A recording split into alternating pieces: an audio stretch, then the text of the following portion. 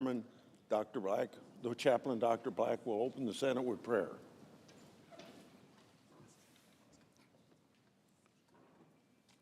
Let us pray. Eternal God, you are our rock and fortress. Keep us from dishonor. Only by walking in your precepts can our lawmakers remain within the circle of your protection and blessings. Lord, turn their ears to listen to your admonition as you infuse them with the courage to obey your commands. We have trusted you since the birth of this land we love. That is why we will declare your glory as long as we have breath. Lord, as our senators prepare to gather for today's impeachment trial, we declare that you alone are our hope. We pray in your mighty name. Amen. Amen. Will you please join me in the Pledge of Allegiance? I pledge allegiance to the flag of the United States of America and to the republic for which it stands, one nation under God, indivisible, liberty and justice for all.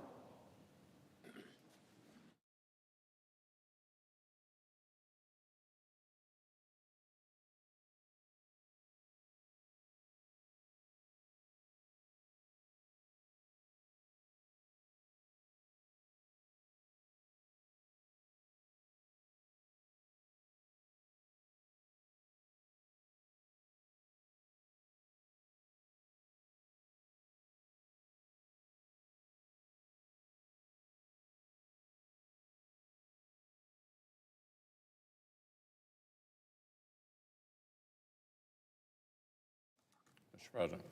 The Majority Leader. Last Thursday, the United States Senate crossed one of the gravest thresholds that exists in our system of government. We began just the third presidential impeachment trial in American history.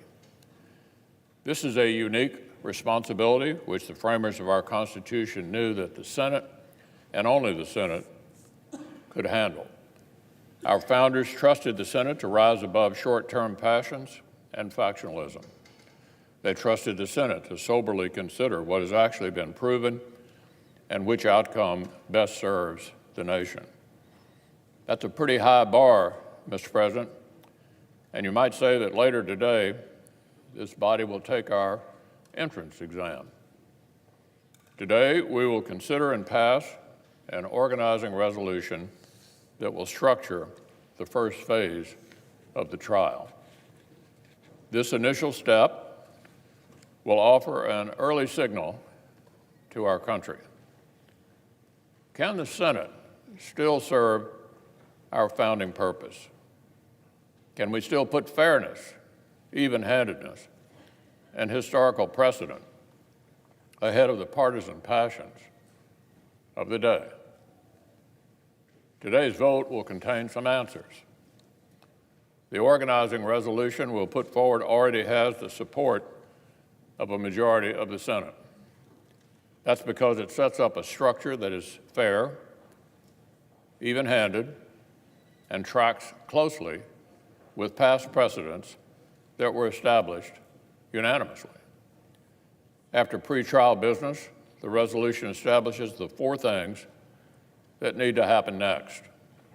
First, the Senate will hear an opening presentation from the House managers.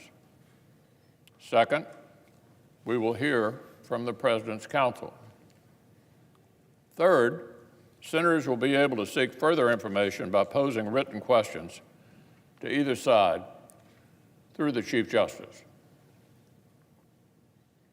And fourth, With all that information in hand, the Senate will consider whether we feel any additional evidence or witnesses are necessary to evaluate whether the House case has cleared or failed to clear the high bar of overcoming the presumption of innocence and undoing a democratic election. The Senate's fair process will draw a sharp contrast with the unfair and precedent-breaking inquiry that was carried on by the House of Representatives. The House broke with precedent by denying members of the Republican minority the same rights that Democrats had received when they were in the minority back in 1998. Here in the Senate, every single senator will have exactly the same rights and exactly the same ability to ask questions.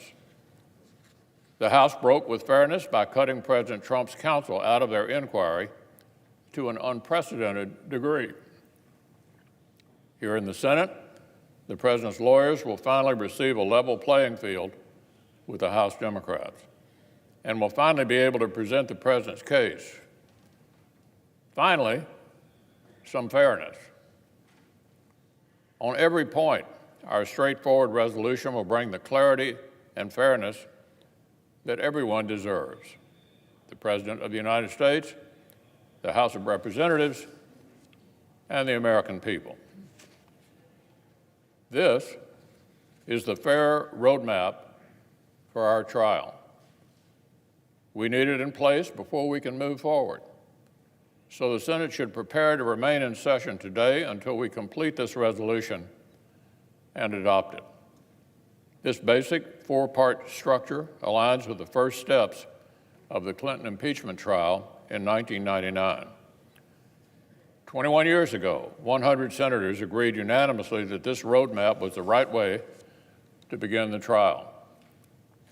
All 100 senators agreed the proper time to consider the question of potential witnesses was after opening arguments and senators' questions. Now, some outside voices have been urging the Senate to break with precedent on this question. Loud voices, including the leadership of the House majority, colluded with Senate Democrats and tried to force the Senate to pre-commit ourselves to seek specific witnesses and documents before senators had even heard opening arguments or even asked questions. These are potential witnesses, Mr. President, whom the House managers themselves declined to hear from, whom the House itself declined to pursue through the legal system during its own inquiry. The House was not facing any deadline. They were free to run whatever investigation they wanted to run. If they wanted witnesses who would trigger legal battles over presidential privilege, they could have had those fights. But the chairman of the House Intelligence Committee and the chairman of the House Judiciary Committee decided not to. They decided their inquiry was finished and moved right ahead. The House chose not to pursue the same witnesses they apparently would now like the Senate to pre-commit to pursuing ourselves. As I've been saying for weeks, nobody will dictate Senate procedure to United States senators. A majority of us are committed to upholding the unanimous bipartisan Clinton precedent against outside influences with respect to the proper timing of these mid-trial questions. And so, if any amendments are brought forward to force premature decisions on mid-trial questions, I will move to table such amendments and protect our bipartisan precedent. If a senator moves to amend the resolution in order to subpoena specific witnesses or documents, I will move to table such motions because the Senate will decide those questions later in the trial, just like we did back in 1999. Now, Mr. President, today may present a curious situation. We may hear House managers themselves agitate for such amendments. we may hear a team of managers led by the House Intelligence and Judiciary Committee chairman argue that the Senate must pre-commit ourselves to reopen the very investigation they themselves oversaw and voluntarily shut down. It would be curious to hear these two House chairmen argue that the Senate must pre-commit ourselves to supplementing their own evidentiary record to enforcing subpoenas they refused to enforce, to supplementing a case they themselves have recently described as overwhelming, and beyond any reasonable doubt. So, Mr. President, these mid-trial questions could potentially take us even deeper into even more complex constitutional waters.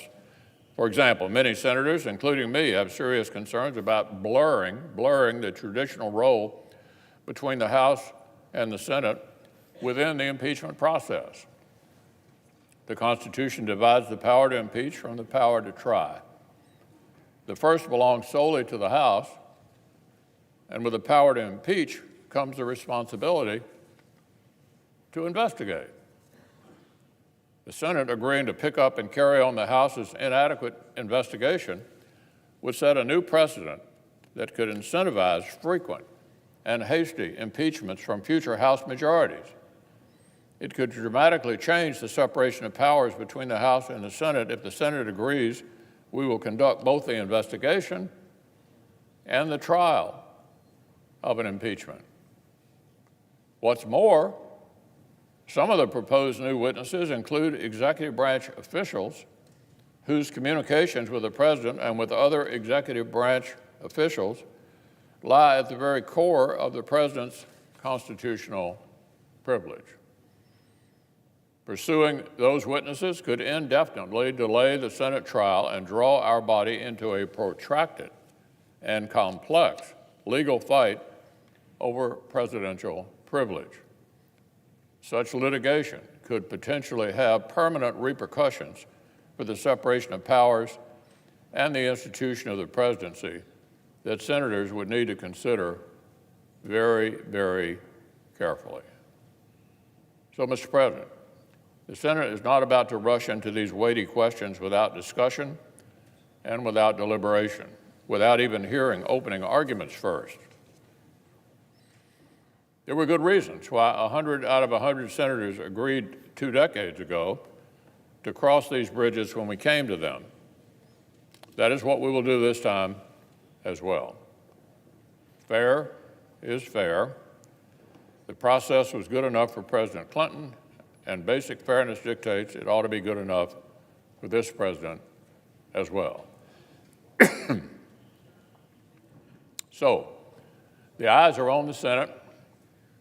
The country is watching to see if we can rise to the occasion.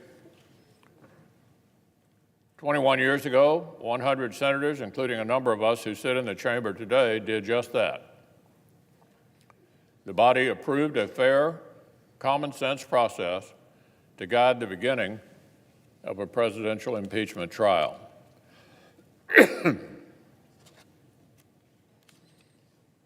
Today, 2 decades later, this Senate will retake that entrance exam. The basic structure we're proposing is just as eminently fair and even-handed as it was back then. The question is whether senators are themselves ready to be as fair and as even-handed.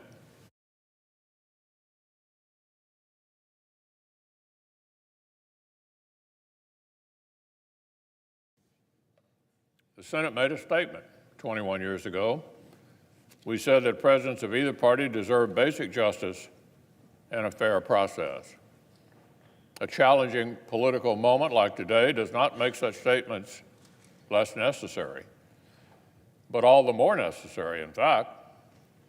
So I would say to my colleagues across the aisle, there is no reason why the vote on this resolution ought to be remotely partisan. There's no reason other than base partisanship to say this particular president deserves a radically different rule book than what was good enough for a past president of your own party.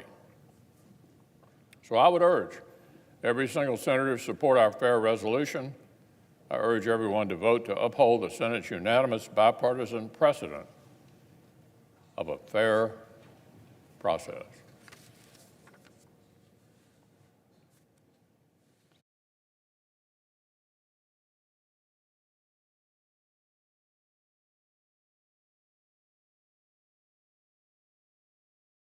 President. Democratic leader.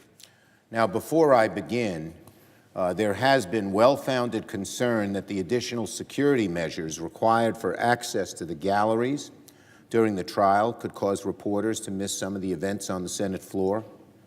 I want to assure everyone in the press that I will vociferously oppose any attempt to begin the trial unless the reporters trying to enter the gallery are seated.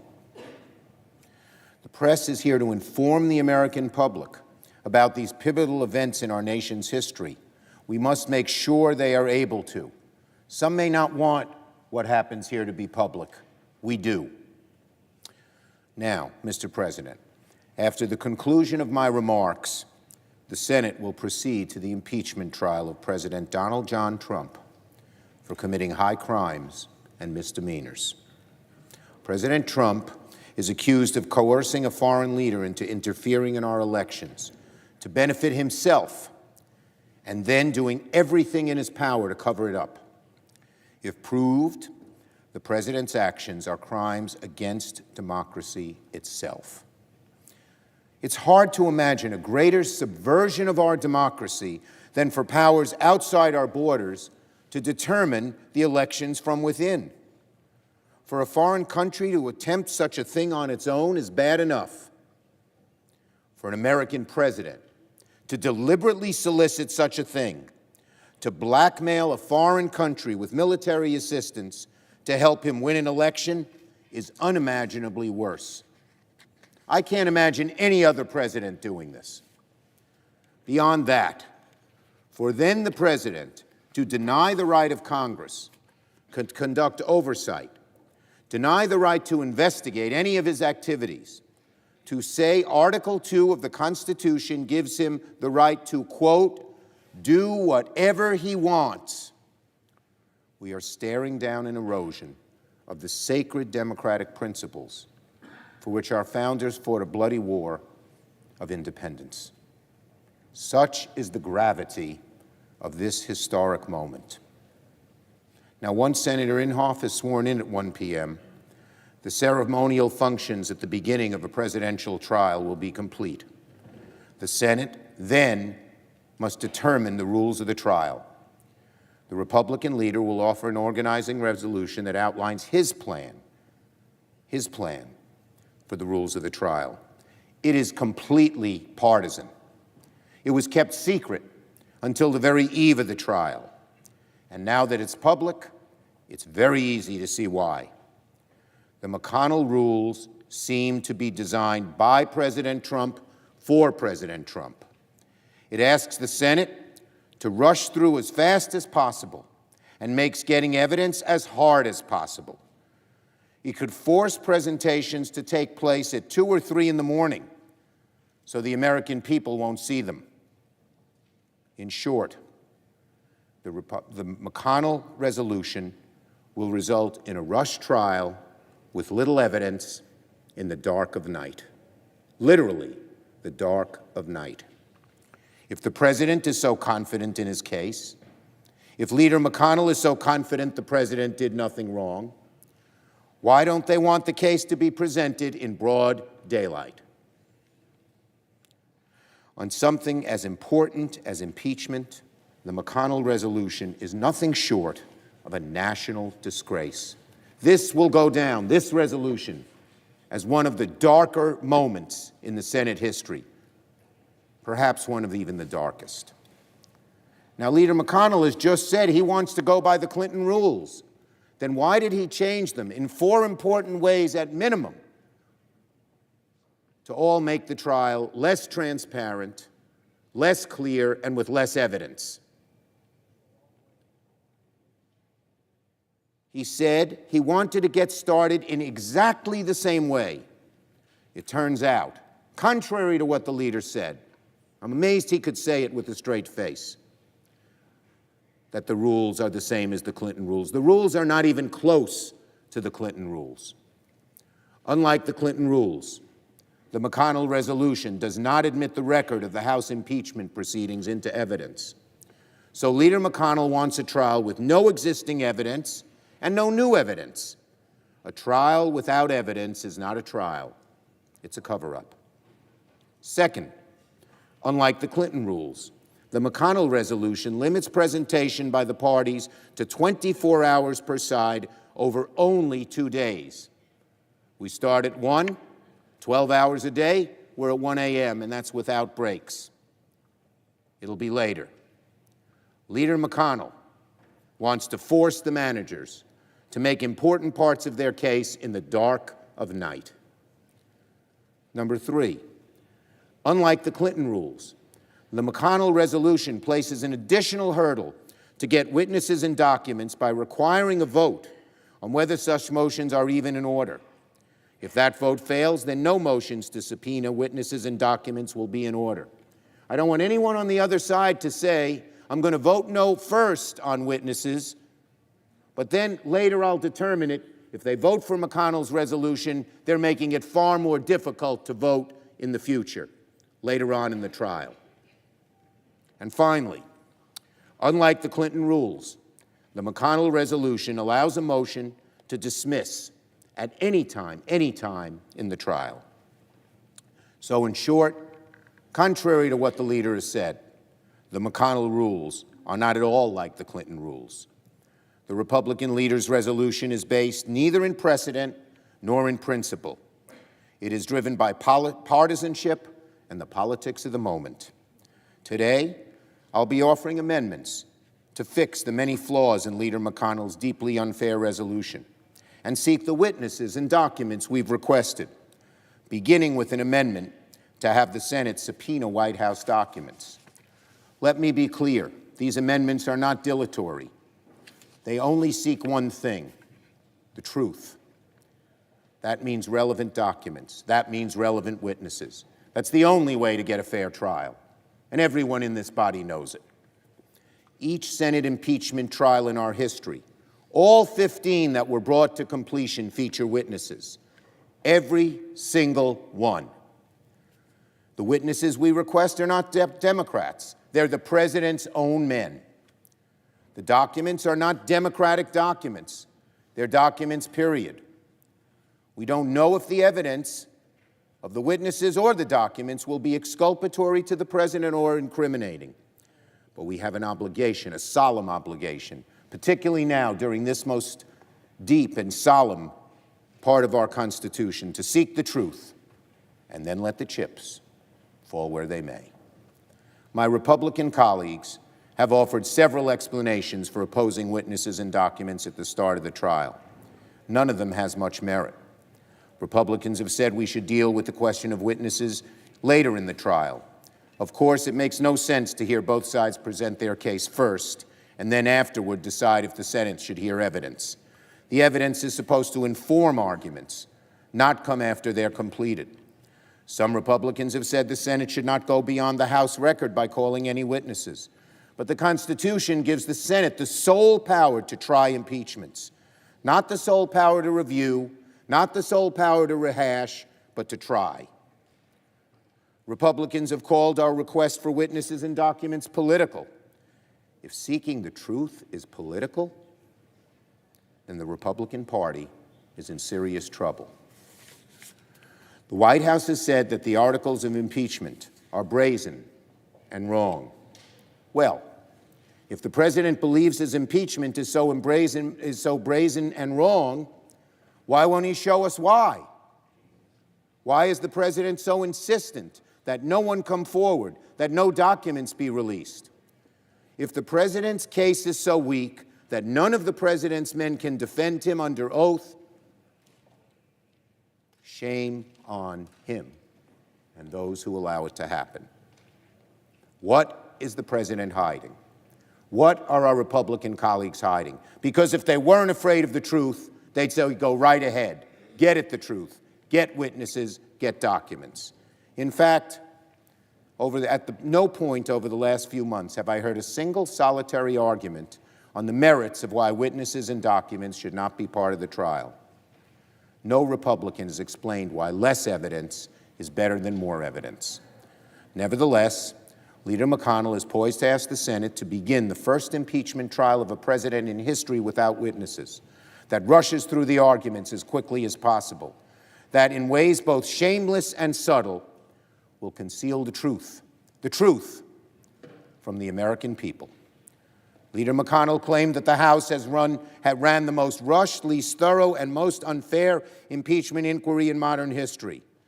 The truth is, Leader McConnell is plotting the most rushed, least thorough, and most unfair impeachment trial in modern history.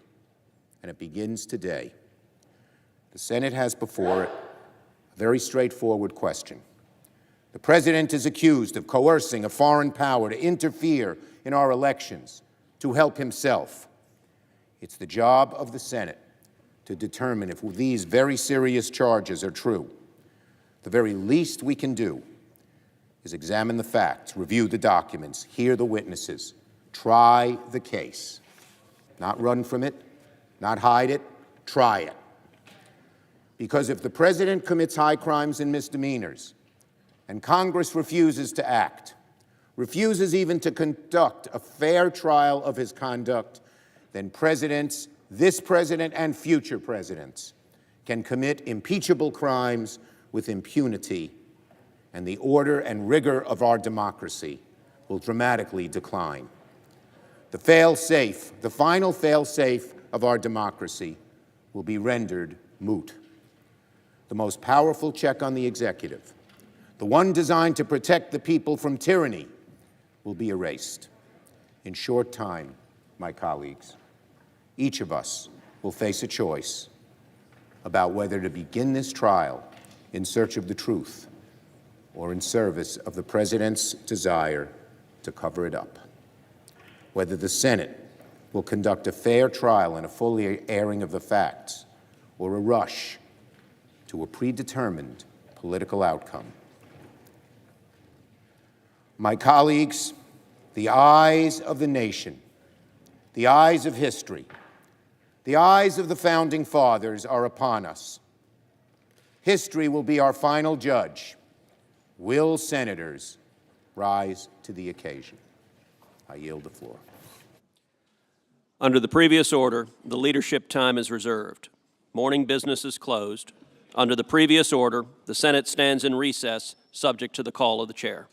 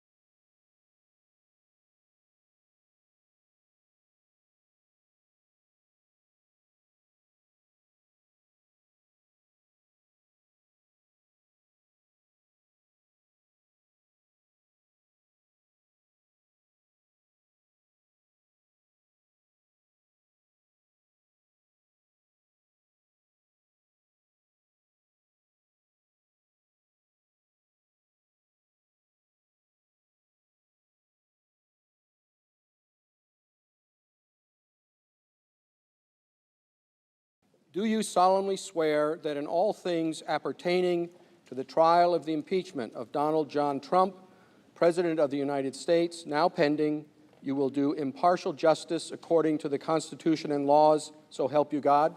I do. The Secretary will note the name of the senator who has just taken the oath and will present the oath book to him for signature.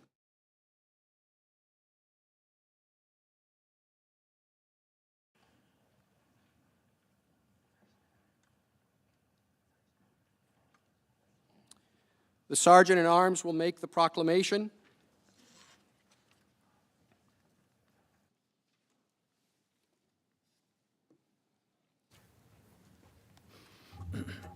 Hear ye, hear ye, hear ye.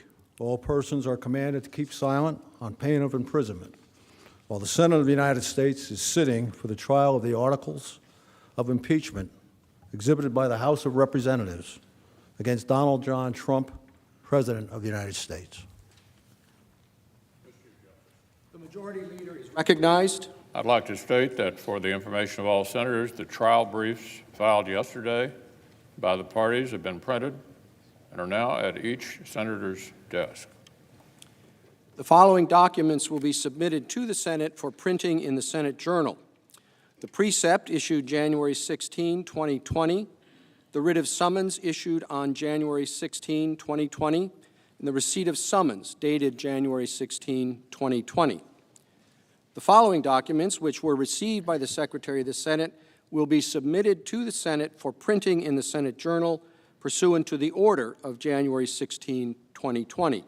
The answer of Donald John Trump, President of the United States, to the articles of impeachment exhibited by the House of Representatives against him on January 16, 2020, received by the Secretary of the Senate on January 18, 2020. The trial brief filed by the House of Representatives received by the Secretary of the Senate on January 18, 2020. The trial brief filed by the President received by the Secretary of the Senate on January 20, 2020. The replication of the House of Representatives received by the Secretary of the Senate on January 20, 2020. And the rebuttal brief filed by the House of Representatives received by the Secretary of the Senate on January 21, 2020. Without objection, the foregoing documents will be printed in the congressional record. I note the presence in the House of the Senate, in the Senate chamber, of the managers on the part of the House of Representatives and counsel for the President of the United States.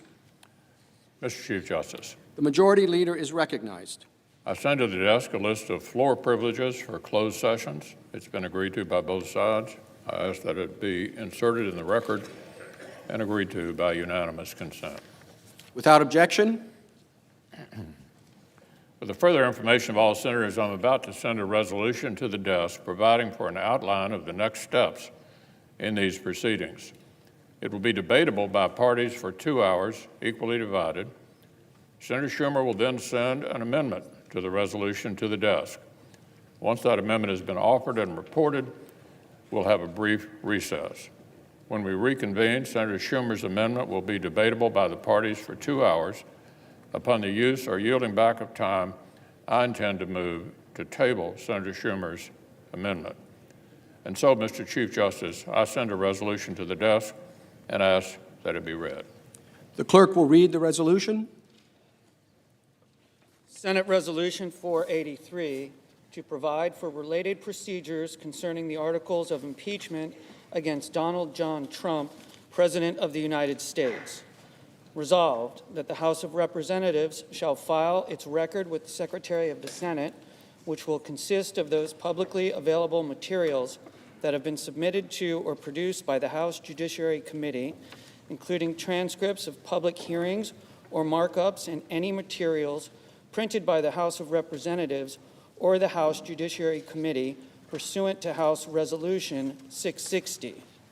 Materials in this record will be admitted into evidence subject to any hearsay, evidentiary, or other objections that the President may make after opening presentations are concluded. All materials filed pursuant to this paragraph shall be printed and made available to all parties. The President and the House of Representatives shall have until 9 a.m. on Wednesday, January 22nd, 2020, to file any motions permitted under the rules of impeachment, with the exception of motions to subpoena witnesses or documents or any other evidentiary motions. Responses to any such motions shall be filed no later than 11 a.m. on Wednesday, January 22nd, 2020. All materials filed pursuant to this paragraph shall be filed with the Secretary and be printed and made available to all parties. Arguments on such motions shall begin at 1 p.m. on Wednesday, January 22nd, 2020, and each side may determine the number of persons to make its presentation, following which the Senate shall deliberate, if so ordered, under the impeachment rules, and vote on any such motions. Following the disposition of such motions, or if no motions are made, then the House of Representatives shall make its presentation in support of the articles of impeachment for a period of time not to exceed 24 hours over up to 3 session days. Following the House of Representatives' presentation, the President shall make his presentation for a period not to exceed 24 hours over up to 3 session days. Each side may determine the number of persons to make its presentation. Upon the conclusion of the President's presentation, senators may question the parties for a period of time not to exceed 16 hours. Upon the conclusion of questioning by the Senate, there shall be 4 hours of argument by the parties, equally divided, followed by deliberation by the Senate, if so ordered under the impeachment rules, on the question of whether it shall be in order to consider and debate under the impeachment rules any motion to subpoena witnesses or documents. The Senate, without any intervening action, motion, or amendment, shall then decide by the yeas and nays whether it shall be in order to consider and debate under the impeachment rules any motion to subpoena witnesses or documents. Following the disposition of that question, other motions provided under the impeachment rules shall be in order. If the Senate agrees to allow either the House of Representatives or the President to subpoena witnesses, the witnesses shall first be deposed, and the Senate shall decide after deposition which witnesses shall testify pursuant to the impeachment rules. No testimony shall be admissible in the Senate unless the parties have had an opportunity to depose such witnesses. At the conclusion of deliberations by the Senate shall vote on each article of impeachment. The resolution is arguable by the parties for 2 hours, equally divided. Mr. Manager Schiff, are you a proponent or opponent of this motion? Managers are in opposition to this resolution. Thank you. Mr. Cipollone, are you a proponent or opponent of the motion? Mr. Chief Justice, we are a proponent of the motion. Then, Mr. Cipollone, your side may proceed first, and we'll be able to reserve rebuttal time if you wish.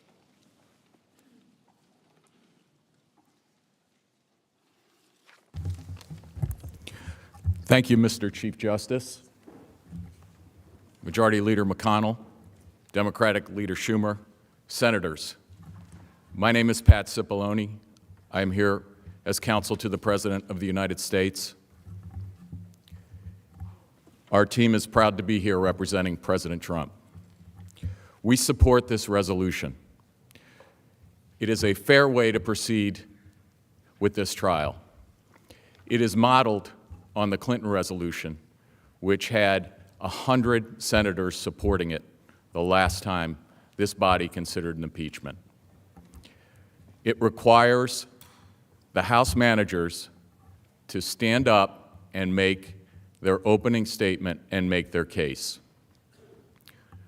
They have delayed bringing this impeachment to this House for 33 days to this body. And it's time to start with this trial. It's a fair process.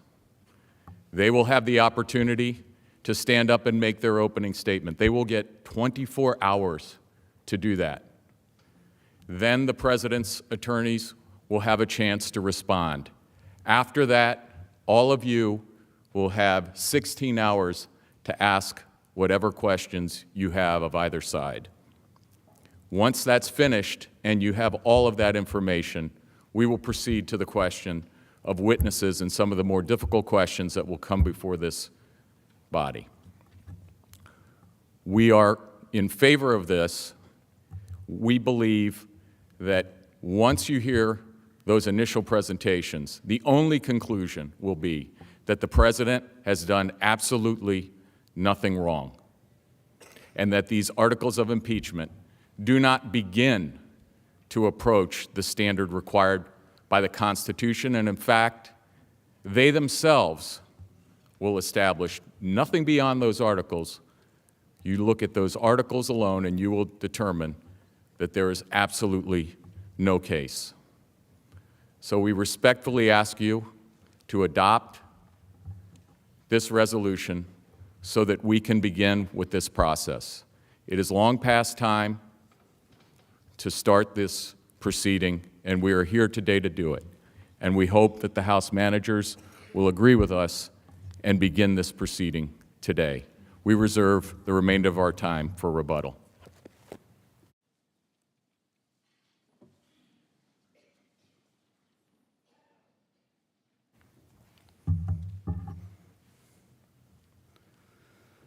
Mr. Chief Justice, Senators, and Counsel for the President, the House managers, on behalf of the House of Representatives, rise in opposition to Leader McConnell's resolution.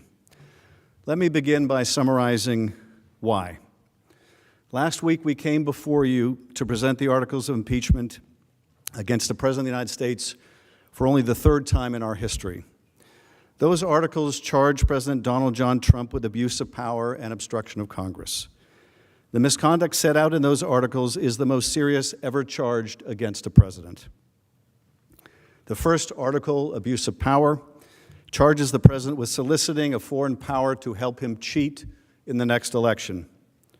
Moreover, it alleges, and we will prove, that he sought to coerce Ukraine into helping him cheat by withholding official acts, two official acts: a meeting that the new president of Ukraine desperately sought with President Trump at the White House to show the world, and the Russians in particular, that the Ukrainian president had a good relationship with his most important patron, the President of the United States.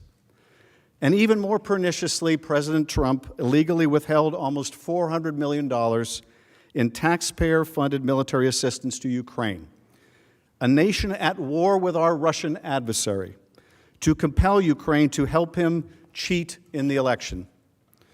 Astonishingly, the President's trial brief filed yesterday contends that even if this conduct is proved, that there is nothing that the House or this Senate may do about it. It is the President's apparent belief that under Article 2 he can do anything he wants, no matter how corrupt, outfitted in gaudy legal clothing. And yet, when the founders wrote the impeachment clause, they had precisely this type of misconduct in mind.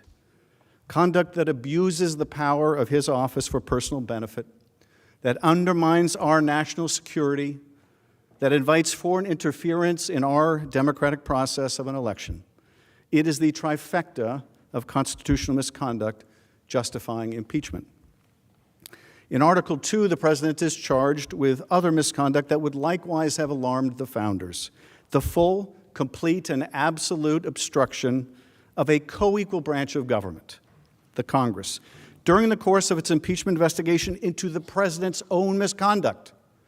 This is every bit as destructive of our constitutional order as the misconduct charged in the first article. If a president can obstruct his own investigation, if he can effectively nullify a power the Constitution gives solely to Congress, indeed the ultimate power the Constitution gives to prevent presidential misconduct, then the president places himself beyond accountability, above the law, cannot be indicted, cannot be impeached. It makes him a monarch, the very evil against which our Constitution and the balance of powers it carefully laid out was designed to guard against. Shortly, the trial on these charges will begin, and when it has concluded, you'll be asked to make several determinations. Did the House prove that the President abused his power by seeking to coerce a foreign nation to help him cheat in the next election? And did he obstruct the Congress in its investigation into his own misconduct by ordering his agencies and officers to cooperate, refuse to cooperate in any way, to refuse to testify, to refuse to answer subpoenas for documents, and through every other means? And if the House has proved its case, and we believe the evidence will not be seriously contested, you will have to answer at least one other critical question. Does the commission of these high crimes and misdemeanors require the conviction and removal of the president? We believe that it does, and that the Constitution requires that it be so, or the power of impeachment must be deemed a relic or a casualty to partisan times, and the American people left unprotected against a president who would abuse his power for the very purpose of corrupting the only other method of accountability, our elections themselves. And so you will vote to find the president guilty or not guilty, to find his conduct impeachable or not impeachable. But I would submit to you, these are not the most important decisions you will make. How can that be? How can any decision you will make be more important than guilt or innocence, than removing the president or not removing the president? I believe the most important decision in this case is the one you will make today. The most important question is the question you must answer today. Will the president and the American people get a fair trial? Will there be a fair trial? I submit that this is an even more important question than how you vote on guilt or innocence, because whether we have a fair trial will determine whether you have a basis to render a fair and impartial verdict. It is foundational, the structure upon which every other decision you will make must rest. If you only get to see part of the evidence, if you only allow one side or the other a chance to present their full case, your verdict will be predetermined by the bias in the proceeding. If the defendant is not allowed to introduce evidence of his innocence, it's not a fair trial. So too for the prosecution. If the House cannot call witnesses or introduce documents and evidence, it's not a fair trial. It's not really a trial at all. Americans all over the country are watching us right now. And imagine they're on grand jury or they're on jury duty. Imagine that the judge walks into that courtroom and says that she's been talking to the defendant. And at the defendant's request, the judge has agreed not to let the prosecution call any witnesses or introduce any documents. The judge and the defendant have agreed that the prosecutor may only read to the jury the dry transcripts of the grand jury proceedings. That's it. Has anyone on jury duty in this country ever heard a judge describe such a proceeding and call it a fair trial? Of course not. That's not a fair trial. It's a mockery of a trial. Under the Constitution, this proceeding, the one we are in right now, is the trial. This is not the appeal from a trial. You are not appellate court judges. Okay, one of you is. And unless this trial is going to be different from every other impeachment trial or any other kind of trial for that matter, you must allow the prosecution and defense, the House manager and the president's lawyers, to call relevant witnesses. You must subpoena documents that the president has blocked, but which bear on his guilt or innocence.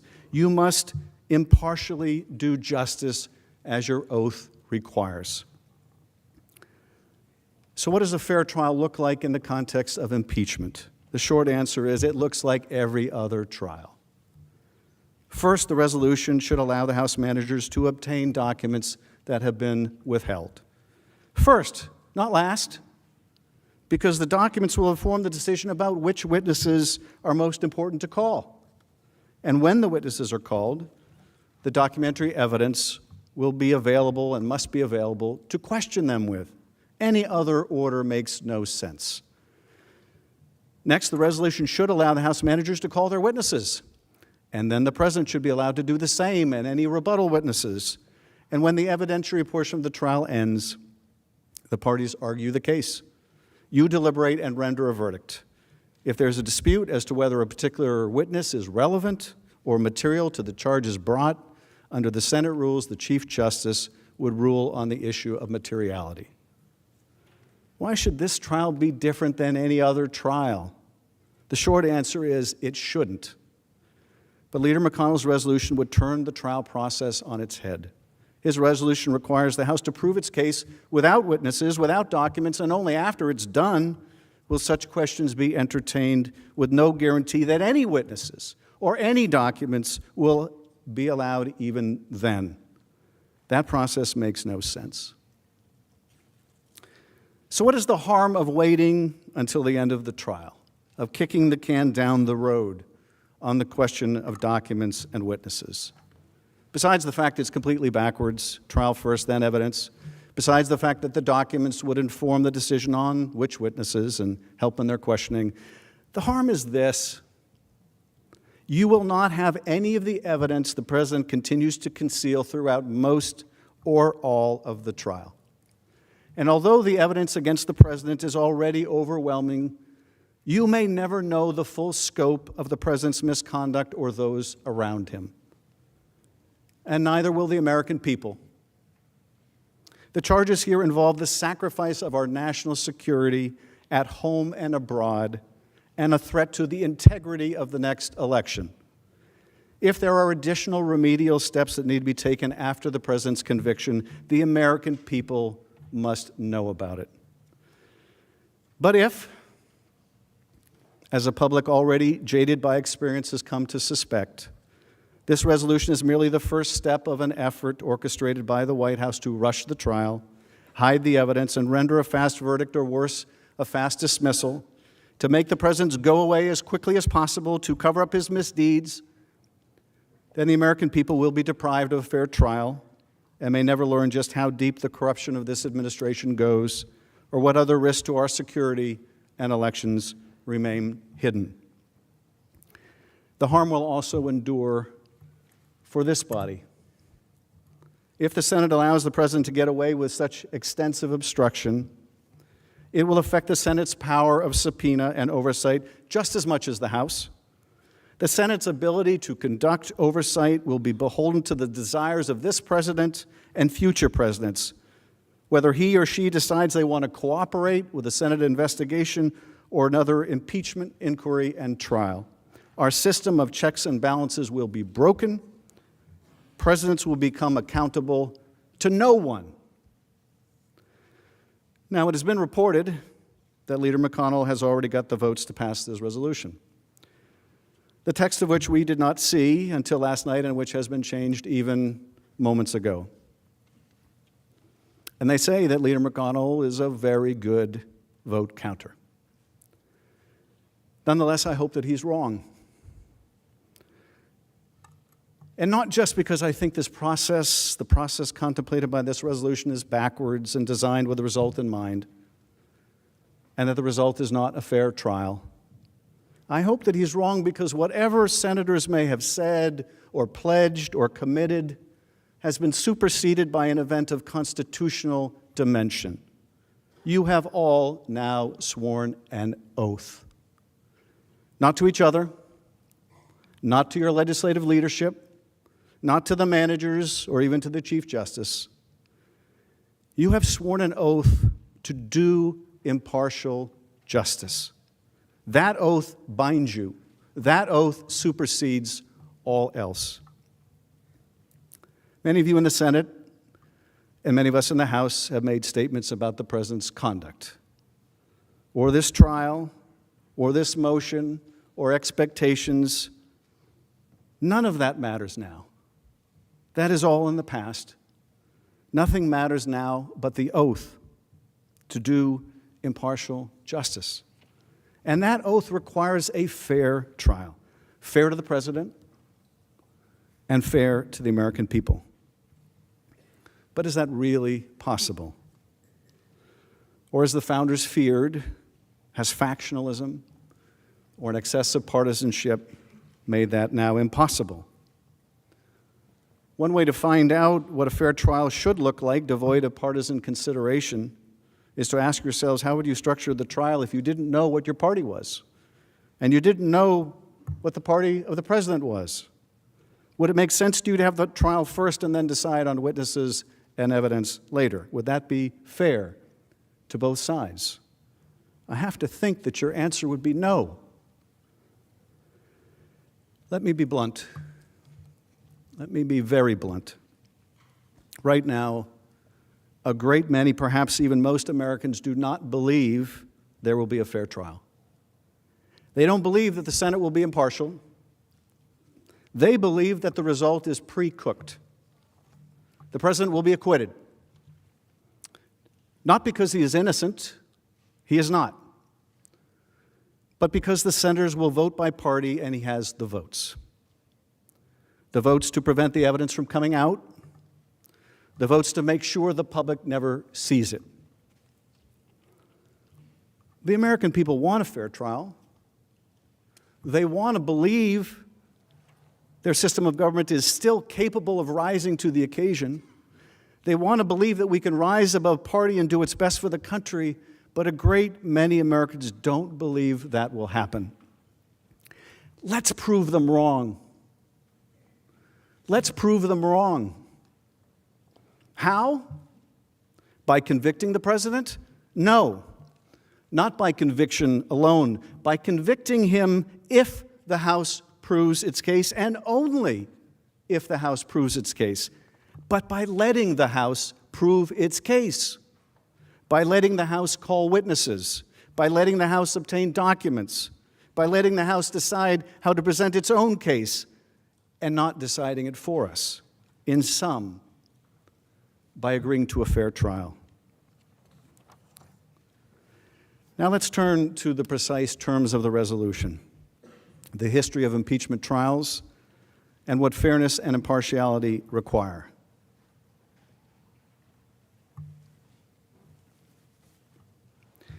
Although we have many concerns about the resolution, I will begin with its single biggest flaw. The resolution does not ensure that subpoenas will, in fact, be issued for additional evidence that the Senate and the American people should have, and that the President continues to block to fairly decide the President's guilt or innocence. Moreover, it guarantees that subpoenas will not be issued now, when they would be most valuable to the Senate, the parties, and the American people. According to the resolution the leader has introduced, first, the Senate receives briefs and filings from the parties. Next, it hears lengthy presentations from the House and the President. Now, my colleagues, the President's lawyers, have described this as opening statements. But let's not kid ourselves. That is the trial that they contemplate. The opening statements are the trial. They'll either be most of the trial or they'll be all the trial. If the Senate votes to deprive itself of witnesses and documents, the opening statements will be the end of the trial. So to say, let's just have the opening statements and then we'll see, means let's have the trial. And maybe we can just sweep this all under the rug. So you'll hear these lengthy presentations from the House. There will be a question and answer period for the senators, and then and only then, after essentially the trial is over, after the briefs have been filed, after the arguments have been made, after the senators exhaust all their questions, only then will the Senate consider whether to subpoena crucial documents and witness testimony that the President has desperately tried to conceal from this Congress and the American people. Documents and witness testimony that, unlike the Clinton trial, have not yet been seen or heard. It is true that the record compiled by the House is overwhelming. It is true the record already compels the conviction of the President. In the face of unprecedented resistance by the President, the House assembled a powerful case, evidence of the President's high crimes and misdemeanors that includes direct evidence and testimony of officials who were unwilling and unwitting in this scheme and saw it for what it was. Yet there is still more evidence, relative and probative evidence, that the President continues to block, that would flesh out the full extent of the President's misconduct and those around him. We have seen that over the past few weeks, new evidence has continued to come to light, as the Nonpartisan Government Accountability Office has determined that the hold on military to Ukraine was illegal and broke the law, as John Bolton has offered to testify in the trial, as one of the president's agents, Lev Parnas, has produced documentary evidence that clarifies Mr. Giuliani's activities on behalf of the president and corroborates Ambassador Sondland's testimony that everyone was in the loop. As documents released under the Freedom of Information Act have documented the alarm at the Department of Defense while the president illegally withheld military support for Ukraine, an ally at war with Russia, without explanation. As a senior Office of Management and Budget official, Michael Duffy instructed Defense Department officials on July 25th, 90 minutes after President Trump spoke by phone with President Zelensky, the Defense Department should pause all obligation of Ukraine military assistance under its purview. 90 minutes after that call. Duffy added, quote, "Given the sensitive nature of the request, I appreciate your keeping that information closely held to those who need to know to execute the direction." Although the evidence is already more than sufficient to convict, there is simply no rational basis for the Senate to deprive itself of all relevant information in making such a hugely consequential judgment. Moreover, as the president's answer to his summons and his trial brief make clear, the president now attempts to contest the facts, albeit in false and misleading ways. But the president should not have it both ways. He should not be permitted to claim that the facts uncovered by the House are wrong, while also concealing mountains of evidence that bear precisely on those facts. If this body seeks impartial justice, it should ensure that subpoenas are issued and that they are issued now, before the Senate begins extended proceedings based on a record that every person in this room and every American watching at home knows does not include documents and witness testimony. It should, because the president would not allow it to be so. Complying with these subpoenas would not impose a burden. The subpoenas cover narrowly tailored and targeted documents and witnesses that the president has concealed. The Senate deserves to see the documents from the White House, the State Department, the Office of Management and Budget, the Department of Defense. These agencies already should have collected and at least preserved these documents in response to House subpoenas. Indeed, in some cases, agencies have already produced documents in FOIA lawsuits, albeit in heavily redacted form. And witnesses with direct knowledge or involvement should be heard. That includes the president's acting chief of staff, Mick Mulvaney, his former national security advisor, John Bolton, who has publicly offered to testify, two senior officials integral to implementing the president's freeze on Ukraine's military aid also have very relevant testimony. Why not hear it? Robert Blair, who serves as Mulvaney's senior advisor, Michael Duffy, a senior official at OMB, and other witnesses with direct knowledge that we reserve the right to call later, but these witnesses with whom we wish to begin the trial. Last month, President Trump made clear that he supported having senior officials testify before the Senate during his trial, declaring that he would love to have Secretary Pompeo, Mr. Mulvaney, now former Secretary Perry, and, quote, many other people testify in the Senate trial. So, when it's fair, if it would be fair in the Senate, I would love to have Mike Pompeo, I'd love to have Mitch, I'd love to have Rick Perry, and many other people testify.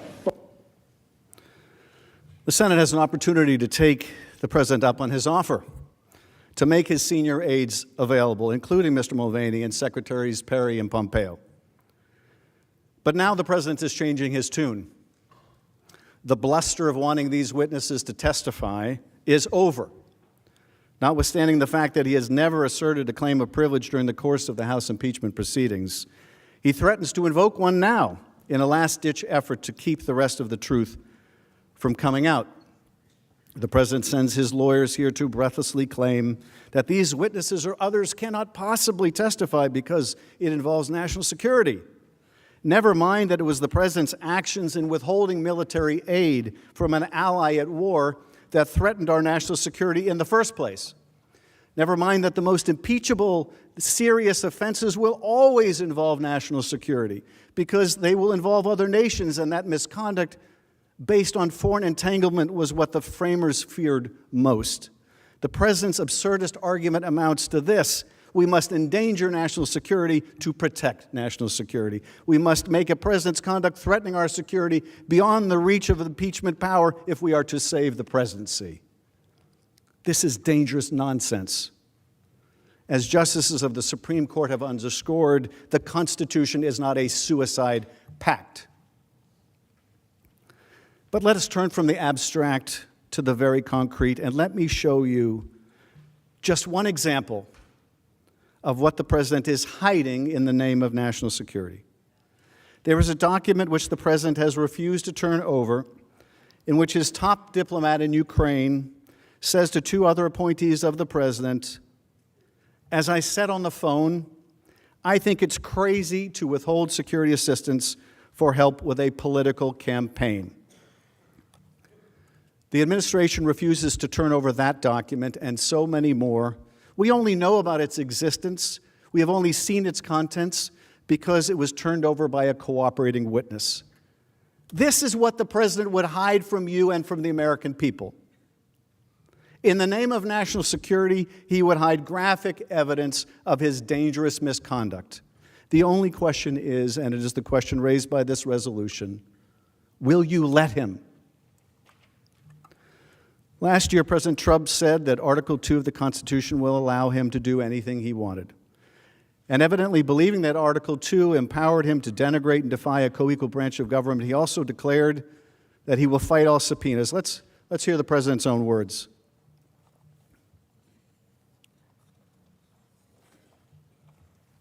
Then I have an Article 2 where I have the right to do whatever I want as president. Well, we're fighting all the subpoenas.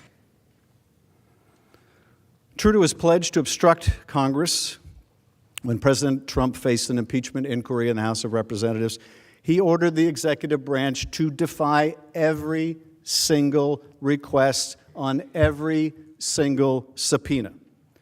He issued this order through his White House counsel, Pat Cipollone, on October 8, the same counsel that stood before you a moment ago to defend the president's misconduct.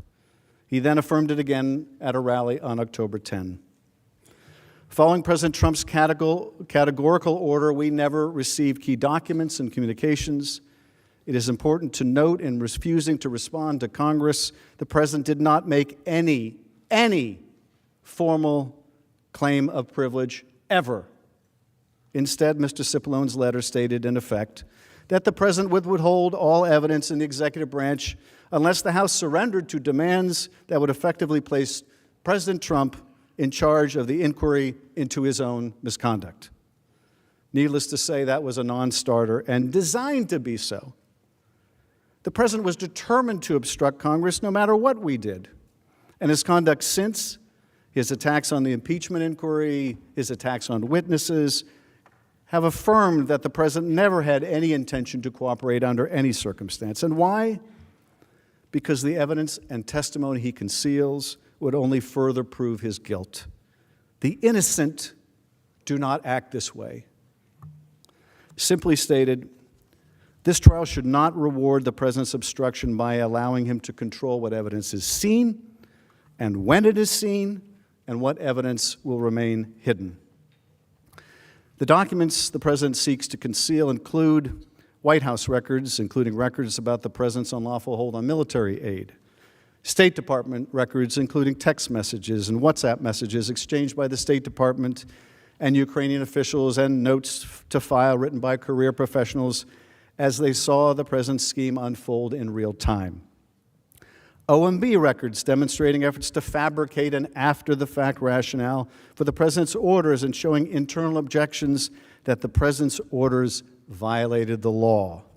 Defense Department records reflecting bafflement and alarm that the president suspended military aid to a key security partner without explanation. Many of the president's aides have also followed his orders and refused to testify. These include central figures in the impeachment inquiry, including White House Chief of Staff Mick Mulvaney, former National Security Advisor John Bolton, and many others with relevant testimony, like Robert Blair and Michael Duffy. Mr. Blair, who serves as a senior advisor to Acting Chief of Staff Mulvaney, worked directly with Mr. Duffy a political appointee in the Office of Management and Budget, to carry out the President's order to freeze vital military and security assistance to Ukraine. The Trump administration has refused to disclose their communications, even though we know from written testimony, public reporting, and even Freedom of Information Act lawsuits that they were instrumental in implementing the hold and extending it at the President's express direction, even as career officials warned accurately that doing so would violate the law.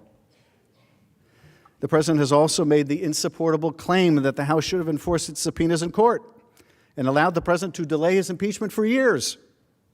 If we had done so, we would have abdicated our constitutional duty to act on the overwhelming facts before us and the evidence the President was seeking to cheat in the next election. We could not engage in a deliberately protracted court process while the President continued to threaten the sanctity of our elections.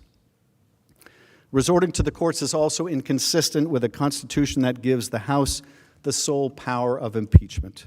If the House were compelled to exhaust all legal remedies before impeaching the President, it would interpose the courts or the decision of a single judge between the House and the power to impeach. Moreover, it would invite the President to prevent his own impeachment by endlessly litigating the matter in court, appealing every judgment, engaging in every frivolous motion or device. Indeed, in the case of Don McGahn, the President's lawyer who was ordered to fire the special counsel and lie about it, he was subpoenaed by the House in April last year, and there is still no final judgment. A president may not defeat impeachment or accountability by engaging in endless litigation. Instead, it's been the long practice of the House to compile core evidence necessary to reach a reasoned decision about whether to impeach, and then to bring the case here to the Senate for a full trial.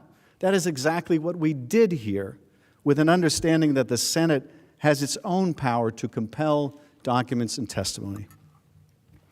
It would be one thing if the House had shown no interest in documents or witnesses during its investigation, although even there, the House has the sole right to determine its proceedings, as long as it makes the full case to the House, as it did.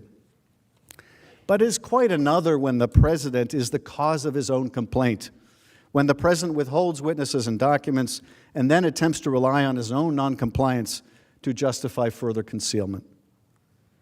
President Trump made it crystal clear we would never see a single document or a single witness when he declared, as we just watched, that he would fight all subpoenas. As a matter of history and precedent, it would be wrong to assert that the Senate is unable to obtain and review new evidence during a Senate trial, regardless of why evidence was not produced in the House. You can and should insist on receiving all of the evidence so you can render impartial justice and can earn the confidence of the public in the Senate's willingness to hold a fair trial. Under the Constitution, the Senate does not just vote on impeachments. It does not just debate them. Instead, it is commanded by the Constitution to try all cases of impeachment. If the founders intended for the House to try the matter and the Senate to consider an appeal based on the cold record from the other chamber, they would have said so. But they did not. Instead, they gave us the power to charge and you the power to try all impeachments. The framers chose their language and the structure for a reason. As Alexander Hamilton said, the Senate is given awful discretion in matters of impeachment. The Constitution thus speaks to senators in their judicial character as a court for the trial of impeachments. It requires them to aim at real demonstrations of innocence or guilt, and it requires them to do so by holding a trial. The Senate has repeatedly subpoenaed and received new documents, often many of them while adjudicating cases of impeachment. Moreover, the Senate has heard witness testimony in every one of the 15 Senate trials, full Senate trials in the history of this republic, including those for Presidents Andrew Johnson and Bill Clinton. Indeed, in President Andrew Johnson's Senate impeachment trial, the House managers were permitted to begin presenting documentary evidence to the Senate on the very first day of the trial. The House manager's initial presentation of documents in President Johnson's case carried on for the first 2 days of trial, immediately after which witnesses were called to appear in the Senate. This has been the standard practice in prior impeachment trials. Indeed, in most trials, this body has heard from many witnesses, ranging from 3 in President Clinton's case to 40 in President Johnson's, and well over 60 in other impeachments. As these numbers make clear, the Senate has always heard from key witnesses when trying an impeachment. The notion that only evidence that was taken before the House should be considered is squarely and unequivocally contrary to Senate precedent. Nothing in law or history supports it. To start, consider Leader McConnell's own description of his work in a prior Senate impeachment proceeding. After serving on the Senate Trial Committee in the case of Judge Claiborne, Leader McConnell described how the Senate committee, quote, labored intensively for more than 2 months, amassing the necessary evidence and testimony. In the same essay, Leader McConnell recognized the full body's responsibility for amassing and digesting evidence. There was certainly a lot of evidence for the Senate to amass and digest in that proceeding, which involved charges against a district court judge. The Senate heard testimony from 19 witnesses, and it allowed for over 2,000 pages of documents to be entered into the record over the course of that trial. At no point did the Senate limit evidence to what was before the House. It did the opposite, consistent with unbroken Senate practice in every single impeachment trial, every single one. For example, of the 40 witnesses who testified during President Johnson's Senate trial, only 3 provided testimony to the House during its impeachment inquiry. Only 3.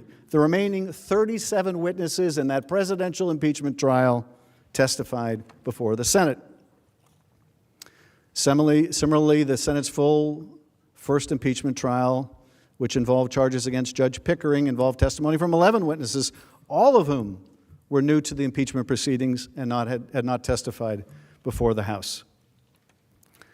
There are many other examples of this point, including the Senate's most recent impeachment trial of Judge Porteous in 2010. It is one that many of you and some of us know well. It, too, is consistent with this long-standing practice. There, the Senate heard testimony from 26 witnesses, 17 of whom had not testified before the House during its impeachment inquiry.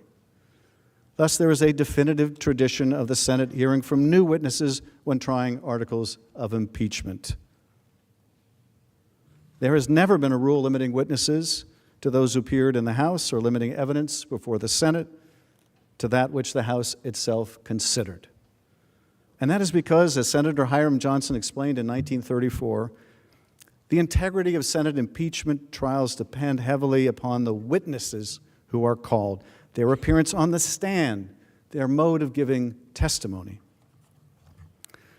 There is thus an unbroken history of witness testimony in Senate impeachment trials. Presidential and judicial. I would argue in the case of a president, it is even more important to hear the witnesses and see the documents. Any conceivable doubt on this score, and there should be none left, is dispelled by the Senate's own rules for trial of impeachment.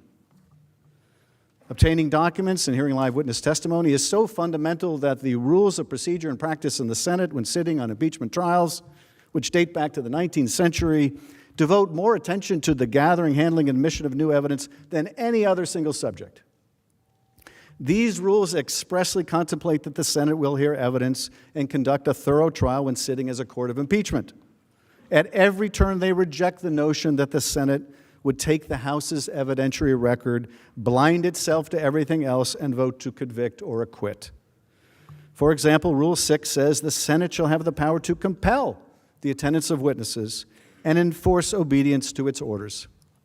Rule 7 authorizes the presiding officer to rule on all questions of evidence, including but not limited to questions of relevancy, materiality, and redundancy. This rule, too, presumes that the Senate trial will have testimony giving rise to such questions. Rule 11 authorizes the full Senate to designate a committee of senators to receive evidence and take testimony at such times and places as the committee may determine. As Rule 11 makes clear, the committee's report must be transmitted to the full Senate for final adjudication. But nothing herein, the rule states, shall prevent the Senate from sending for any witness and hearing his testimony in open Senate or by order of the Senate involving the entire trial in the open Senate. Here, too, the Senate's operative impeachment rules expressly contemplate and provide for subpoenaing witnesses and hearing their testimony as part of the Senate trial. And the list goes on. These rules plainly contemplate a robust role for the Senate in gathering and considering evidence. They reflect centuries of practice of accepting and requiring new evidence in Senate trials. This Senate should honor that practice today by rejecting this resolution.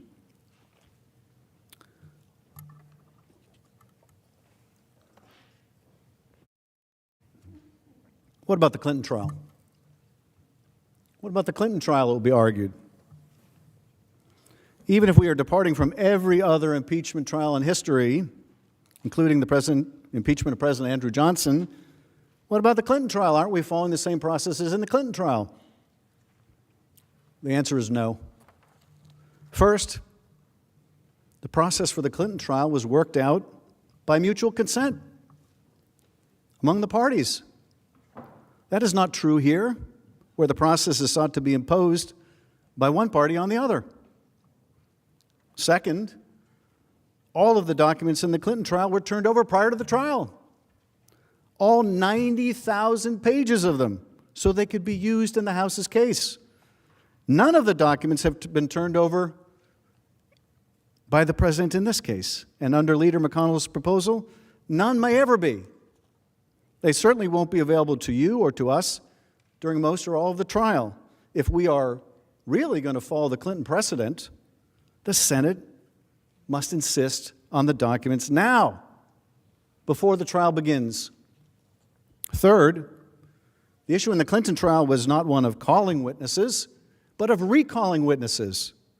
All of the key witnesses in the Clinton trial had testified before the grand jury or been interviewed by the FBI, one of them dozens of times, and their testimony was already known. President Clinton himself testified on camera and under oath before the Senate trial. He allowed multiple chiefs of staff and other key officials to testify, again, before the Senate trial took place. Here, none of the witnesses we seek to call, none of them have testified or been interviewed by the House. And as I said, the President cannot complain that we did not call these witnesses before the House when their unavailability was caused by the President himself. And last, as you will remember, those of you that were here, the testimony in the Clinton trial involved decorum issues that are not present here. You may rest assured, whatever else the case may be, such issues will not be present here. In sum, the Clinton precedent, if you're serious about it, if we're really serious about modeling this proceeding after the Clinton trial, the Clinton precedent is one where all the documents had been provided up front, where all the witnesses had testified up front prior to the trial. That is not being replicated by the McConnell resolution, not in any way, not in any shape, not in any form, far from it. The traditional model followed in President Johnson's case and all of the others is really the one that's most appropriate to the circumstances. The Senate should address all the documentary issues and most of the witnesses now, not later. The need to subpoena documents and testimony now has only increased due to the President's obstruction for several reasons. First, his obstruction has made him uniquely and personally responsible for the absences of the witnesses before the House. Having ordered them not to appear, he may not be heard to complain now that they followed his orders and refused to testify. To do otherwise only rewards the President's obstruction and encourages future presidents to defy lawful process in impeachment investigations. Second, if the President wishes to contest the facts and his answer and trial brief indicates that he will try, he must not continue to deny the Senate access to the relevant witnesses and documents that shed light on the very factual matters he wishes to challenge. The Senate trial is not analogous to an appeal where the parties must argue the facts on the basis of the record below. There is no record below. There is no below. This is the trial.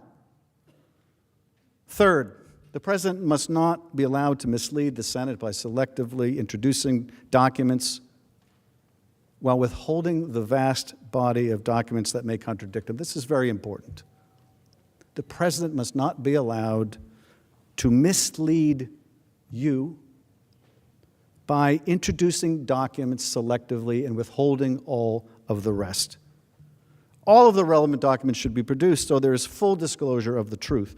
Otherwise, there is a clear risk that the President will continue to hide all evidence harmful to his position while selectively producing documents without any context or opportunity to examine their creators. And finally, you may infer the President's guilt from his continuing efforts to obstruct production of documents and witnesses. The President has said he wants witnesses like Mulvaney and Pompeo and others to testify, and that his interactions with Ukraine have been perfect. Counsel has affirmed today that will be the President's defense. His conduct was perfect. It's perfect. Perfectly fine to coerce an ally by withholding military aid to get help cheating in the next election. That will be part of the President's defense, although albeit not worded in that way. But now he has changed course and does not want these witnesses to testify. The logical inference in any court of law would be that the party's continued obstruction of lawful subpoenas may be construed as evidence of guilt. Let me conclude. The facts will come out in the end. The documents which the President is hiding will be released through the Freedom of Information Act or through other means over time. Witnesses will tell their stories in books and film. The truth will come out. The question is, will it come out in time? And what answer shall we give if we did not pursue the truth now and let it remain hidden until it was too late to consider on the profound issue of the President's guilt or innocence? There are many overlapping reasons for voting against this resolution, but they all converge on a single idea: fairness. The trial should be fair to the House, which has been wrongly deprived of evidence by a President who wishes to conceal it. It should be fair to the President, who will not benefit from an acquittal or dismissal if the trial is not viewed as fair, if it is not viewed as impartial. And fair to you senators, who are tasked with the grave responsibility of determining whether to convict or acquit, and should do so with the benefit of all of the facts. And fair to the American people, who deserve the full truth and who deserve representatives who will seek it on their behalf. And with that, Mr. Chief Justice, I yield back. Mr. Cipollone, Mr. Sekulow, you have 57 minutes available.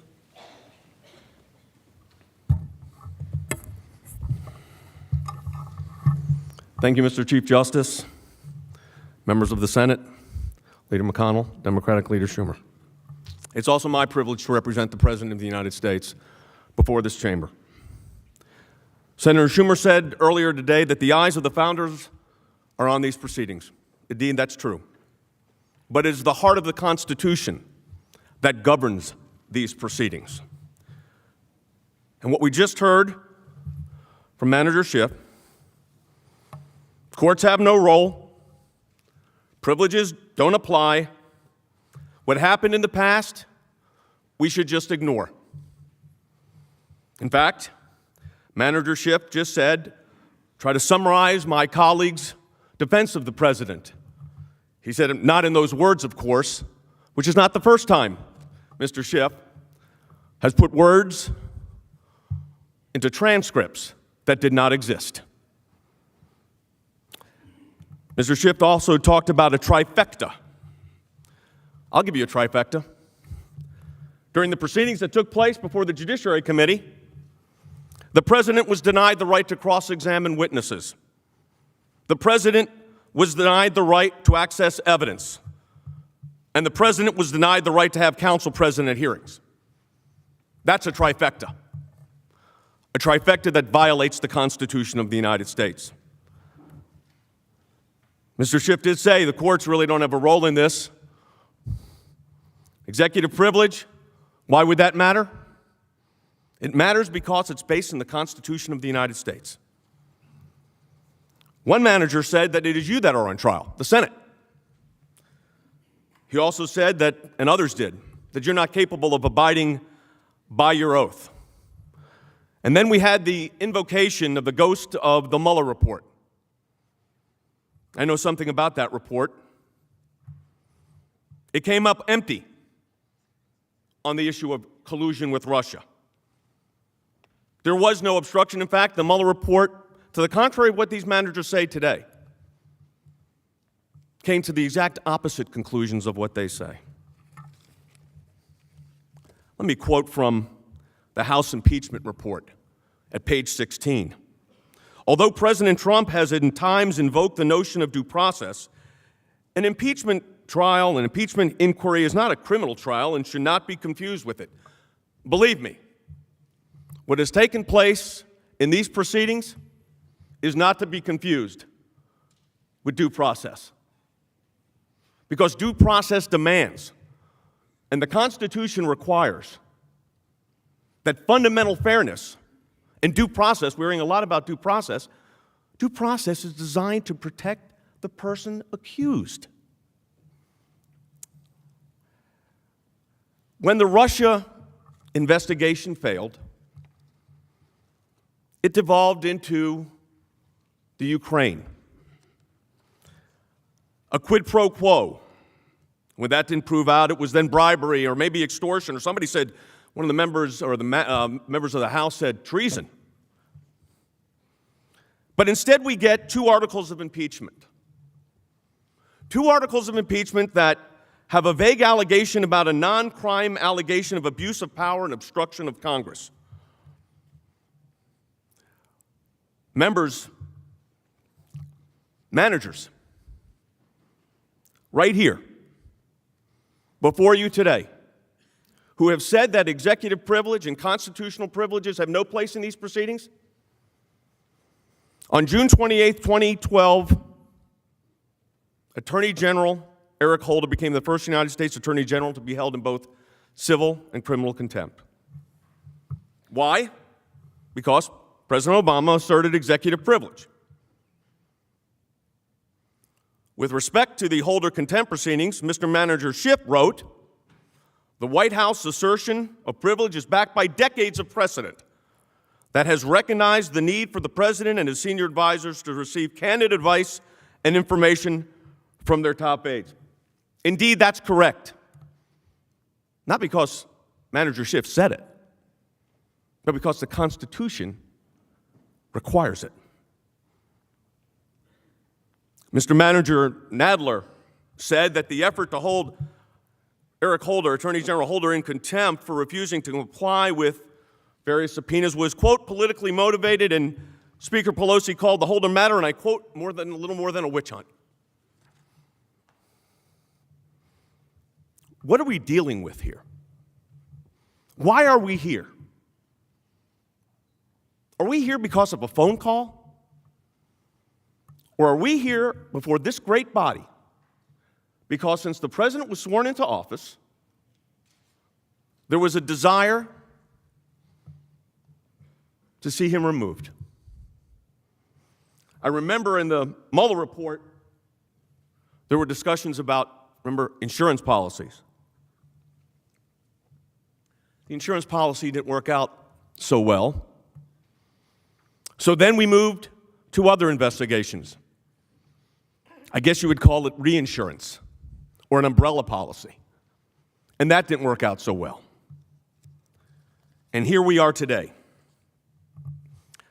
Manager Schiff quoted the Supreme Court, and I'd like to make reference to the Supreme Court as well.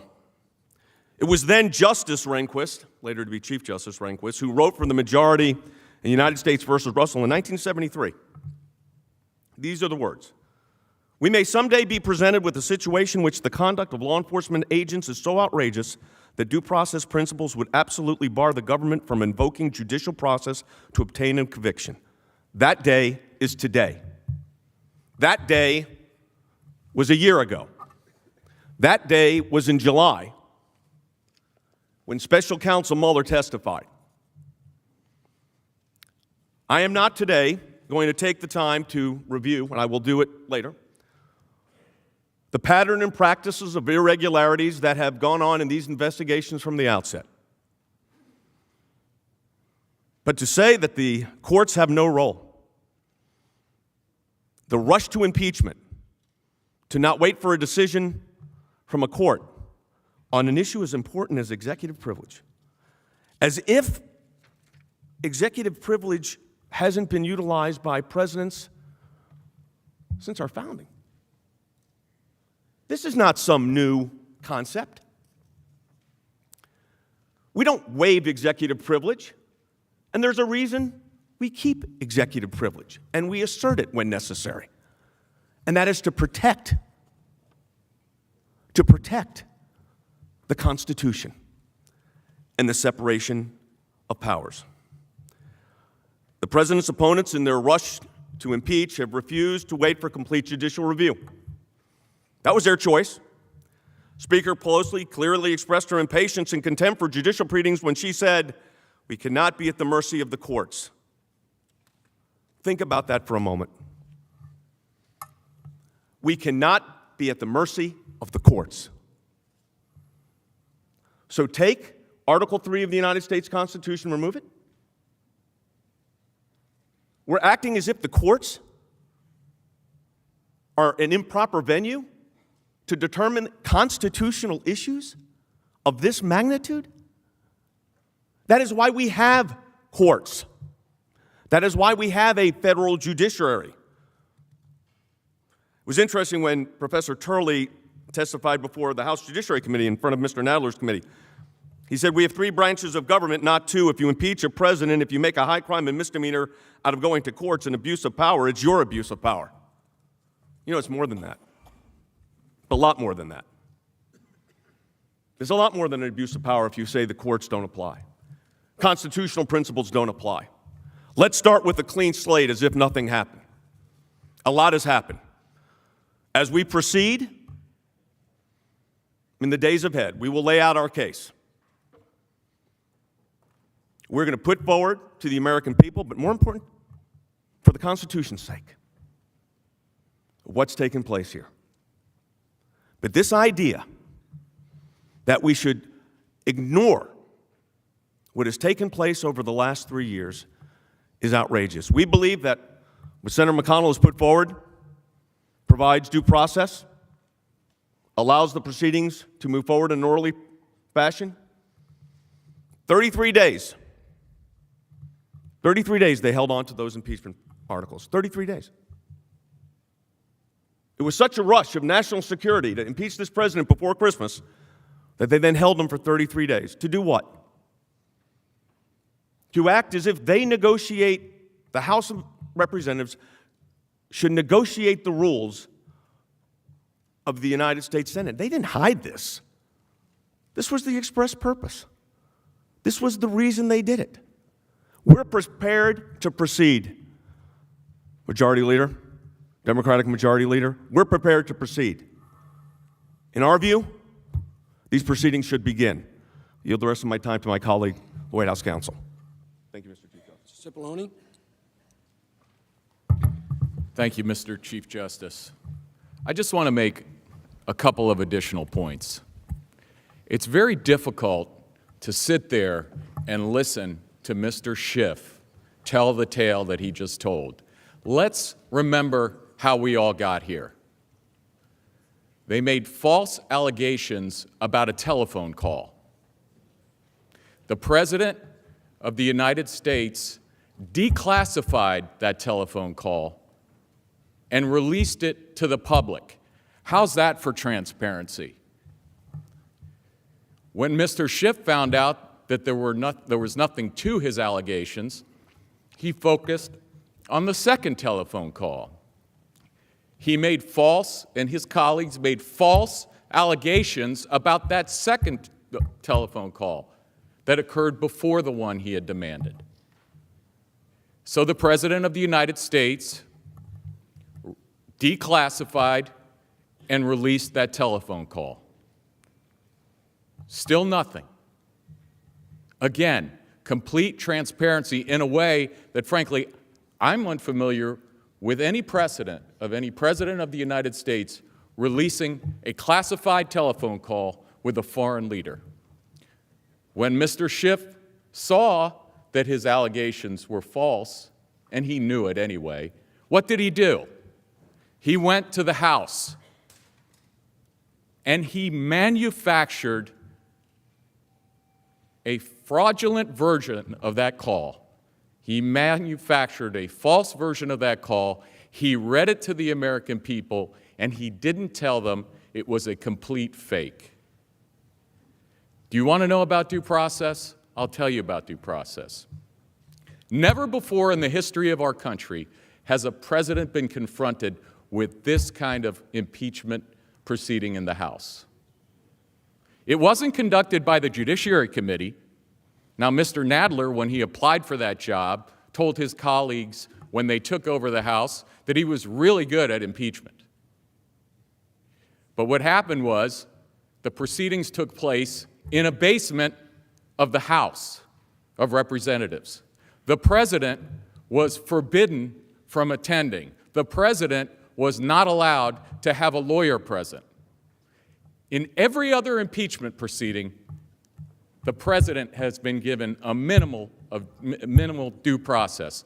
Nothing here. Not even Mr. Schiff's Republican colleagues were allowed into the SCIF. Information was selectively leaked out. Witnesses were threatened. Good public servants were told that they would be held in contempt.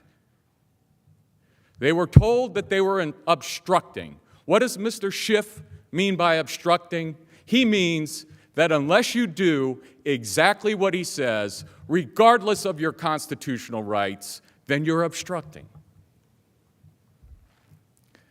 The president was not allowed to call witnesses. By the way, there's still evidence in the SCIF that we haven't been allowed to see. I wonder why. No witnesses. Now let's think about something else for a second. Let's think about something else. They held these articles for 33 days. We hear all this talk about an overwhelming case. An overwhelming case that they're not even prepared today to stand up and make an opening argument about. That's because they have no case. Frankly, they have no charge. When you look at these articles of impeachment, they're not only ridiculous, they are dangerous to our republic. And why? First of all, the notion that invoking your constitutional rights to protect the executive branch, that's been done by just about every president since George Washington, that is obstruction. That is our patriotic duty, Mr. Schiff, particularly when confronted with a wholesale trampling of constitutional rights that I'm unfamiliar with in this country. Frankly, it's the kind of thing that our State Department would criticize if we see it in foreign countries. We've never seen anything like it. And Mr. Schiff said, have I got a deal for you? Abandon all your constitutional rights. Forget about your lawyers and come in and do exactly what I say. No, thank you. No, thank you. And then he says he has the temerity to come into the Senate and say, we have no use for courts. It's outrageous. Now, let me tell you another story. There's a man named Charlie Kupperman. He is the Deputy National Security Advisor. He is the number 2 to John Bolton. Because you have to remember, Mr. Schiff wants you to forget, but you have to remember how we got here. They threatened him. They sent him a subpoena. Mr. Kupperman did what any American should be allowed to do, used to be allowed to do. He was forced to get a lawyer. He was forced to pay for that lawyer. And he went to court. Mr. Schiff doesn't like courts. He went to court. And he said, "Judge, tell me what to do. I have obligations that frankly rise to what the Supreme Court has called the apex of executive privilege in the area of national security. And then I have a subpoena from Mr. Schiff. What do I do?" You know what Mr. Schiff did? Mr. Kupperman went to the judge, and the House said, "Never mind.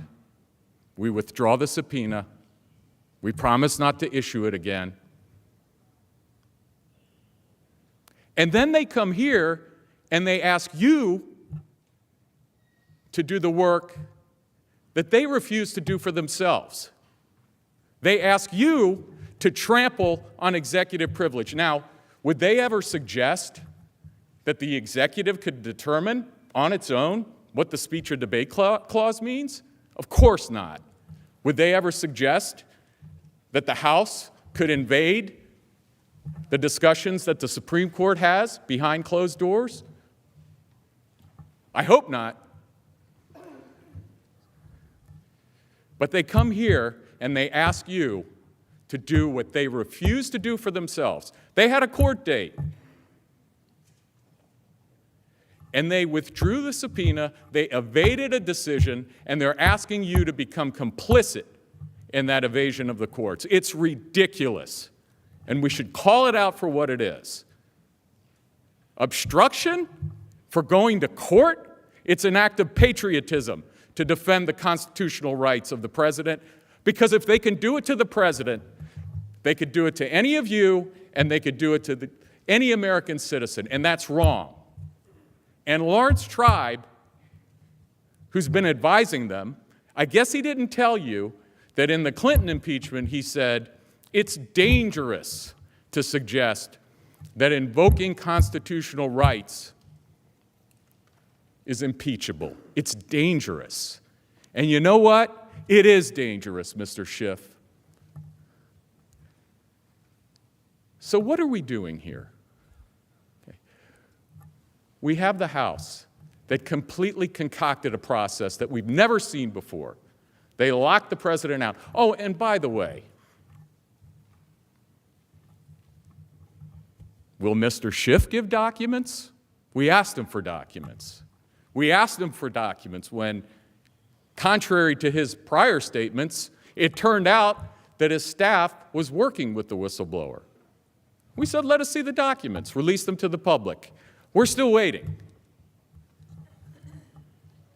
So the idea that they would come here and lecture the Senate. By the way, I was surprised to hear that, did you realize you're on trial? Mr. Nadler's putting you on trial. Everybody's on trial except for them. It's ridiculous. It's ridiculous. They said in their brief, we have overwhelming evidence, and they're afraid to make their case. Think about it. Think about it. It's common sense. Overwhelming evidence to impeach the President of the United States, and then they come here on the first day and they say, you know what, we need some more evidence.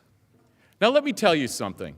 If I showed up in any court in this country and I said, Judge, my case is overwhelming, but I'm not ready to go yet. I need more evidence before I can make my case. I would get thrown out in 2 seconds. And that's exactly what should happen here. That's exactly what should happen here. It's too much to listen to almost. the hypocrisy of the whole thing. And what are the stakes? What are the stakes? There's an election in almost 9 months. Months from now, there's going to be an election. Senators in this body the last time had very wise words. They echoed the words of our founders. A partisan impeachment is like stealing an election. And that's exactly what we have. We have, talk about the framers' worst nightmare. It's a partisan impeachment that they've delivered to your doorstep in an election year. Some of you are upset because you should be in Iowa right now. But instead, we're here, and they're not ready to go. And it's outrageous. It's outrageous. And the American people won't stand for it, I'll tell you that right now. They're not here to steal one election, they're here to steal 2 elections. It's buried in the small print of their ridiculous articles of impeachment. They want to remove President Trump from the ballot. They won't tell you that. They don't have the guts to say it directly, but that's exactly what they're here to do. They're asking the Senate to attack one of the most sacred rights we have as Americans, the right to choose our president in an election year. It's never been done before.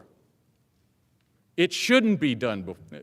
Now, the reason it's never been done is because no one ever thought that it would be a good idea for our country, for our children, for our grandchildren, to try to remove a president from a ballot, to deny the American people the right to vote based on a fraudulent investigation conducted in secret with no rights. Well, I could go on, but my point is very simple. It's long past time that we start this so we can end this ridiculous charade and go have an election. Thank you very much, Mr. Chief Justice.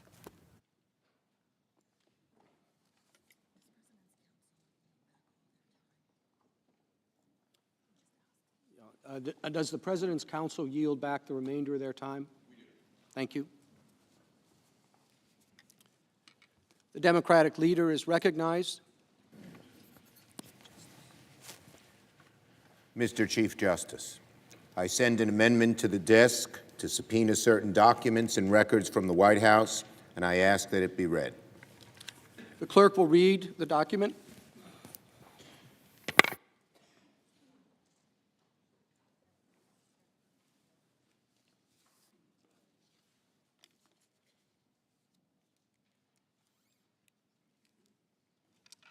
The senator from New York, Mr. Schumer, proposes an amendment number 1284. At the appropriate place in the resolving clause, insert the following. Section, notwithstanding any other provision of this resolution pursuant to Rules 5 and 6 of the Rules and Procedure and Practice in the Senate when sitting on impeachment trials, 1, the Chief Justice of the United States, through the Secretary of the Senate, shall issue a subpoena to the acting Chief of Staff of the White House, commanding him to produce, for the time period from January 1st, 2019 to the present, all documents, communications, and other records within the possession, custody, or control of the White House, including the National Security Council, referring or relating to A, all meetings and calls between President Trump and the President of Ukraine, including documents, communications, and other records related to the scheduling of, preparation for, and follow-up from the President's April 21st and July 25th, 2019 telephone calls, as well as the President's September 25th, 2019 meeting with the President of Ukraine in New York. B, all investigations, inquiries, or other probes relating to Ukraine, including any that relate in any way to 1, former Vice President Joseph Biden, 2, Hunter Biden and any of his associates, 3, Burisma Holdings Limited, also known as Burisma, 4, interference or involvement by Ukraine in the 2016 United States election. 5, the Democratic National Committee, or 6, CrowdStrike. C, the actual or potential suspension, withholding, delaying, freezing, or releasing of United States foreign assistance, military assistance, or security assistance of any kind to Ukraine, including but not limited to the Ukraine Security Assistance Initiative, USAI, and foreign military financing, FMF. D, all documents, communications, notes, and other records created or received by Acting Chief of Staff Mick Mulvaney, then National Security Advisor John R. Bolton, Senior Advisor to the Chief of Staff Robert B. Blair, and other White House officials relating to efforts to 1, solicit, request, demand, induce, persuade, or coerce Ukraine to conduct or announce investigations. 2, offer, schedule, cancel, or withhold a White House meeting for Ukraine's president. Or 3, hold and then release military and other security assistance to Ukraine. E, meetings at or involving the White House that related to Ukraine, including but not limited to 1, President Zelensky's inauguration on May 20th, 2019 in Kiev, Ukraine, including but not limited to President Trump's decision not to attend to ask Vice President Pence to lead the delegation, directing Vice President Pence not to attend, and subsequent decision about the composition of the delegation of the United States. 2, a meeting at the White House on or around May 23, 2019, involving, among others, President Trump, then Special Representative for Ukraine negotiations, Ambassador Kurt Volker, then Energy Secretary Rick Perry, and United States Ambassador to the European Union, Gordon Sondland, as well as any private meetings or conversations with those individuals before or after the larger meeting. 3, meetings at the White House on or about July 10th, 2019, involving Ukrainian officials Andrei Yermak and Oleksandr Danilyuk, and United States government officials, including but not limited to then National Security Advisor John Bolton, Secretary Perry, Ambassador Volker, Ambassador Sondland, to include at least a meeting in Ambassador Bolton's office and subsequent meeting in the wardroom. 4, a meeting at the White House on or around August 30th, 2019, involving President Trump, Secretary of State Mike Pompeo, and Secretary of Defense Mark Esper. 5, a planned meeting later canceled in Warsaw, Poland, on or around September 1st, 2019, between President Trump and President Zelensky, and subsequently attended by Vice President Pence. And 6, a meeting at the White House on or around September 11th, 2019, involving President Trump, Vice President Pence, and Mr. Mulvaney concerning the lifting of the hold on security assistance for Ukraine. F, meetings, telephone calls, or conversations related to any occasions in which the National Security Council officials reported concerns to National Security Council lawyers, including but not limited to National Security Council legal advisor John Eisenberg, regarding matters related to Ukraine, including but not limited to 1, the decision to delay military assistance to Ukraine, 2, the July 10, 2019 meetings at the White House with Ukrainian officials, 3, the President's July 25, 2019 call with the President of Ukraine, 4, a September 1, 2019 meeting between Ambassador Sondland and a Ukrainian official, and 5, the President's September 7, 2019 call with Ambassador Sondland. G, any internal review or assessment within the White House regarding Ukraine matters following the September 9, 2019 request for documents from the House Permanent Select Committee on Intelligence, the House Committee on Oversight and Reform, and the House Committee on Foreign Affairs, including but not limited to documents collected that pertain to the hold on military and other security assistance to Ukraine, the scheduling of a White House meeting for the President of Ukraine, and any requests for investigations by Ukraine. H, the complaint submitted by a whistleblower within the intelligence community on or around August 12, 2019, to the Inspector General of the Intelligence Community.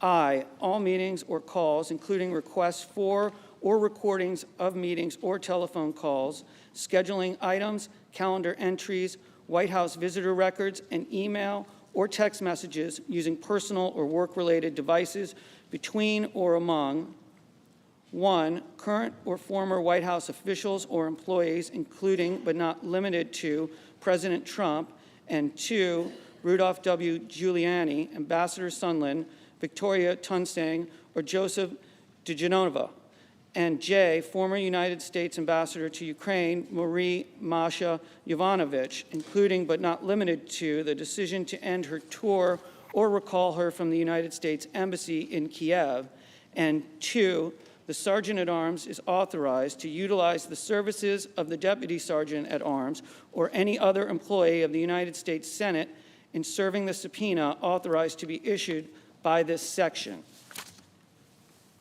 Mr. Chief Justice, The Majority Leader is recognized. I'd ask for a brief 15-minute recess before the parties are recognized to debate the Schumer amendment. Therefore, I ask consent the Senate stand in recess, subject to the call of the chair. Without objection, so ordered.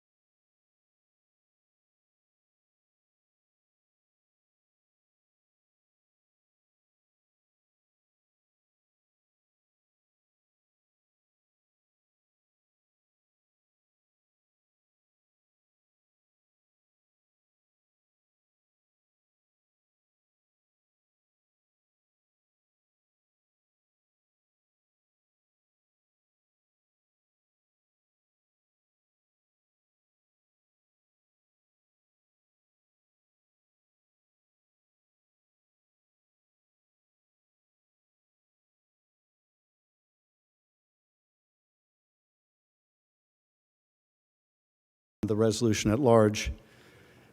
First, it's worth noting they said nothing about the resolution. They said nothing about the resolution. They made no effort to defend it. They made no effort to even claim that this was like the Senate trial in the Clinton proceeding. They made no argument that, well, this is different here because of this or that, or they made no argument about that whatsoever. They made no argument that it makes sense to try the case and then consider documents. They made no argument about why it makes sense to have a trial without witnesses.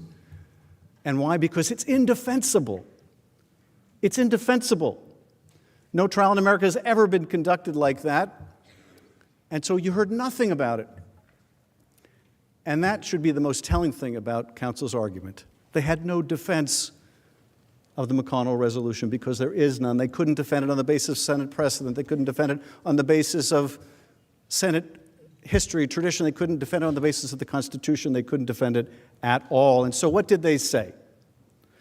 Well, first they made the representation that the House is claiming there is no such thing as executive privilege. That's nonsense. No one here has ever suggested there's no such thing as executive privilege. But the interesting thing here is they've never claimed executive privilege. Not once during the House investigation did they ever say that a single document was privileged or a single witness had something privileged to say. And why didn't they invoke privilege? Why only now? And even now they haven't quite invoked it. Why only now? Why not in the House? Because in order to claim privilege, as they know because they're good lawyers, you have to specify which document, which line, which conversation, and they didn't want to do that because to do that, the president would have to reveal the evidence of his guilt. That's why they made no invocation of privilege. Now, they make the further argument that the House should only be able to impeach after they exhaust all legal remedies, as if the Constitution says the House shall have the sole power of impeachment, asterisk, but only after it goes to court, in the district court, then the Court of Appeals, and then en banc, and then the Supreme Court, and it's remanded, and they go back up the chain, and it takes years. Why didn't the founders require the exhaustion of legal remedies? Because they didn't want to put the impeachment process in the courts. And you know what's interesting is that while these lawyers for the president are here before you today saying the House should have gone to court, they are in court saying the House may not go to court to enforce its subpoenas. I kid you not. Other lawyers, maybe not the ones at this table, but other lawyers for the president, are in court saying the exact opposite of what they're telling you today. They're saying you cannot enforce congressional subpoenas. That's non-judiciable. You can't do it. Counsel brings up the case involving Charles Kupperman, who was a deputy to John Bolton on the National Security Council, and says he did what he should do. He went to court to fight us. Well, the Justice Department took the position he can't do that. So these lawyers are saying he should, and those lawyers are saying he shouldn't. They can't have it both ways. Now, interestingly, while Mr. Kupperman, Dr. Kupperman, went to court, and they applaud him for doing that, his boss, John Bolton, now says there's no necessity for him to go to court. He doesn't have to do it. He's willing to come and talk to you. He's willing to come and testify and tell you what he knows. The question is, do you want to hear it? Do you want to hear it? Do you want to hear from someone who was in the meetings, someone who described what the president did, this deal between Mulvaney and Sondland as a drug deal? Do you want to know why it was a drug deal? Do you want to ask him why it was a drug deal? Do you want to ask him why he repeatedly told people, go talk to the lawyers? You should want to know. They don't want you to know. They don't want you to know. The president doesn't want you to know. Can you really live up to the oath you've taken to be impartial and not know? I don't think you can. Now, they also made the argument that you'll hear more later on from apparently Professor Dershowitz that, well, abuse of power is not an impeachable offense.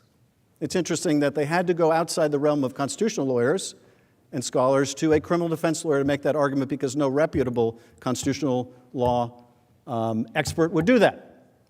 Indeed, the one they called in the House, the Republicans called in the House, Jonathan Turley has said exactly the opposite. There's a reason that Jonathan Turley is not sitting at the table, much to his dismay, and that is because he doesn't support their argument. So they'll cite him for one thing, but they'll ignore him for the other. Now they say, oh, the president is very transparent. He may have refused every subpoena, every document request, but he released 2 documents. The document on the July 25th call and the document on the April 21st call. Well, let's face it. He was forced to release the record of the July 25th call when he got caught. When a whistleblower filed a complaint, when we opened an investigation, he was forced because he got caught. You don't get credit for transparency when you get caught. And what's more, what's revealed in that, of course, is damning.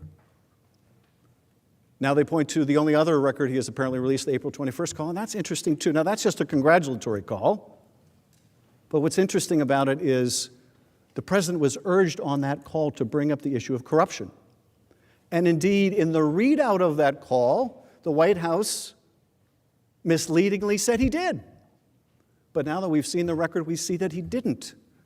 And notwithstanding counsel's claim in their trial brief that the president raised the issue of corruption in his phone call, the July 25th call, of course, that word doesn't appear in either conversation. And why?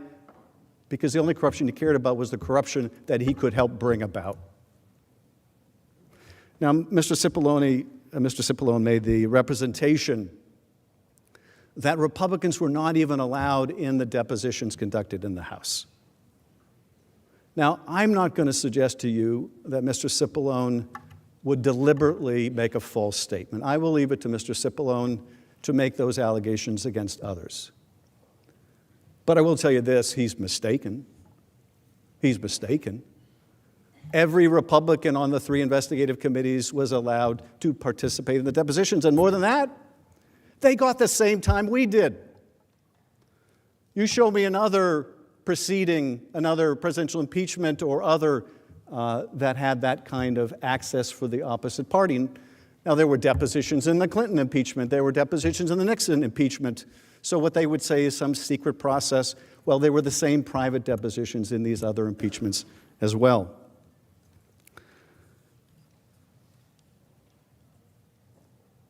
Finally, a couple last points. They make the argument the president was not allowed in the Judiciary Committee, chaired by my colleague, Chairman Nadler, to be present, to present evidence, to have his counsel present. That is also just plain wrong. Just plain wrong. Not going to suggest to you they're being deliberately misleading here, but it is just plain wrong. You've also heard my friends at the other table make attacks on me and Chairman Adler. You'll hear more of that. I'm not going to do them the dignity of responding to them, but I will say this. They make a very important point, although it's not the point I think they're trying to make. When you hear them attack the House managers, what you're really hearing is, we don't want to talk about the president's guilt. We don't want to talk about the McConnell resolution and how patently unfair it is. We don't want to talk about how to pardon the expression, ass backwards it is to have a trial and then ask for witnesses. And so we'll attack the House managers because maybe we can distract you for a moment from what's before you. Maybe if we attack the House managers, you'll be thinking about them instead of thinking about the guilt of the president. So you'll hear more of that, and every time you do, every time you hear them attacking the House managers, I want you to ask yourselves, away from what issue are they trying to distract me? What was the issue that came up just before this? What are they trying to deflect my attention from? Why don't they have a better argument to make on the merits? Finally, Mr. Sekulow asks, why are we here? Why are we here? Well, I'll tell you why we're here. Because the president used the power of his office to coerce an ally at war with an adversary, at war with Russia, used the power of his office to withhold hundreds of millions of dollars of military aid that you appropriated and we appropriated to defend an ally and defend ourselves because it's our national security as well. And why? To fight corruption? That's nonsense, and you know it. He withheld that money, and he withheld even meeting with him in the Oval Office, the president of Ukraine, because he wanted to coerce Ukraine into these sham investigations of his opponent that he was terrified would beat him in the next election. That's what this is about. You want to say that's okay? Their brief says that's okay. The president has a right to do it. On Article 2, we heard the president, he can do whatever he wants. You want to say that's okay? Then you got to say that every future president can come into office and they can do the same thing. Are we prepared to say that? Well, that's why we're here. I now yield to Representative Lofgren.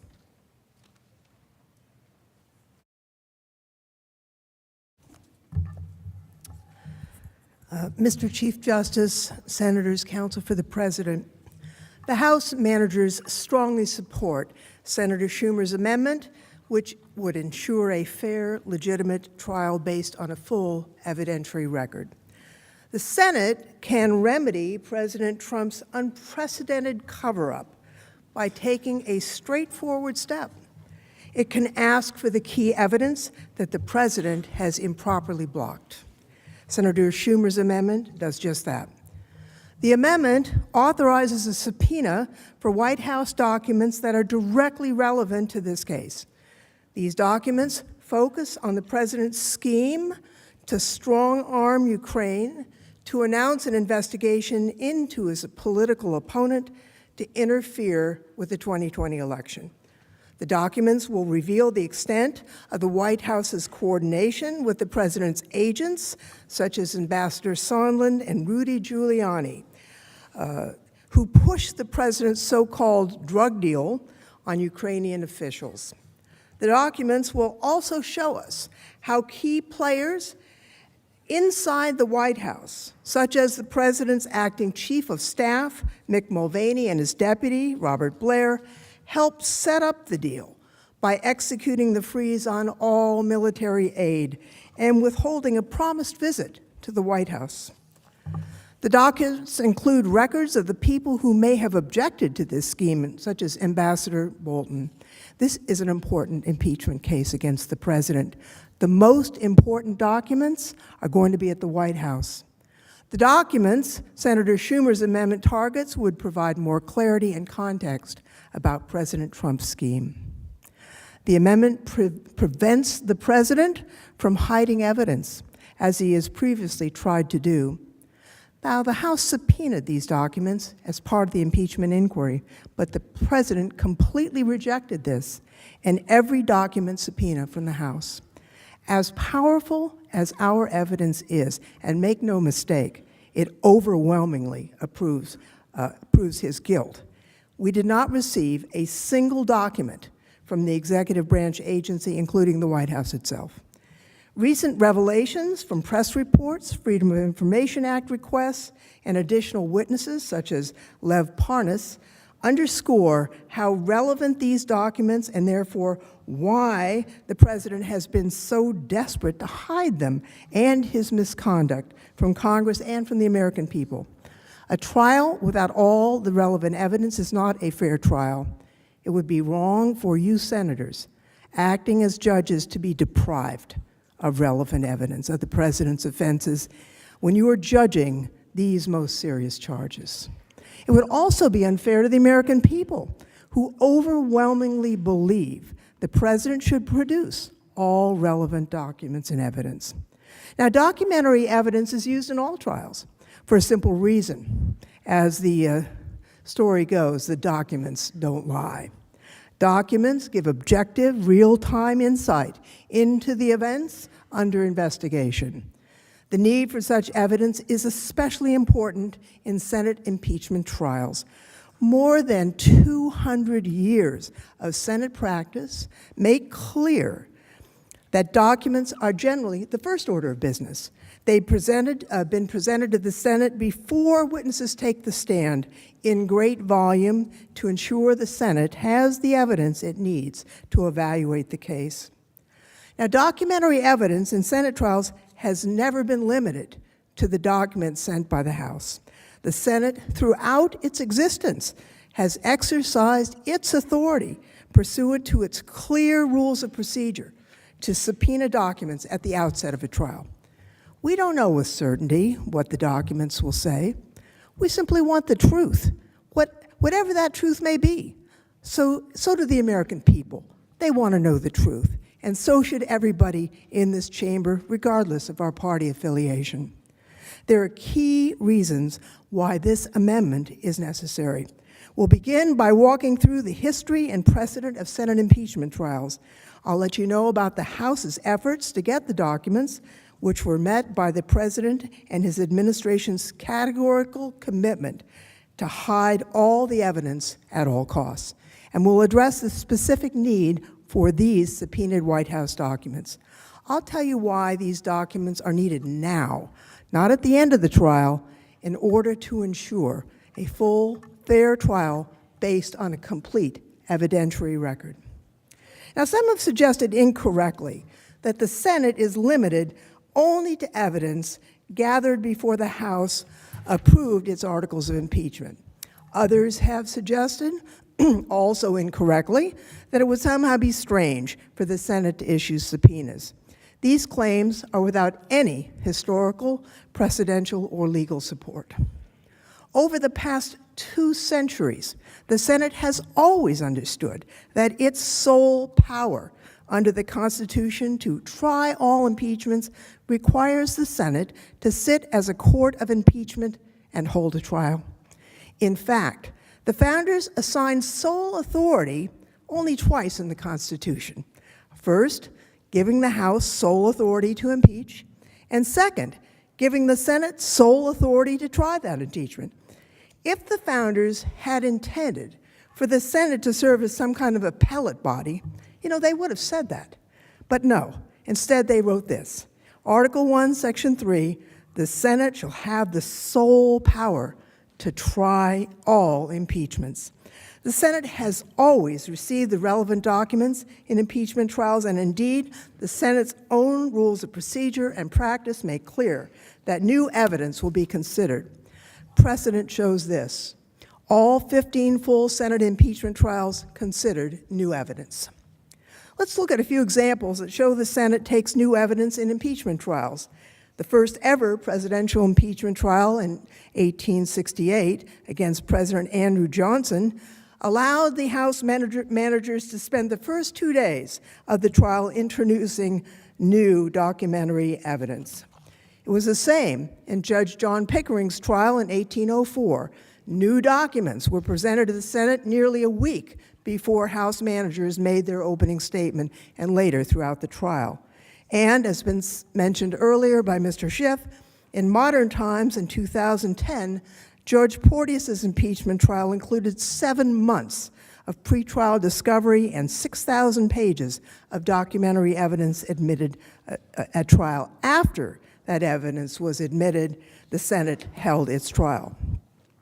President Clinton's case did not involve subpoenas for documents. Now, why was that? Because President Clinton had already produced a huge trove of documents. The independent counsel turned over to Congress some 90,000 pages of relevant documents gathered during the course of his years-long investigation. And I remember, as a member of the Judiciary Committee, going over to the Ford building, looking at the boxes of the document. But even with all those documents, the Clinton trial included the opportunity to present new evidence and the admission of additional documents and 3 witnesses. The Clinton impeachment precedent also shows how President Trump's refusal to produce any relevant documents in response to congressional subpoenas is different than past presidents, different from President Clinton, different from President Johnson, and less even than President Nixon. In short, not a single president has categorically refused to cooperate with an impeachment investigation. Not a single president has issued a blanket direction to his administration to produce no documents and no witnesses. These are the precedents the Senate must rely on. The Senate should issue a subpoena for documents at the very outset of the proceedings so that this body, the House managers, the President, can all account for those documents in their presentations and deliberations. It doesn't make sense to request and receive documents after the parties present their cases. The time is now to do that. So why is the amendment needed to prevent President Trump from continuing his categorical commitment to hide the evidence? In this case, the House sought White House documents. Why don't we have them? It's not because we didn't try. It's because the White House refused to give them to us. The president's defense team seems to believe that the White House is permitted to completely refuse to provide any documents without regard to whether or not it is privileged. They apparently believe that Congress's authority is subject to the approval of the president. But that's not what the Constitution says. Our Constitution sets forth a democracy with a system of checks and balances to ensure that no one, and certainly not the president, is above the law. Now, even President Nixon produced more than 30 transcripts of White House recordings and notes from meetings with the president.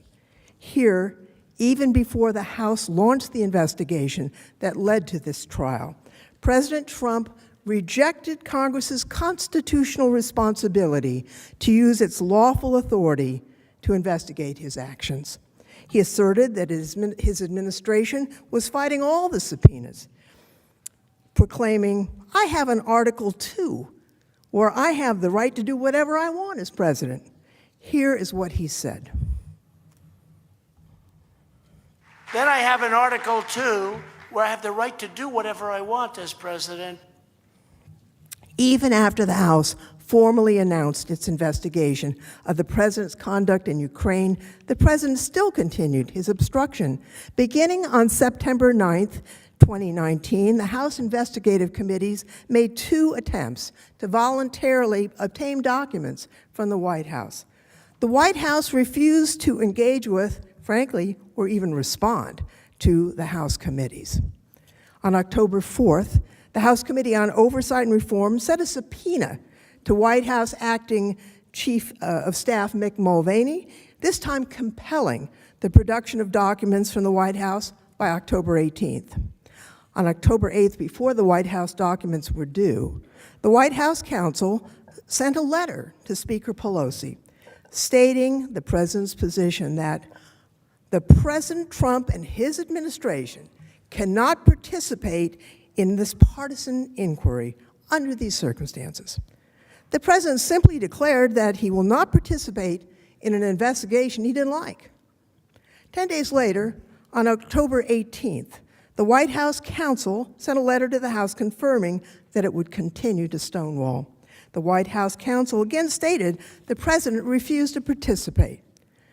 Well, the Constitution, Article 1, Section 2, says that the House shall have the sole power of impeachment, just as in Article 1, Section 3, the Senate has the sole power to try. Participation in a duly authorized congressional investigation isn't optional. It's not up to the president to decide whether to participate or not. The Constitution gives the House the sole power of impeachment. It gives the Senate the sole power to try all impeachments.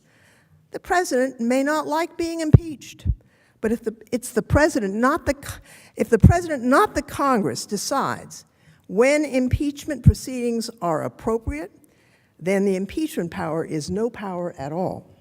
And if you let him block from Congress and from the American people the evidence to cover up his offenses, then the impeachment power truly will be meaningless. With all the back and forth about these documents, we've heard the phrase executive privilege. The president and his lawyers keep saying it. They talk about vast legal rights to justify hiding the truth, withholding information, but that's a distraction. That's not what the Constitution provides, and the truth is, as has been mentioned by Mr. Schiff, in the course of the entire impeachment inquiry, President Trump has not once asserted executive privilege, not a single time. It was not the reason provided by Mr. Cipollini for refusing to comply with the House's subpoena. Indeed, President Trump didn't offer legal justification for withholding the evidence. Here's the truth. Presidents, members of Congress, judges, and the Supreme Court have recognized throughout our nation's history that Congress's investigative power are at their absolute peak during impeachment proceedings. Your powers. Executive privilege cannot be a barrier to give absolute secrecy to cover up wrongdoing. If it did, the House and the Senate would see their power disappear. When President Nixon tried that argument by refusing to produce tape recordings to prosecutors and to Congress, he was soundly rebuked by the other two branches of government. The Supreme Court unanimously ruled against him. The House Judiciary Committee voted that he be impeached for obstruction of Congress. It would be remarkable for the United States Senate to declare, for the first time in our nation's history, that the president has an absolute right to decide whether his own impeachment trial is legitimate. And it would be extraordinary for the Senate to refuse to seek important documentary evidence, especially when the president has yet to assert any privilege to justify withholding documents. Now, there's another reason this amendment is important. The documents sought are directly relevant to the president's misconduct.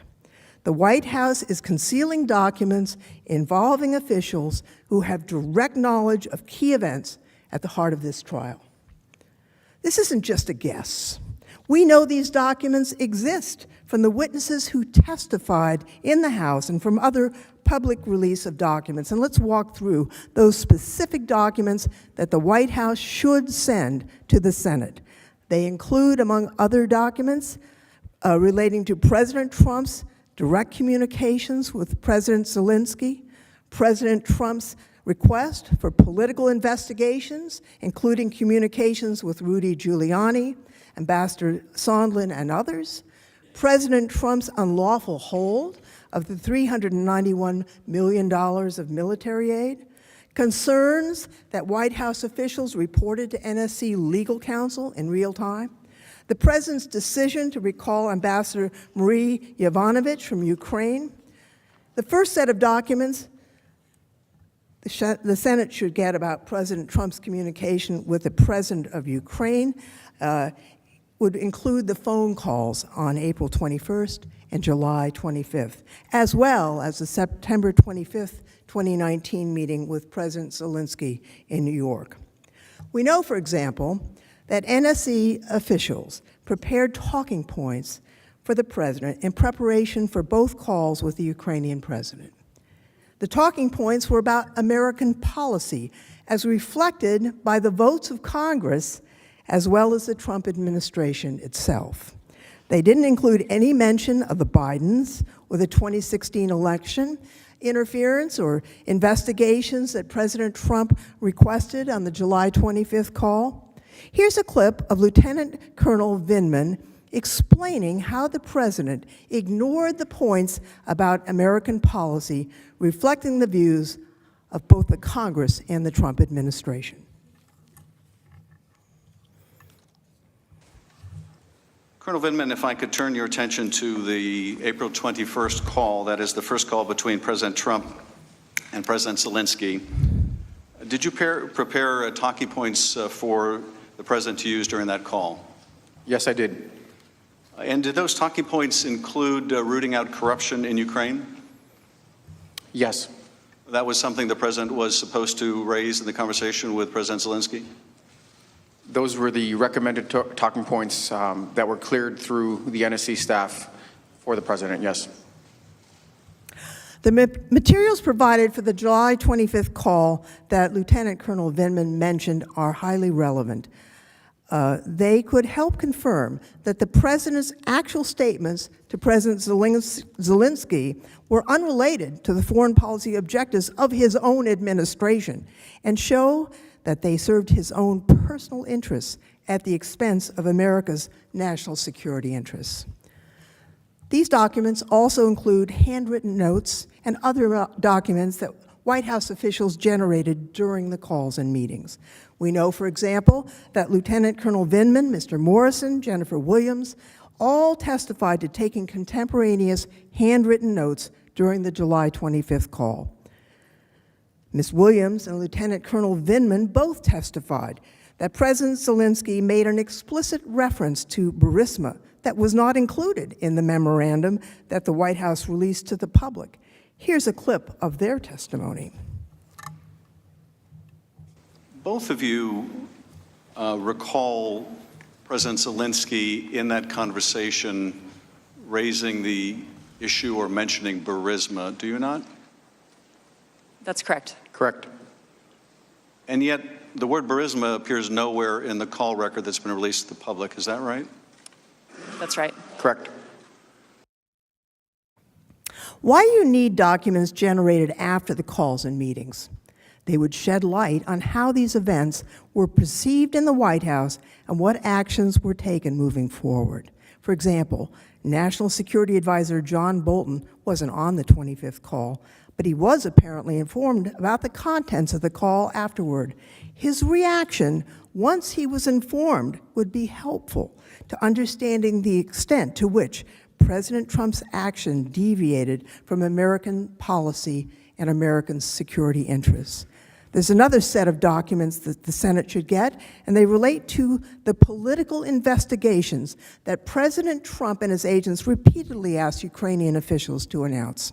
These documents about efforts to pressure Ukraine to announce investigations and the decision to place a hold on military aid to Ukraine, they would be very important for you to evaluate the president's conduct. For example, Ambassador Bolton is a first-hand witness to President Trump's abuse of power. He reported directly to the president. He supervised the entire staff of the National Security Council. Public reports indicate that John Bolton is a voracious note-taker in every meeting. From witness testimony, we know that Ambassador Bolton hosted the July 10th, 2019 meeting where Ambassador Sondland told Ukrainian officials that the promised White House meeting would be scheduled if they announced the investigations. We know Bolton was briefed about this meeting immediately following it when Ambassador Sondland said he had a deal with Mick Mulvaney to schedule the promised White House meeting if Ukraine announced investigations into the Bidens in the 2016 election.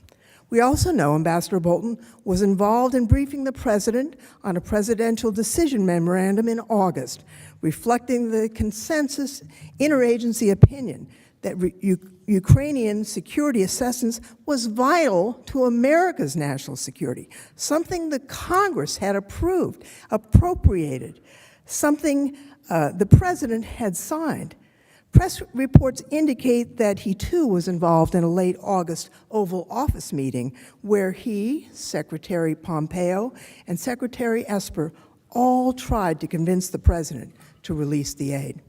Now, Ambassador Bolton has come forward and publicly confirmed that he was a witness to important events, but also that he has new evidence that no one has seen yet.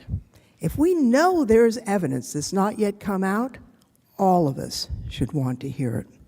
We should want to hear it now.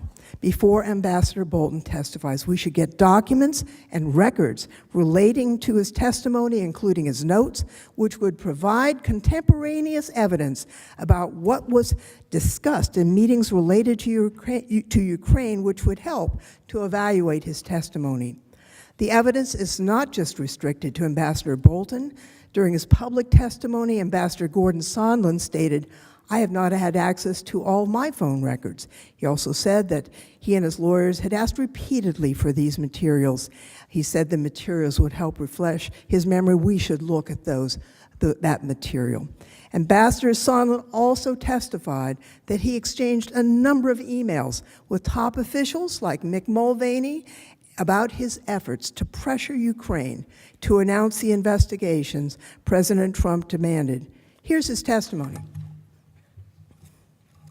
Third, let me say, precisely because we did not think that we were engaging in improper behavior, we made every effort to ensure that the relevant decision makers at the National Security Council and the State Department knew the important details of our efforts. The suggestion that we were engaged in some irregular or rogue diplomacy is absolutely false. I have now identified certain State Department emails and messages that provide contemporaneous support for my view. These emails show that the leadership of the State Department, the National Security Council, and the White House were all informed about the Ukraine efforts from May 23, 2019, until the security aid was released on September 11, 2019. These emails, among others, are in the possession of... Oh.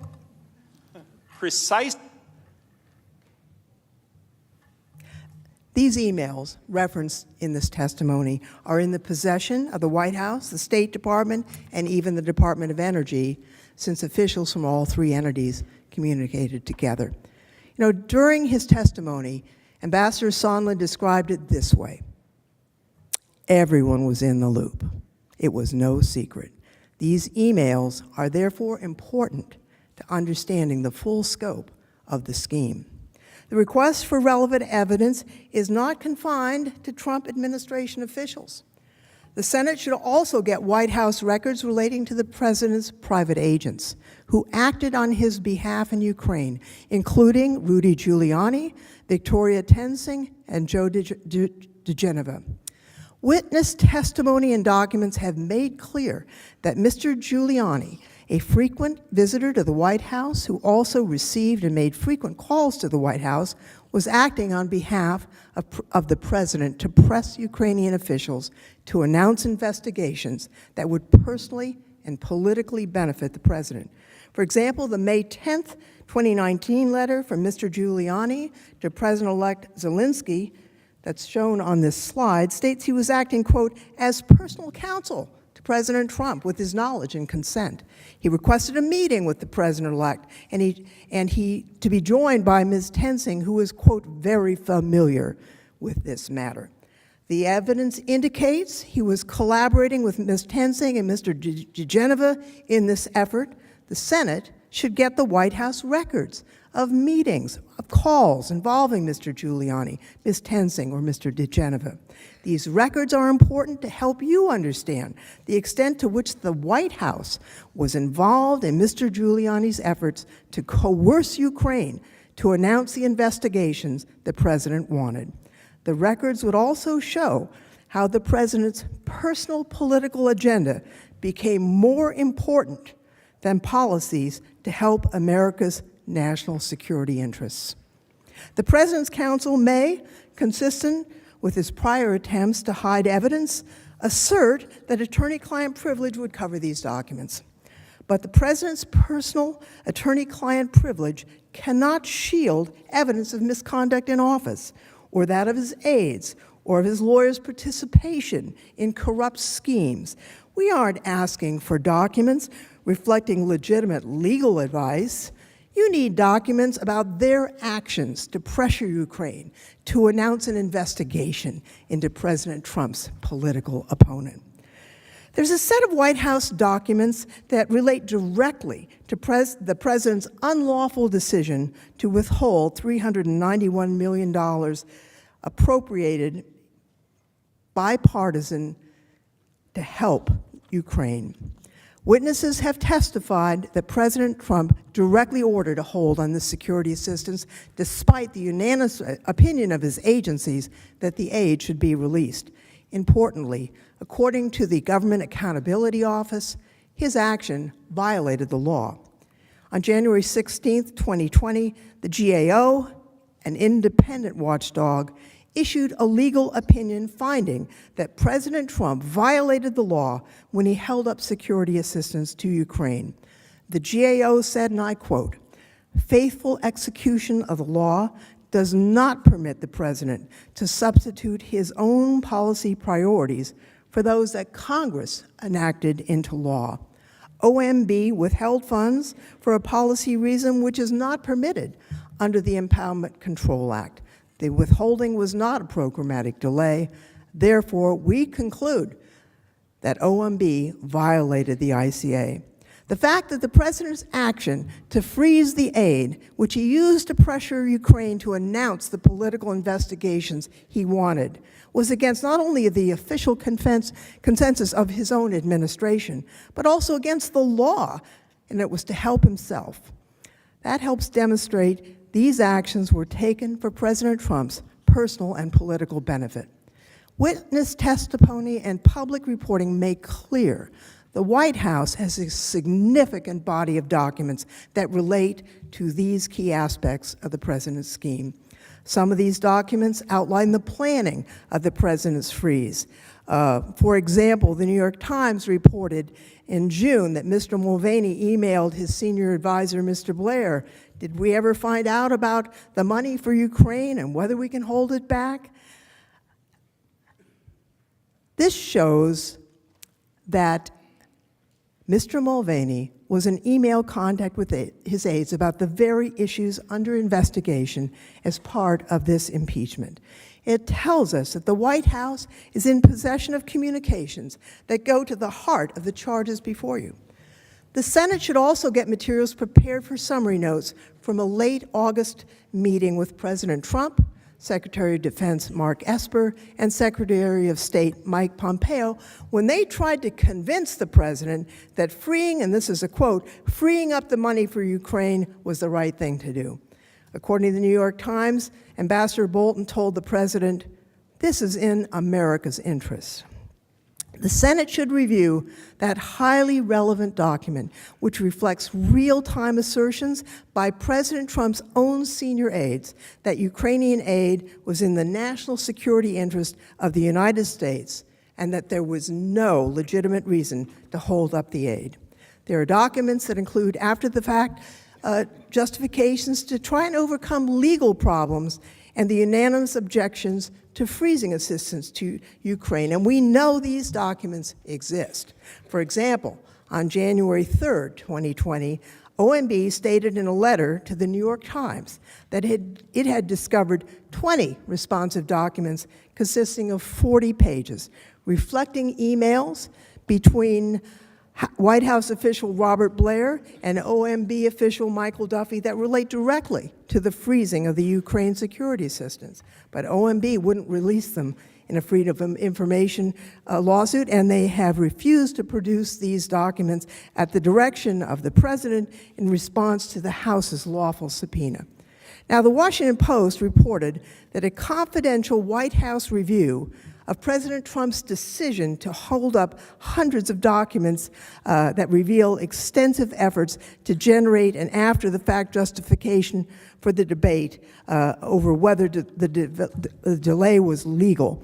That's known as a cover-up, actually.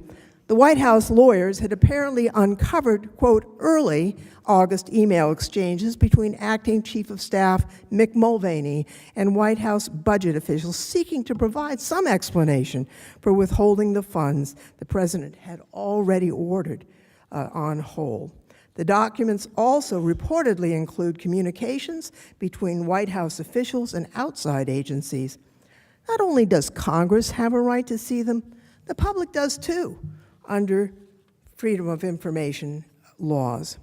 Now, as a matter of constitutional authority, the Senate has the greatest interest in and right to compel those documents. Indeed, as the news article explains, White House lawyers are reportedly, quote, worried about unflattering exchanges and facts that could, at a minimum, embarrass the president. Perhaps they should be worried about that.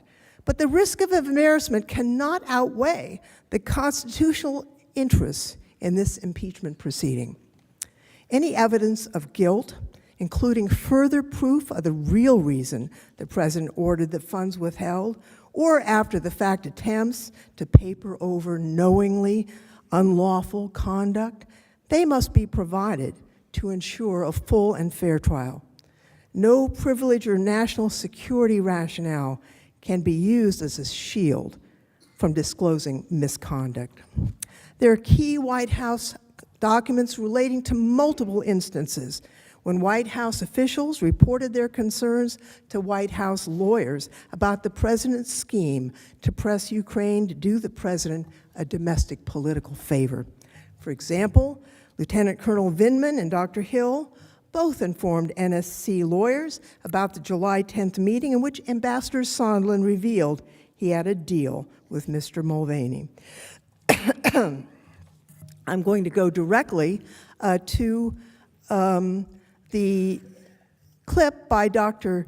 Hill, because Dr. Hill, pardon me, at Bolton's direction, also reported that meeting to John Eisenberg, as she explained in her testimony. I had a discussion with Ambassador Bolton both after the meeting in his office, a very brief one, and then one immediately afterwards, the subsequent meeting. So the subsequent meeting, or after both meetings, when you spoke to him and relayed to him what Ambassador Sondland said, what did Ambassador Bolton say to you? Well, I just want to highlight, first of all, that Ambassador Bolton wanted me to hold back in the room immediately after the meeting. Again, I was sitting on the sofa with a colleague. Right, but just in that second meeting, what did he say? Yes, but he was making a very strong point that he wanted to know exactly what was being said. And when I came back and related it to him, he had some very specific instruction for me. And I'm presuming that that's what was that specific instruction? The specific instruction was that I had to go to the lawyers, to John Eisenberg, our senior counsel for the National Security Council, to basically say, you tell Eisenberg, Ambassador Bolton told me, that I am not part of this whatever drug deal that Mulvaney and Sondland are cooking up. What did you understand him to mean by the drug deal that Mulvaney and Sondland were cooking up? I took it to mean investigations for a meeting. Did you go speak to the lawyers? I certainly did. You relayed everything that you just told us and I relayed more? it precisely, and then the details of how the meeting had unfolded as well, which I gave a full description of this in my October 14 deposition. There was something wrong going on here, and White House officials were told repeatedly, go tell the lawyers about it. Dr. Hill, Lieutenant Colonel Vindman, Mr. Morrison, who reported to Mr. Eisenberg at least 2 conversations. We need the notes of those documents to find out what was said.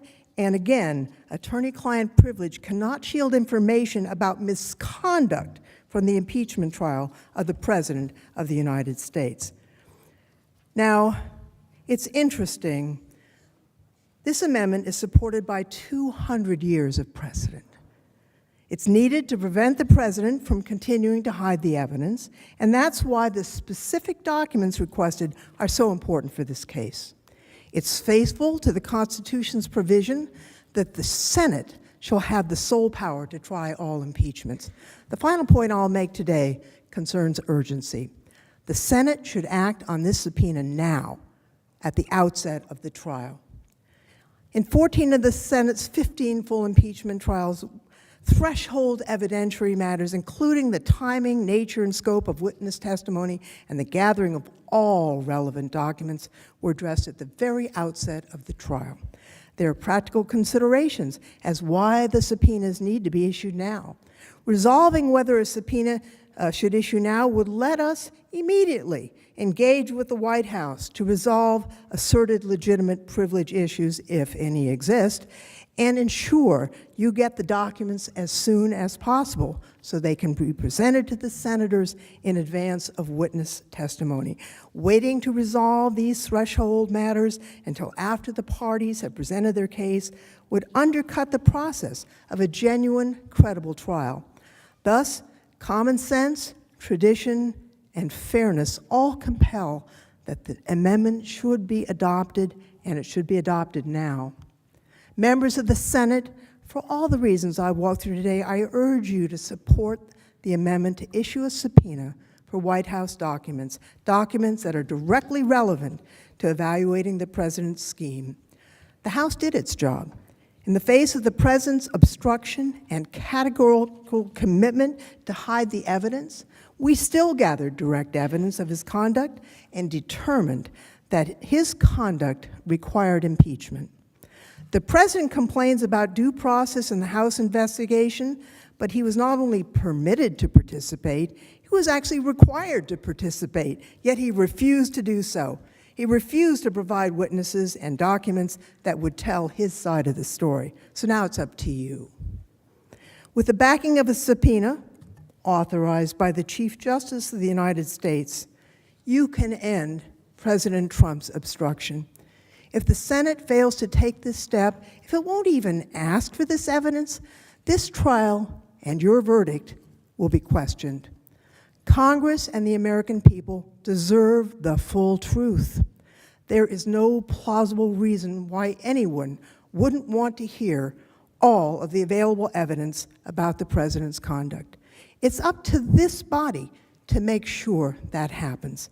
It's up to you to decide whether the Senate will affirm its sole power and constitutional duty to try impeachments, whether and when it will get the evidence that it needs to render a fair verdict. Don't surrender to the president's stonewalling. It will allow the president to be above the law and deprive the American people of truth in the process. A fair trial is essential in every way. Important for the president, who hopes to be exonerated, not merely acquitted by a trial seen as unfair. Important for the Senate, whose vital role is to continue to protect and defend the Constitution of the United States, which has preserved our American liberty for centuries. And finally, important for the American people, who expect a quest for truth, fairness, and justice. History is watching, and the House managers urge that you support the amendment, and I reserve the balance of my time. Thank you, Counsel. Mr. Cipollone? Mr. Chief Justice, Patrick Philbin will present our opposition. Very well. Mr. Philbin?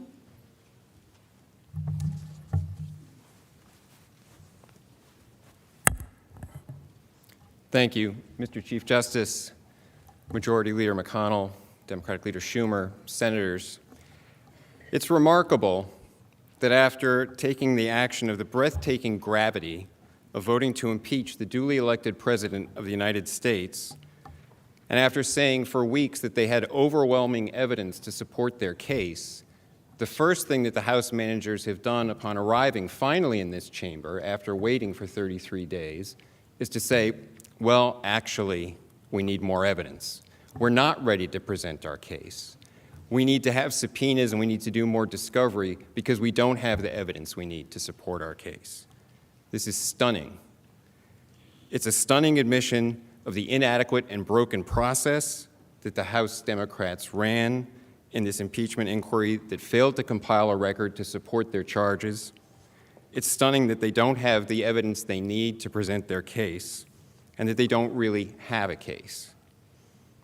If a litigant showed up in any court in this country on the day of trial and said to the judge, actually, Your Honor, we're not ready to go. We need more discovery. We need to do some more subpoenas. We need to do some more work. They'd be thrown out of court and the lawyers would probably be sanctioned. This is not the sort of proceeding that this body should condone. Now, we've just heard that this is so important. Let's consider what's really at issue in the resolution here and the amendment. It's a matter of timing. It's a matter of when this body will consider whether there should be witnesses or subpoenas for documents. Why is it that the managers, the House managers, are so afraid to have to present their case, remember, they've had weeks of a process that they entirely controlled. They had 17 witnesses who testified first in secret and then in public. They've compiled a record with thousands of pages of reports, and they're apparently afraid to just make a presentation based on the record that they compiled and then have you decide whether there's any there, whether there's anything worth trying to talk to more witnesses about. Why is it that they can't wait a few days to make their presentation on everything they've been preparing for weeks and then have that issue considered? Because they don't think that there is any there, and they want to ram this through now. And they want to ram this through now when it's something that they themselves failed to do. So I want to unpack a couple of the aspects of what they're asking this body to do. Part of it relates to the broken process in the House and how that process was inadequate and invalid and compiled an inadequate record. And part of it has to do with what accepting their request to have this body do their job for them would do to this institution going forward, and how it would alter forever the relationship between the House and the Senate in impeachment proceedings. So first, as to the process in the House, what they're asking, the House manager asking this body to do now is really to do their job for them, because they didn't take the measures to pursue these documents in the House proceedings. And there have been a number of statements made about they tried to get the documents and no executive privilege was asserted and things like that. Let's look at what actually happened. They issued a subpoena to the White House. And the White House explained, and we were told a few minutes ago that the White House provided no response, it provided no rationale. That's not true. In a letter of October 18th, White House counsel Pat Cipollone explained in 3 pages of legal argument why that subpoena was invalid. And that subpoena was invalid because it was issued without authorization. We've heard a lot today about how the Constitution assigns the sole power of impeachment to the House. That's right. That's what Article 1, Section 2 says. It assigns the sole power of impeachment to the House, not to any member of the House. And no committee of the House can exercise that authority to issue subpoenas until it's been delegated that authority by a vote of the House. There was no vote from the House. Instead, Speaker Pelosi held a press conference, and she purported by holding a press conference on September 24th to delegate the authority of the House to Manager Schiff and several other committees and have them issue subpoenas. All of those subpoenas were invalid. And that was explained to the House, to Manager Schiff and the other chairman of those committees at the time in that October 18th letter. Did the House take any steps to remedy that? Did they try to dispute that? Did they go to court? Did they do anything to resolve that problem? No. Because as we know, all that they wanted to do was issue a subpoena and move on. They just wanted to get through the impeachment process as quick as possible and get it done before Christmas. That was their goal. So those subpoenas were unauthorized. Now, what about some of the other things that they brought up? The witnesses. Witnesses who were directed not to testify. And part on this, we've heard Manager Schiff say several times that the White House never asserted executive privilege. Well, let me be clear on that. That's a lawyer's trick, because it is technically true that the White House didn't assert executive privilege, because there's a particular situation in which you do that and a particular way that you do that. But there's another doctrine of immunity of senior advisors to the president that is based on the same principles as executive privilege, and that has been asserted by presidents of both political parties since the 1970s at least. So that's, and this is what one attorney general explained about that.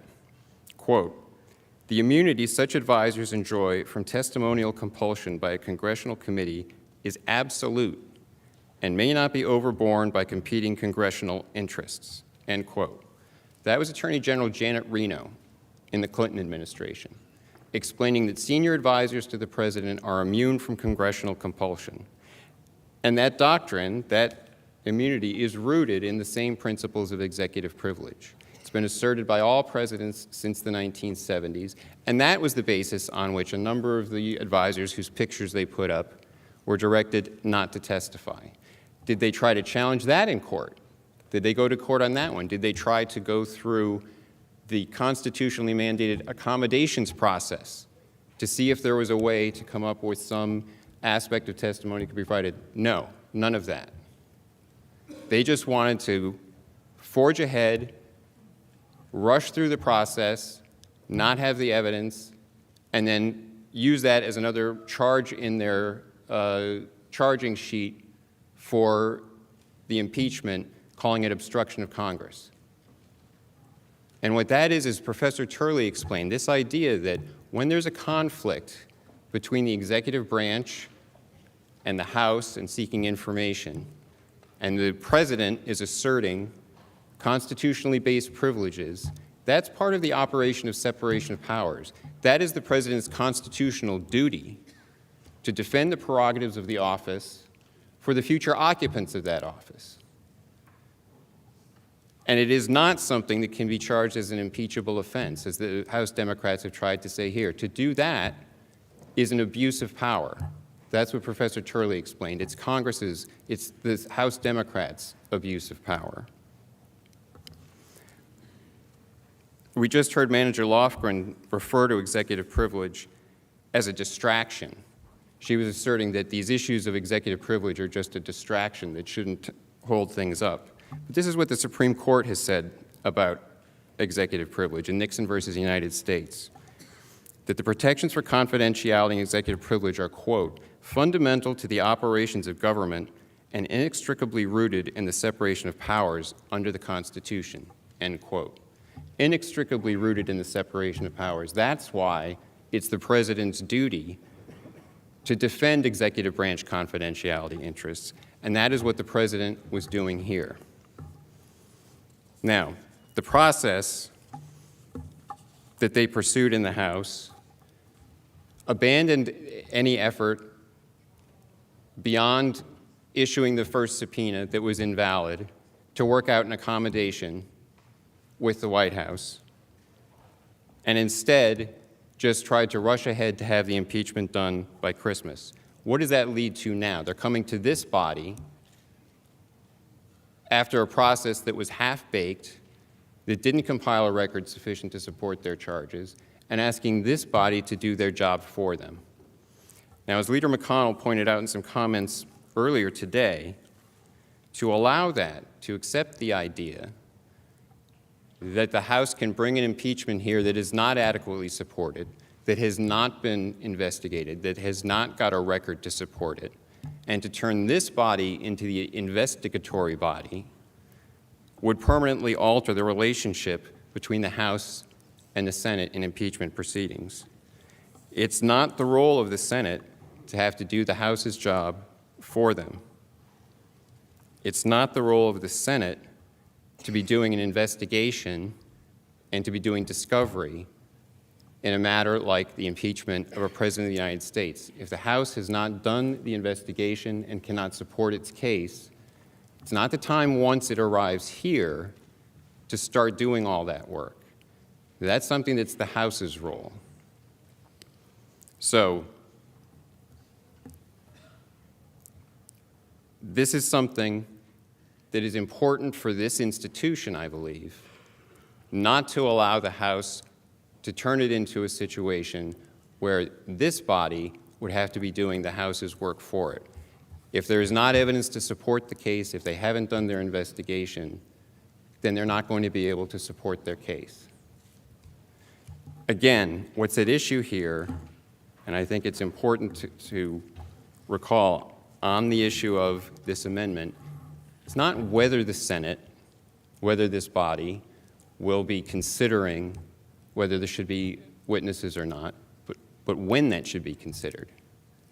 And there is no reason not to take the approach that was done in the Clinton impeachment.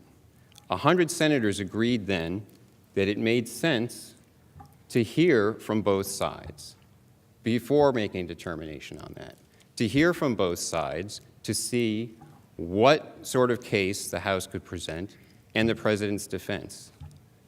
And that makes sense. In every trial system, there is a mechanism for determining whether the parties have actually presented a triable issue, whether there is really some there that requires the further proceedings. And this body should take that common sense approach and hear what it is that the House managers have to say. Why are they afraid to present their case? They had weeks in a process that they controlled to compile their record, and they should be able to make that presentation now. And the one point that I will close on, we've heard Manager Schiff say several times that we have to have a fair process here, and I was struck by it that at one point he said if you allow only one side to present evidence, the outcome will be predetermined. The outcome will be predetermined. That's exactly what happened in the House. Let's recall that the process they had in the House was one-sided. They locked the president and his lawyers out. There was no due process for the president. They started with secret hearings in the basement. The president couldn't be present by his counsel. He couldn't present evidence. He couldn't cross-examine witnesses. And then there was a second round in public, where again they locked the president out. And we've heard, they just said that the president had an opportunity to participate. In the third round of hearings that they held before the Judiciary Committee, after one hearing on December 4th, Speaker Pelosi, on the morning of December 5th, went out and announced the conclusion of the Judiciary Committee proceedings. She announced that she was directing Chairman Nadler to draft articles of impeachment. That was before the day that they had set for the president even to tell them what rights he wanted to have and to exercise in their proceedings. It was all already predetermined. The outcome had been predetermined.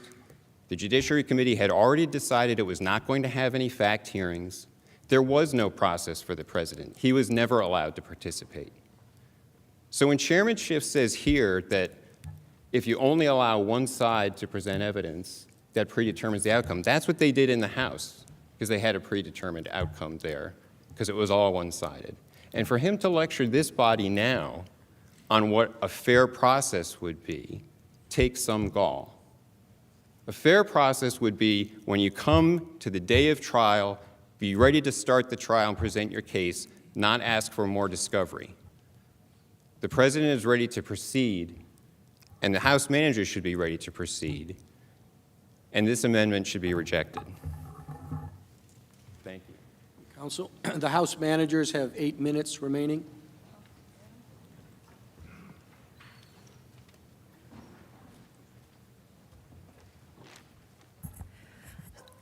The House is certainly not asking the Senate to do the House's job. We're asking the Senate to do its job, to hold a trial. Have you ever heard of a trial that doesn't have evidence, that doesn't have witnesses? That's what this amendment is all about. Just a moment about the subpoenas. President Trump, refused to provide any information to the House, ordered all of his people to stonewall us. Now, it's been suggested that we should spend 2 or 3 years litigating that question. I was a young law student, actually, working on the Nixon impeachment many years ago. And I remember the day that the Supreme Court issued its unanimous decision that the president had to release the tapes. I think U.S. v. Nixon still governs the president. The House and the Senate should not be required to litigate U.S. v. Nixon back to the Supreme Court and down again for it to be good law. It is good law. The president has not complied with those requirements to the detriment of the truth. This isn't about helping the House. This isn't about helping the Senate. This is about getting to the truth and making sure that impartial justice is done and that the American people are satisfied that a fair trial has been held. I would yield now to my colleague, Mr. Schiff. Mr. Philbin says that the House is not ready to present its case. Of course, that's not something you heard from any of the managers. We are ready. The House calls John Bolton. The House calls John Bolton. The House calls Mick Mulvaney. Let's get this trial started, shall we? We are ready to present our case. We are ready to call our witnesses. The question is, will you let us? That is the question before us. Now, Mr. Philbin says, well, if I showed up in court and said I wasn't ready, the judge would throw me out of the court. Of course, we're not saying we're not ready. But you know what would happen if Mr. Philbin went into a court and the judge said, I've made a deal with the defendant. I'm not going to let the prosecutor call any witnesses. I'm not going to let the prosecutor present any documents. You know who'd get thrown out of the court? The judge. The judge would be taken out in handcuffs. So let's step out of this body for a moment and imagine what a real trial would look like. It would begin with the government receiving documents, being able to introduce documents, being able to call witnesses. This trial should be no different. Now, Mr. Philbin makes reference to the Cipollone letter on October 18th, which followed a Cipollone 8-page letter on October 8th saying, we're not going to do anything you ask. Part law, part diatribe, mostly diatribe. You should read it. It's a letter basically that says what the president said on that TV screen, which is, we're going to fight all subpoenas. The doctrine of absolute immunity that counsel refers to has, yes, it has been invoked, or at least attempted by presidents of both parties, and rejected uniformly by the courts, including in the most recent decision involving Don McGahn, the president's former White House counsel, where the court said that would make him a king. He's no king. And this trial has determined that he shall not become a king, accountable to no one, answerable to no one. And what's more, this idea of absolute immunity, this fever dream of presidents of both parties, it has no application to documents. Again, this amendment is on documents. There's no absolute immunity from providing documents. And as Representative Lofgren illustrated, when this case has gone to the Supreme Court, in the Nixon case, the court held that the interest in confidentiality in an impeachment proceeding must give way to the interests of the truth and the Senate and the American people. You cannot invoke privilege to protect wrongdoing. You cannot invoke privilege to protect evidence of a constitutional crime like we have here. And finally, with respect to those secret hearings that counsel keeps referring to, those secret depositions in the House were so secret that only 100 members of Congress were able to be there and participate. Only 100. That's how secret that chamber was. Imagine that in the grand jury proceedings in the Clinton investigation, or in the Jaworski, the Nixon investigation, imagine inviting 50 or 100 members of Congress to sit in on those. Imagine, as the president would like here, apparently the president insisting on having his lawyer in the grand jury because there was a case being investigated against him. Now, we had no grand jury here. Why is that? Why did we have no grand jury here? Why was there no special prosecutor here?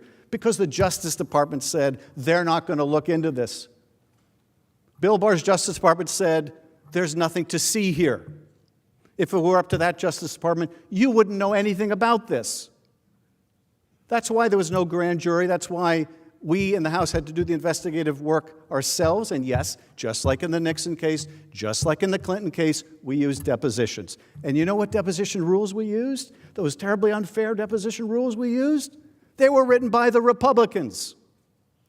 We used the same rules that the GOP House members used. That's how terribly unfair they were. My gosh, they used our rules. How dare they? How dare they? And now why did we do depositions? Because we didn't want one witness to hear what another witness was saying so they could either tailor their stories or know that they just had to admit so much and no more. It's how every credible investigation works. And this, the counsel can repeat all they like that the president didn't have a chance to participate, didn't have a chance to have counsel present in the Judiciary Committee or to offer evidence. They can say as much as they like. It doesn't make it any more true when they make the same false representation time and time again. It just makes it that much more deliberate and onerous. The president could have presented evidence in the Judiciary Committee. He chose not to. And there's a reason for that. There's a reason why the witnesses they've talked about aren't material witnesses. They don't go to the question of whether the president withheld the aid for this corrupt purpose. They don't go to any of that because they have no witnesses to absolve the president on the facts. You should want to see these documents. You should want to see them. You should want to know what these private emails and text messages have to say. If you're going to make a decision about the president's guilt or innocence, if you're going to make a decision about whether he should be removed from office, you should want to see what these documents say. Now, if you don't care, if you've made up your mind that he's the president of my party or for whatever reason, I'm not interested. And what's more, I don't really want the country to see this. Well, that's a wholly different matter. But that's not what your oath requires. It's not what your oath requires. The oath requires you to do impartial justice, which means to see the evidence. To see the evidence. That's all we're asking. Just don't blind yourself to the evidence. It's just, I yield back. Thank you. The majority leader is recognized. I send a motion to the desk to table the amendment and ask for the ayes and nays. The question is on the motion to table. Is there sufficient second? There is. The clerk will call the roll. Mr. Alexander. Aye. Ms. Baldwin. No. Mr. Barrasso. Aye. Mr. Bennett. No. Mrs. Blackburn. Aye. Mr. Blumenthal. No. Mr. Blunt. Aye. Mr. Booker. No. Mr. Bozeman. Aye. Mr. Braun. Aye. Mr. Brown. Mr. Burr. Ms. Cantwell. Mrs. Capito. Mr. Cardin. Mr. Carper. Mr. Casey. Mr. Cassidy. Ms. Collins. Mr. Coons. Mr. Cornyn. Ms. Cortez Masto. Mr. Cotton. Mr. Kramer. Mr. Crapo. Mr. Cruz. Mr. Daines. Ms. Duckworth. Mr. Durbin. Mr. Inze. Ms. Ernst. Mrs. Feinstein. Mrs. Fisher. Mr. Gardner. Mrs. Gillibrand. Mr. Graham. Mr. Grassley. Ms. Harris. Ms. Hassan. Mr. Hawley. Mr. Heinrich. Ms. Hirono. Mr. Hoven. Mrs. Hyde-Smith. Mr. Inhofe. Mr. Johnson. Mr. Jones. Mr. Kane. Mr. Kennedy. Mr. King. Ms. Klobuchar. Mr. Langford. Mr. Leahy. Mr. Lee. Mrs. Loeffler. Mr. Manchin. Mr. Markey. Mr. McConnell. Ms. McSally. Mr. Menendez. Mr. Merkley. Mr. Moran. Ms. Murkowski. Mr. Murphy. Mrs. Murray. Mr. Paul. Mr. Perdue. Mr. Peters. Mr. Portman. Mr. Reed. Mr. Risch. Mr. Roberts. Mr. Romney. Ms. Rosen. Mr. Rounds. Mr. Rubio. Mr. Sanders. Mr. Sass, Mr. Schatz, Mr. Schumer, Mr. Scott of Florida, Mr. Scott of South Carolina, Mrs. Shaheen, Mr. Shelby, Ms. Sinema, Ms. Smith, Ms. Stabenow, Mr. Sullivan, Mr. Tester,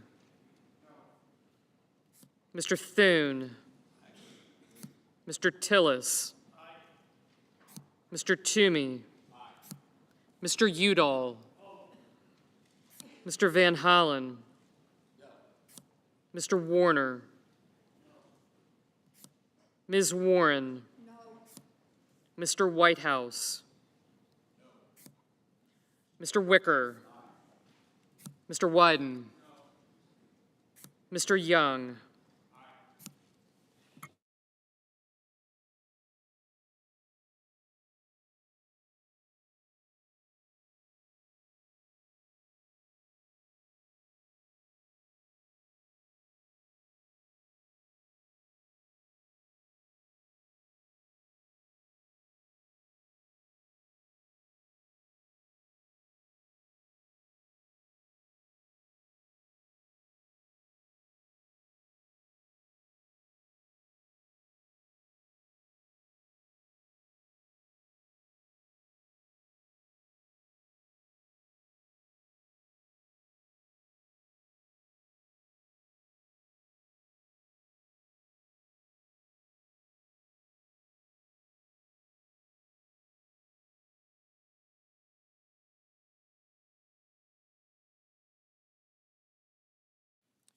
Are there any senators in the chamber wishing to vote or change his or her vote?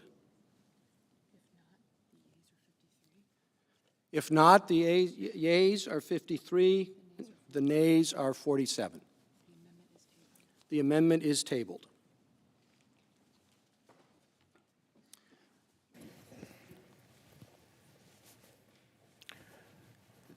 The Democratic leader is recognized. Mr. Chief Justice, I send an amendment to the desk to subpoena certain documents and records from the State Department, and I ask that it be read.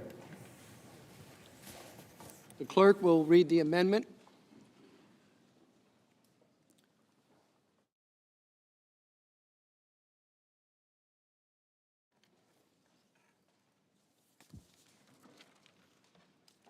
The senator from New York, Mr. Schumer, proposes an amendment, number 1285. At the appropriate place in the resolving clause, insert the following section.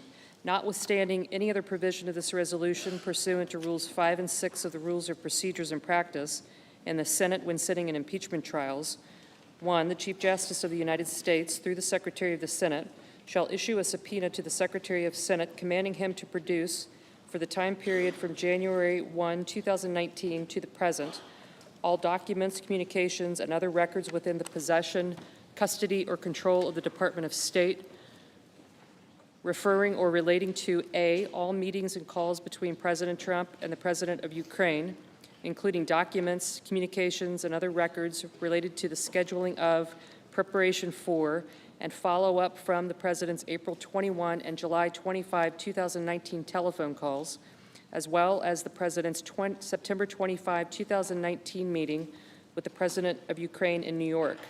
B, the actual or potential suspension, withholding, delaying, freezing, or releasing of United States foreign assistance, military assistance, or security assistance of any kind to Ukraine, including but not limited to the Ukraine Security Assistance Initiative, USAI, and foreign military financing, FMF, including but not limited to all communications with the White House, Department of Defense, and the Office of Management and Budget, as well as the Ukrainian government's knowledge prior to August 28, 2019, of any actual or potential suspension, withholding, delaying, freezing, or releasing of United States foreign assistance to Ukraine, including all meetings, calls, or other engagements with Ukrainian officials regarding potential or actual suspensions, holds, or delays in United States assistance to Ukraine. C, all documents, communications, notes, and other records created or received by Secretary Michael R. Pompeo, Counselor T. Ulrich Breckbull, former Special Representative for Ukraine Negotiations Ambassador Kurt Volker, Deputy Assistant Secretary George Kent, then United States Embassy in Ukraine Chargé d'Affaires William B. Taylor, and Ambassador to the European Union Gordon Sondland, and other State Department officials relating to efforts to 1. Solicit, request, demand, induce, persuade, or coerce Ukraine to conduct or announce investigations. 2. Schedule, cancel, or withhold a White House meeting for Ukraine's president. Or 3. Hold and then release military and other security assistance to Ukraine. D. Any meetings or proposed meetings at or involving the White House that relate to Ukraine, including but not limited to 1. President Zelensky's inauguration on May 20, 2019 in Kiev, Ukraine, including but not limited to President Trump's decision not to attend, to ask Vice President Pence to lead the delegation, directing Vice President Pence not to attend, and the subsequent decision about the composition of the delegation of the United States. 2. A meeting at the White House on or around May 23, 2019, involving, among others, President Trump, then Special Representative for Ukraine Negotiations Ambassador Kurt Volker, then Energy Secretary Rick Perry, and United States Ambassador to the European Union Gordon Sondland, as well as any private meetings or conversations with those individuals before or after the larger meeting. 3. Meetings at the White House on or about July 10, 2019, involving Ukrainian officials Andriy Yermak and Alexander Danieluk, and United States government officials, including but not limited to then National Security Advisor John Bolton, Secretary Perry, Ambassador Volker, and Ambassador Sondland, to include at least a meeting in Ambassador Bolton's office and a subsequent meeting in the wardroom.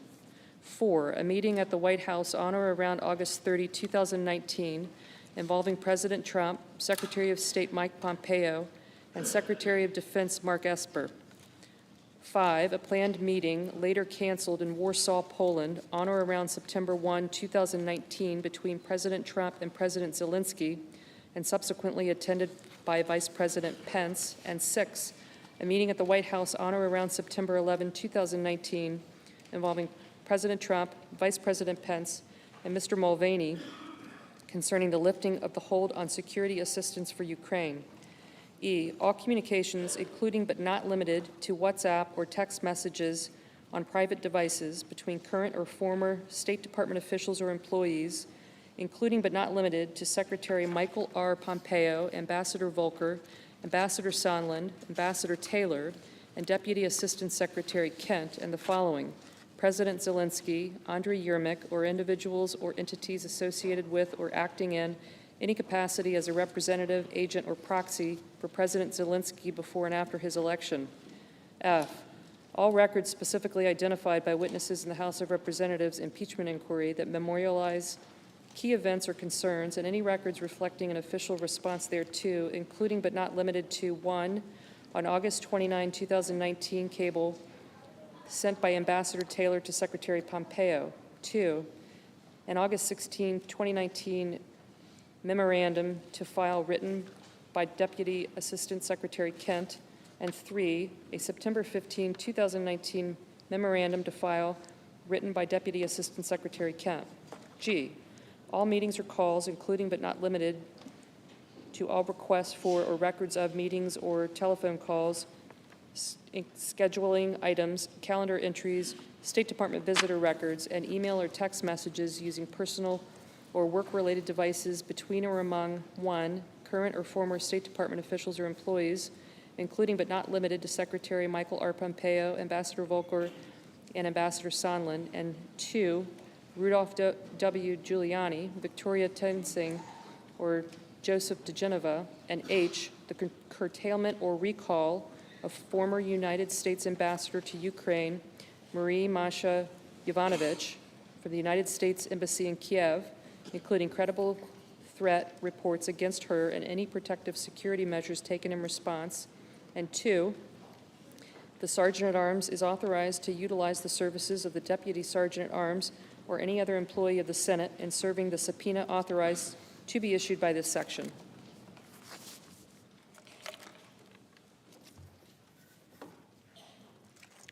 Mr. Chief Justice. The Majority Leader is recognized. I now ask for a brief 10-minute recess before the parties are recognized to debate the Schumer amendment. At the end of the debate time, I'll again move to table the amendment as the timing of these votes are specified in the underlying resolution. So I ask consent that the Senate stand in recess subject to the call of the chair. Without objection, the Senate is in recess.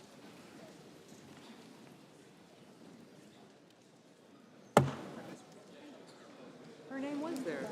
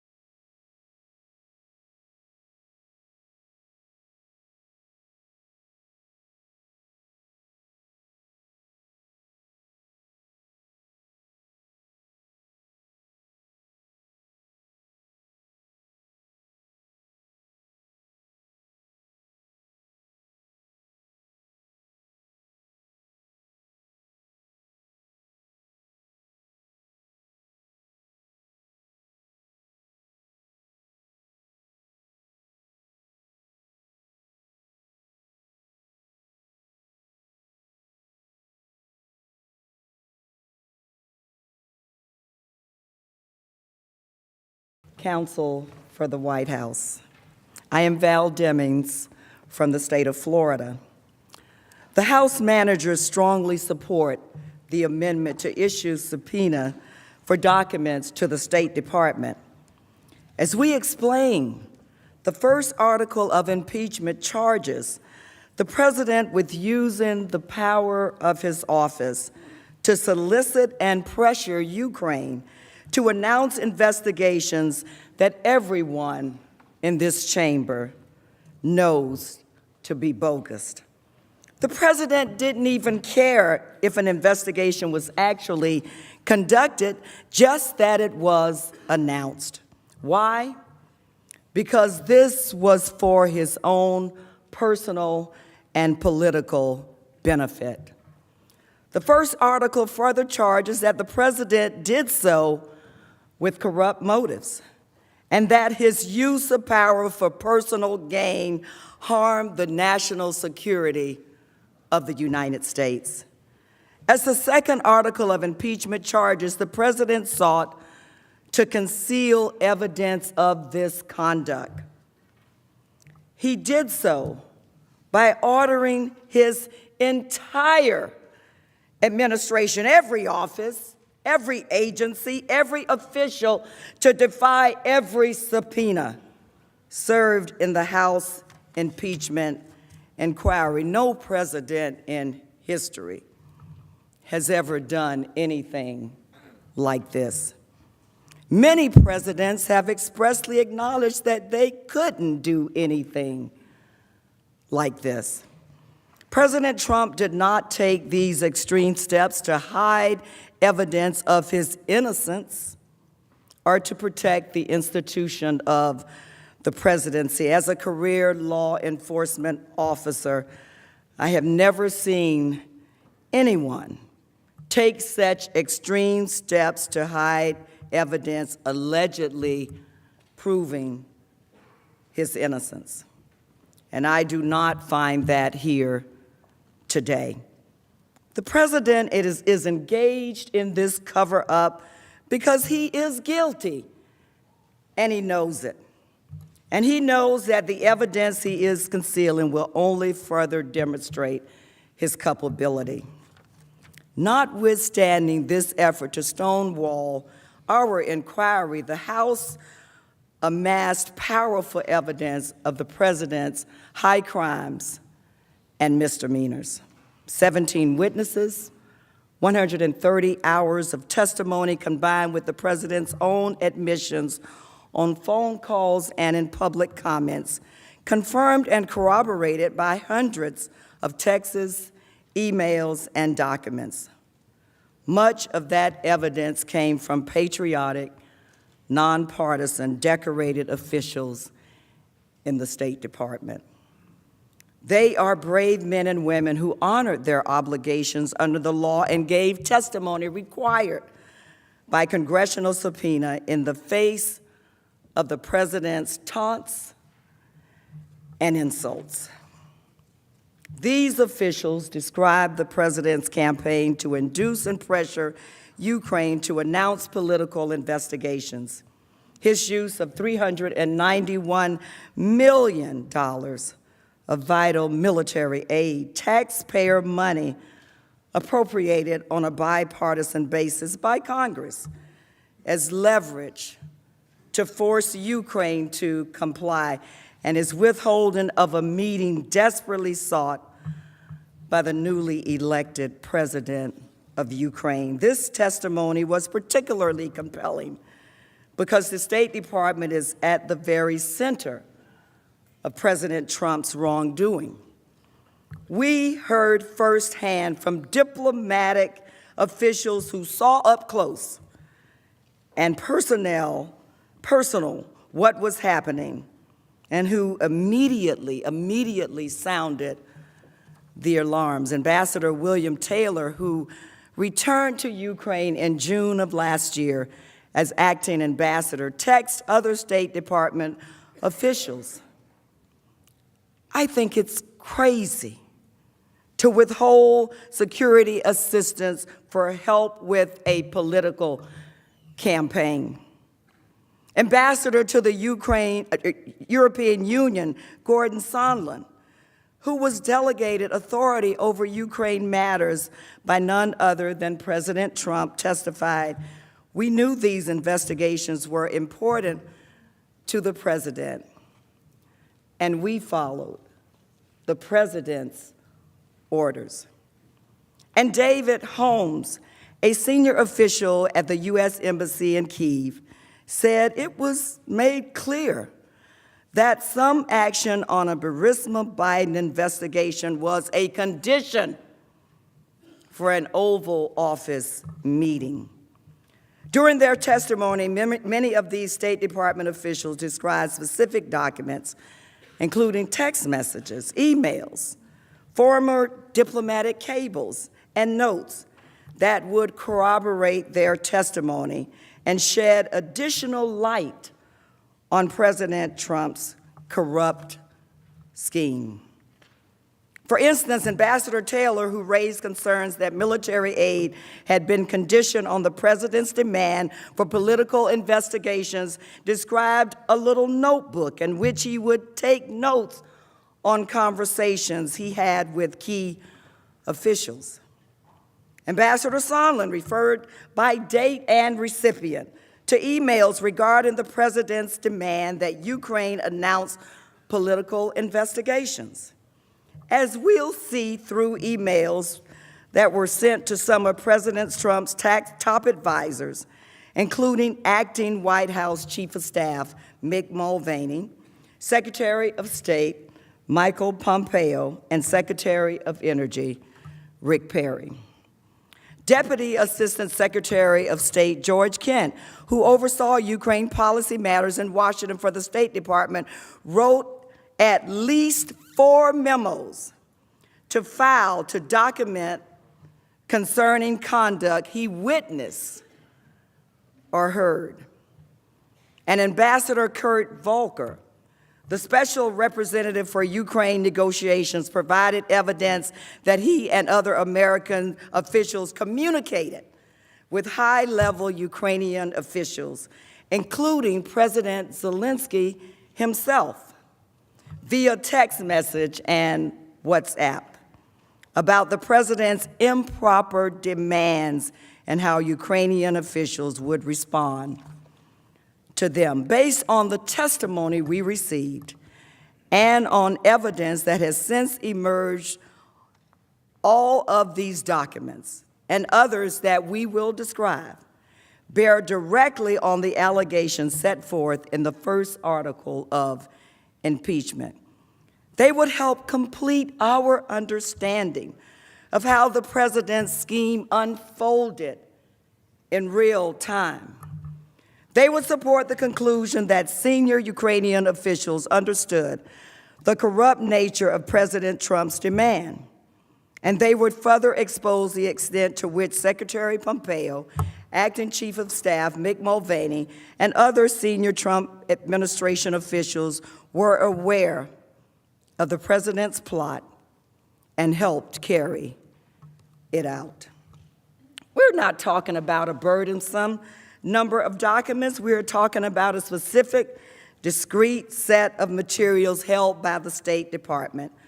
Documents the State Department has already collected in response to our subpoena, but has never produced. We know these materials exist. We know they are relevant, and we know the president is desperately trying to conceal them.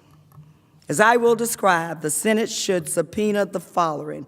Number 1, WhatsApp and other text message communications. 2, emails. 3, diplomatic cables. And 4, notes. Given the significance and relevance of these documents, the House requested that they be provided. When these requests were denied, the House issued subpoenas commanding that the documents be turned over.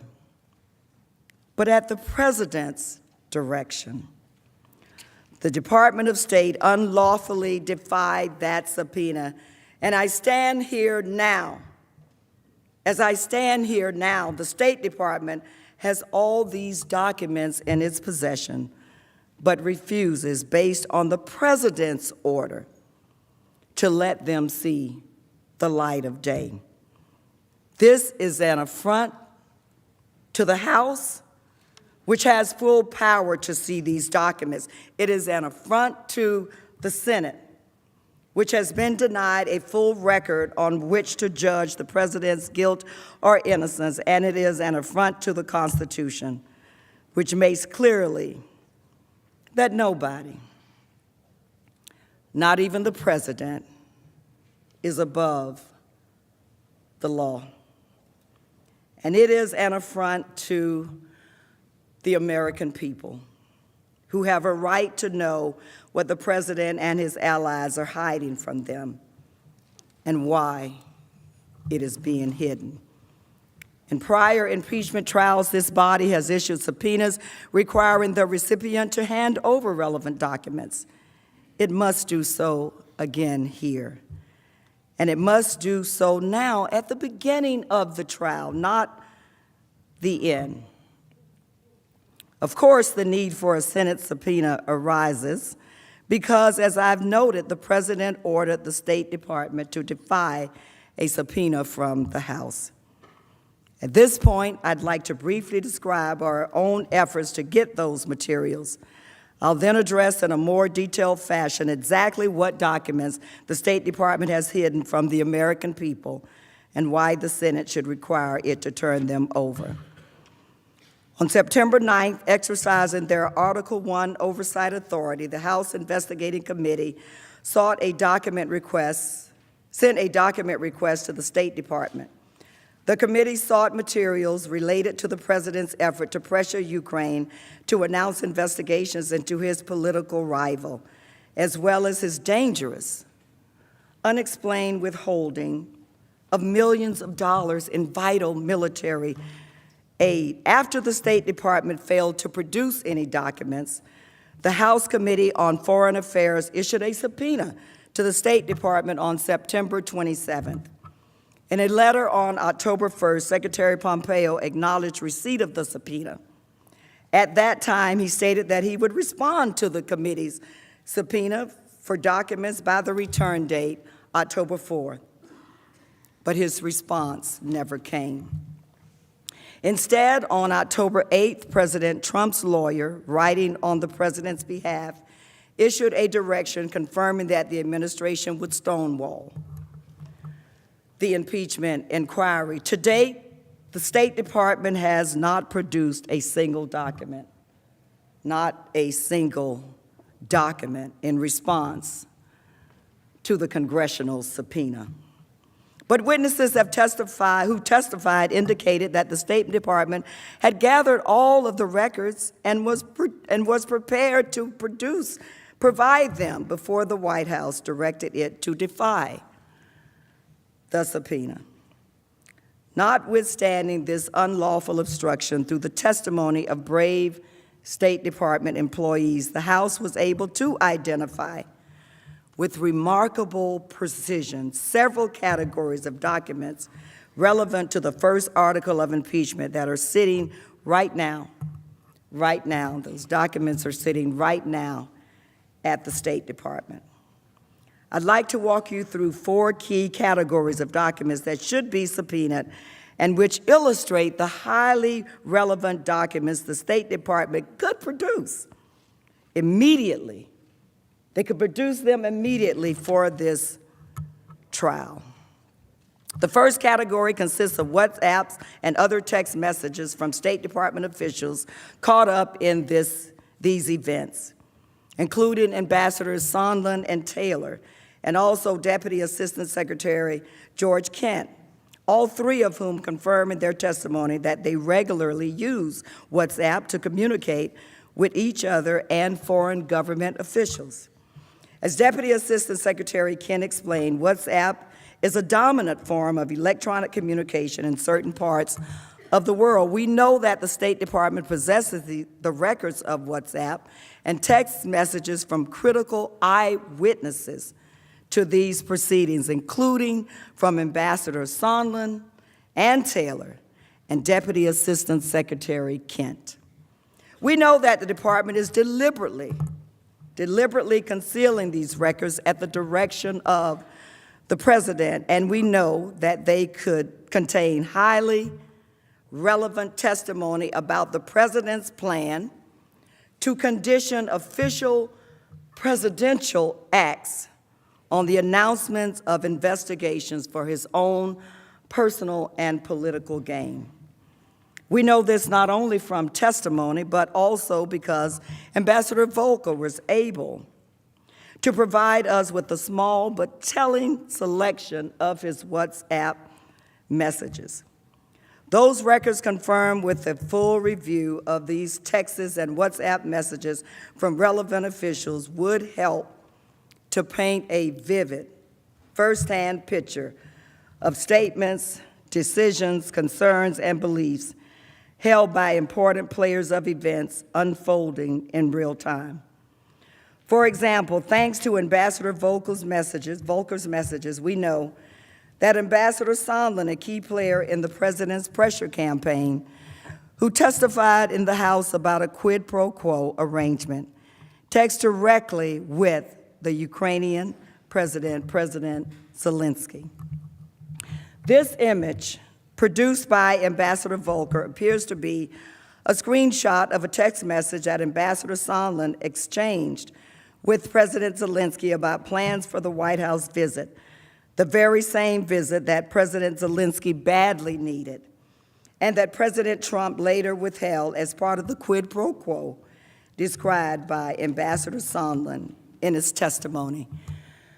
This body and the American people have a right to know what else Ambassador Sondland and President Zelensky said in this and other relevant exchanges about the White House meeting or about the military aid and the president's demand.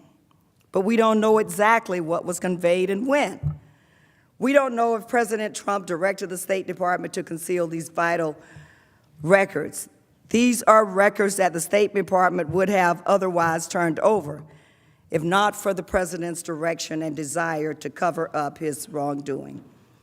To get a sense of why texts and WhatsApp messages are so vital, just consider whether another piece of evidence we've gleaned from Ambassador Volker's partial production. On July 10th, at the White House meetings, at which Ambassador Sondland pressured Ukrainian officials to announce investigations of President Trump's political opponents, a Ukrainian governmental official texted Ambassador Volker, "I feel that the key for many things is Rudy, and I am ready to talk with him at any time." This is evidence that immediately following Ambassador Sondland's ultimatum, Ukrainian officials recognized that they needed to appease Rudy Giuliani by carrying out the investigations. Of course, Mr. Giuliani had publicly confirmed that he was not engaged in foreign policy, but it was instead advancing his clients, the president's own personal interest. Further, in another text message exchange provided by Ambassador Volker, we see evidence that Ukraine understood President Trump's demands loud and clear. On the morning of July 25th, half an hour before the infamous call between President Trump and President Zelensky, Ambassador Volker wrote to a senior Ukrainian official heard from White House. Assuming President Z convinces Trump he will investigate, get to the bottom of what happened in 2016, we will nail down date for visit to Washington. Good luck. See you tomorrow. Kurt. Ambassador Sondland confirmed that this text accurately summarized the president's directive to him earlier that morning. After the phone call between President Trump and President Zelensky, the Ukrainian official responded pointedly. Phone call went well. He then discussed potential dates for a White House meeting. Then the very next day, Ambassador Volker wrote to Rudy Giuliani, exactly the right messages as we discussed. These messages confirm Mr. Giuliani's central role, the premeditated nature of President Trump's solicitation of political investigation, and the pressure campaign on Ukraine waged by Mr. Giuliani and senior officials at President Trump's direction. Again, this is just some of what we learned from Ambassador Volker's records. As you will see during this trial presentation, there were numerous WhatsApp messages in August, while Ambassadors Volker and Sondland and Mr. Giuliani were pressuring President Zelensky's top aide to issue a statement announcing the investigations that President Trump wanted. And Ambassador Taylor's text that you saw earlier about withholding the aid further reveals how much more material there likely is that relates to the articles of impeachment. There can be no doubt that a full production of relevant texts and WhatsApp messages from other officials involved in Ukraine and in touch with Ukrainian officials, including Ambassador Sondland, Ambassador Taylor, and Deputy Assistant Secretary Kent, would further illuminate the malfeasance addressed in our first article. This leads to the second category of documents that the State Department is unlawfully withholding: emails involving key State Department officials concerning interactions with senior Ukrainian officials and relating to military aid, a White House meeting, and the president's demand for investigations into his rivals. For example, on July 19th, Ambassador Gordon Sondland spoke directly with President Zelensky about the upcoming July 25th call between President Trump and President Zelensky.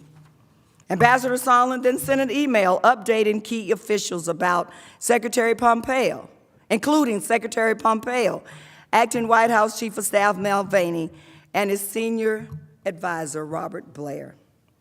In this email, he noted that he prepared President Zelensky, who was willing to make the announcements of political investigations that President Trump desired. Secretary Perry and Mick Mulvaney then responded to Sondland, acknowledging they received the email and recommending to move forward with the phone call. That became the July 25 call between the presidents of the United States and Ukraine. We know all of this not because the State Department provided us with critical document, but instead because Ambassador Sondland provided us a reproduction of the email. In his public testimony, Ambassador Sondland quite correctly explained that this email demonstrated, quote, everyone was in the loop. Everyone was in the loop. It was no secret. Everyone was informed via email on July 19th, days before the presidential call. As I communicated to the team, I told President Zelensky in advance that assurances to run a fully transparent investigation and turn over every stone were necessary in his call with President Trump. Even viewed alone, this reproduced email is damning. It was sent shortly after Ambassador Sondland personally conveyed the president's demand for investigations to Ukrainians at the White House, leading several officials to sound alarms. It was sent just a few days before the July 25 call, where President Trump asked for a favor. And by itself, this email shows who was embroiled in President Trump's plan to pressure the Ukrainian president for his own political gain. But it's obvious that the full email chain and other related emails to this key time period would also be highly relevant. We don't have those emails because the State Department is hiding them at the direction of the president. The Senate should issue the proposed subpoena to ensure a complete record of these and other relevant emails. Any doubt that the State Department is concealing critical evidence from this body was resolved when the State Department was recently ordered to release documents, including emails pursuant to a lawsuit under the Freedom of Information Act. These documents are heavily redacted and are limited to a very narrow time period. But nevertheless, despite the heavy redactions, these highly limited glimpse into the State Department's secret record demonstrates that those records are full of information relevant to this trial. For example, several of these newly elected or released emails show multiple contacts between the State Department, including Secretary Pompeo and Mr. Giuliani throughout 2019. This is an important fact. Mr. Giuliani served as the president's point person in executing his corrupt scheme. Mr. Giuliani repeatedly emphasized that his role was to advance the president's personal agenda. The president's political interests, not to promote the national security interest of the United States. The fact that the president's private attorney was in contact at key junctures with the Secretary of State, whose senior officials were directed by the president to support Mr. Giuliani's efforts in Ukraine, is relevant, disturbing, and telling. For example, we know that on March 26, as Mr. Giuliani was pursuing the president's private agenda in Ukraine, and just 1 week after The Hill published an article featuring Mr. Giuliani's Ukraine conspiracy theories, Secretary Pompeo and Mr. Giuliani spoke directly on the phone. That same week, President Trump's former personal secretary was asked by Mr. Giuliani's assistant for a direct connection to Secretary Pompeo. Based on these records, it is also clear that Secretary Pompeo was already actively engaged with Mr. Giuliani in early spring of 2019. And it also appears that these efforts were backed by the White House, given the involvement of President Trump's personal secretary.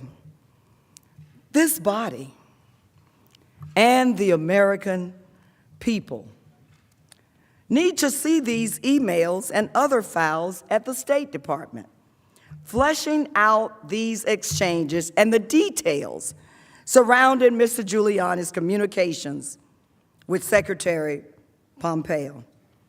Moreover, based on call records lawfully obtained by the House from this period, we know that from March 24th to March 30th, Mr. Giuliani called the White House several times and also connected with an unidentified number numerous times.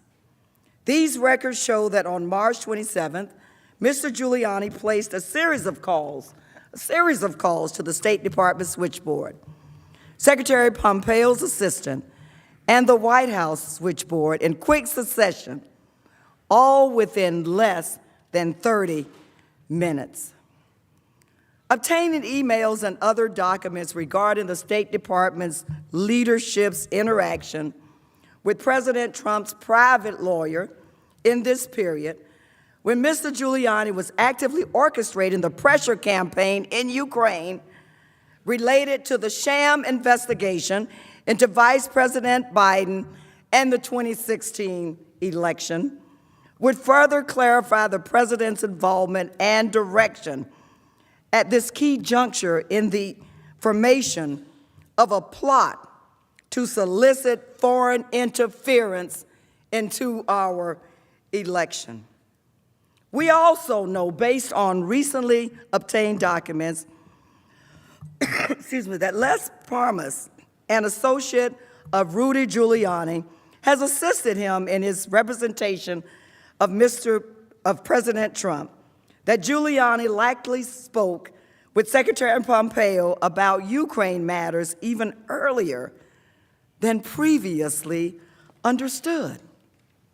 According to documents obtained from Mr. Parmas, Mr. Giuliani wrote in early February of 2019 that he apparently spoke with Secretary Pompeo about the removal of the U.S. ambassador in Ukraine, Marie Yovanovitch. Mr. Giuliani viewed her as an impediment to implementing the president's corrupt scheme and orchestrated a long-running smear campaign against her. Here's what Mr. Parmas said about this just last week. Do you believe that part of the motivation to get rid of Ambassador Yovanovitch, to get her out of post, was because she was in the way of this effort to get the government of Ukraine to announce investigations of Joe Biden? That was the only motivation. That was the only motivation. There was no other motivation. These are just some of the email communications that we know.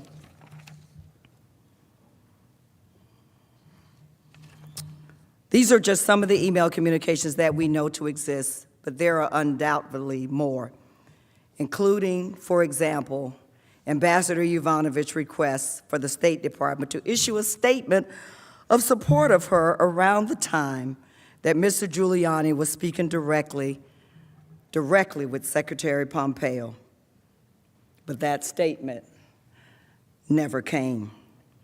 The State Department has gathered these records and they are ready to be turned over, pursuant to a subpoena from the Senate. It would not be a time-consuming or lengthy process to obtain them, and there are clearly important and relevant documents to the president's scheme. If we want the full and complete truth, then we need to see those emails. The Senate should also seek a third item that the State Department has refused to provide, and that's Ambassador Taylor's extraordinary first-person diplomatic cable to Secretary Pompeo dated August 29 and sent at the recommendation of the National Security Advisor, John Bolton, in which Ambassador Taylor strenuously objected to the withholding of military aid from Ukraine, as Ambassador Taylor recounted in his deposition. Near the end of Ambassador Bolton's visit, I asked to meet him privately, during which I expressed to him my serious concern about the withholding of military assistance to Ukraine while the Ukrainians were defending their country from Russian aggression. Ambassador Bolton recommended that I send a first-person cable to Secretary Pompeo directly, relaying my concerns. I wrote and transmitted such a cable on August 29th, describing the folly I saw in withholding military aid to Ukraine at a time when hostilities were still active in the East and when Russia was watching closely to gauge the level of American support for the Ukrainian government. The Russians, as I said at my deposition, would love to see the humiliation of President Zelensky at the hands of the Americans. I told the Secretary that I could not and would not defend such a policy. Although I received no specific response, I heard that soon thereafter, the Secretary carried the cable with him to a meeting at the White House focused on security assistance for Ukraine. While we know from Ambassador Taylor and Deputy Assistant Secretary Kent that the cable was received, we do not know whether or how the State Department responded, nor do we know if the State Department possesses any other internal records relating to this cable. This cable is vital for 3 reasons. First, it demonstrates the harm that President Trump did to our national security when he used foreign policy as an instrument of his own personal political gain. Second, on the same day the cable was sent, President Zelensky's senior aide told Ambassador Taylor that he was very concerned about the hold on military assistance. He added that the Ukrainians were just desperate added to be released. In other words, President Trump's effort to use military aid to apply additional pressure on Ukraine was working. And finally, based on reporting by the New York Times, we now know that within days of Ambassador Taylor sending this cable, President Trump discussed Ukrainian security assistance with Secretary Pompeo, Defense Secretary Esper, and National Security Advisor Bolton. The investigation uncovered testimony that Secretary Pompeo brought Ambassador Taylor's cable to the White House. Perhaps it was during this meeting. There, perhaps prodded by Ambassador Taylor's cable, all three of them pleaded with the president to resume the crucial military aid. Yet the president refused. This body has a right to see Ambassador Taylor's cable as well as the other State Department records addressing the official response to it. Although it may have been classified at the time, the State Department can no longer claim that the topic of security assistance remains classified today in light of the president's decision to declassify his 2 telephone calls with President Zelensky and Mr. Mulvaney's public statements about security assistance. The fourth category of documents that the Senate should subpoena are contemporaneous first-person accounts from State Department officials who were caught up in President Trump's corrupt scheme. These documents, which were described in detail by Deputy Assistant Secretary Kent, Ambassador Taylor, and political officer David Holmes, would help complete the record and clarify how the president's scheme unfolded in real time and how the Ukrainians reacted. Mr. Kent wrote notes or memos to file at least 4 times, according to his testimony.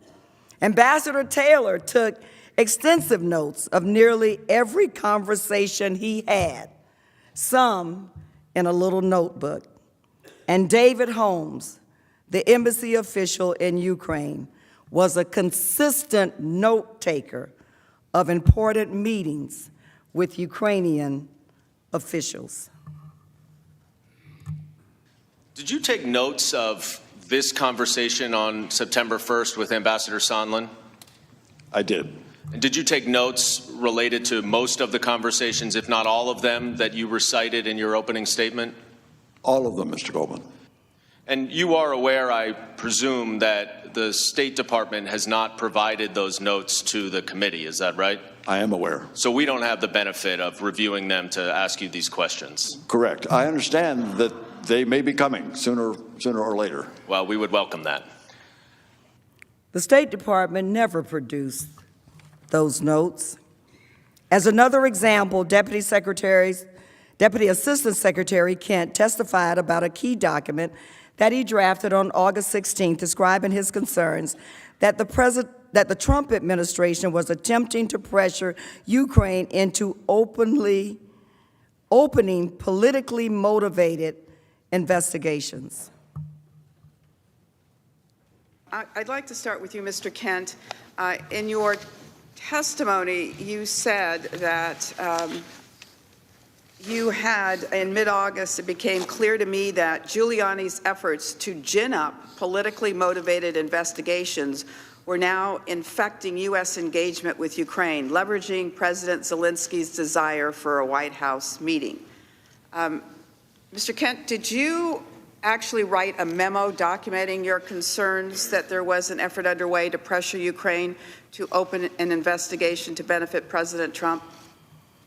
Yes, ma'am. I wrote a memo to the file on August 16th. But we don't have access to that memo, do we? I submitted it to the State Department subject to the September 27th subpoena. And we have not received one piece of paper from the State Department relative to this investigation.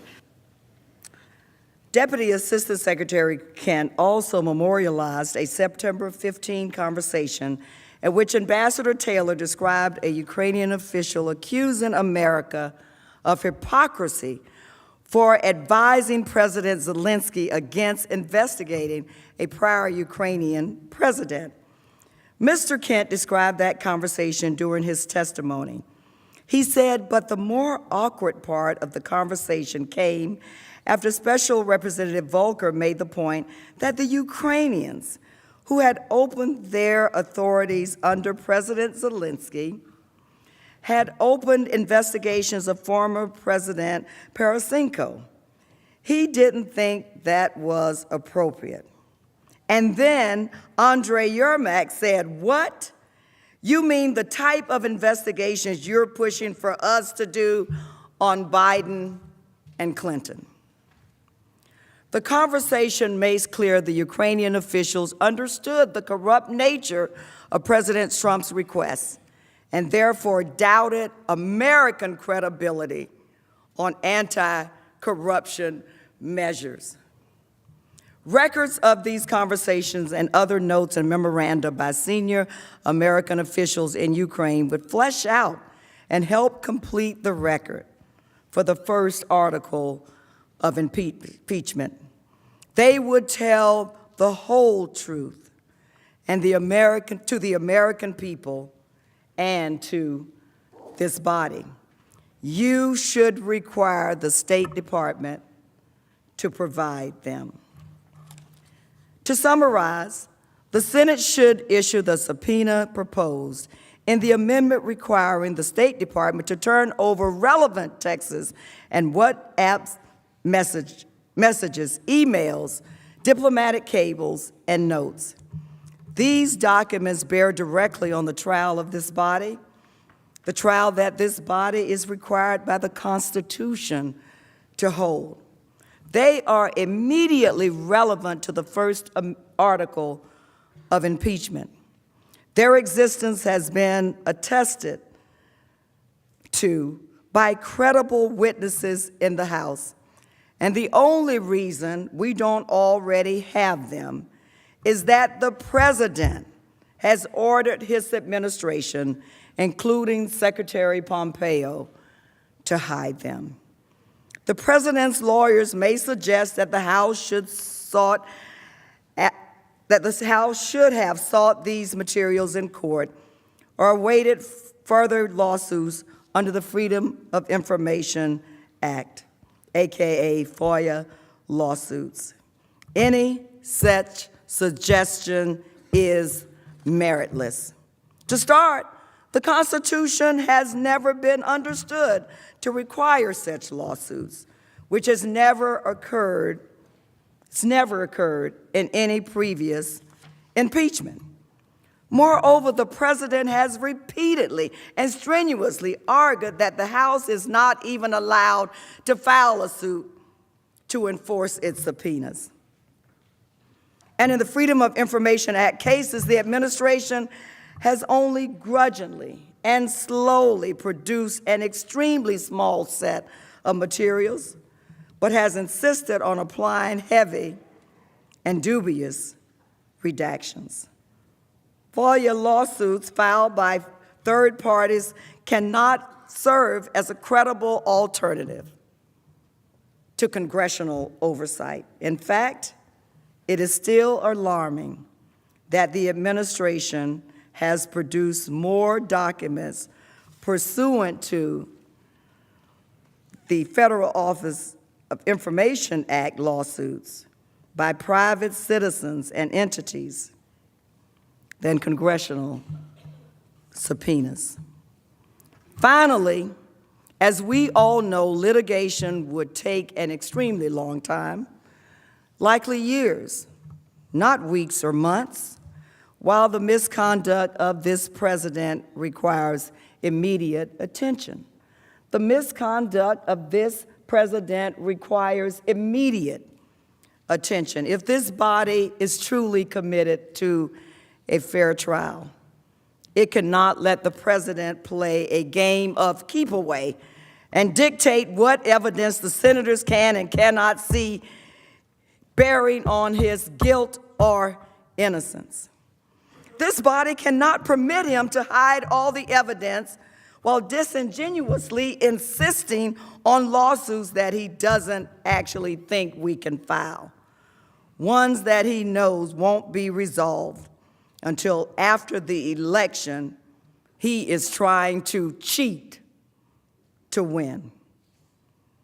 Instead, to honor your oaths to do impartial justice, we urge each senator to support a subpoena to the State Department. And that subpoena should be issued now, at the beginning of the trial, rather than at the end, so these documents can be reviewed and their importance weighed by the parties, the Senate, and by the American people. That is how things work in every courtroom in the nation. And it is how they should work here, especially because the stakes, as you all know, are so high. The truth is there. Facts are stubborn things. The president is trying to hide it. This body should not surrender to his obstruction by refusing to demand a full record. That is why the House managers support this amendment. And Mr. Chief Justice, the House managers reserve the balance of our time. Mr. Cipollone. Thank you, Mr. Chief Justice. In the interest of time, I won't repeat all of the arguments that we've made already with respect to these motions. I would say one thing before I turn it over to my co-counsel. Mr. Schiff came here and said he's not asking you to do something he wouldn't do for himself. And the House manager said, we're not asking you to do our jobs for us. And Mr. Schiff came up here and he said, I call Ambassador Bolton. Remember Paul Harvey? It's time for the rest of the story. He didn't call him in the House. He didn't subpoena Ambassador Bolton in the House. I have a letter here from Ambassador Bolton's lawyer. He's the same lawyer that Charlie Kupperman hired. It's dated November 8th. He said, I write as counsel to Dr. Charles Kupperman and to Ambassador John Bolton. In response to the letter of November 5th from Chairman Schiff, Chairman Engel, and Acting Chair Maloney, the House chairs, withdrawing the subpoena to Dr. Kupperman, I mentioned that earlier, and to recent published reports announcing that the House chairs do not intend to issue a subpoena to Ambassador Bolton. He goes on and says, we are dismayed that the committees have chosen not to join us in seeking resolution from the judicial branch of this momentous constitutional question. And he ends the letter by saying, if the House chooses not to pursue through subpoena the testimony of Dr. Kupperman and Ambassador Bolton, let the record be clear. That is the House's decision, and they made that decision. They never subpoenaed Ambassador Bolton. They didn't try to call him in the House, and they withdrew the subpoena for Charles Kupperman before the judge could rule, and they asked that the case be mooted. And now they come here and they ask you to issue a subpoena for John Bolton. It's not right. I yield the remainder of my time to Mr. Sekulow. Mr. Chief Justice, members of the Senate, the manager said facts are a stubborn thing. Let me give you some facts. It's from the transcripts. Ambassador Sondland actually testified unequivocally that the president did not tie aid to investigations. Instead, that he acknowledged any leak he had suggested was based entirely on his own speculation, unconnected to any conversation with the president. Here's the question. What about the aid? Ambassador Volker says that they were tied, that the aid was not tied. Answer. I didn't say that they were conclusively tied either. I said I was presuming it. Question. Okay. And so the president never told you they were tied. Answer. That is correct. Question. So your testimony and Ambassador Volker's testimony is consistent, and the president did not tie investigations, aid to investigations. Answer. That is correct.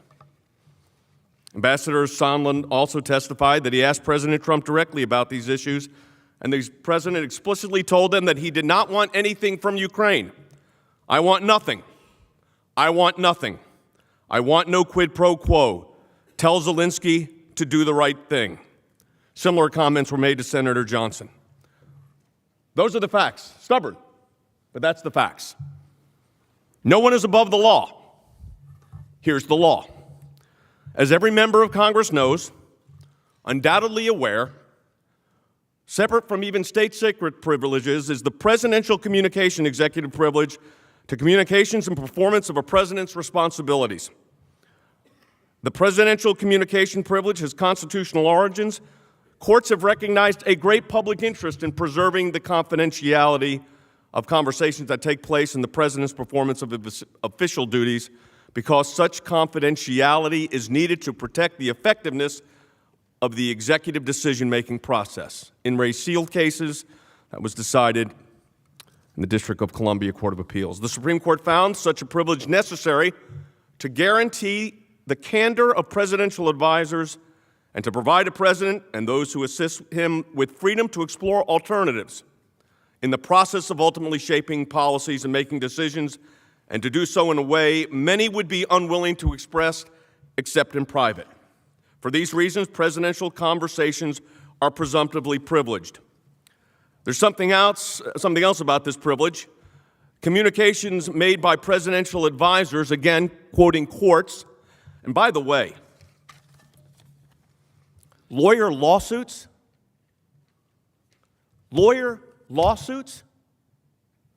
we're talking about the impeachment of a president of the United States, duly elected. And the managers are complaining about lawyer lawsuits? The Constitution allows lawyer lawsuits. It's disrespecting the Constitution of the United States to even say that in this chamber. Lawyer lawsuits.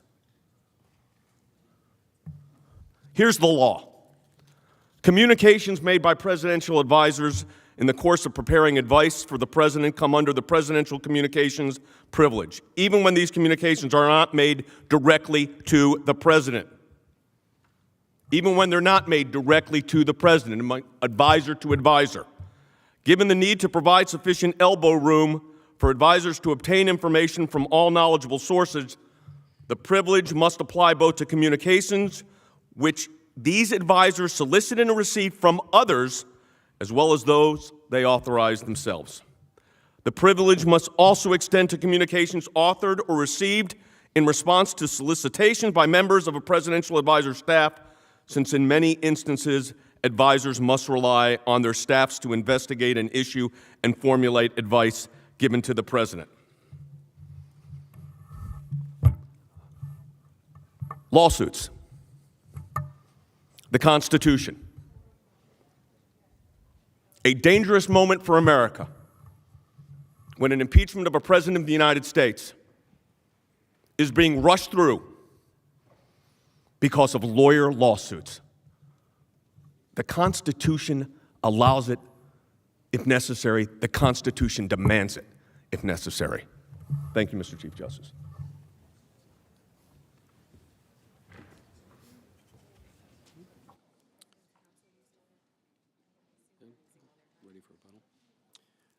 Mrs. Demings, you have 13 minutes for rebuttal. Mr. Schiff.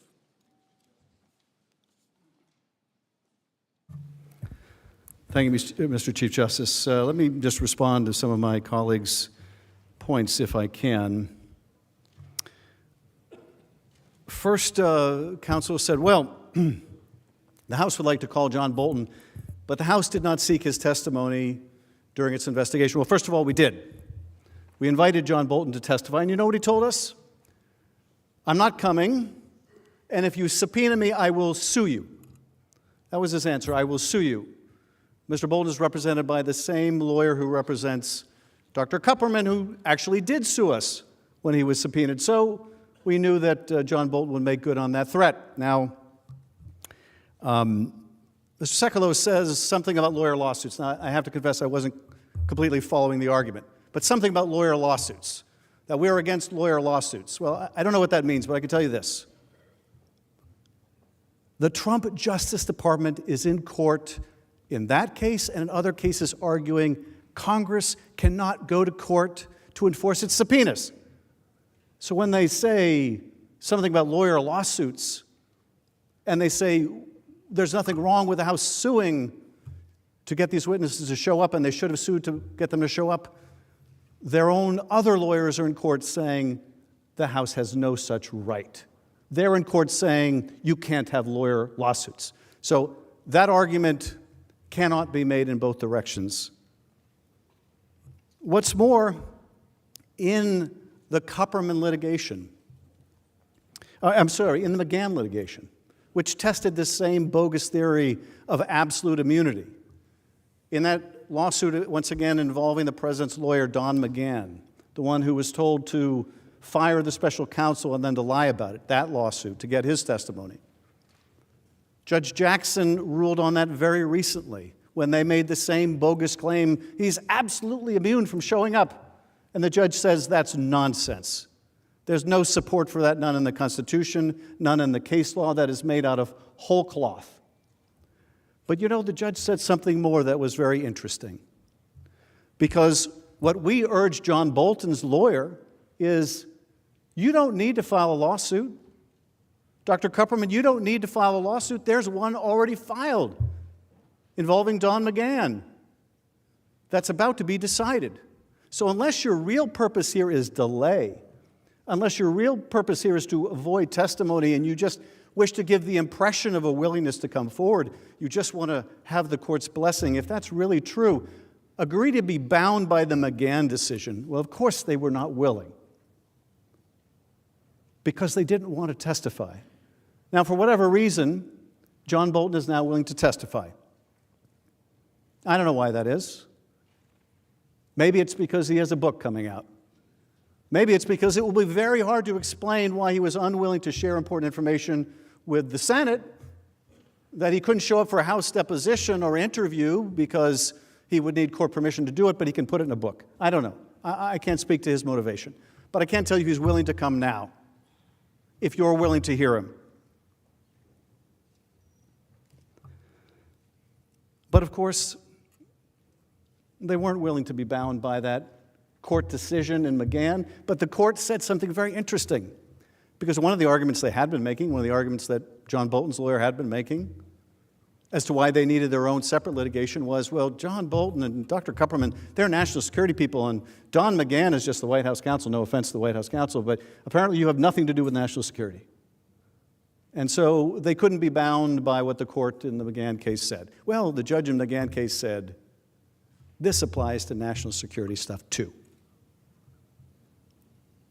So we do have a court decision, and what's more, we have the court decision in the Harriet Miers case in the George W. Bush administration, where likewise the court made short shrift of this claim of absolute, complete, and total immunity. Now, there were also comments made about Ambassador Volker's testimony by Mr. Sekulow. And it was along these lines. Ambassador Volker said the president never told him that the aid was being conditioned, or the meeting was being conditioned on Ukraine doing these sham investigations. Well, I guess that's case closed. Unless the president told everyone, called them into their office and said, hey, I'm going to tell you now, and then I'm going to tell you now. If he didn't tell everyone, I guess it's case closed. Well, you know who the president did tell, among others? He told Mick Mulvaney. Mick Mulvaney went out on national television and said, yes, they discussed it. This investigation, this Russian narrative that it wasn't Ukraine that intervened in 2016, it was Russia. I'm sorry, it wasn't Russia, it was Ukraine. Yes, that bogus 2016 theory, yes, they discussed it. Yes, that was part of the reason why they withheld the money. And when reporters said, well, you're kind of describing a quid pro quo, his answer was, yeah, get used to it or get over it. We do it all the time. Now, they haven't said they want to hear from Mick Mulvaney. I wonder why. The president did talk to Mick Mulvaney about it. Wouldn't you like to hear what Mick Mulvaney has to say? I mean, if you really want to get to the bottom of this, if they're really challenging the fact that the president conditioned $400 million of military aid to an ally at war, if Mick Mulvaney has already said publicly that he talked to the president about it, and this is part of the reason why, don't you think you should hear from him?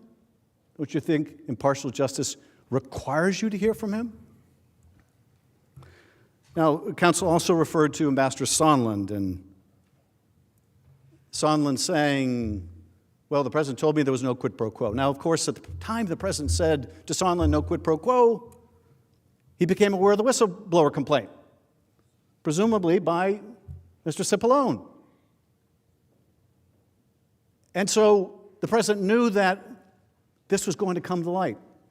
On the advice, apparently, of Mr. Cipollone, or maybe others, the Director of National Intelligence, for the first time in history, withheld a whistleblower complaint from Congress, its intended recipient. But nonetheless, the White House was aware of that complaint. We launched our own investigations. Yes, they got caught, and in the midst of being caught, what does he say? It's called a false exculpatory. For those people at home, that's a fancy word of saying it's a false, phony alibi. No quid pro quo. He wasn't even asked the question, was there a quid pro quo? He just blurted it out. That's the defense, that the president denies it. And what's more interestingly, he didn't tell you about the other half of that conversation where the president says no quid pro quo. He says no quid pro quo, but Zelensky needs to go to the mic, and he should want to do it, which is the equivalent of saying no quid pro quo except the quid pro quo. And here's what the quid pro quo is. He needs to go to the mic, and he should want to do it. That's their alibi? They didn't also mention, of course, and you'll hear about this during the trial if we have a real trial. Ambassador Sondland also said that we're often asked, was there a quid pro quo? The answer is yes, there was a quid pro quo. There was an absolute quid pro quo. And what's more, when it came to the military aid, it was as simple as 2 + 2. Well, I'll tell you something. We're not the only people who can add up 2 + 2. There are millions of people watching this can add up 2 + 2 also.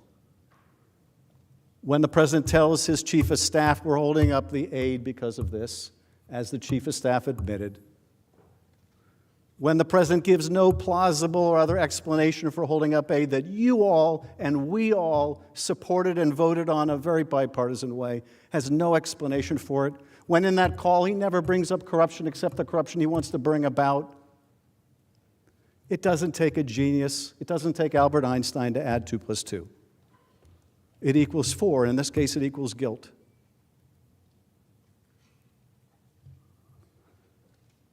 Now, you're going to have 16 hours to ask questions. You're going to have 16 hours. That's a long time to ask questions. Wouldn't you like to be able to ask about the documents in that 16 hours?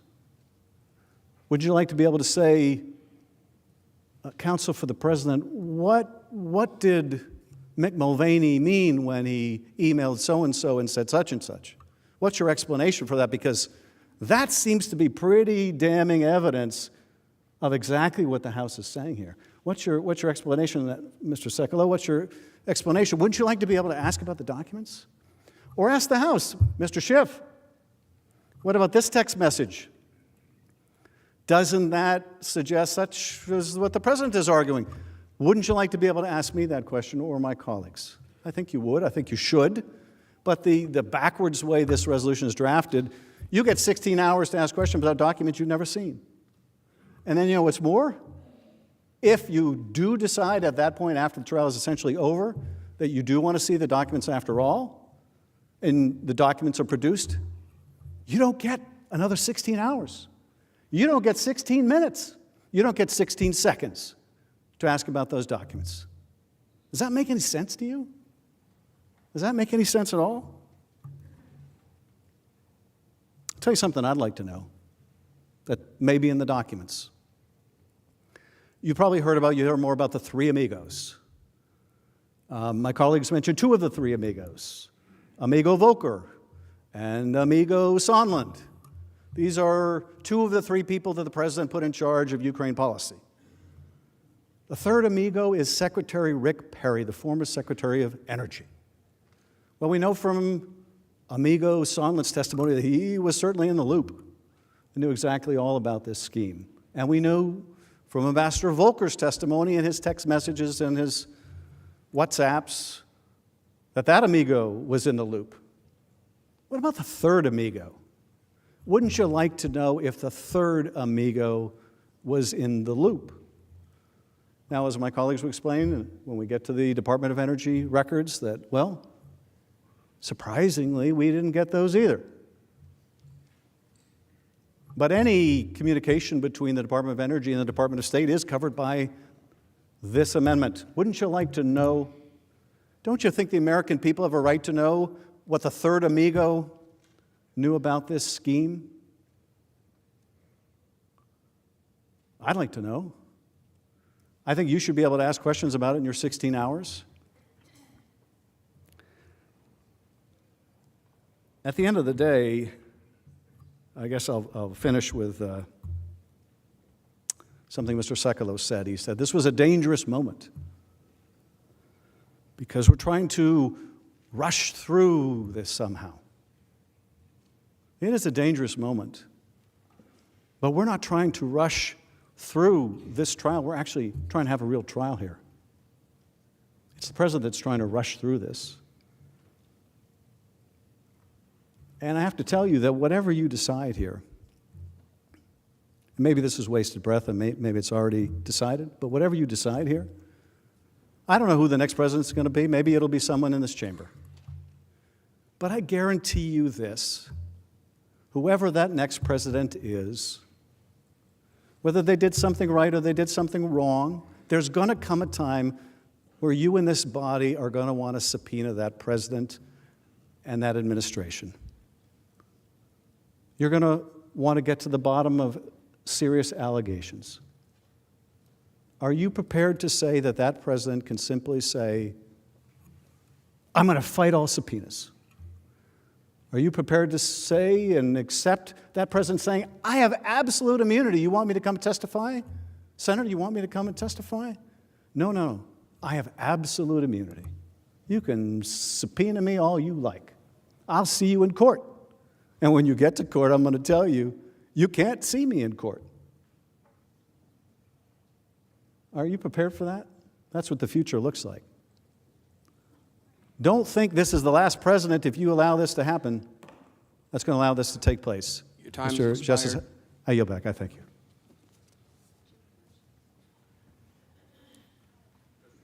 The majority leader is recognized. To table the amendment. The question is on the motion to table. And ask for the ayes and nays. Is there a sufficient second? There is. The clerk will call the roll. Mr. Alexander. Aye. Ms. Baldwin. No. Mr. Barrasso. Aye. Mr. Bennett. No. Mrs. Blackburn. Aye. Mr. Blumenthal. No. Mr. Blunt. Aye. Mr. Booker. No. Mr. Bozeman. Mr. Braun.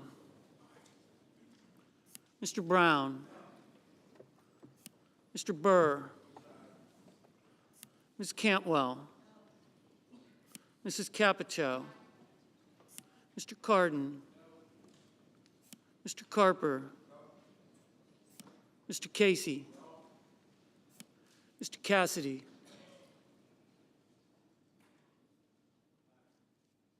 Ms. Collins. Mr. Coons. Mr. Cornyn. Ms. Cortez Masto. Mr. Cotton. Mr. Kramer. Mr. Crapo. Mr. Cruz. Mr. Daines. Ms. Duckworth. Mr. Durbin. Mr. Enzi. Ms. Ernst. Mrs. Feinstein. Mrs. Fisher. Mr. Gardner. Mrs. Gillibrand. Mr. Graham. Mr. Grassley. Ms. Harris. Ms. Hassan. Mr. Hawley. Mr. Heinrich. Ms. Hirono. Mr. Hoven. Mrs. Hyde-Smith. Mr. Inhofe. Mr. Johnson. Mr. Jones. Mr. Kane. Mr. Kennedy. Mr. King. Ms. Klobuchar. Mr. Langford. Mr. Leahy. Mr. Lee. Mrs. Loeffler. Mr. Manchin. Mr. Markey. Mr. McConnell. Ms. McSally. Mr. Menendez. Mr. Merkley. Mr. Moran. Ms. Murkowski. Mr. Murphy. Mrs. Murray. Mr. Paul. Mr. Perdue.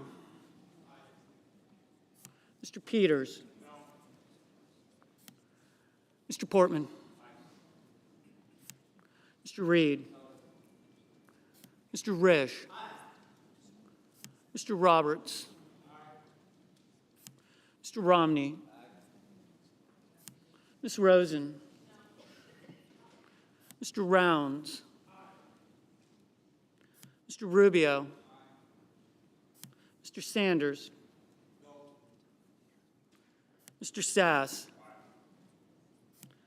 Mr. Schatz. Mr. Schumer. Mr. Scott of Florida. Mr. Scott of South Carolina. Mrs. Shaheen. Mr. Shelby. Ms. Sinema. Ms. Smith. Ms. Stabenow. Mr. Sullivan. Mr. Tester. Mr. Thune. Mr. Tillis. Mr. Toomey. Mr. Udall. Mr. Van Hollen. Mr. Warner. Ms. Warren. Mr. Whitehouse. Mr. Wicker. Mr. Wyden. Mr. Young.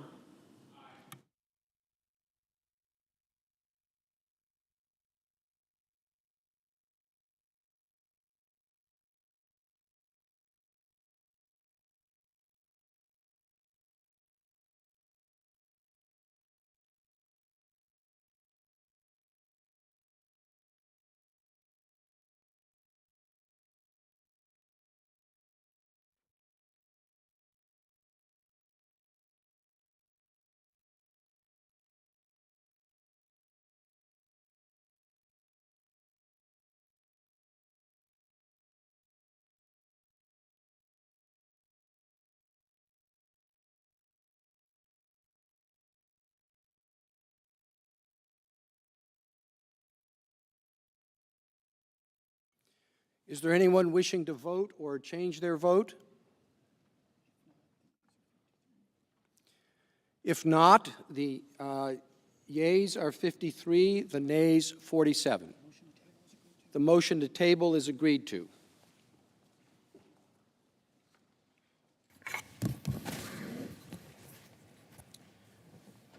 The Democratic leader is recognized. Mr. Chief Justice, I send an amendment to the desk to subpoena certain office and management and budget documents, and I ask that it be read. The clerk will read the amendment.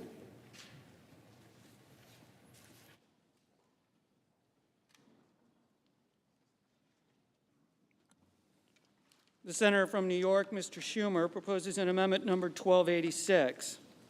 At the appropriate place in the resolving clause, insert the following section: notwithstanding any other provision of this resolution pursuant to Rules 5 and 6 of the Rules of Procedure and Practice in the Senate when sitting on impeachment trials, 1, the Chief Justice of the United States, through the Secretary of the Senate, shall issue a subpoena to the acting director of the Office of Management and Budget, commanding him to produce for the time period from January 1st, 2019 to the present all documents, communications, and other records within the possession, custody, or control of the Office of Management and Budget, referring or relating to A, the actual or potential suspension, withholding, delaying, freezing, or releasing of United States foreign assistance, military assistance, or security assistance of any kind to Ukraine, including but not limited to the Ukraine Security Assistance Initiative, referred to in this section as USAI, and foreign military financing, referred to in this section as FMF, including but not limited to 1, communications among, between, or referring to Director Michael John Mick Mulvaney, Assistant to the President Robert Blair, Acting Director Russell Vaught, Associate Director Michael Duffy, or any other Office of Management and Budget employee.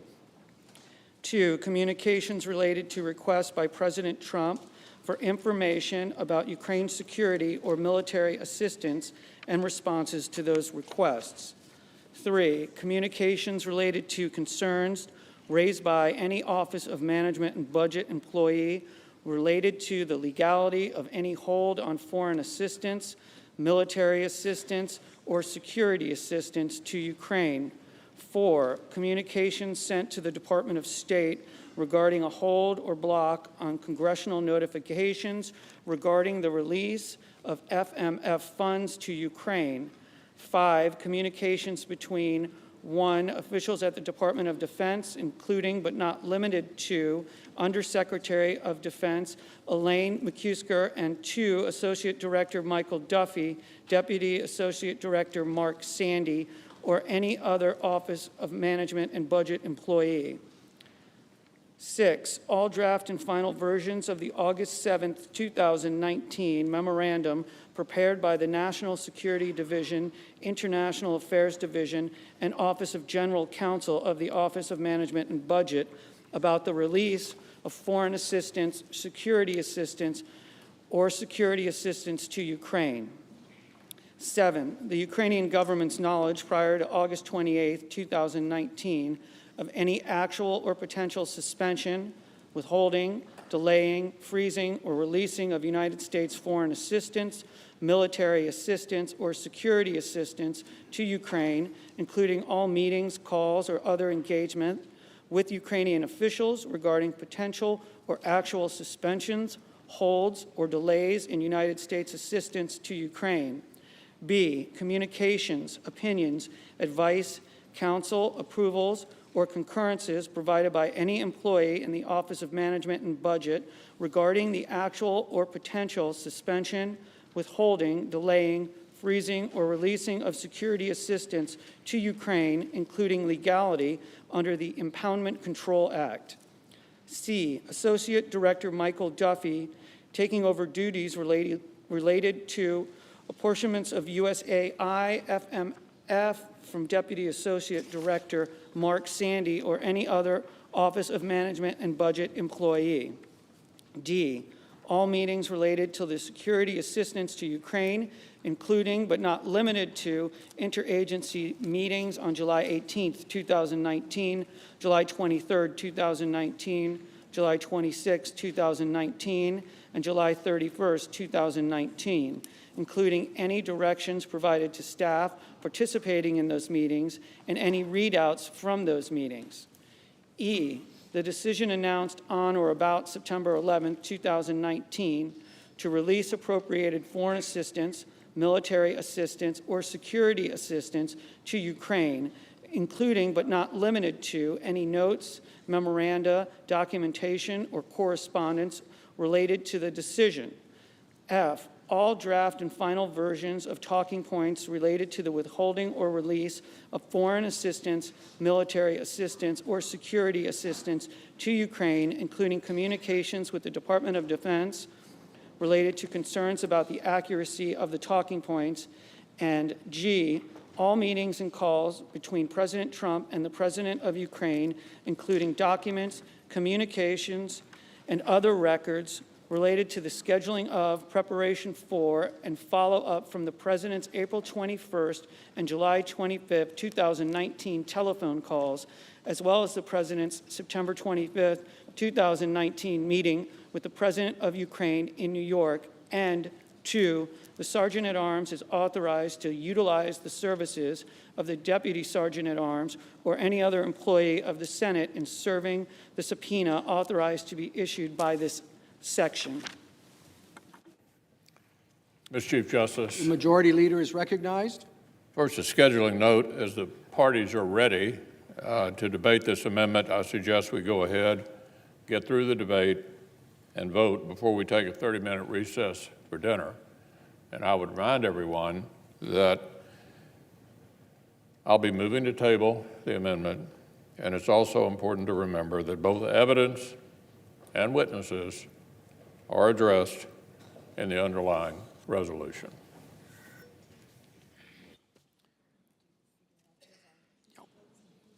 Thank you. The amendment is arguable by the parties for 2 hours, equally divided.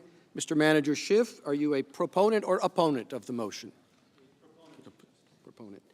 Mr. Cipollone, are you a proponent or opponent? Then, Mr. Schiff, your side will proceed first, and you will be able to reserve time for rebuttal. Thank you. Before I begin, Mr. Chief Justice, the House managers will reserve the balance of our time to respond to the counsel for the President. Mr. Chief Justice, Senators, counsel for the President, and the American people, I am Jason Crow from the great state of Colorado. The House managers strongly support this amendment to subpoena key documents from the Office of Management and Budget, or OMB. These documents go directly to one of President Trump's abuses of power, his decision to withhold vital military aid from a strategic partner that's at war to benefit his own personal reelection campaign. But why should that matter? Why should anybody care? Why should I care? Before I was a member of Congress, I was an American soldier, serving in Iraq and Afghanistan.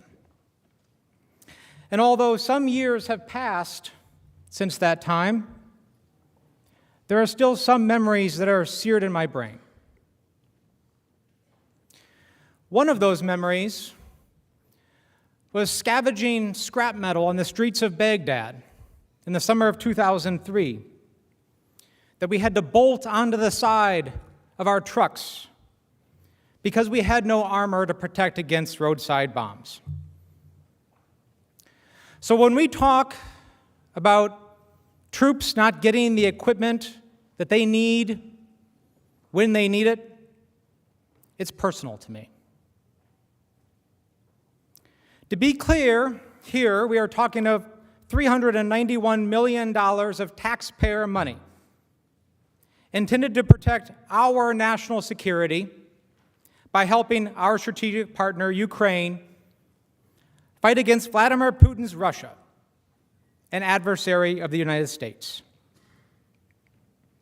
But the President could not carry out this scheme alone.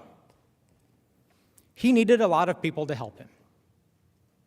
And that's why we know as much about it as we do today. But there is much more to know. And that's what trials are for, to get the full picture. We know there's more because President Trump needed the Office of Management and Budget to figure out how to stop what should have been a routine release of funds mandated by Congress. A release of funds that was already underway. But the people in this chamber don't need me to tell you that, because 87 of you in this room voted for those vital funds to support our partner, Ukraine.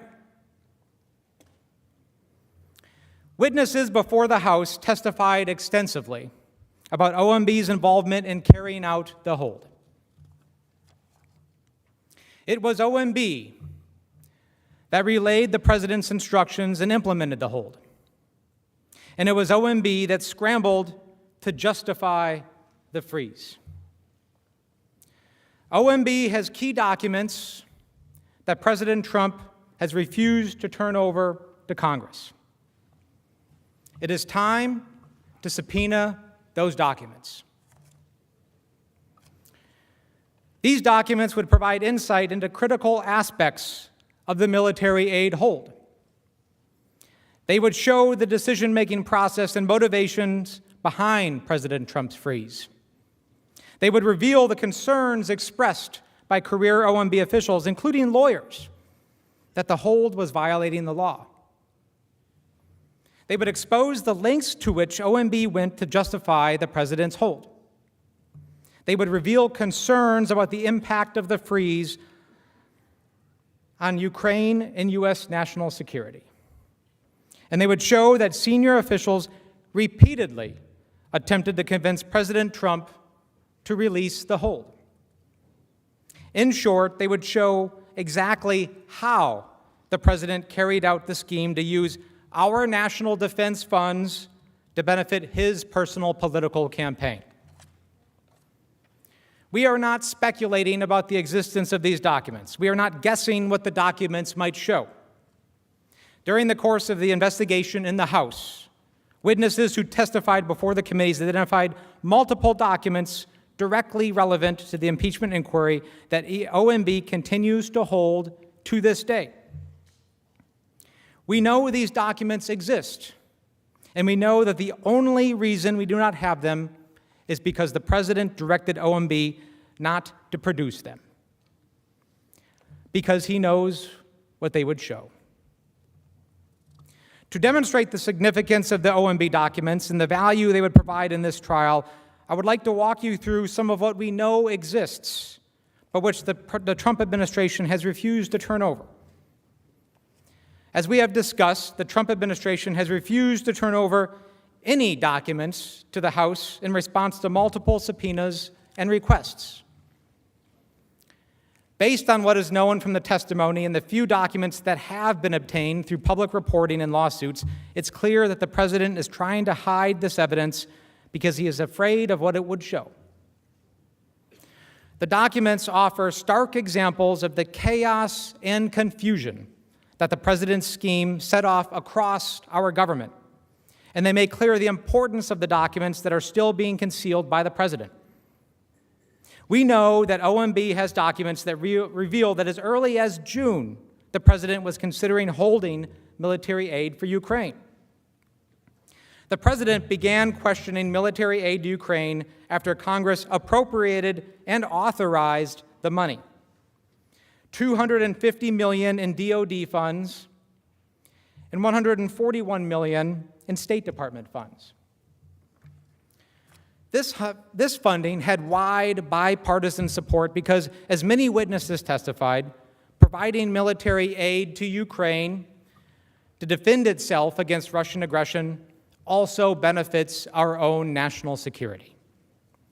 Importantly, the president's questions came weeks after the Department of Defense already certified that Ukraine had undertaken the anti-corruption reforms and other measures mandated by Congress as a condition for receiving that aid. So there is a process for making sure that the funds make it to the right place and to the right people, a process that has been followed every year that we have been providing that security assistance to Ukraine, including the first 2 years under the Trump administration.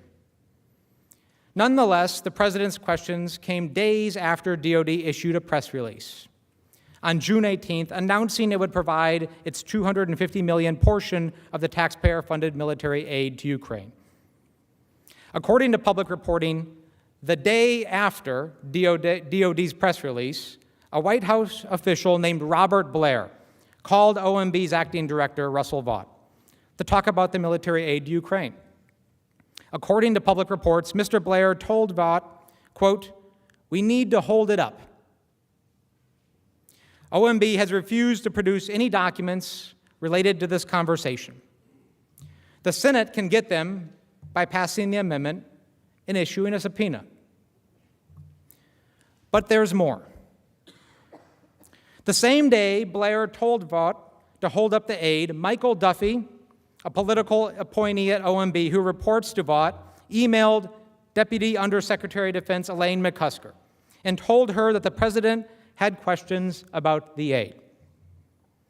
Duffy copied Mark Sandy, a career official at OMB, who told us about the email in his testimony before the House.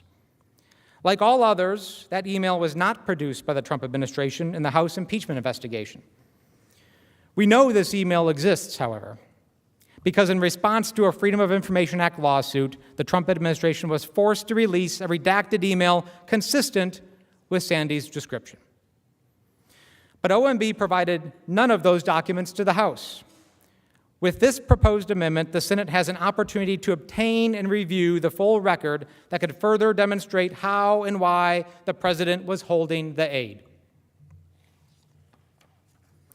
These documents would also shed light on the president's order to implement the hold. On July 3rd, the State Department told various officials that OMB blocked it from dispensing $141 million in aid. OMB had directed the State Department not to send a notification to Congress about spending the money. And without that notification, the aid was effectively blocked. Why did OMB block the congressional notification? Who told them to do it? What was the reason? The Senate would get those answers if it issued this subpoena. But there's more. On July 12th, Blair, the White House official who had called Vought on June 19th and said, quote, "We need to hold it up," then sent an email to Duffy at OMB. Blair said, quote, "The president is directing a hold on military support funding for Ukraine." We haven't seen this email. The only reason we know about it is from the testimony of Mark Sandy, the career OMB official who followed the law and complied with his subpoena. As you can see from the transcript excerpt in front of you, Sandy testified that the July 12th email did not mention concerns about any other country or any other aid packages, just Ukraine.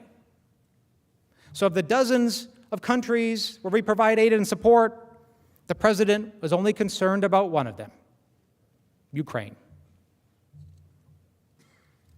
Why? Well, we know why. But OMB has still refused to provide a copy of this July 12 email and has refused to provide any documents surrounding it, all because the president told OMB to continue to hide the truth from Congress and the American people. What was he afraid of? A subpoena issued by the Senate would show us. OMB also has documents about a key series of meetings triggered by the president's order to hold the military aid.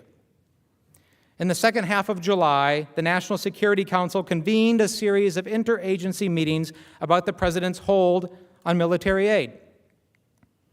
OMB documents would show what happened during those meetings. For example, on July 18th, the National Security Council staff convened a routine interagency meeting to discuss Ukraine policy. During the meeting, it was the OMB representative who announced that President Trump placed a hold on all military aid to Ukraine. Ambassador Bill Taylor, our most senior diplomat to Ukraine, participated in that meeting. And he described his reaction at his open hearing. In a regular NSC secure video conference call on July 18th, I heard a staff person from the Office of Management and Budget say that there was a hold on security assistance to Ukraine, but could not say why. Toward the end of an otherwise normal meeting, a voice on the call, the person was off screen, said that she was from OMB, and her boss had instructed her not to approve any additional spending on security assistance for Ukraine until further notice. I and others sat in astonishment. The Ukrainians were fighting Russians and counted on not only the training and weapons, but also the assurance of U.S. support. All that the OMB staff person said was that the directive had come from the President to the Chief of Staff to OMB. In an instant, I realized that one of the key pillars of our strong support for Ukraine was threatened. It's hard to believe that OMB would not have any documents following this bombshell announcement. It surely does. It was the agency that delivered the shocking news to the rest of the U.S. government that the President was withholding the vital military aid from our partner. And we would see these documents if the Senate issued a subpoena. The July 18th meeting was just the first in a series of meetings where OMB held the line and enforced the President's hold on the aid. But there was a second meeting on July 23rd, where we understood agencies raised concerns about the legality of OMB's hold on the aid. And then a third meeting at a more senior level on July 26th. Witnesses testified that at that meeting, OMB struggled to offer an explanation for the President's hold on the aid. And then a fourth meeting on July 31st, where the legal concerns about the hold were raised. At each of these meetings, there was confusion about the scope and the reasons for the hold. Nobody seemed to know what was going on. But that was exactly the point. All of the agencies, except OMB, which was simply conveying the President's order, supported the military aid and argued for lifting the hold. OMB did not produce a single document providing information about its participation, preparation, or follow-up from any of these meetings. Did these OMB officials come prepared with talking points for these meetings? Did OMB officials take notes during any of these meetings? Did they exchange emails about what was going on? Did OMB discuss what reasons they could give everyone else for the hold? By issuing this subpoena, the Senate can find out the answers to all of those questions and others like them. The American people deserve answers. OMB documents would also reveal key facts about what happened on July 25th. On July 25th, President Trump conducted his phone call with President Zelensky, during which he demanded a favor. This favor was for Ukraine to conduct an investigation to benefit the president's re-election campaign. That call was at 9 a.m. Just 90 minutes after President Trump hung up the phone, Duffy, the political appointee at OMB, who is in charge of national security programs, emailed DOD to, quote, formalize, end quote, the hold on the military aid. Just 90 minutes after President Trump's call, a call in which the president had asked for a favor. That email is on the screen in front of you. We have a redacted copy of this email because it was recently released through the Freedom of Information Act. It was not released by the Trump administration in response to the House's subpoena. In this email, Duffy told the DOD officials that based on the guidance he had received, they should, quote, hold off on any additional DOD obligations of these funds. He added that the request was, quote, sensitive, and that they should keep this information closely held, meaning don't tell anybody about it. Why did Duffy consider the information sensitive? Why didn't he want anyone to learn about it? Answers to those questions may be found in OMB emails that we could all see if you issue a subpoena. But there's more. Remember, the administration needed to create a way to stop funding that was already underway. The train had already left the station. and something like this had never been done before. Later in the evening of July 25th, OMB found a way, even though DOD had already notified Congress that the funds would be released. Here is how the scheme worked. OMB sent DOD a funding document that included a carefully worded footnote directing DOD to hold off on spending the funds. Quote, to allow for an interagency process to determine the best use, end quote. Remember that language.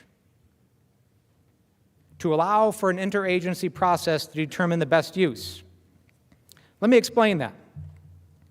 The footnote stated that this, quote, brief pause would not prevent DOD from spending the money by the end of the fiscal year, which was coming up on September 30th.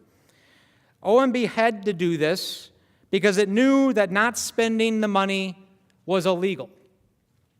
And they knew that DOD would be worried about that. And they were right. DOD was worried about it. Mr. Sandy testified that in his 12 years of experience at OMB, he could not recall anything like this ever happening before. The drafting of this unusual funding document and the issuance of the document must have generated a significant amount of email traffic, memos, and other documentation at OMB. Memos, email traffic, and documentation that we would all see if the Senate issued a subpoena. So what was the result from the series of events on July 25th? Where was Mr. Duffy's guidance to implement the hold coming from?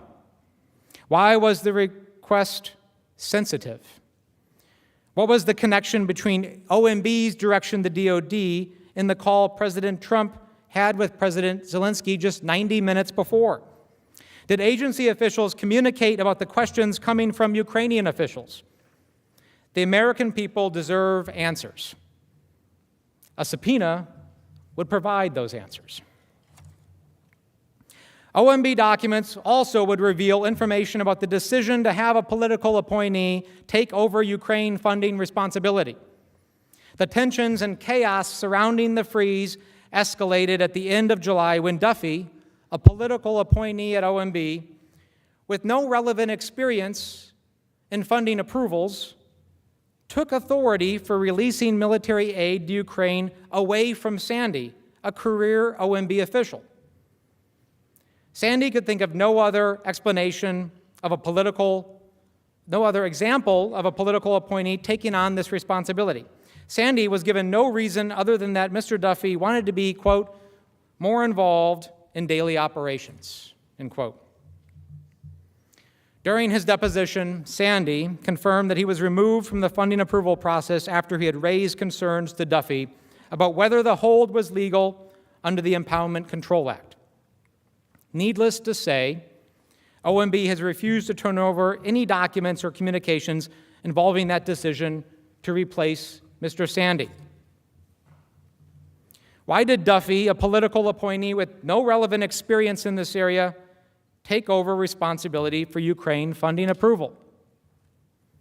Was the White House involved in that decision? Was Sandy removed because he had expressed concerns about the legality of the hold? By August 7th, people in our government were worried.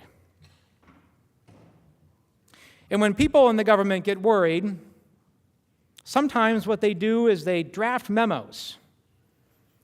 Because when they're concerned about getting caught up in something that doesn't seem right, they don't want to be a part of it. So on that day, Mark Sandy and other colleagues at OMB drafted and sent a memo about Ukraine military aid to Acting Director Vaught. According to Sandy, the memo advocated for the release of the funds. It said that the military aid was consistent with American national security interests. It would help to oppose Russian aggression, and it was backed by strong bipartisan support. But President Trump did not lift the hold. Over the next several weeks, OMB continued to issue funding documents that kept kicking the can down the road, supposedly to allow for more of this, quote, interagency process. While inserting those footnotes throughout the apportionment document stating that the delay wouldn't affect the funding. But here's the really shocking part. There was no interagency process. They made it up. It had ended months before. They made it up because nobody could say the real reason for the hold. In total, OMB issued 9 of these documents between July 25th and September 10th. Did the White House respond to OMB's concerns and recommendation to release the aid? Did the White House instruct OMB to continue creating a paper trail in an effort to justify the hold? Who knew what and when? OMB documents would shed light on OMB's actions as the president's scheme unraveled. Did the White House direct OMB to continue issuing the hold? What was OMB told about the president's reasons for releasing the hold? What communications did OMB officials have with the White House around the time of the release? As the president's scheme unraveled, did anyone at OMB connect the dots about the real reason for the hold? The OMB documents would shed light on all of these questions, and the American people deserve answers. I remember what it feels like to not have the equipment you need when you need it. Real people's lives are at stake. That's why this matters. We need this information so we can ensure that this never happens again. Eventually, this will all come out. We will have answers to these questions. The question now is whether we'll have them in time and who here will be on the right side of history.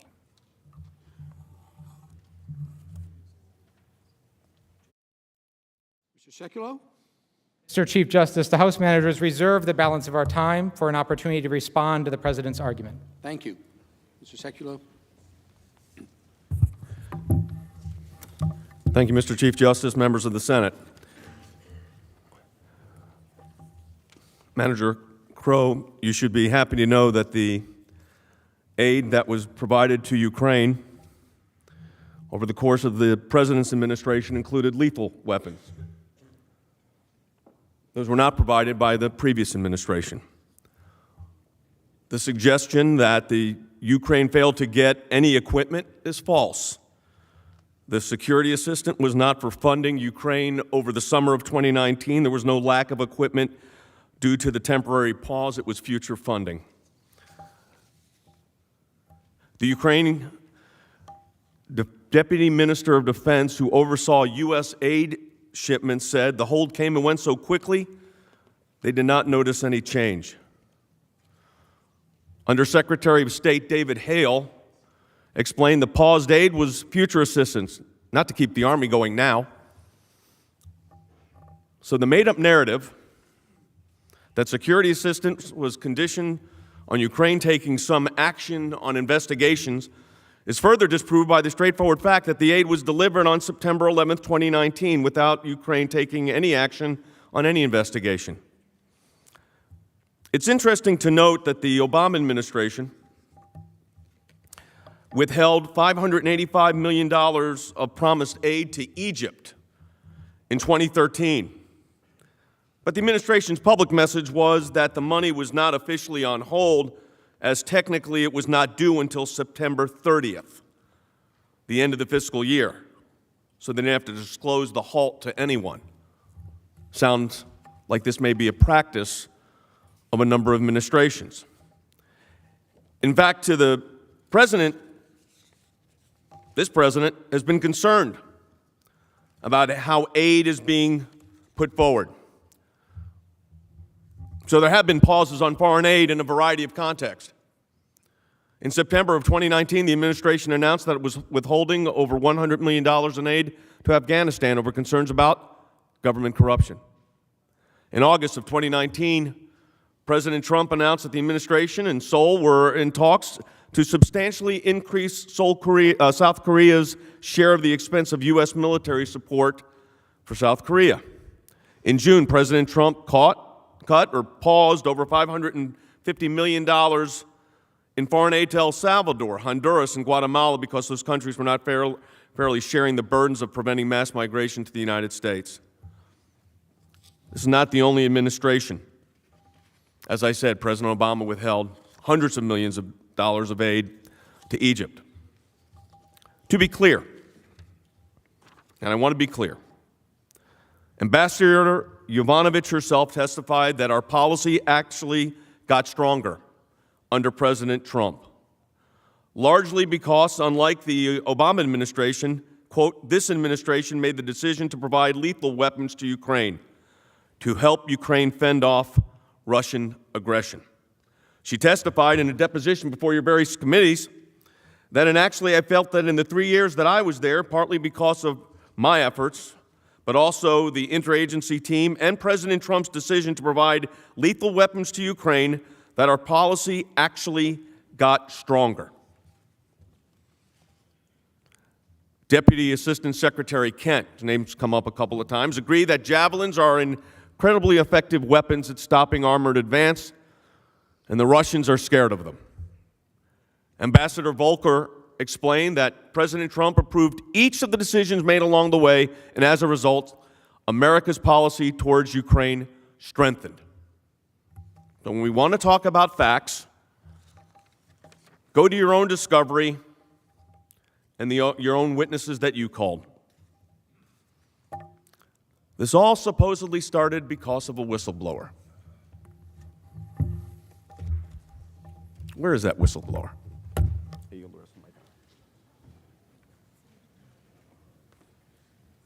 The House managers have 35 minutes remaining. Mr. Chief Justice, at war, time matters. Minutes and hours can seem like years. So the idea that, well, it made it there eventually just doesn't work. And yes, the aid was provided. It was provided by Congress. This Senate and the House of Representatives with the President's signature. The Congress is the one that sends the aid. And millions of dollars of this aid would have been lost because of the delay had Congress not actually passed another law that extended that deadline to allow the funds to be spent. Let me repeat that. The delay had jeopardized the expenditure of the money to such an extent that Congress had to pass another law to extend the deadline so that the money and the equipment got to the people on the front lines. Need I also reiterate the supposed interagency process, the concerns that the President and his counsel continue to raise about corruption and making sure that the process went right. There was no interagency process. The whole thing was made up. It was a phantom. There was a delay, and delays matter. Mr. Chief Justice, I reserve the balance of my time for Mr. Schiff. Mr. Schiff?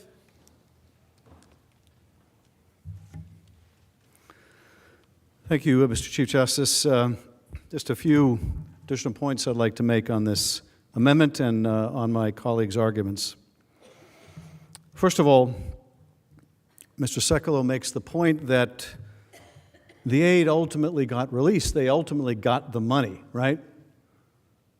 Yes, they got the money after the president got caught, after the president was forced to relieve the hold on the aid, after he got caught, yes. But even then they had held on to the aid so long that it took a subsequent act of Congress to make sure it could all go out the door.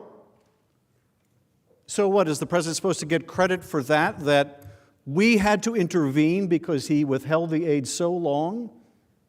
And that's the only reason Ukraine got all of the aid that we'd approved in the first place? My colleagues have glossed over the fact that what they did was illegal, that the GAO, an independent watchdog agency, found that that hold was illegal. So it not only violated the law, it not only took an act of Congress to make sure they ultimately got the aid. This is supposed to be the defense to why you shouldn't see the documents? Is that what we're to believe? Now, counsel also says, well, you know, he's not the first president to withhold aid. And that's true. After all, counsel says, well, President Obama withheld aid to Egypt. Yes, at the urging of members of Congress. Senators McCain and Graham urged that that aid be withheld, and why? Because there was a revolution in Egypt after it was appropriated. That wasn't something that was hidden from Congress. That was a pretty darn good reason to think, do we still want to give aid to this government after this revolution? We're not saying that aid has never been withheld. That's absurd. But I would hope and expect this is the first time aid has been withheld by a president of the United States to coerce an ally at war to help him cheat in the next election. I think that's a first. But what we do here may determine whether it's the last. And one other thing about this pause in aid, right? The argument, well, no harm, no foul. Okay, you got caught, they got the aid. What's the big deal? Well, as we heard during the trial, it's not just the aid. I mean, the aid is obviously the most important thing. As Mr. Crow mentioned, you know, without it you can't defend yourself, and we'll have testimony about just what kind of military aid the president was withholding. But we also had testimony that it was the fact of the aid itself that was so important to Ukraine, the fact that the United States had Ukraine's back. And why? Because this new president of Ukraine, this new untested former comedian, president of Ukraine, at war with Russia, was going to be going into a negotiation with Vladimir Putin with an eye to ending that conflict. And whether he went into that negotiation from a position of strength or a position of weakness would depend on whether we had his back. And so when the Ukrainians learned and the Russians learned that the President of the United States did not have his back, was withholding this aid, what message do you think that sent to Vladimir Putin? What message do you think it sent to Vladimir Putin when Donald Trump wouldn't let Vladimir Zelensky, our ally, in the door at the White House, but would let the Russian foreign minister? What message does that send? So it's not just the aid, it's not just when the aid is delivered, it's not just if all of the aid is delivered, it's also what message does the freeze send to our friend, and even more importantly, to our foe. And the message it sent was a disaster. Was a disaster. Now, you might ask yourself, because counsel has said, hey, President Trump has given lethal weapons to Ukraine. You might ask yourself, if the president was so concerned about corruption, why did he do that in 2017? And why did he do that in 2018? Why was it only 2019 that there was a problem? Was there no corruption in Ukraine in 2017? Was there no corruption in Ukraine in 2018? No. Ukraine has always battled corruption. It wasn't the presence or lack of corruption in one year to another. It was the presence of Joe Biden as a potential candidate for president. That was the key change in 2019. That made all the difference. Which gets back to one of the key moments in this saga. You know, a lot of you are attorneys. You're probably much better attorneys than I am, and I'm sure you had the experience in cases you tried where there was some vignette, some conversation, some document. It may not have been the most important on its face, but it told you something about the case that was much larger than that conversation. For me, one of those conversations was not on July 25th between President Trump and President Zelensky, but on July 26th, the very next day. Now, you may have watched some of the House proceedings, or you may haven't, and people watching may have seen it, maybe they didn't. But there's this scene in a Ukrainian restaurant, a restaurant in Kyiv, with Gordon Sondland. Now, bear in mind, Gordon Sondland, who said there was absolutely a quid pro quo, and 2 + 2 = 4, this is not some never-Trumper. This is a $1 million donor to the Trump inauguration, okay? If there's a bias there, it's clearly a $1 million bias in favor of this president, not against him. So there's a scene in Kyiv, in this restaurant, and Sondland has a cell phone, and he's sitting with David Holmes, who is a career diplomat, U.S. diplomat in the Ukraine embassy. And Gordon Sondland takes out his phone and he calls the White House. Gordon Sondland holding for the White House, Gordon Sondland holding for the president. And it takes a while to be connected, but he's connected to the president. That's pretty impressive, right? This isn't some guy with no relationship to the president. The president may say, Gordon Sondland, I barely know him, or something to that effect, but this is a guy who can pick up his cell phone. He can call the president of the United States from a restaurant in Kyiv, and he does. And the president's voice is so loud that David Holmes, this diplomat, can hear it. And what does the president say? Does he say, how's that reform coming in the Rada? How's the attack on corruption going? No. He just says, is he going to do the investigation? Is Zelensky going to do the investigation? And Sondland says, yes, he'll do anything you want. He loves your ass. This is the extent of the president's interest in Ukraine, and they go on to talk about other things, and then they hang up, and David Holmes turns to the ambassador and says, in language which I will have to modify, to remove an expletive, says something along the lines of, does the president give a blank about Ukraine? And Sondland says, no, he doesn't give a blank about Ukraine. He only cares about the big stuff, like the investigation of the Bidens that Giuliani wants. This is a $1 million donor to the Trump inaugural, admitting the president doesn't care about Ukraine. He doesn't care whether they get military dollars to defend themselves. He doesn't care about what position Zelensky goes into in these negotiations with Putin. He doesn't care about that. Isn't that clear? It's why he didn't care about corruption in 2017 or 2018, and he certainly didn't care about it in 2019. All he cared about was the big stuff that affected him personally, like this investigation that he wanted of the Bidens. So when you ask, do you want to see these documents? Do you want to know if these documents corroborate Ambassador Sondland? Will the documents show, as we fully expect they will, that the only thing he cared about was the big stuff that affected him? David Holmes' response was, well, you know, there's some big stuff going on here, like a war with Russia. This isn't withholding aid because of a revolution in Egypt. This is withholding aid from a country in which 15,000 people have died fighting the Russians. And as Ambassador Taylor said, and others, you know, Russia's fighting to remake the map of Europe by dint of military force. If we think that's just about Ukraine's security, we are very deceived.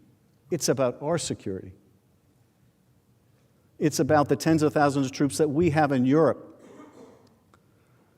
And if we undercut our own ally, if we give Russia reason to believe we will not have their back, that we'll use Ukraine as a plaything, or worse, to get them to help us cheat in an election,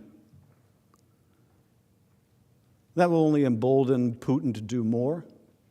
You've said it as often as I have, the only thing he respects is strength. You think that looks like strength to Vladimir Putin? I think that looks like something that Vladimir Putin is only too accustomed to.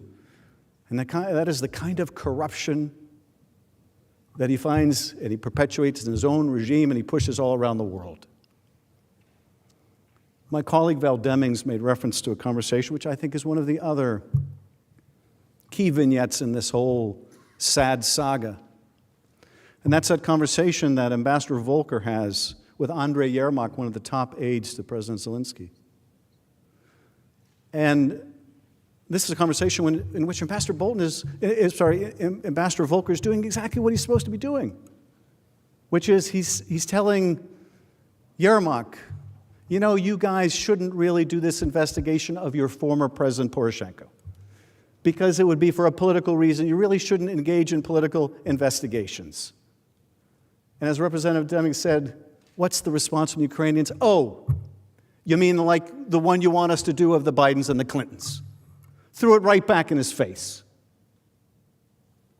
Ukraine's not oblivious to that hypocrisy. Mr. Sekulow says, what are we here for? You know, part of our strength is not only our support for our allies, it's not only our military might, it's what we stand for. We used to stand for the rule of law. We used to champion the rule of law around the world. Part of the rule of law is, of course, that no one is above the law. But to be out in Ukraine or anywhere else in the world championing the rule of law and saying, don't engage in political prosecutions, and having them throw it right back in our face, oh, you mean like the one you want us to do. That's why we're here. That's why we're here. That's why we're here. I yield back. Mr. Chief Justice. The Majority Leader is recognized. I send a motion to the desk to table the amendment and ask for the yeas and nays. Is there a sufficient second? There is. The clerk will call the roll. Mr. Alexander. Ms. Baldwin. Mr. Barrasso. Mr. Bennett. Mrs. Blackburn. Mr. Blumenthal. Mr. Blunt. Mr. Booker. Mr. Bozeman. Mr. Braun. Mr. Brown. Mr. Burr. Ms. Cantwell. Mrs. Capito. Mr. Cardin. Mr. Carper. Mr. Casey. Mr. Cassidy. Ms. Collins. Mr. Coons. Mr. Cornyn. Ms. Cortez Masto. Mr. Cotton. Mr. Kramer. Mr. Crapo. Mr. Cruz. Mr. Daines. Ms. Duckworth. Mr. Durbin. Mr. Enzi. Ms. Ernst. Mrs. Feinstein. Mrs. Fisher. Mr. Gardner. Mrs. Gillibrand. Mr. Graham. Mr. Grassley. Ms. Harris. Ms. Hassan. Mr. Hawley. Mr. Heinrich. Ms. Hirono. Mr. Hoven. Mrs. Hyde-Smith. Mr. Inhofe. Mr. Johnson. Mr. Jones. Mr. Kane. Mr. Kennedy. Mr. King. Ms. Klobuchar. Mr. Langford. Mr. Leahy. Mr. Lee. Mrs. Loeffler. Mr. Manchin. Mr. Markey. Mr. McConnell. Ms. McSally. Mr. Menendez. Mr. Merkley. Mr. Moran. Ms. Murkowski. Mr. Murphy. Mrs. Murray. Mr. Paul. Mr. Perdue. Mr. Peters. Mr. Portman. Mr. Reed. Mr. Risch. Mr. Roberts. Mr. Romney. Ms. Rosen. Mr. Rounds. Mr. Rubio. Mr. Sanders. Mr. Sass. Mr. Schatz. Mr. Schumer. Mr. Scott of Florida. Mr. Scott of South Carolina. Mrs. Shaheen. Mr. Shelby. Ms. Sinema. Ms. Smith. Ms. Stabenow. Mr. Sullivan. Mr. Tester. Mr. Thune. Mr. Tillis. Mr. Toomey. Mr. Udall. Mr. Van Hollen. Mr. Warner. Ms. Warren. Mr. Whitehouse. Mr. Wicker. Mr. Wyden. Mr. Young.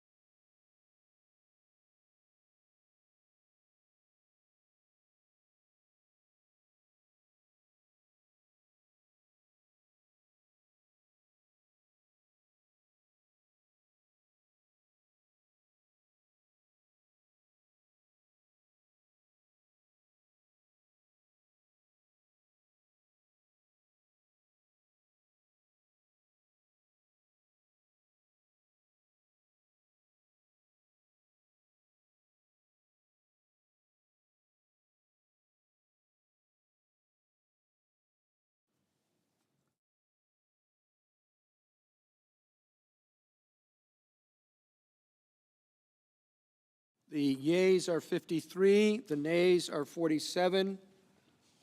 The motion is tabled.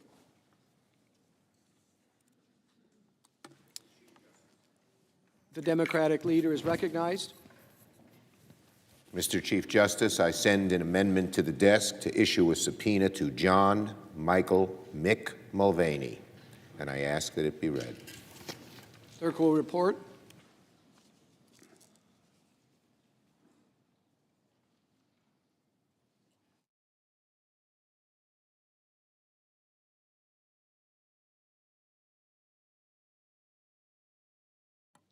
The senator from New York, Mr. Schumer, proposes an amendment number 1287.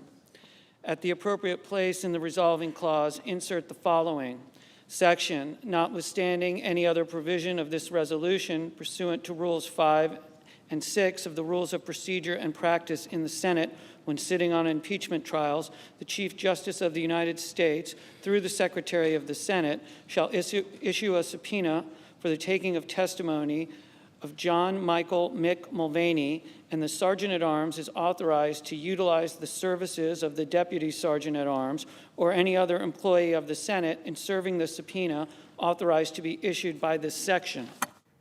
Mr. Chief Justice.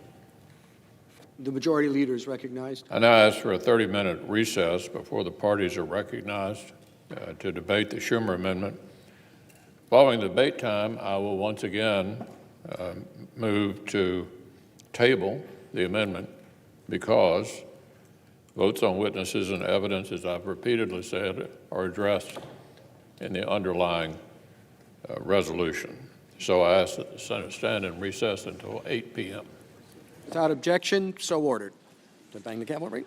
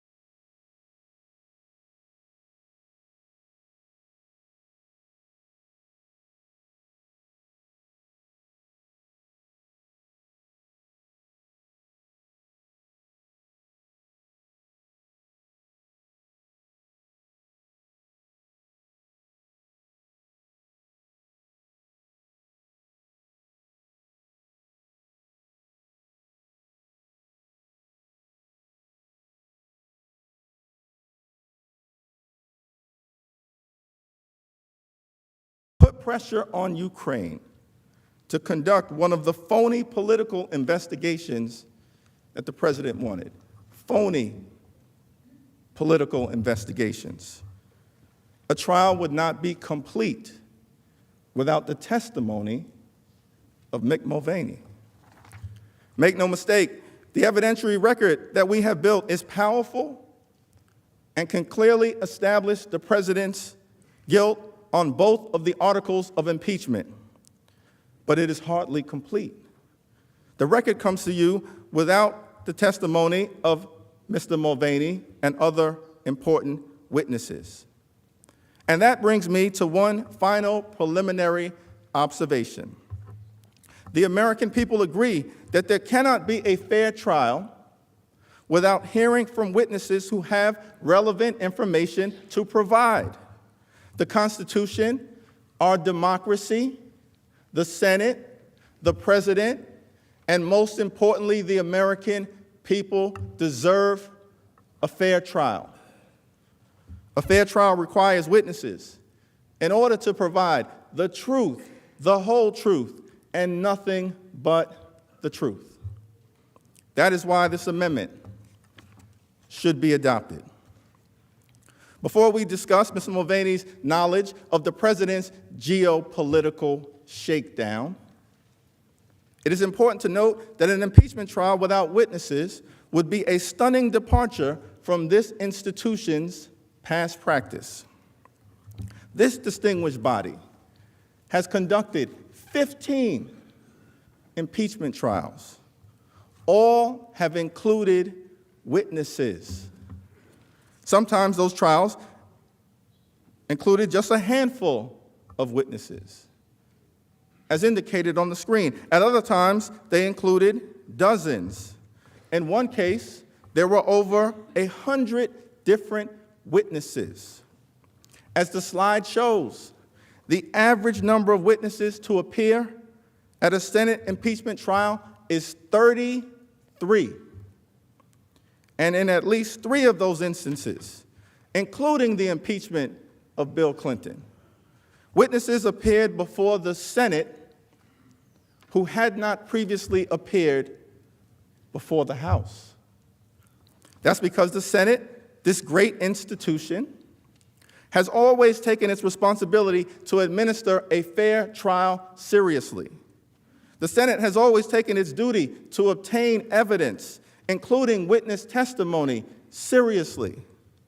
The Senate has always taken its obligation to evaluate the president's conduct based on a full body of available information seriously. This is the only way to ensure fundamental fairness for everyone involved. Respectfully, it is important to honor that unbroken precedent today, so that Mr. Mulvaney's testimony, without fear or favor as to what he might say, can inform this distinguished body of Americans. This amendment is also important to counter the president's determination to bury the evidence of his high crimes and misdemeanors. As we've explained in detail today, despite considerable efforts by the House to obtain relevant documents and testimony, President Trump has directed the entire executive branch to execute a cover-up. He has ordered the entire administration to ignore the powers of Congress, a separate and co-equal branch of government, to investigate his offenses in a manner that is unprecedented in American history. There were 71 requests by the House for relevant evidence.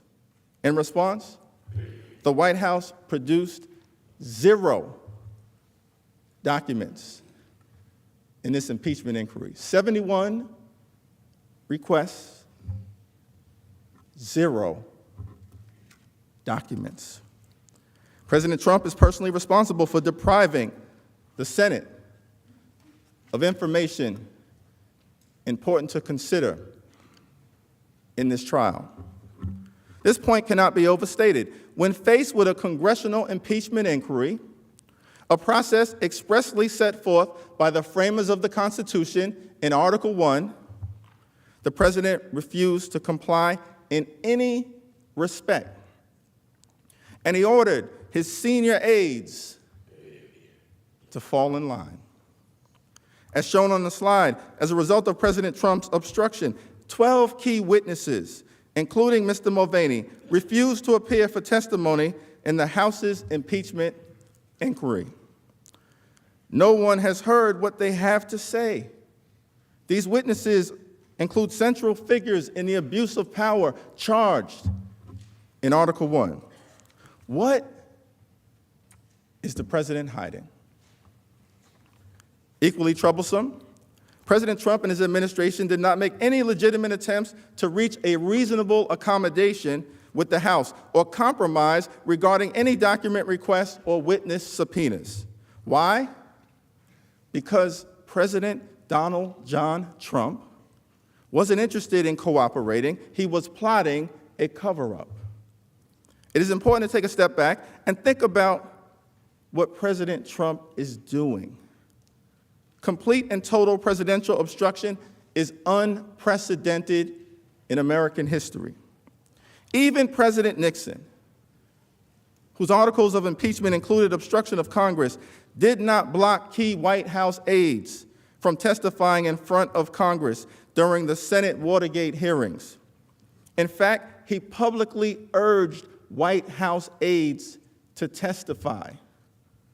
Remember all of those witnesses who came in front of this body? Take a look at the screen.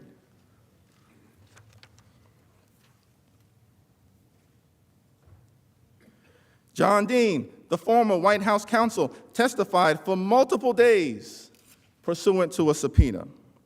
H.R. Haldeman, President Nixon's former chief of staff, was subpoenaed and testified. Alexander Butterfield, the White House official who revealed the existence of the tapes, testified publicly before the Senate, and so did several others. President Trump's complete and total obstruction makes Richard Nixon look like a choir boy. 2 other presidents have been tried before the Senate. How did they conduct themselves? William Jefferson Clinton and Andrew Johnson did not block any witnesses from participating in the Senate trial. President Trump, by contrast, refuses to permit relevant witnesses from testifying to this very day. Many of President Clinton's White House aides testified in front of Congress, even before the commencement of formal impeachment proceedings.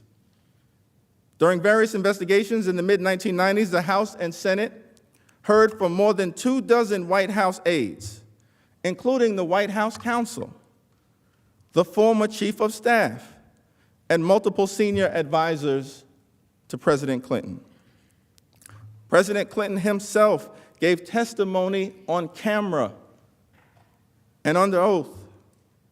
He also allowed his most senior advisors, including multiple chiefs of staff and White House counsels, to testify in the investigation that led to his impeachment.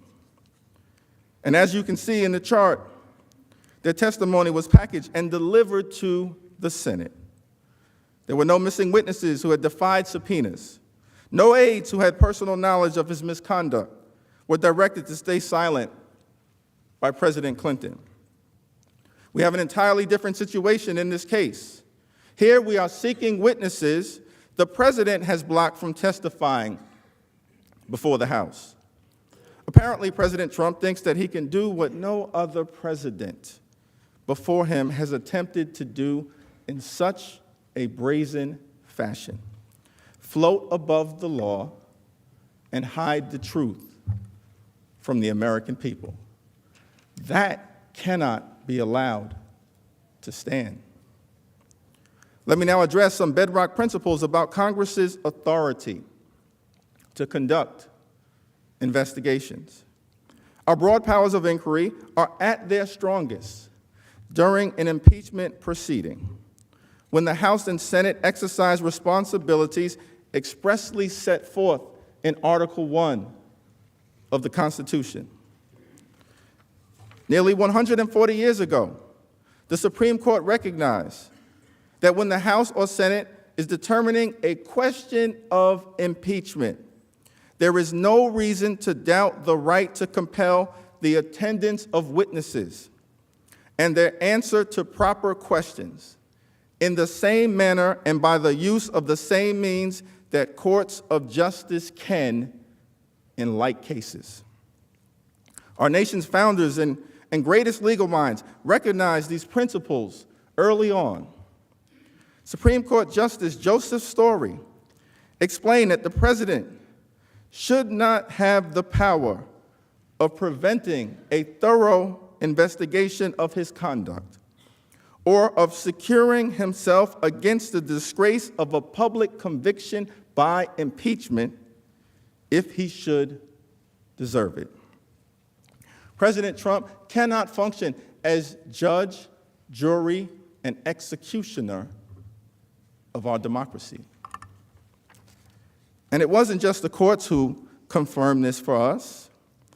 Some of our nation's leading public servants.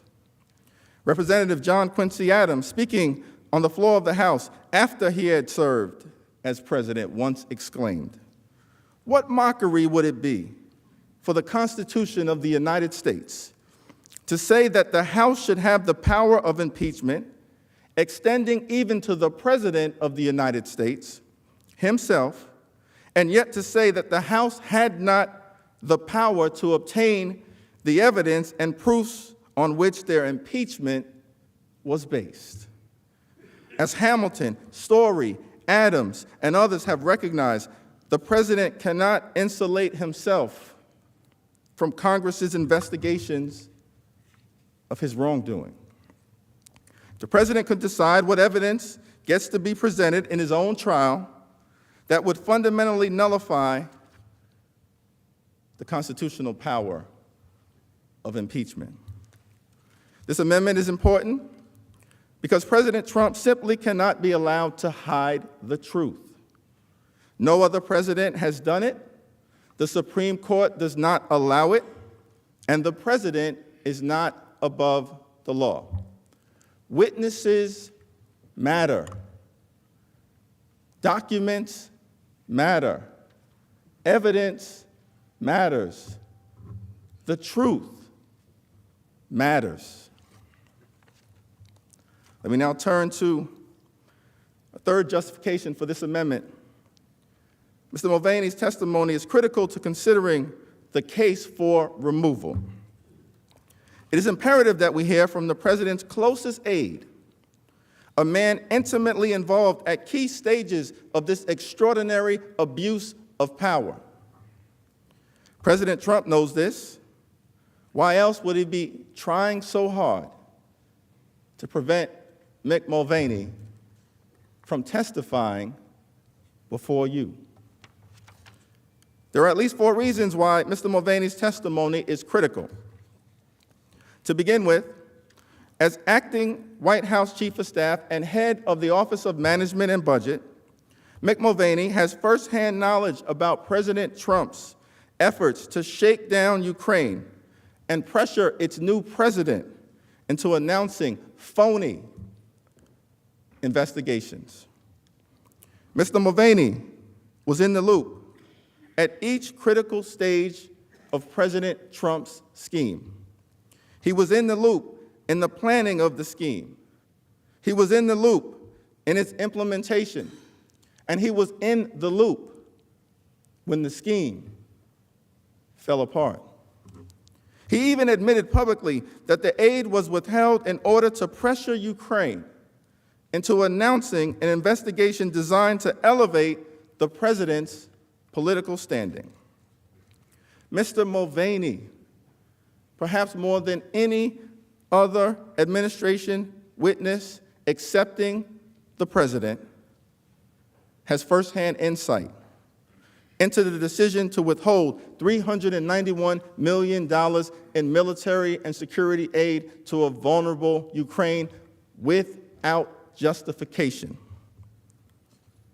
Indeed, our investigation revealed that President Trump personally ordered Mr. Mulvaney to execute the freeze in July of 2019. Mr. Mulvaney holds the senior-most staff position at the White House. He is a member of President Trump's cabinet, and he is responsible for President Trump's team at 1600 Pennsylvania Avenue. He remains the director of the Office of Management and Budget, which implemented the hold on the security assistance in violation of the law, as the Government Accountability Office recently concluded. In short, respectfully, the Senate's responsibility to conduct a complete and fair trial demands that Mr. Mulvaney testify. Second, Mr. Mulvaney's testimony is critical because of his knowledge of the planning of President Trump's abuse of power. Ambassador Gordon Sondland, the U.S. ambassador to the European Union, testified that there was a quid pro quo. Ambassador Sondland is not a so-called never-Trumper. Mr. Sondland gave $1 million to President Trump's inauguration. He testified that everybody was in the loop and that it was no secret what was going on. In fact, as early as May of 2019, Ambassador Sondland made clear that he was coordinating on Ukraine matters with Mr. Mulvaney. Here is what David Holmes, an official at the U.S. Embassy in Ukraine, had to say on that matter. Well, Ambassador Sondland's mandate as the accredited ambassador to the European Union did not cover individual member states, let alone non-member countries like Ukraine. He made clear that he had direct and frequent access to President Trump and Chief of Staff Mick Mulvaney, and portrayed himself as the conduit to the President and Mr. Mulvaney for this group. After the U.S. delegation returned from the inauguration of the new Ukrainian president in April, they were able to secure an Oval Office meeting with President Trump to brief him on their trip, in part because of Ambassador Sondland's connections to Mick Mulvaney.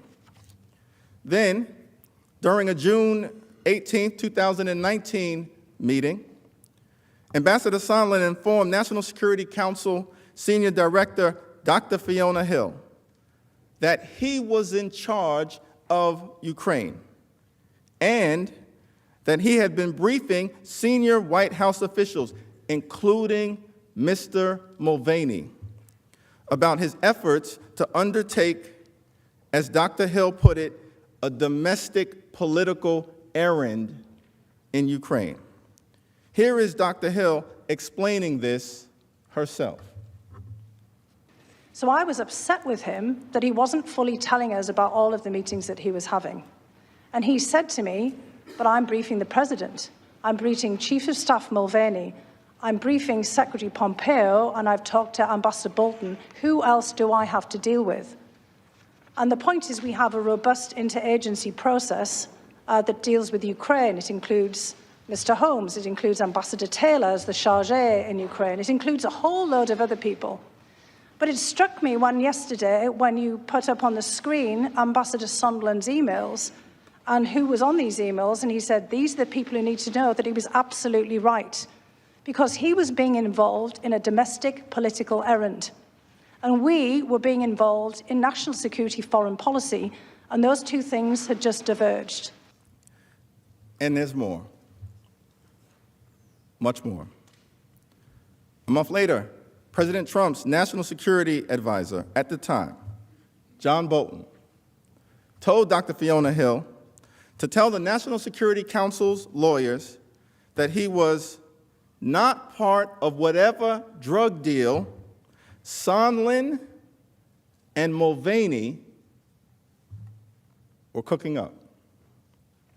He made that statement after Ambassador Sondland specifically said that he had a deal with Mr. Mulvaney to schedule a White House visit for President Zelensky if Ukraine announced 2 phony investigations involving the Bidens and 2016 election interference investigations that were sought by President Donald John Trump. Here is Dr. Hill's testimony about Sondland describing this drug deal he had with Mulvaney. And so when I came in, Gordon Sondland was basically saying, well, look, we have a deal here that there will be a meeting. I have a deal here with Chief of Staff Mulvaney. There will be a meeting if the Ukrainians open up or announce these investigations into 2016 in Burisma. And I cut it off immediately there.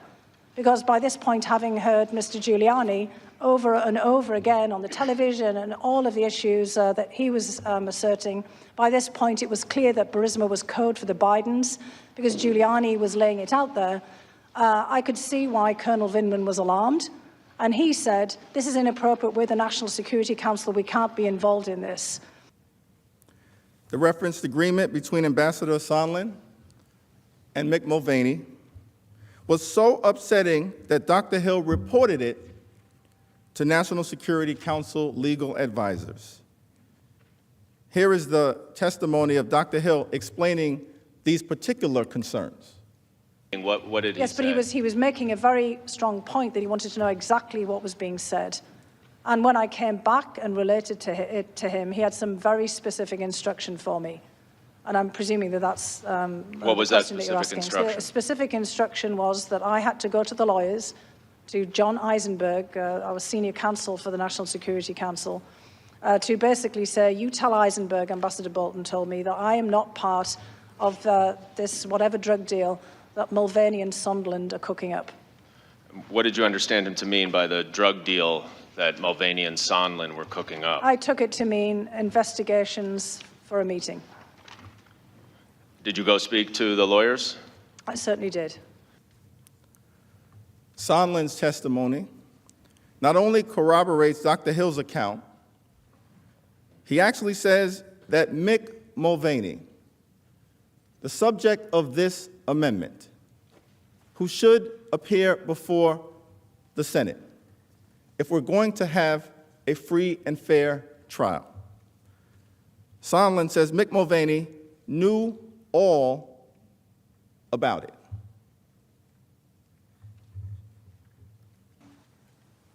What I want to ask you about is, he makes reference in that drug deal to a drug deal cooked up by you and Mulvaney.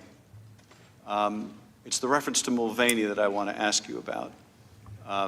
You've testified that Mulvaney was aware of this quid pro quo, of this condition that the Ukrainians had to meet, that is, announcing these public investigations to get the White House meeting. Is that right?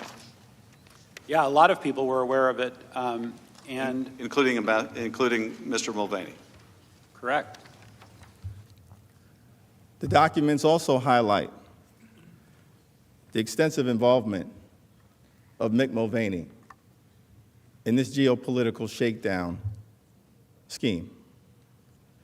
Email messages summarized by Ambassador Sondland during his sworn testimony showed that he informed Mr. Mulvaney, as well as Secretary Pompeo and Secretary Perry, of his efforts to persuade President Zelensky to announce the investigations desired by President Trump. For example, as shown on the screen, on July 19th, Ambassador Sondland emailed several top administration officials, including Mr. Mulvaney, stating that he had talked to President Zelensky to help prepare him for a phone call with President Trump. And he reported that President Zelensky planned to assure President Trump that he intends to run a fully transparent investigation and will turn over every stone. Ambassador Sondland made clear in his testimony that he was referring to the Burisma Biden and 2016 election interference investigations that were explicitly mentioned by President Trump on the July 25th phone call. Mr. Mulvaney wrote in response, I asked NSC to set it up. What exactly did Mr. Mulvaney know about the Ukrainian commitment to turn over every stone? And when did he know it? These and many other questions require answers under oath from Mr. Mulvaney. Mr. Mulvaney is also a central figure with respect to how President Trump implemented this pressure campaign. According to public reports and witness testimony, Mr. Mulvaney was deeply involved with implementing the scheme, including the unlawful White House freeze on $391 million in aid to Ukraine. But this isn't just other people fingering Mr. Mulvaney. Mr. Mulvaney has himself admitted that he was involved. Again, I was involved with the process by which the money was held up temporarily. Okay.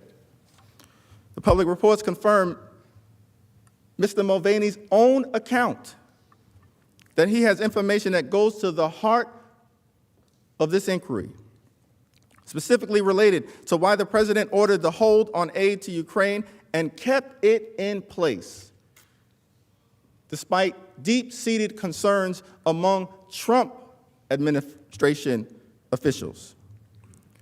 This New York Times article on the screen summarizes an email conversation between Mr. Mulvaney and Robert Blair, a senior administration advisor, on June 27th, when Mr. Mulvaney asked, did we ever find out about the money for Ukraine and whether we can hold it back?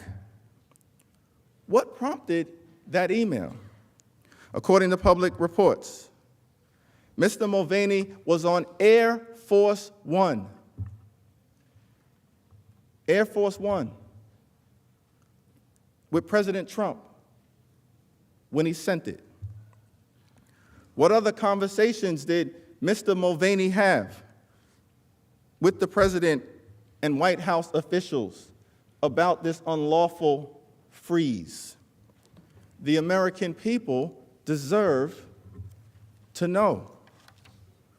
There is other significant evidence concerning Mr. Mulvaney's role in implementing the scheme. According to multiple witnesses, the direction to freeze the security assistance to Ukraine was delivered by Mick Mulvaney himself. Office of Management and Budget official Mark Sandy testified about a July 12th email from Mr. Blair stating that President Trump is directing a hold on military support funding for Ukraine. Was Mr. Blair acting at Mr. Mulvaney's express direction? The members of this distinguished body deserve to know. On July 18th, the hold was announced to the agencies in the administration overseeing Ukraine policy matters. Those present were blindsided by the announcement that the security aid appropriated by this Congress on a bipartisan basis to Ukraine, which is still at war with Russian-backed separatists in the East. They were alarmed that aid had inexplicably been put on hold. Meanwhile, officials at the Defense Department and within the Office of Management and Budget became increasingly concerned that the hold also violated the law. Their concerns turned out to be accurate. Public reports have indicated that the White House is in possession of early August emails, exchanges between Acting Chief of Staff Mick Mulvaney and White House budget officials seeking to provide an explanation for the funds. An explanation, I should note, that they were trying to provide after the president had already ordered the hold. Mr. Mulvaney presumably has answers to these questions. We don't know what those answers are, but he should provide them to this Senate and to the American people. Finally, on October 17, 2019, at a press briefing at the White House, Mr. Mulvaney left no doubt that President Trump withheld the essential military aid as leverage to try to extract phony political investigations as part of his effort to solicit foreign interference in the 2020 election. This was an extraordinary press conference. Mr. Mulvaney made clear that the president was, in fact, pressuring Ukraine to investigate the conspiracy theory that Ukraine, rather than Russia, had interfered in the 2016 election. A conspiracy theory promoted by none other than the great purveyor of democracy, Vladimir Putin himself. When White House reporters attempted to clarify this acknowledgement of a quid pro quo related to security assistance, Mr. Mulvaney replied, "We do that all the time with foreign policy. I have news for you. Get over it." Let's listen to a portion of that stunning exchange. Did he also mention to me in the past the corruption related to the DNC server? Absolutely, no question about that. But that's it, and that's why we held up the money. Now, there was a report. So the demand for an investigation into the Democrats was part of the reason that he ordered to withhold funding to Ukraine. The look back to what happened in 2016 certainly was part of the thing that he was worried about in corruption with that nation, and that is absolutely appropriate. But to be clear, what you just described is a quid pro quo. It is funding will not flow unless the investigation into the Democratic server happened as well. We do that all the time with foreign policy. We were holding up money at the same time for what was it? The Northern Triangle countries. We were holding up aid at the Northern Triangle countries so that they would change their policies on immigration. By the way, and this speaks to an important. I'm sorry. This speaks to an important point, because I heard this yesterday, and I can never remember the gentleman who testified. Was it McKinney, the guy? Is that his name? I don't know him. He testified yesterday. And if you believe the news reports, okay, because we've not seen any transcripts of this. The only transcript I've seen was Sondland's testimony this morning. If you read the news reports and you believe them, what did McKinney say yesterday? Well, McKinney said yesterday that he was really upset with the political influence in foreign policy. That was one of the reasons he was so upset about this. And I have news for everybody. Get over it. There's going to be political influence in foreign policy. In this extraordinary press conference, Mr. Mulvaney spoke with authority and conviction about why President Trump withheld the aid. He did not mince his words, but then following the press conference, he tried to walk back his statements as if he had not said them or had not meant them. We need to hear from Mick Mulvaney directly so he can clarify his true intentions. Now, having gone through the need for the evidence, let's briefly address the president's arguments that he can block this testimony. That argument is not only wrong, it fundamentally undermines our system of checks and balances. Step back for a moment and consider the extraordinary position that President Trump is trying to manufacture for himself. The Department of Justice has already said that the president cannot be indicted or prosecuted in office. As we sit here today, the president has actually filed a brief in the Supreme Court saying he cannot be criminally investigated as well while in the White House. So the Senate and the House are the only check that are left when the president abuses his power, tries to cheat in the next election, undermines our national security, breaks the law in doing so, and then tries to cover it up. This is America. No one is above the law. But if the president is allowed to determine whether he is even investigated by Congress, if he is allowed to decide whether he should comply with lawful subpoenas in connection with an impeachment inquiry or trial, then he is the ultimate arbiter of whether he did anything wrong. That cannot stand. If he can't be indicted, and he can't be impeached, and he can't be removed, then he can't be held accountable. That is inconsistent with the United States Constitution. Now, you will no doubt hear that the reason that the president blocked all of these witnesses, including Mr. Mulvaney, from testifying is because of some lofty concern for the office of the presidency and the preservation of executive privilege. Let's get real. How can blocking witnesses from telling the truth about the president's misconduct help preserve the office of the presidency? This type of blanket obstruction undermines the credibility of the office of the presidency and deals the Constitution a potentially mortal death blow. To be clear, executive privilege does not provide a legally justifiable basis for his complete and total blockage of evidence. In fact, as you heard earlier today, President Trump never even invoked executive privilege, not once. And without ever asserting this privilege, how can you consider his argument in a serious fashion?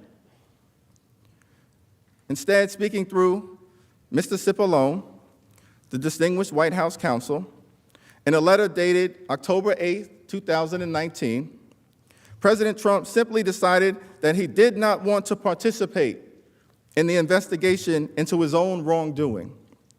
It was a categorical decision not to cooperate without consideration of specific facts or legal arguments.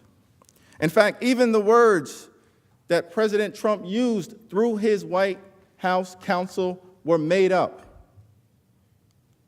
In the letter, Mr. Cipollone referred to so-called executive branch confidentiality interest. But that is not a recognized jurisprudential shield, not a proper assertion of executive privilege. To the extent that there are privilege issues to consider, those can be resolved during the testimony, as they have been for decades. And finally, the president claimed that Mr. Mulvaney could not be compelled to testify because of so-called absolute immunity. But every court to address this legal fiction has rejected it. As the Supreme Court emphatically stated in unanimous fashion in its decision on the Nixon tapes, confidentiality interests of the president must yield to an impeachment inquiry when there is a legitimate need for the information, as there is here today. There can be no doubt that Mr. Mulvaney, as the president's chief of staff and head of the Office of Management and Budget, is uniquely situated to provide this distinguished body with relevant and important information about the charges in the articles of impeachment. The president's obstruction has no basis in law and should yield to this body's co-equal authority to investigate impeachable and corrupt conduct. One final point bears mention. If the president wanted to make witnesses available, even while preserving the limited protections of executive privilege, he can do so. In fact, President Trump expressed his desire for witnesses to testify in the Senate just last month. Let's go to the videotape. So when it's fair, it will be fair in the Senate. I would love to have Mike Pompeo. I'd love to have Mitch. I'd love to have Rick Perry and many other people testify. If President Trump has nothing to hide, as he and his advisors repeatedly claim, they should all simply testify in the Senate trial. What is President Donald John Trump hiding from the American people? The Constitution requires a fair trial. Our democracy needs a fair trial. The American people deserve a fair trial. A fair trial means witnesses. A fair trial means documents. A fair trial means a consideration of all of the available evidence. A fair trial means testimony from Mick Mulvaney. Mr. Chief Justice, the House managers reserve the balance of our time. Mr. Cipollone.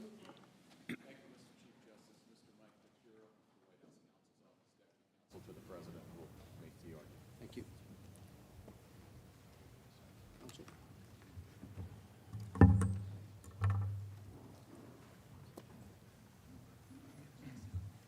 Mr. Chief Justice, members of the Senate, good evening. My name is Michael Purpura. I serve as Deputy Counsel to the President. We strongly oppose the amendment and support the resolution.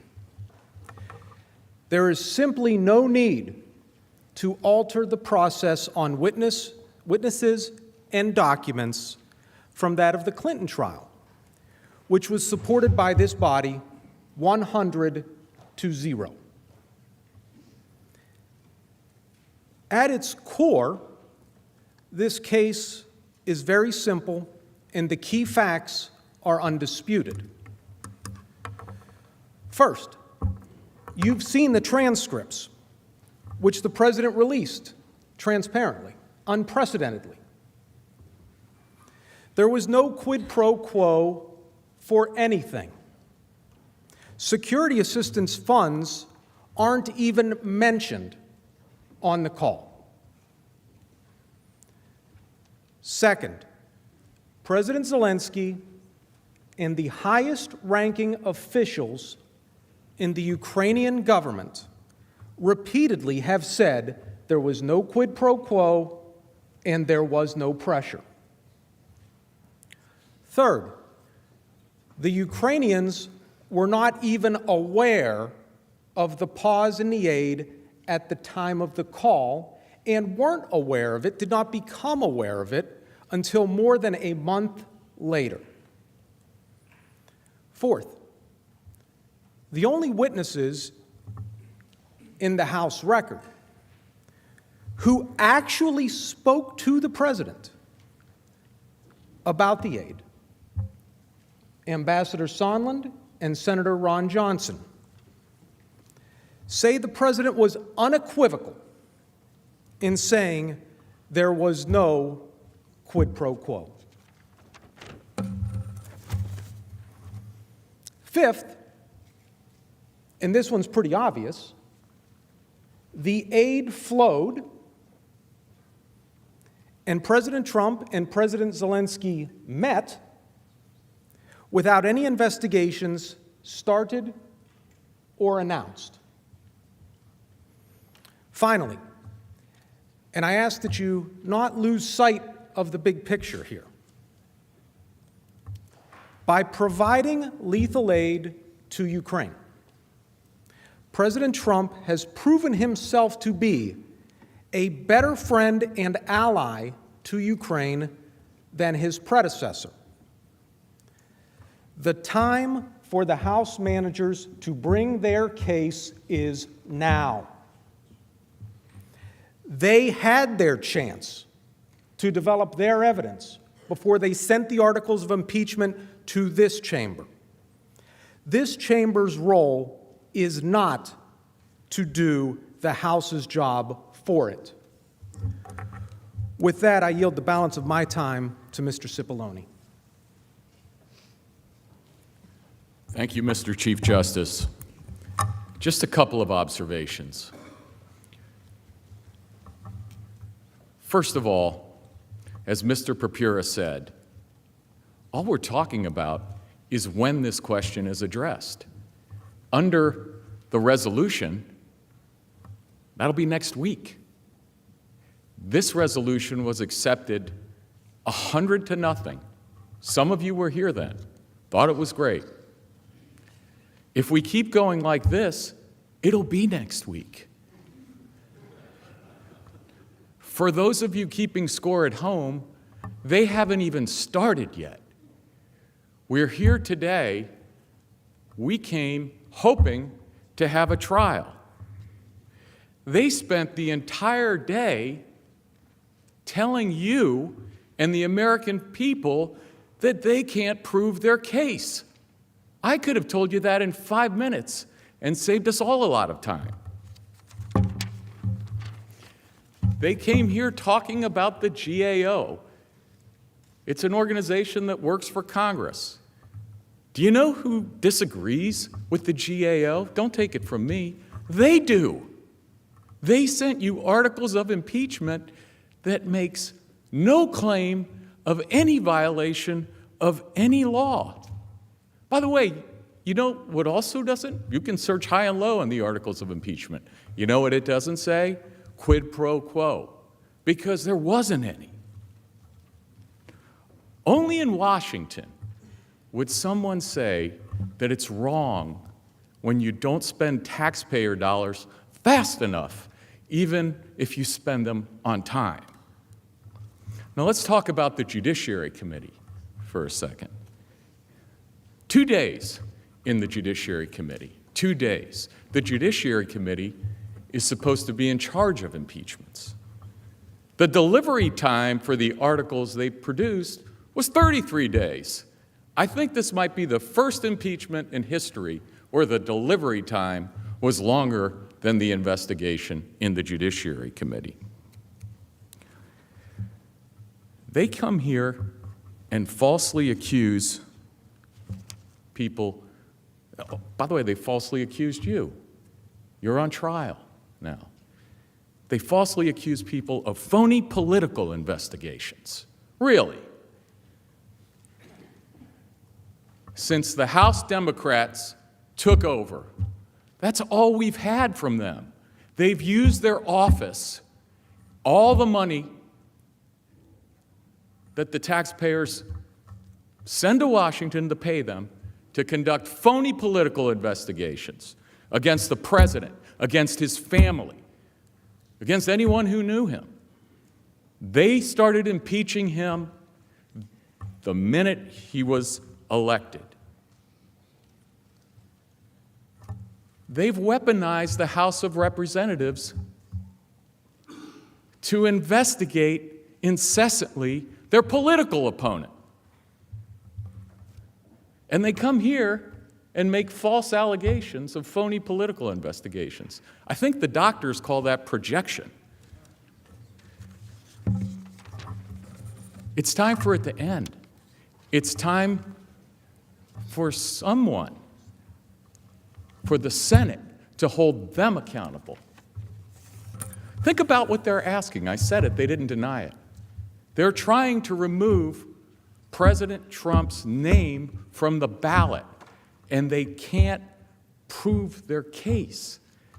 They've told you that all day long. Think about what they're asking some of you senators to do.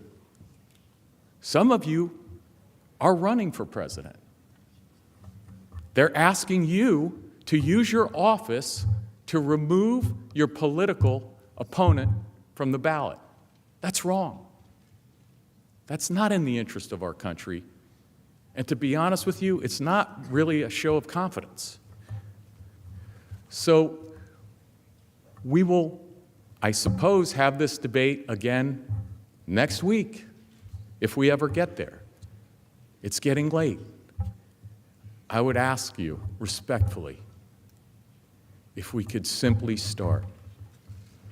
Maybe tomorrow we can start, and they can make their argument, and they can, I guess, make a case that they once called overwhelming.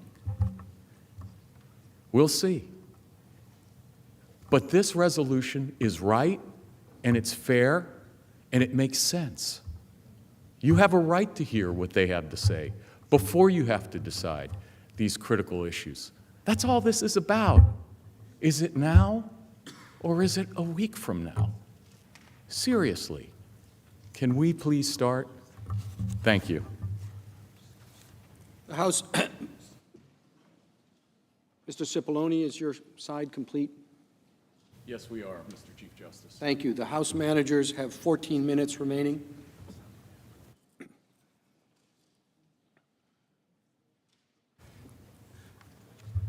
Counsel for the President indicated that we have not charged President Trump with a crime. We have charged him with crimes against the United States Constitution, high crimes and misdemeanors. Abuse of power strikes at the very heart of what the framers of the Constitution were concerned about. Betrayal of one's oath of office for personal gain, and the corruption of our democracy. High crimes and misdemeanors, that's what this trial is all about. Now, counsel for the President, again, has declined to address the substantive merits of the amendment that has been offered. Tried to suggest that House Democrats have only been focused on trying to oust President Trump. Nothing can be further from the truth. In the last year, we passed 400 bills sent into this chamber. 275 of those bills are bipartisan in nature, addressing issues like lowering health care costs and prescription drug prices, trying to deal with the gun violence epidemic. We've worked with President Trump on criminal justice reform. I personally worked with him, along with all of you, on the First Step Act. We worked with him on the U.S.-Mexico-Canada trade agreement. We worked with him to fund the government. We don't hate this president, but we love the Constitution. We love America. We love our democracy. That's why we're here today. The question was asked by Mr. Sekulow as he opened before this distinguished body. Why are we here? Let me see if I can just posit an answer to that question. We are here, sir, because President Trump pressured a foreign government to target an American citizen for political and personal gain. We are here, sir, because President Trump solicited foreign interference in the 2020 election and corrupted our democracy. We are here, sir, because President Trump withheld $391 million in military aid from a vulnerable Ukraine without justification in a manner that has been deemed unlawful. We are here, sir, because President Donald Trump elevated his personal political interests and subordinated the national security interests of the United States of America. We are here, sir, because President Trump corruptly abused his power and then he tried to cover it up. And we are here, sir, to follow the facts, apply the law, be guided by the Constitution, and present the truth to the American people. That is why we are here, Mr. Sekulow. And if you don't know, now you know. I yield to my distinguished colleague, Chairman Schiff.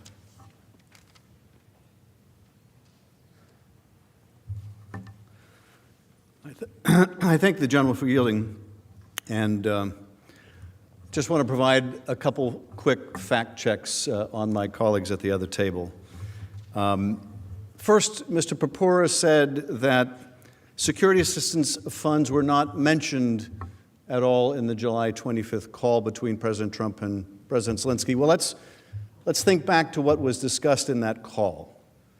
You might remember from that call that President Zelensky thanks President Trump for the Javelin anti-tank weapons, and says they're ready to order some more. And what is President Trump's immediate response? I have a favor to ask, though. What was it about the president of Ukraine bringing up military assistance that triggered the president to go immediately to the favor that he wanted? I think that's telling that it takes place in that part of the conversation. So, yes, security assistance, military assistance did come up in that call. It came up immediately preceding the ask. What kind of message do you think that sends to Ukraine? They're not stupid. The people watching this aren't stupid. Now, Mr. Popera says, well, they never found out about it, or they didn't find out about the freeze in the aid until a month later. Mr. Popera needs to be a little more careful with his facts. Let me tell you about some of the testimony you're going to hear, and you'll only hear it because it took place in the House. If these were other witnesses, you wouldn't be able to hear it. But you had Catherine Croft, a witness from the State Department, a career official at the State Department, who talked about how quickly, actually, after the freeze went into place, the Ukrainians found out about it, and she started getting contacts from the Ukrainian embassy here in Washington. She said she was really impressed with their diplomatic tradecraft. Now, what does that mean? It means she was really impressed with how quickly the Ukrainians found out about something that the administration was trying to hide from the American people. Ukraine found out about it. In fact, Laura Cooper, a career official at the Defense Department, said that her office started getting inquiries from Ukraine about the issues with the aid on July 25th, the very day of the call. So much for Ukraine not finding out about this for a month later. But I thought this was very telling, too. The New York Times disclosed that by July 30th, so within a week of the call between President Trump and President Zelensky, Ukraine's foreign ministry received a diplomatic cable from its embassy indicating that Trump had frozen the military aid. Within a week, that cable is reported to have gone from the Ukrainian embassy to the Ukrainian foreign ministry. And the former Ukrainian Deputy Foreign Minister Olena Zerkal said, quote, "We had this information.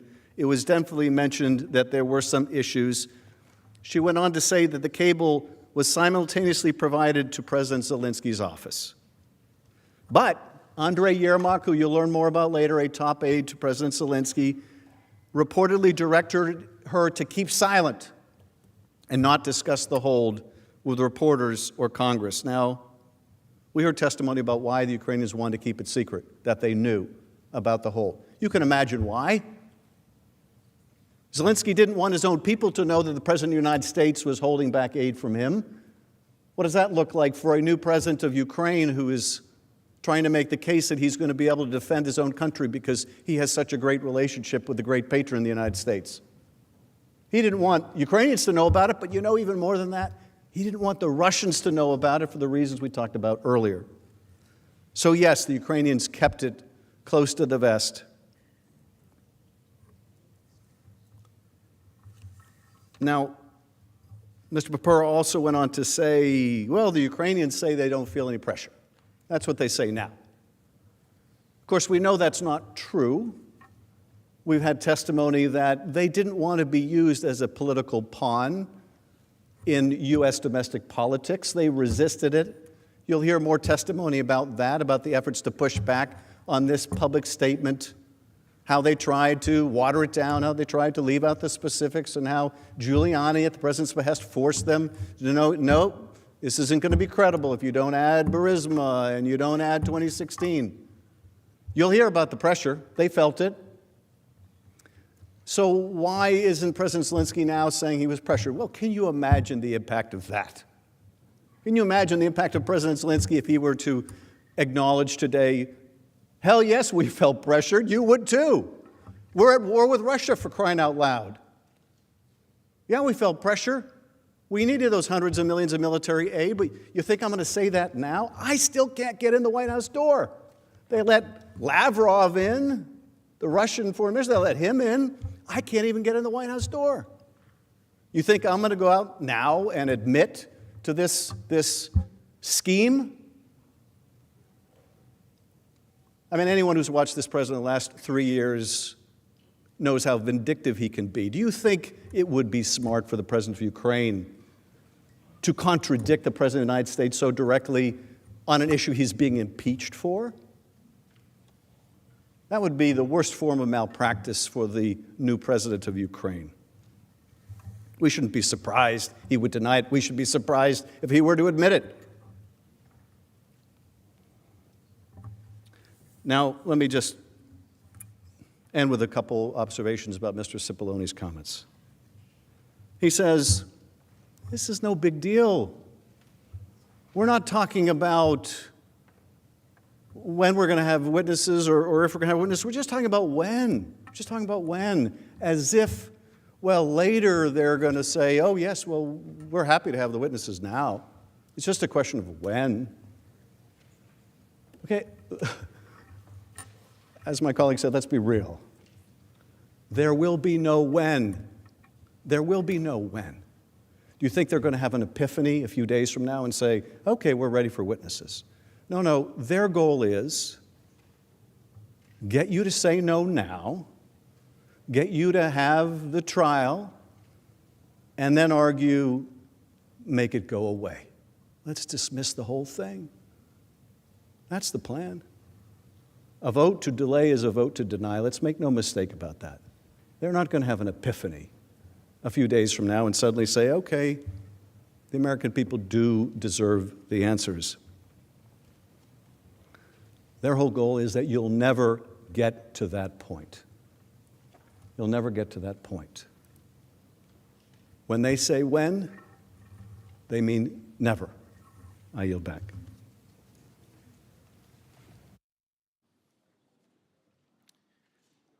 The majority leader is recognized.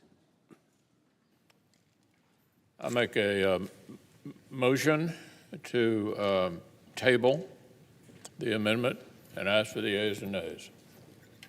Is there a sufficient second? There is. The clerk will call the roll. Mr. Alexander. Aye. Ms. Baldwin. Mr. Barrasso.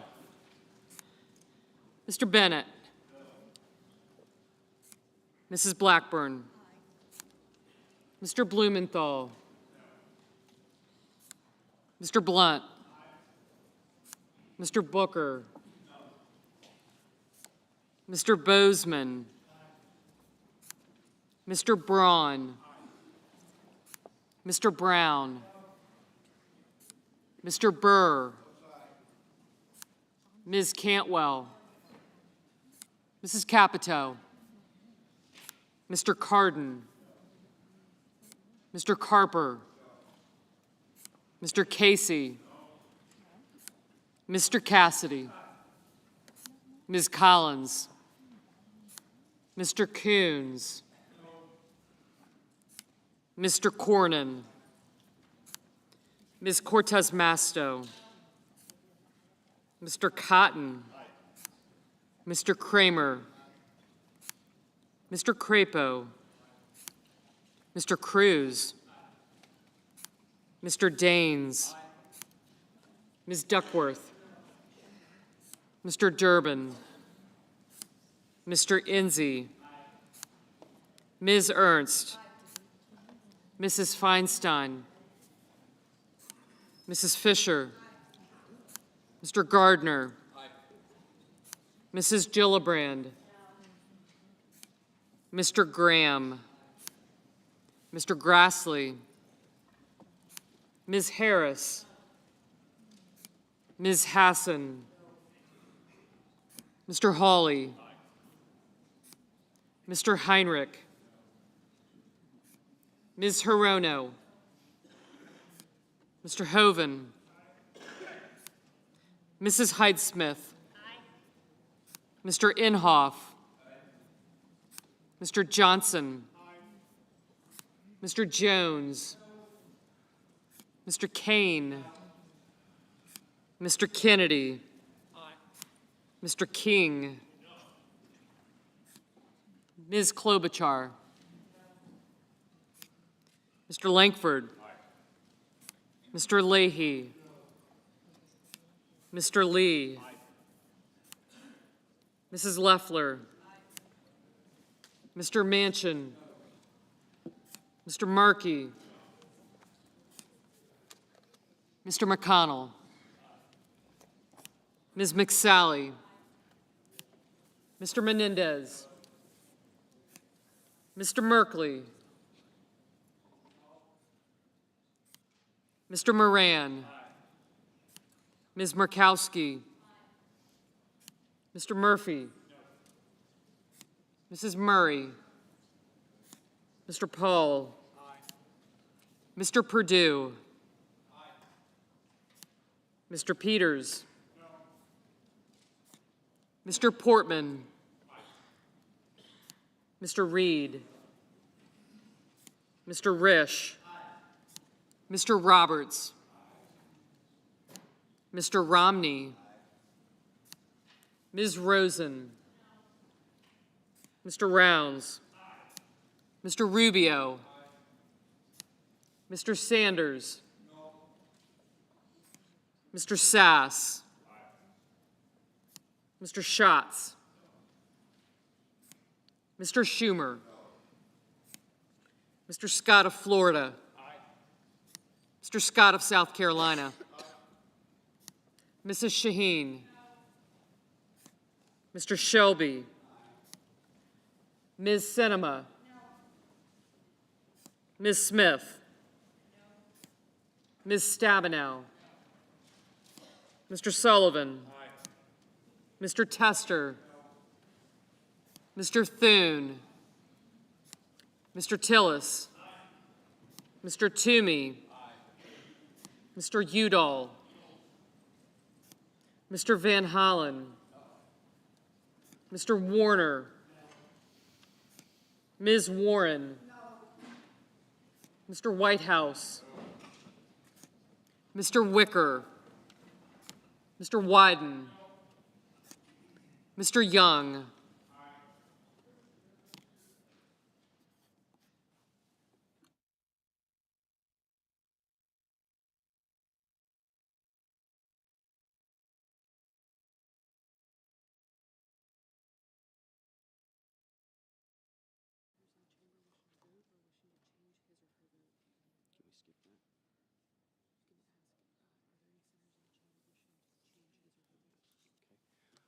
Are there any senators in the chamber wishing to change his or her vote? If not, the yeas are 53 and the nays are 47. The amendment is tabled. Mr. Chief Justice, Mr. Majority Leader is recognized. I would ask consent to ask the Democratic leader, since there's a certain similarity to all these amendments, whether he might be willing to enter into a consent agreement to stack these votes. Without objection, the inquiry is permitted. Thank you, Mr. Chief Justice. The bottom line is very simple. As has been clear to every senator and the country, we believe witnesses and documents are extremely important, and a compelling case has been made for them. We will have votes on all of those.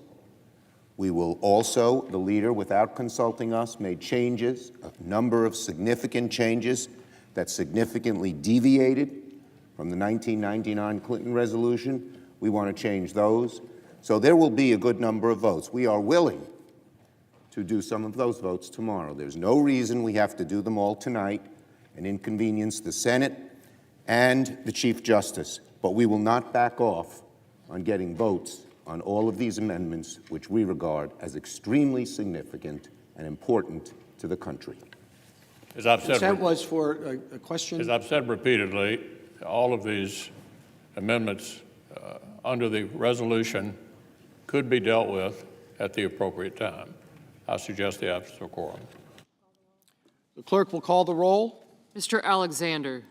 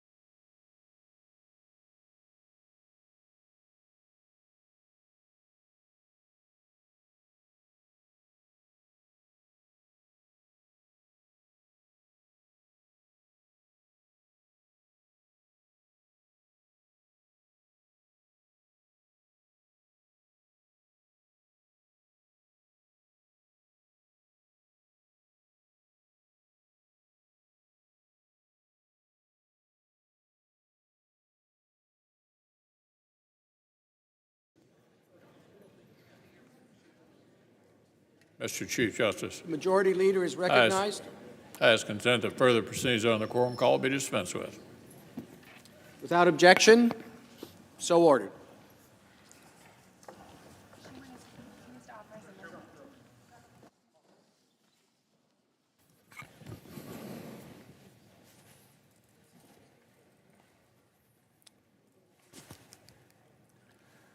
Mr. Chief Justice, The Democratic Leader is recognized. I send an amendment to the desk to subpoena certain documents and records from the Department of Defense, and I ask that it be read.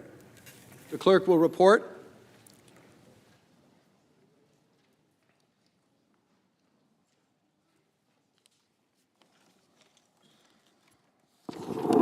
The senator from New York, Mr. Schumer, proposes an amendment, number 1288. At the appropriate place in the resolving clause, insert the following section. Notwithstanding any other provision of this resolution pursuant to Rules 5 and 6 of the Rules of Procedures and Practice in the Senate when sitting on impeachment trials, 1, the Chief Justice of the United States, through the Secretary of the Senate, shall issue a subpoena to the Secretary of Defense commanding him to produce, for the time period from January 1, 2019 to the present, all documents, communications, and other records within the possession, custody, or control of the Department of Defense referring or relating to A, the actual or potential suspension, withholding, delaying, freezing, or releasing of United States foreign assistance, military assistance, or security assistance of any kind to Ukraine, including but not limited to the Ukraine Security Assistance Initiative, USAI, and foreign military financing, FMF, including but not limited to 1, communications among or between officials at the Department of Defense, White House, Office of Management and Budget, Department of State, or Office of the Vice President. 2, documents, communications, notes, or other records created, sent, or received by the Secretary Mark Esper, Deputy Secretary David Norquist, Undersecretary of Defense Elaine McCusker, and Deputy Assistant Secretary of Defense Laura Cooper or Mr. Eric Tuning. 3, draft or final letters from Deputy Secretary David Norquist to the Office of Management and Budget. And 4, unredacted copies of all documents released in response to the September 25, 2019 Freedom of Information Act request by the Center for Public Integrity, tracking number 19-F-1934.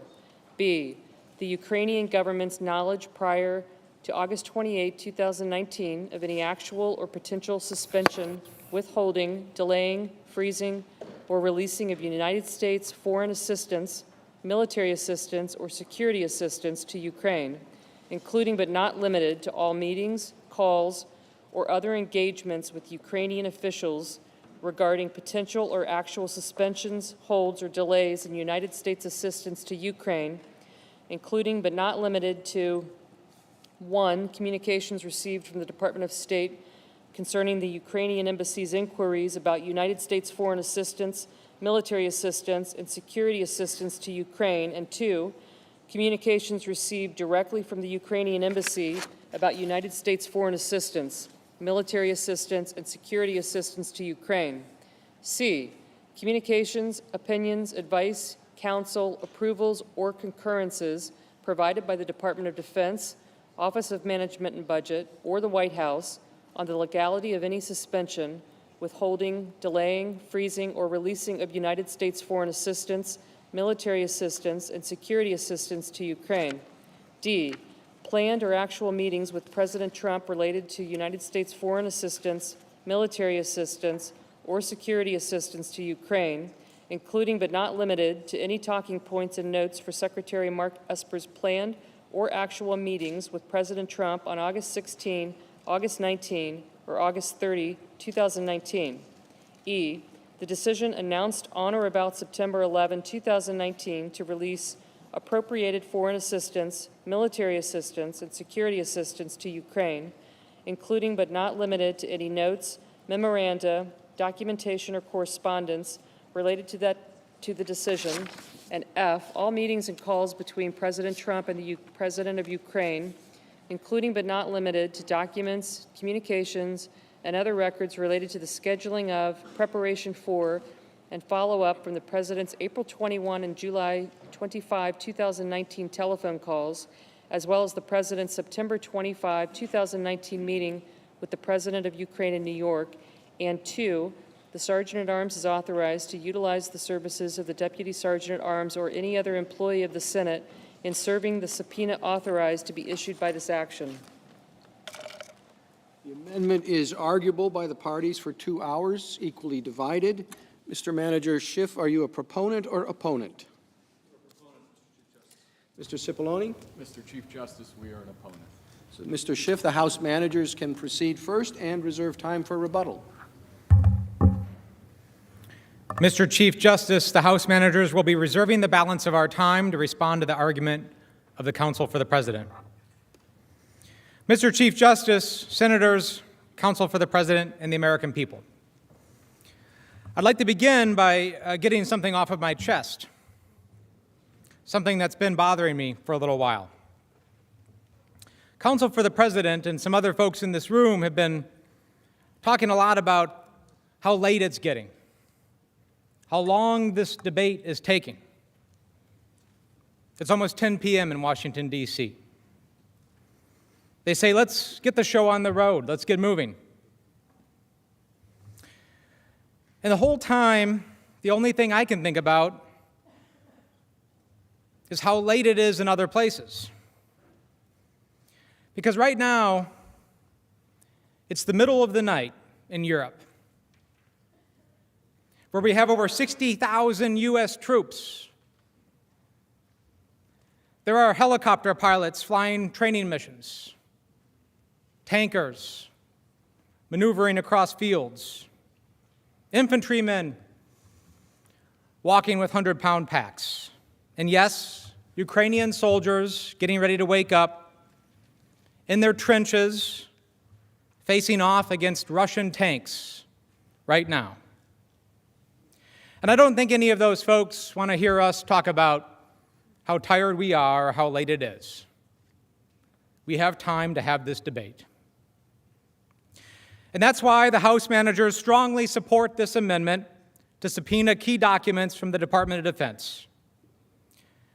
Because just like the subpoena for OMB, these documents from DOD speak directly to one of President Trump's abuses: his withholding of critical military aid from our partner Ukraine to further his personal political campaign. $250 million of taxpayer-funded military aid for Ukraine was managed by the Department of Defense as part of the Ukraine Security Assistance Initiative. These funds, approved by 87 senators in this very room, would purchase additional training, equipment, and advising to strengthen the capacity of Ukraine's armed forces. The equipment approved for Ukraine included sniper rifles, rocket-propelled grenade launchers, counter-artillery radar, night vision goggles, and medical supplies. And this equipment was to be purchased almost exclusively from American businesses.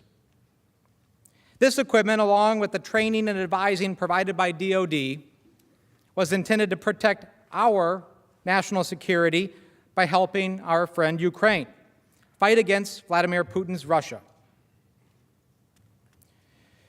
Earlier, Counsel for the President tried to make the argument, well, it made it there. The aid eventually made it there. The delay doesn't really matter. And you heard me talk about why the delay does matter. But what Counsel for the President didn't say is that all of the aid has not made it there. Congress had to pass another law so that $35.2 million of that aid wouldn't expire and lapse. We did. But to this day, $18.5 million of that money remains outstanding and hasn't made its way to the battlefield. It was DOD that repeatedly advised the White House and OMB about the importance of the security assistance to not only Ukraine, but also U.S. national security. It was DOD in August of 2019 that warned OMB that the freeze was unlawful and that the funds could be lost as a result. and it was DOD that scrambled after the hold was lifted without explanation on September 11th to spend the funds before they expired at the end of the month. Without a doubt, DOD has key documents that the President has refused to turn over to Congress, key documents that go to the heart of the ways in which the President abused his power. It's time to subpoena those documents. DOD documents would provide insight into critical aspects of this hold. They would show the decision-making process and motivations behind President Trump's freeze. They would reveal the concerns expressed by DOD and OMB officials that the hold was violating the law. They would reveal our defense officials' grave concerns about the impact of the freeze on Ukraine and U.S. national security. They would show that senior Defense Department officials repeatedly attempted to convince President Trump to release the aid. In short, they would further establish the President's scheme to use our national defense funds to benefit his personal political campaign. We are not speculating about the existence of these documents, and we're not guessing about what they might show, because during the course of the investigation in the House, witnesses who testified before the committees identified multiple documents directly relevant to the impeachment inquiry that DOD continues to withhold. We know these documents exist, and we know that the only reason we do not have them is because the President himself directed the Pentagon not to produce them, because he knows what they would show. To demonstrate the significance of the DOD documents and the value they would provide in this trial, I would like to walk you through some of what we know exists, but that the Trump administration continues to refuse to turn over. And again, based on what is known from the testimony and the few documents that have been obtained through the public reporting and lawsuits, it's clear that the President is trying to hide this evidence because he is afraid of what it would show the American people. We know that DOD has documents that reveal that as early as June, the President was considering holding military aid for Ukraine. As I mentioned earlier, the President began questioning military aid to Ukraine in June of last year. The President's questions came days after DOD issued a press release on June 18th, announcing it would provide its $250 million portion of the aid to Ukraine. According to public reporting, Deputy Undersecretary of Defense Elaine McCusker, who manages the DOD's budget, learned about the President's questions. We know this email exists because in response to a Freedom of Information Act lawsuit, the Trump administration was forced to release a redacted email. But DOD provided none of those documents to the House. Deputy Assistant Secretary of Defense Laura Cooper and her team were tasked by the Secretary of Defense with responding to the President's questions about the Ukraine assistance. Ms. Cooper testified that she put those answers in an email and described those emails during her deposition. She testified that DOD advised the security assistance was crucial for both Ukraine and U.S. national security and had strong bipartisan support in Congress. But DOD provided none of those documents to the House. With this proposed amendment, the Senate has an opportunity to obtain and review the full record that could further demonstrate how and why the President was holding the aid. Laura Cooper also testified about the interagency meetings that occurred in late 2019, the meetings at which DOD was shocked to learn that President Trump had placed a mysterious hold on the security assistance. We know what happened at several of those meetings because Ms. Cooper participated in them, in some cases with other senior Defense Department officials. However, we don't have Laura Cooper's notes from those meetings. We don't have the email she sent to senior DOD officials reporting the stunning news about the President's hold.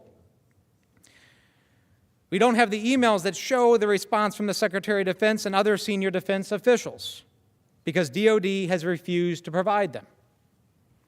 Separately, Laura Cooper testified about when when Ukraine first learned of the president's secret hold on the military assistance. The same day as the president's July 25th call with President Zelensky, DoD officials received 2 emails from the State Department indicating that officials from the Ukrainian embassy and congressional staff had become aware of the hold and were starting to ask questions. Ms. Cooper testified that she was informed, quote, "The Ukrainian embassy and House Foreign Affairs Committee are asking about the military aid," end quote, and that the Hill knows about the FMS situation to an extent, and so does the Ukrainian embassy. All of this shows that people were starting to get very worried. Again, this amendment for a subpoena to DoD would compel the production of these important documents. But again, there is more. DoD documents would also reveal key facts about what happened on July 25th after OMB directed DoD to, quote, "hold off on any additional DoD obligations for the assistance to Ukraine." How did DoD officials react to OMB's directive to keep this order quiet? Did DoD officials raise immediate concerns about the legality of the hold? Concerns that they would eventually vocally articulate to OMB in August. Did DoD officials hear from the American businesses that were on tap to provide the equipment from Ukraine? Was DoD informed that the president's hold would undermine American jobs? Answers to those questions may be found in DoD emails, emails that we could all see if you issue the subpoena. Earlier, I mentioned that by late July, officials in our government raised significant concerns about the impact and the legality of President Trump's hold on the military aid. We know this from witness testimony, public reporting, and documents produced in Freedom of Information Act lawsuits. For example, at an interagency meeting on July 31st, Laura Cooper, one of the officials at DoD, announced that because there were 2 legally available options to continue the hold, and they did not have direction to pursue either of those legal options, DoD would have to start spending the funds on August 6th. Cooper explained that if they did not start spending the funds, they would risk violating the Impoundment Control Act. It was a fateful warning because that is exactly what happened. Throughout August, Pentagon officials grew increasingly concerned as the hold dragged on. According to public reporting, DoD wrote to OMB on August 9th to say that it could no longer claim the delay would have no effect on the Defense Department's ability to spend the funds. We only know this through recent reporting about the contents of the email. President Trump certainly hasn't made this information public. In response to a Freedom of Information Act request, the Trump administration released this August 9th email from Elaine McCusker, the Pentagon's chief budget officer. And as you can see from the slide in front of you, it is almost entirely blacked out. According to public reporting, the email said, quote, "As we discussed as of 12 August, we don't think we can agree that the pause will not preclude timely execution. We hope it won't, and we'll do all we can to execute once the policy decision is made, but can no longer make that declarative statement." Let me interpret what's actually being said here. What's actually being said is, we're in trouble. We can't spend the money in the time that we have left, and we're not going to cover your tracks anymore and say that we can. The extensive redactions in the Freedom of Information Act productions highlight the administration's efforts to conceal the president's wrongdoing. They also underscore why the Senate must subpoena DoD documents to ensure that all of the relevant facts come to light. And yes, there is more. Based on the concerns expressed by McCusker and others at DoD, OMB eventually dropped from the documents the statement that the hold would not preclude timely execution of the funds. But OMB also circulated talking points claiming that, quote, no action has been taken by OMB that would preclude the obligation of these funds before the end of the fiscal year, end quote. Let me just explain what's going on here. Everybody is getting worried. Everybody knows that something bad is about to happen. Nobody has a good explanation. And nobody wants to be left holding the bag. So they're sending the emails, they're sending the memos to say, I told you so, and I'm not going to be held responsible. DOD's McCusker took issue with OMB's talking point. She did so in writing. Ms. McCusker emailed Mr. Duffy to tell him that OMB's talking points were, quote, just not accurate, and that DOD had been consistently conveying that point for weeks. Again, we know this from a press report, not from documents produced to Congress by the Trump administration. Now, President Trump did release some documents in response to a lawsuit under the Freedom of Information Act. But here is what Ms. McCusker's email looked like when it was released by the Trump administration. Her concern that OMB's talking point was, quote, just not accurate, was again entirely blacked out. What else is being hidden from the American people? The Senate should issue the subpoena. DOD documents would also shed light on OMB's actions as the president's scheme unraveled. On September 9th, Ms. McCusker informed Duffy that DOD could fall short of spending $120 million or more because of the hold. Duffy responded by suggesting that it would be DOD's fault if they ended up violating the Impoundment Control Act. McCusker responded, quote, you can't be serious. I am speechless, end quote. It will come as no surprise, then, that the administration entirely redacted this email, too, when it produced the documents in connection with the Freedom of Information Act lawsuit. Thanks to public reporting, though, we do know its contents. But what else is being hidden from the American people?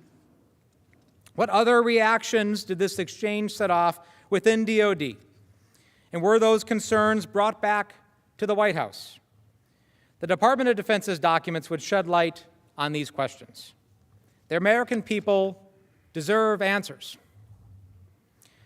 Make no mistake, the record before the House fully supports the conclusion that President Trump froze vital military aid to pressure Ukraine into helping the president's political campaign.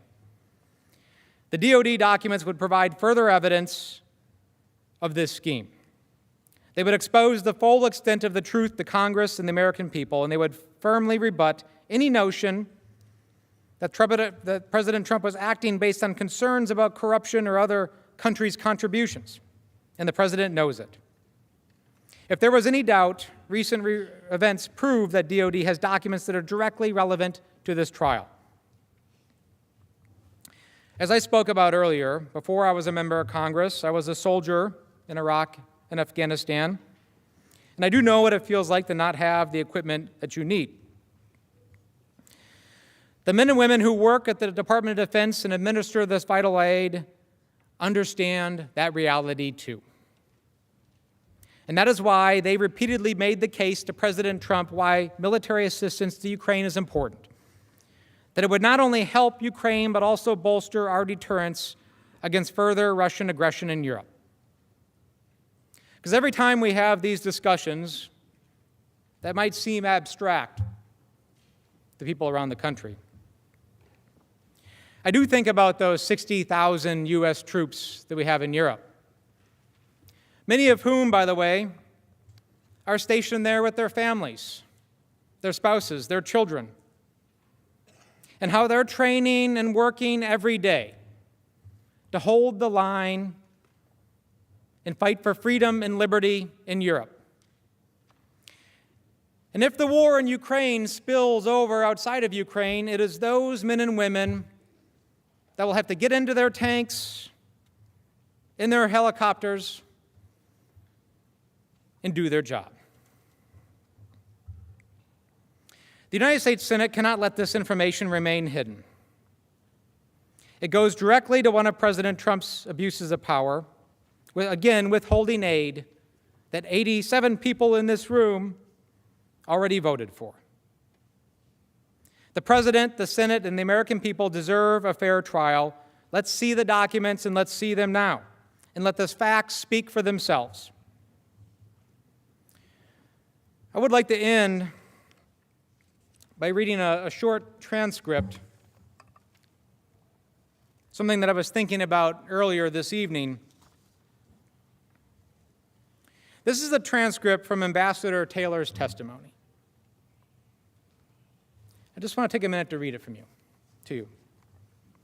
He was talking about a trip that he made to visit our friends in Ukraine. We had a meeting with the defense minister. It was the first meeting of the day. We went over there. They invited us to a ceremony that they have in front of their ministry every day.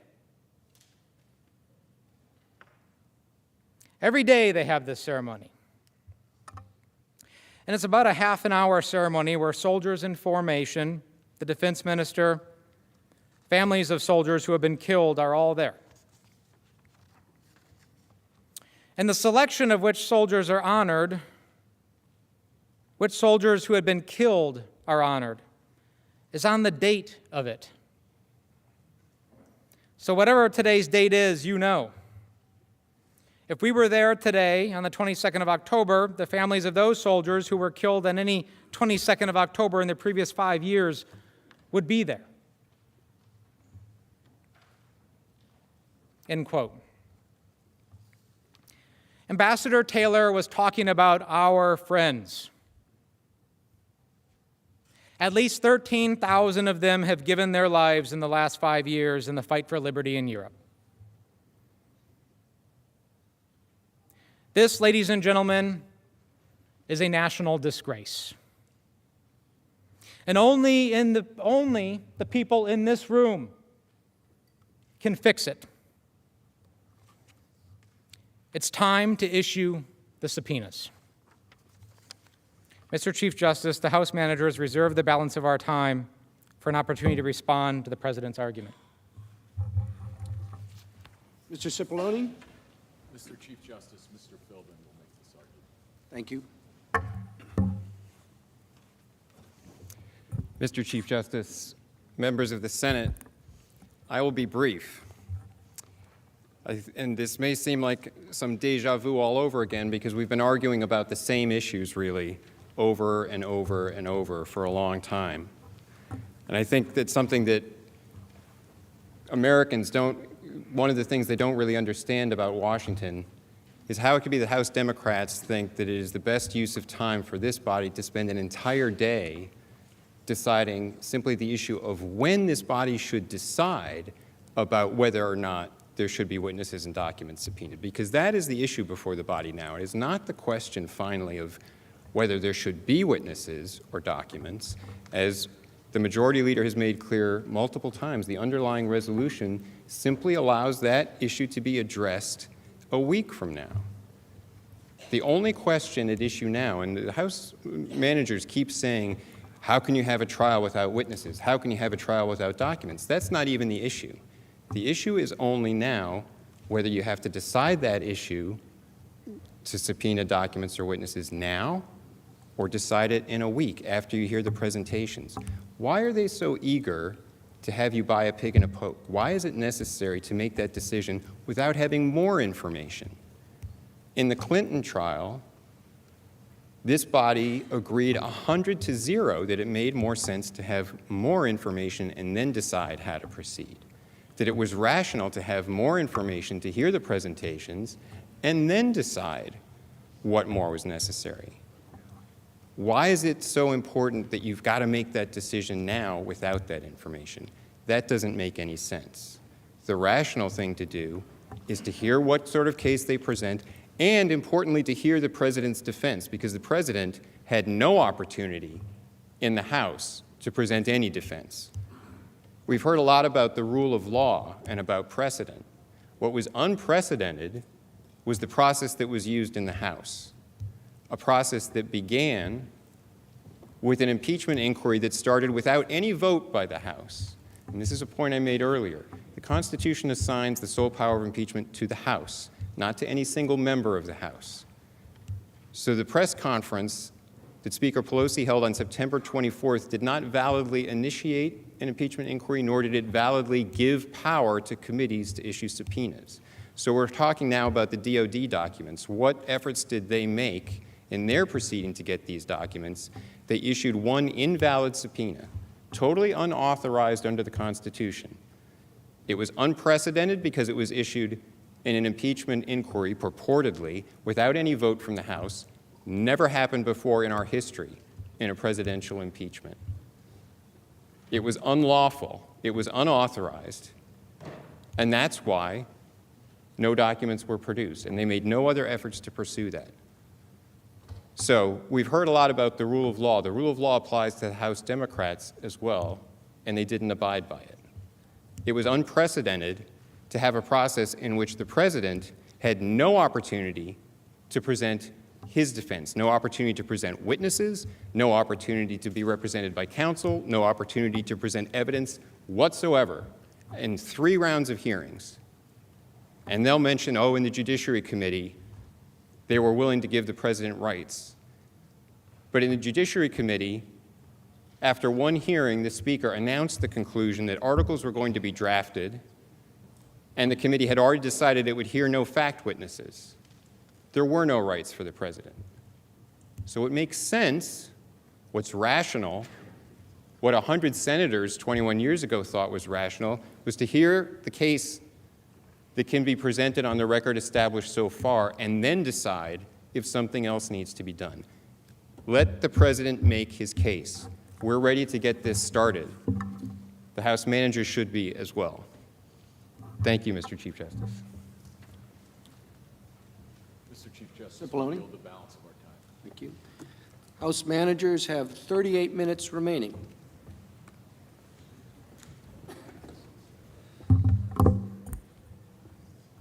Mr. Chief Justice, I will be brief. Counsel for the President continues to say a lot of things that just really rub me the wrong way. He says, we're talking and saying the same argument over and over and over again.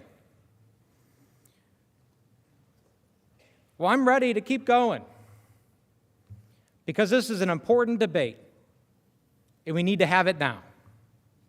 He also said something about what the American people don't understand about Washington. Well, I haven't been here very long, and I can tell you I don't think the American people care very much about whether or not people in Washington, are sitting around debating all the time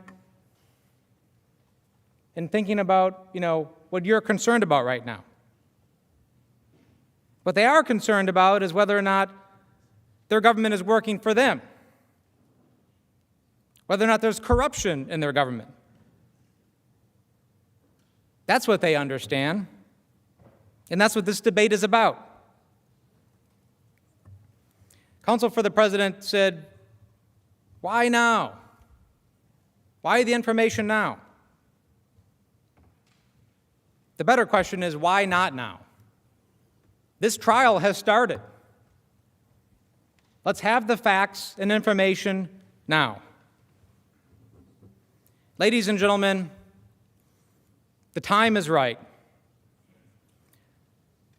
There's no reason why we shouldn't issue those subpoenas, get the facts, get the testimony, have the debate, let the American people see what's really going on here.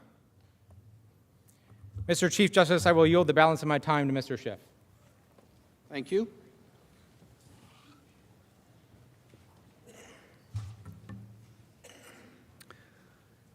Senators, I'll be brief, but I do want to respond to a couple of the points that my colleagues have made. First is the argument that you've heard before, and I have no doubt you'll hear again, that the subpoenas issued by the House are invalid. Well, that's really wonderful. I imagine when you issue subpoenas, they will declare yours invalid as well. What's the basis of the claim they're invalid? Well, because they weren't issued the way the president wants. Part of the argument is you have to issue a subpoena the way we say, and that can only be done after there is a resolution that we approve of adopted by the full House. First, they complained there was no resolution, no formal resolution of the impeachment inquiry, and then when we passed a formal resolution, they complained about that. They complained when we didn't have one, they complained when we did have one. Well, you know, they made that argument already in court, and they lost. In the McGahn case, they similarly argued this subpoena for Mr. McGahn is invalid. And you know what the judge said? Essentially, that's nonsense. The president doesn't get to decide how the House conducts an impeachment proceeding. The president doesn't get to decide whether a subpoena it issues is valid or invalid. No, the House gets to decide, because the House is given the sole power of impeachment, not the President of the United States. Now, counsel says, why are we going through all these documents? Aren't all these motions the same? And the fact of the matter is, we're not talking about the same documents here. They would like nothing better than for you to know nothing about the documents we seek.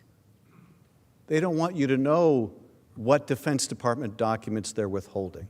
Yeah, of course they don't want to hear that.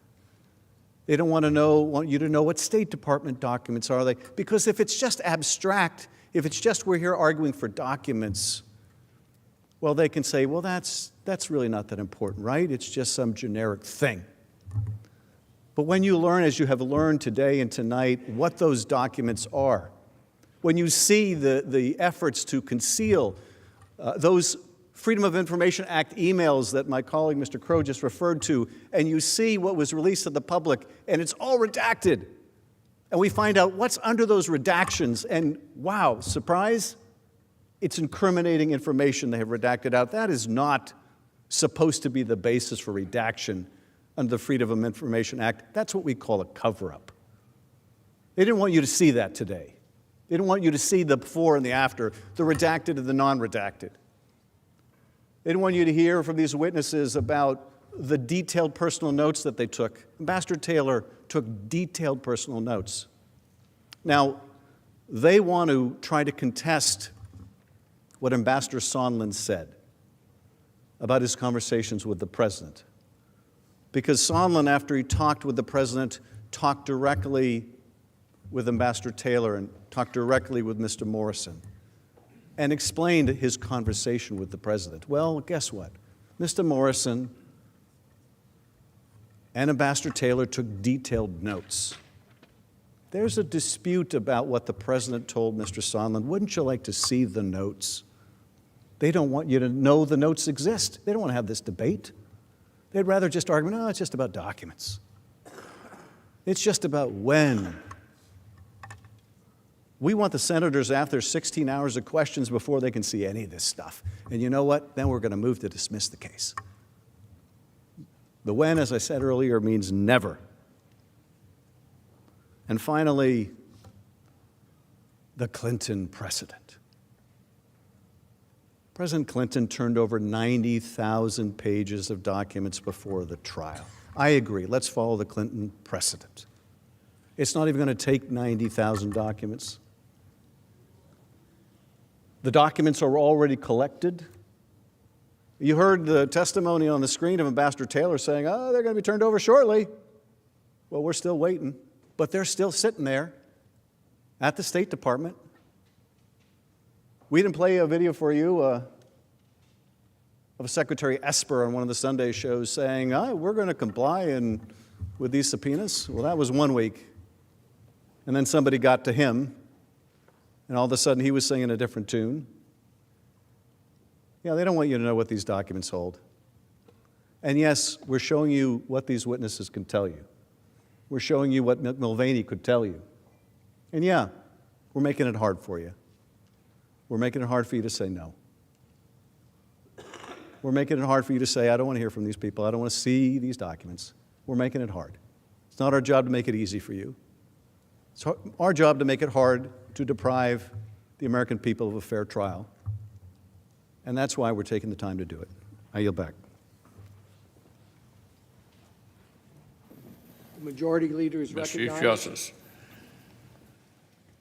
I make a motion to table the amendment and ask for the ayes and nays. Is there a sufficient second? There is. The clerk will call the roll. Mr. Alexander. Aye. Ms. Baldwin. Mr. Barrasso. Mr. Bennett. Mrs. Blackburn. Mr. Blumenthal. Mr. Blunt. Mr. Booker. Mr. Bozeman. Mr. Braun. Mr. Brown. Mr. Burr. Ms. Cantwell. Mrs. Capito. Mr. Cardin. Mr. Carper. Mr. Casey. Mr. Cassidy. Ms. Collins. Mr. Coons. Mr. Cornyn. Ms. Cortez Masto. Mr. Cotton. Mr. Kramer. Mr. Crapo. Mr. Cruz. Mr. Daines. Ms. Duckworth. Mr. Durbin. Mr. Enzi. Ms. Ernst. Mrs. Feinstein. Mrs. Fisher. Mr. Gardner. Mrs. Gillibrand. Mr. Graham. Mr. Grassley. Ms. Harris. Ms. Hassan. Mr. Hawley. Mr. Heinrich. Ms. Hirono. Mr. Hoven. Mrs. Hyde-Smith. Mr. Inhofe. Mr. Johnson. Mr. Jones. Mr. Kane. Mr. Kennedy. Mr. King. Ms. Klobuchar. Mr. Lankford. Mr. Leahy. Mr. Lee. Mrs. Loeffler. Mr. Manchin. Mr. Markey. Mr. McConnell. Ms. McSally. Mr. Menendez. Mr. Merkley. Mr. Moran. Ms. Murkowski. Mr. Murphy. Mrs. Murray. Mr. Paul. Mr. Perdue. Mr. Peters. Mr. Portman. Mr. Reed. Mr. Risch. Mr. Roberts. Mr. Romney. Ms. Rosen. Mr. Rounds. Mr. Rubio. Mr. Sanders. Mr. Sass. Mr. Schatz. Mr. Schumer. Mr. Scott of Florida. Mr. Scott of South Carolina. Mrs. Shaheen. Mr. Shelby. Ms. Sinema. Ms. Smith. Ms. Stabenow. Mr. Sullivan. Mr. Tester. Mr. Thune. Mr. Tillis. Mr. Toomey. Mr. Udall. Mr. Van Hollen. Mr. Warner. Ms. Warren. Mr. Whitehouse. Mr. Wicker. Mr. Wyden. Mr. Young.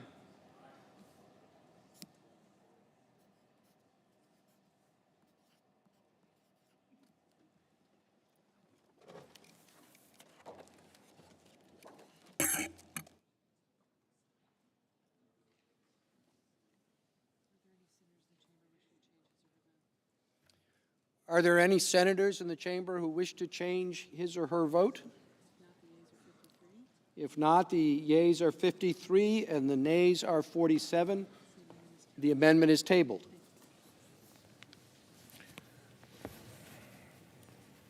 Mr. Chief Justice. The Democratic leader is recognized. Mr. Chief Justice, I send an amendment to the desk to issue subpoenas to Robert B. Blair and Michael P. Duffy, and I ask that it be read.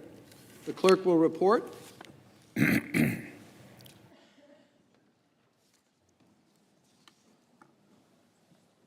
The senator from New York, Mr. Schumer, proposes an amendment number 1289. At the appropriate place in the resolving clause, insert the following section: notwithstanding any other provision of this resolution, pursuant to Rules 5 and 6 of the Rules of Procedure and Practice in the Senate when sitting on impeachment trials, 1, the Chief Justice of the United States through the Secretary of the Senate shall A, issue a subpoena for the taking of testimony of Robert B. Blair, and B, issue a subpoena for the taking of testimony of Michael P. Duffy, and 2, the Sergeant-at-Arms is authorized to utilize the services of the Deputy Sergeant-at-Arms or any other employee of the Senate in serving the subpoena authorized to be issued by this section. The amendment is arguable by the parties for 2 hours, equally divided. Mr. Manager Schiff, are you a proponent or opponent? Mr. Cipollone? Mr. Schiff, the House managers can then proceed and reserve time for rebuttal.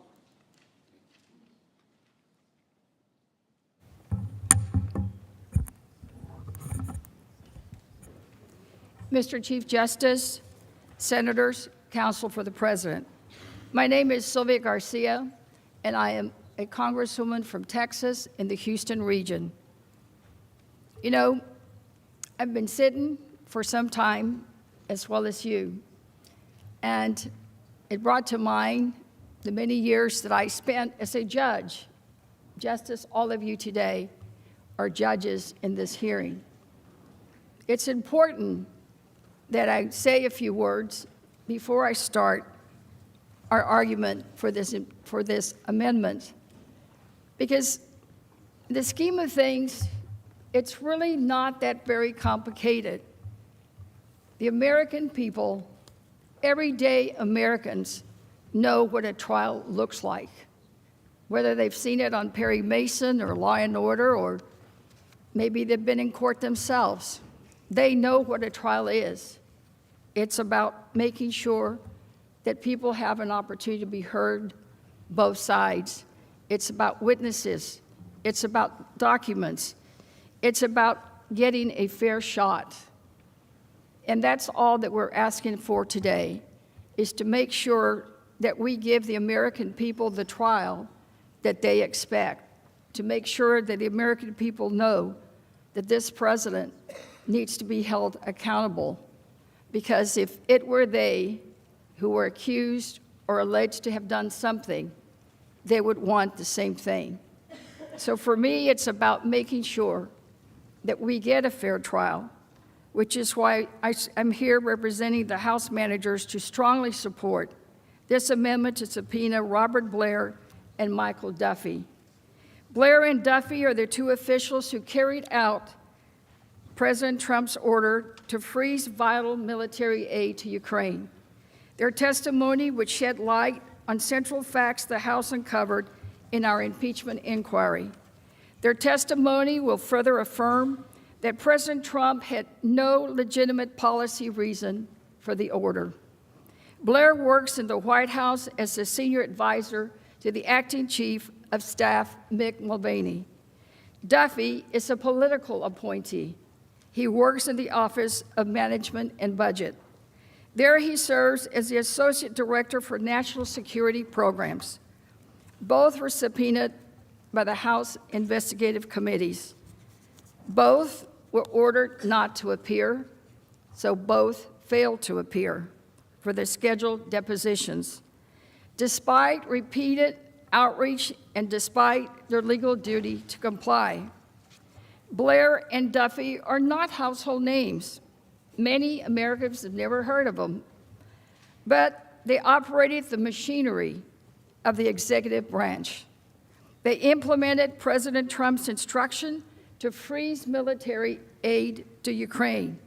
They communicated about the freeze with each other, with Mulvaney, with OMB's acting director Russell Vought, and with numerous officials at the State Department and the Department of Defense.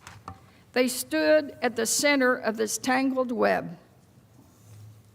Some of their communications are known to us from the testimony of other witnesses before House committees. Other communications have been revealed through public reporting and the Freedom of Information Act releases.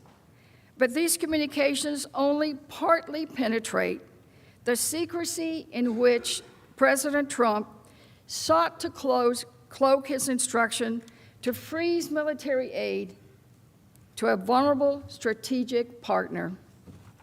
As plentiful evidence confirms, officials throughout the government were stumped, literally stumped, about why the freeze was happening. They were thwarted when they tried to get explanations from Blair and Duffy. Consistent with President Trump's effort to hide all evidence, Blair and Duffy have defied the House's subpoenas at the President's direction. To explain why this amendment should be passed, I would like to walk you through some key events which Blair and Duffy participated in.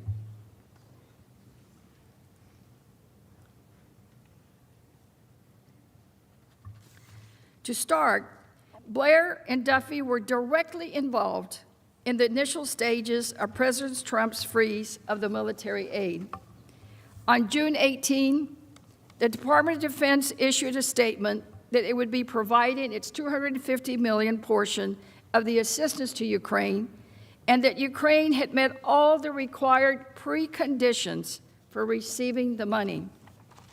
The very next day, on June 19, Blair, in his role as assistant to the president, called Vought, the acting director of OMB. The call was to talk about the military aid to Ukraine. According to public reports, Blair told Vought, quote, "We need to hold it up."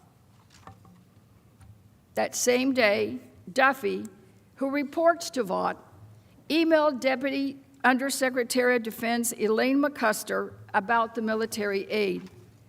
Although the administration refused to produce that email to the House and all other documents, a copy of that email was recently produced in response to a Freedom of Information Act lawsuit. In the email, Duffy informed DOD that, quote, "The president has asked about this funding release." Duffy copied Mark Sandy, a career official who reports to him and who testified before the House about this email. Sandy testified that McCusker provided the requested information to him, which he shared with Duffy.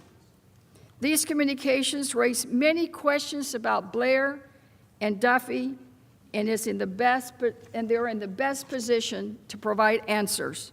For example, who or what prompted Blair to tell Vought that OMB needed to freeze the aid? Who? What reason was Blair given? And who instructed Duffy to reach out to the Department of Defense? Who told him the president had questions? And what were those questions? And did Duffy and Blair have communications about the military aid to Ukraine with the president, with Acting Chief of Staff Mick Mulvaney, between themselves? What about the funding release and the president's so-called questions? Blair and Duffy could provide the answers. They could explain what directions they received, when they were provided, and who provided them.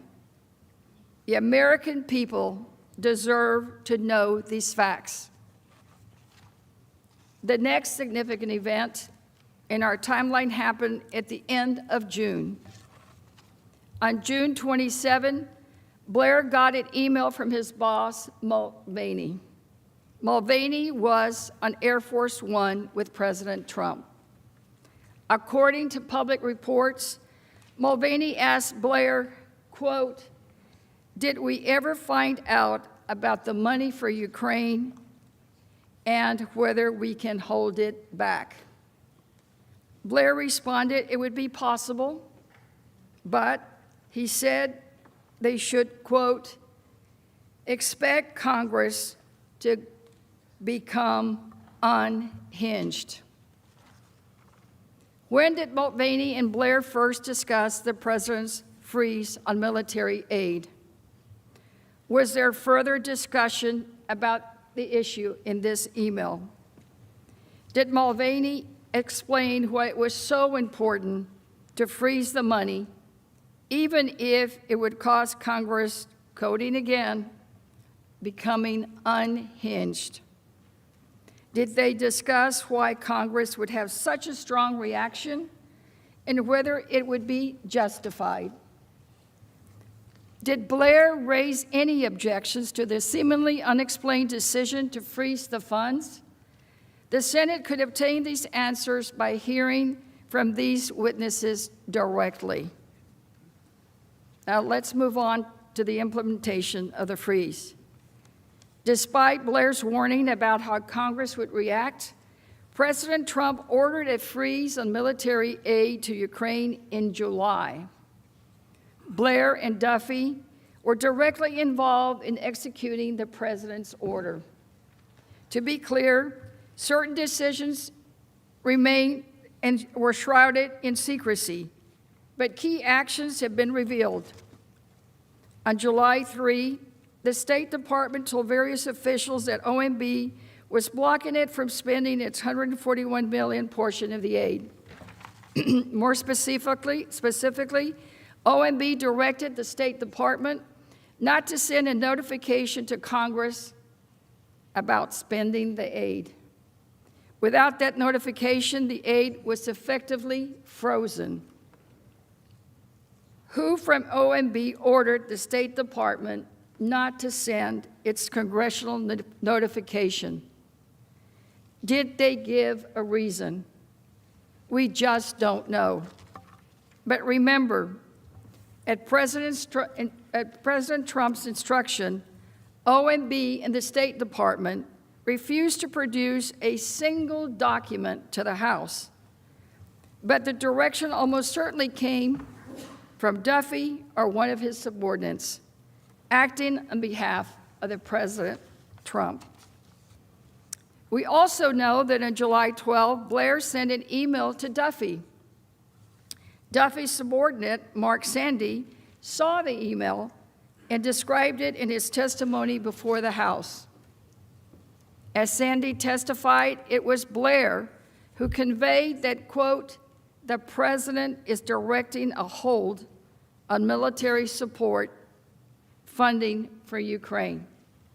And that email only addressed Ukraine. Blair's email raises several questions. What other discussions took place about the president's decision to freeze the aid? Did the president or Mulvaney give Blair a reason for the freeze? Did Blair know that the president was holding the aid to pressure Ukraine to announce investigations of his political rival? We also know 2 days before Blair sent his email to Duffy, Ambassador Sondland told Ukrainian officials that he had a deal with Mulvaney. The deal consisted a White House visit for President Zelensky on Ukraine conducting the political investigations that President Trump sought. That is what prompted Ambassador Bolton to say he was, quote, not part of whatever drug deal Sondland and Mulvaney are cooking up. Blair is Mulvaney's senior advisor. Did Blair know about the Sondland-Mulvaney deal? Did he know that they were leveraging an official White House visit for the president to get Ukraine to investigate his political rival? The White House was unable to provide any reason for the hold. Throughout this period, officials across the executive branch started asking questions. Questions about the freeze on the military aid. Around July 17 or 18, Duffy emailed Blair. He asked about the reason for the freeze, but he got no explanation. Instead, Blair insisted, quote, "We need to let the hold take place," and they could, quote, "revisit the issue with the president later." In the House, we heard testimony from multiple officials, including Ambassador Taylor, who was until very recently our top diplomat in Ukraine, our numero uno. We also heard from several other officials from the Department of Defense, the NSC staff, and OMB, but no one heard any credible evidence, any credible explanation for the freeze at the time. No one, nada. Senators, think about it. Not even our top U.S. diplomat to Ukraine had any idea as to why the president had ordered the funds frozen.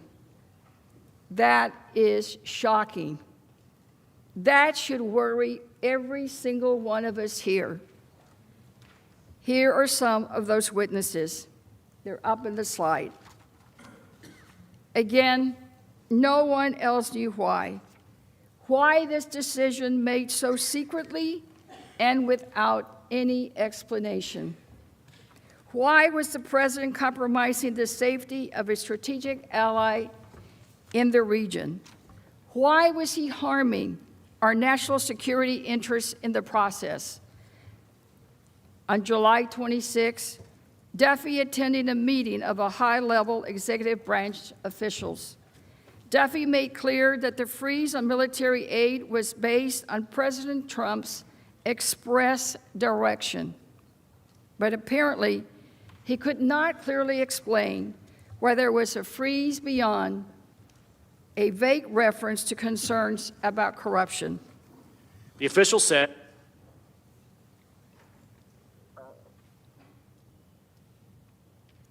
Witnesses who testified before the House all provided the same consistent recounting of what happened. As you can see from the statements on the slide, officials were not provided clear explanation for such a dramatic step. As we have already discussed earlier, and will explain in more depth during the trial, these facts contradict the White House's recent claims of why President Trump froze the Ukraine aid. Those facts clearly show efforts by this president and those around him to fabricate explanations after the president's illegal scheme came to light. In fact, the White House counsel's own review of the freeze reportedly found that Mulvaney and OMB attempted to create an after-the-fact justification for the president's decision. That's a polite way of saying Mulvaney's team led an effort to cover up the president's conduct and to manufacture misleading, pretextual explanations to hide the corruption. But, senators, there's still more. Blair and Duffy were also involved in the events surrounding the president's July 25 phone call with President Zelensky. On July 19, Blair, along with other officials, received an email from Ambassador Sondland. The email described a conversation he had just had with President Zelensky. Ambassador Sondland stated that Zelensky was, quote, prepared to receive POTUS call and will assure him that he intends to run a fully transparent investigation and will, quote, turn every stone. As reflected in this email and confirmed by his testimony, Ambassador Sondland had helped President Zelensky prepare for his July 25 phone call with President Trump, telling him it was necessary to assure President Trump that he would conduct the investigations.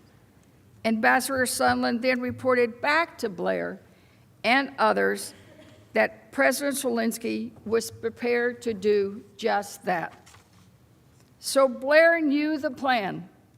As Ambassador Sondland put it, he was in the loop on the scheme. Why was Blair part of this group? What was his involvement in setting up the call? What did he understand Sondland's message to mean? What did he know about the investigations sought by the president?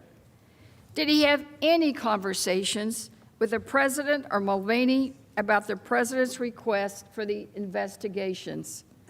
We need Blair's testimony to answer these questions. And then, 6 days later, Blair was in the Situation Room, listening in on President Trump's July 25 call with President Zelensky. He heard President Zelensky raise the issue of U.S. aid to Ukraine. He heard President Trump respond by asking for, quote, a favor, though, namely investigations of the 2016 election and of Vice President Biden. The House heard the testimony of 3 of the other officials who listened in to the president's July 25 call, directly listened in: Lieutenant Colonel Vindman, Tim Morrison, and Jennifer Williams. Each of them expressed concerns about the call. Lieutenant Colonel Vindman and Tim Morrison immediately reported the call to NSC lawyers. Jennifer Williams said the call, quote, struck her as unusual and inappropriate, and further, quote, more political in nature. Senators, the American people deserve to hear if Blair shared the concerns of the other officials who listened to the president's call. What was his reaction to the call? Did he take notes? Was he at all concerned like the other officials? Did he know exactly what was happening and why? Did the evidence we have suggests that he did know, but the Senate should have the opportunity to ask him directly.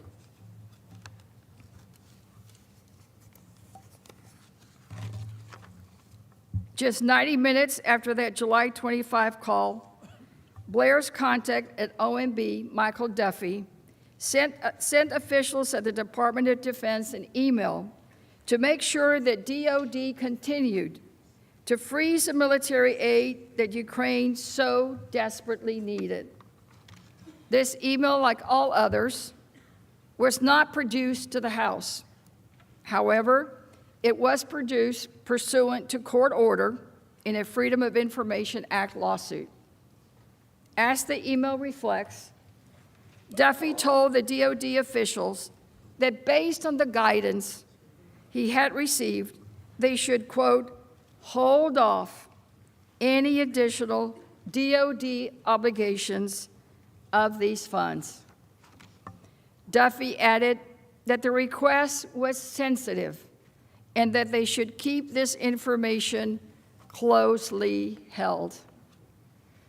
This email, too, raises questions that Duffy should answer. What exactly was the guidance Duffy received? Who gave it to him? Was it connected to President Trump's phone call? And why was it so sensitive that he directed DOD to keep it closely held? The Senate should demand the answers to these questions. The Senate should also hear from Duffy as to why he abruptly removed a career OMB official who questioned the freeze on military aid to Ukraine, and whether he did so at the direction of the White House or President Trump. Throughout July, Mark Sandy, the OMB career official who handled military aid to Ukraine, repeatedly tried to get Duffy to provide an explanation for the freeze. He was unsuccessful. Sandy and other officials from OMB and the Pentagon also raised questions relating the Impoundment Control Act, the federal law that limits the president's ability to withhold funds that have been allocated by Congress. In fact, 2 career OMB officials ultimately resigned, in part based on concerns about the handling of the Ukraine military aid freeze. These concerns were not unfounded. Just last week, the nonpartisan Government Accountability Office issued a detailed legal opinion finding OMB had violated federal law by executing the president's order to freeze military aid to Ukraine. Remarkably, on July 29, after Sandy had expressed his concerns about the legality of the freeze, Duffy removed Sandy from responsibility for Ukraine military aid. Instead, Duffy took over responsibility for withholding the aid himself. He was a political appointee. He had no relevant experience. He had no demonstration of interest in such matters. His last job had been as a state-level Republican Party official. He's the one who took over responsibility for withholding the aid. He gave no credible explanation for his decision. He only said that he wanted to become, quote, more involved in daily operations. Sandy, who has decades of experience, testified that nothing like this had ever happened in his career. His boss, a political appointee, just happened to have a sudden interest in being more hands-on and was now laser-focused exclusively on Ukraine. The Senate should ask Duffy why he took over the handling of the Ukraine military aid. Was he directed to? Why was Sandy removed from his responsibility over Ukraine aid? Was it because he expressed concerns about the legality of the freeze? These questions are those that Duffy would be able to answer. Now we move on to warnings from DOD. Around this period in late July and early August, Duffy also ignored warnings from DOD about the legality of the freeze. The Senate should hear from him and judge what he has to say. Throughout July and August, Duffy executed President Trump's freeze of the military aid through a series of funding documents from OMB. In carefully worded footnotes, OMB tried to claim that this, quote, was a brief pause, and it would not affect DOD's ability to spend the money on time. As we now know from public reporting, as the freeze continued, DOD officials grew more and more alarmed. They knew the freeze would impact DOD's ability to spend the funds before the end of the fiscal year. DOD officials, including Deputy Undersecretary McCusker, voiced these concerns to Duffy on multiple occasions. First, in an email on August 9th, McCusker told Duffy DOD could no longer support OMB's claim that the freeze would not preclude timely execution of the aid for Ukraine. Her email read, and I quote, "As we discussed as of 12 August, I don't think we can agree that the pause will not preclude timely execution. We hope it won't, and we will do all we can to execute once the policy decision is made, but can no longer make that a declarative statement. Then again, on August 12, McCusker warned Duffy in an email. The footnotes needed to include a caveat that, quote, execution risk increases continued delays. The House never received these documents from OMB or DOD. We know what they contain because of public reporting, despite persistent efforts by the Trump administration to keep them from Congress and the public. The Pentagon's alarm should have raised concerns for Duffy. Did he share DOD's concerns with anyone else? Did he agree with those concerns or take any actions in response? Did he take direction from Blair, the White House, or President Trump? These questions that Duffy should answer. Despite his actions executing the president's freeze, Duffy internally expressed reservations about it. In August, he signed off on a memorandum to Acting Director Vought that recommended releasing the aid. That memo stated the military aid was consistent with the United States national security strategy in the region, that it served to counter Russian aggression, and that the aid was rooted in bipartisan support in Congress. This is contrary to Duffy's actions leading up to the memo. What changed? What caused Duffy to disagree with the president's direction to continue to withhold the aid? Duffy should be called to explain why he recommended that the president release the aid, what other steps he took to advocate for the release. Does he know why Vought and the White House apparently disregarded the recommendation?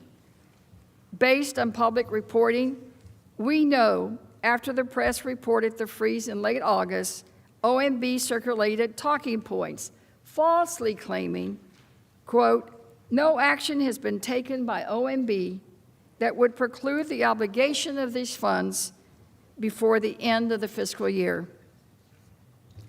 According to public reporting, McCusker responded with an email to Duffy to tell him that this quote was just not accurate and that DOD had been, quote, consistently conveying that for weeks.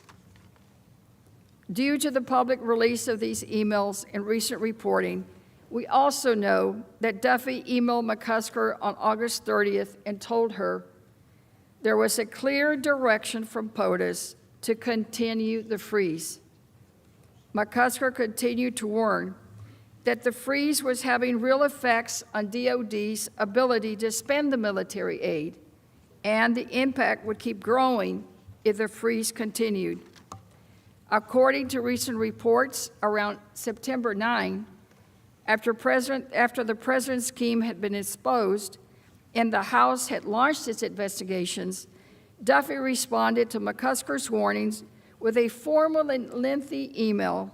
He asserted it would be DOD's fault, not OMB's, if DOD was unable to spend funds in time. Deputy Undersecretary of Defense Elaine McCusker reportedly responded, I am speechless. We now know that DOD's concerns were well-founded. The president's freeze on the security aid was illegal. Duffy should be called to testify about why DOD's repeated warnings went unheeded.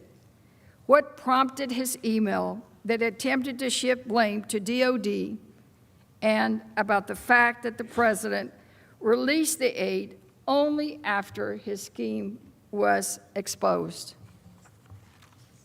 Senators, make no mistake, We have a detailed factual record showing the freeze was President Trump's decision, that he did it to pressure Ukraine to announce the political investigations he wanted. But President Trump's decisions also set off a cascade of confusion and misdirection within the executive branch. As the president's political appointees carried out his orders, career officials tried to do their jobs, or at the very least, not break the law. Blair and Duffy would help shed more light on how the president's orders were carried out. That is why committees of the House issued subpoenas for both of their testimony. But Blair and Duffy, as I said earlier, like many other Trump officials, refused to appear because the president ordered them not to appear. And I might add, as a former judge, I have never seen anything like this before, where someone is ordered not to appear by one party and the witnesses just don't appear. The United States Senate should not allow the president and his administration to continue to evade accountability based on these ever-shifting and ever-meritless excuses. We need to hold him accountable because no one is above the law. Nadie está encima de la ley. Nadie. Blair and Duffy have valuable testimony to offer that the Senate should call upon them to do their duty by issuing this subpoena. Mr. Chief Justice, the House managers reserve the balance of our time for an opportunity to respond to the President's argument.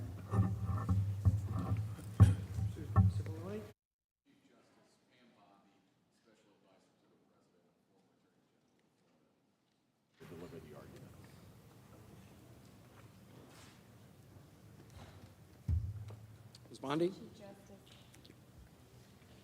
Honorable Senators, just to fact correct, please, a few things.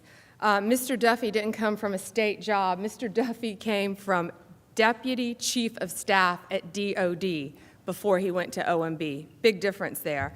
Manager Garcia said he failed to appear. Well, the House committee would not allow agency counsel to appear with Mr. Duffy or Mr. Blair. They would not let agency counsel appear with either of them. Office of Legal Counsel determined, of course, that the exclusion of agency counsel from House proceedings is unconstitutional. It's a pretty basic right. So what did they do? They took no action on the subpoenas. But now they want you to take action on them. The managers have been telling you all day, the House managers all day, White House is trying to hide from American people what witnesses had to say. They've been saying we want to bury evidence, we want to hide evidence. That hypocrisy is astounding. They've been saying let's not forget why we are here. Well, we're here tonight because they threw due process, fundamental fairness, and our Constitution out the window in the House proceedings. That's why we're here, because they started in the secret bunker hearings where the president and his counsel weren't even allowed to participate when they're trying to impeach him. Intel and Judiciary committees was a one-sided circus. Ranking Member Nunes asked to call witnesses. He explained why in detail. It was denied by Manager Schiff. Ranking Member Collins asked to call witnesses, denied by Manager Nadler. And that's what they call fairness. That's not how our American justice system works, and it's certainly not how our impeachment process is designed by our Constitution. The House took no action on the subpoenas issued to Mr. Duffy and Mr. Blair because they didn't want a court to tell them that they were trampling on their constitutional rights. So now they want this chamber to do it for them.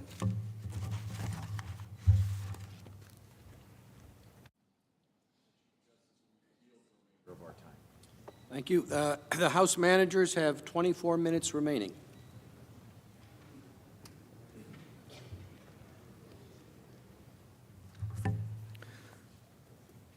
Mr. Chief Justice, a couple fact checks once again. First of all, the complaint is made, well, the House wouldn't allow agency counsel. Why wouldn't the House allow agency counsel to be present in those secret depositions that you have been hearing so much about? And as I mentioned earlier, those secret depositions allowed 100 members of the House to participate. There are 100 members of the Senate. We could have had that secret deposition right here in the Senate floor. But during those depositions, members of both parties were given equal time to ask questions of these witnesses. Now, why not allow an agency counsel? And by the way, where did Democrats get that rule of no agency counsel during these depositions? We got it from the Republicans. This was the Republican deposition rule. And we can cite you adamant explanations by Trey Gowdy and others about how these rules are so important that the depositions not be public, that agency counsel be excluded. And why? Well, you'll get a good sense of it when you see the testimony of Deputy Assistant Secretary George Kent. Kent describes how he's at a meeting with some of the State Department lawyers and others, and they're talking about the document requests from Congress. And what are they going to do about these, and what documents are responsive, and what documents aren't responsive. And the issue comes up of a letter that the State Department sent to Congress saying, you're intimidating the witnesses. And Secretary Kent testified, no, the Congress wasn't intimidating witnesses. It was the State Department that was intimidating witnesses to try to prevent them from testifying. And so my colleagues at the other table say, why aren't you allowing the minders from the State Department to sit next to those witnesses and hear what they have to say in the depositions? We've seen all too much witness intimidation in this investigation to begin with without having an agency minder sitting in on the deposition. And by the way, those agency minders don't get to sit in on grand jury interviews either. There is a very good investigative reason that has been used by Republicans and Democrats who have been adamant about the policy of excluding agency counsel. It was also represented that the Intelligence Committee and the Judiciary Committee wouldn't allow the minority to call any witnesses. That's just not true. In fact, fully 1/3 of the witnesses who appeared in open hearing in our committee were minority-chosen witnesses. Now, what they ended up having to say was pretty darn incriminating of the president, but nonetheless, they chose them. And so this idea, well, we had no due process, the fact of the matter is we followed the procedures in the Clinton and Nixon impeachments. And they can continue to say we didn't, but we did. And in some respects, we gave even greater due process opportunities here than there. The fact that the president would take no advantage of them doesn't change the fact that they had that opportunity. And finally, the claim is made that we trampled on the constitutional rights by daring to subpoena these witnesses. How dare we subpoena administration officials, right? Because Congress never does that. How dare we do that? How dare we subpoena them? Well, the court heard that argument in the case of Don McGahn, and you should read the judge's opinion in finding that this claim of absolute immunity has no support, no substance. It would result in a monarchy. It is essentially the judicial equivalent of don't let the door hit you in the backside on the way out, counsel. There's no merit there. And counsel can repeat that argument as often as they like, but there's no support in the courts for it. There should be no support for it in this body, not if you want any of your subpoenas in the future to mean anything at all. I yield back. The Majority Leader is recognized. At the desk to table the amendment, and I ask for the ayes and nays. Is there a sufficient second? The clerk will call the roll. Mr. Alexander. Ms. Baldwin. Mr. Barrasso. Mr. Bennett. Mrs. Blackburn. Mr. Blumenthal. Mr. Blunt. Mr. Booker. Mr. Bozeman. Mr. Braun. Mr. Brown. Mr. Burr. Ms. Cantwell. Mrs. Capito. Mr. Cardin. Mr. Carper. Mr. Casey. Mr. Cassidy. Ms. Collins. Mr. Coons. Mr. Cornyn. Ms. Cortez Masto. Mr. Cotton. Mr. Kramer. Mr. Crapo. Mr. Cruz. Mr. Daines. Ms. Duckworth.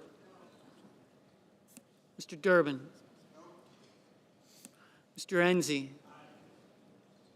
Ms. Ernst. Mrs. Feinstein. Mrs. Fisher. Mr. Gardner. Mrs. Gillibrand. Mr. Graham. Mr. Grassley.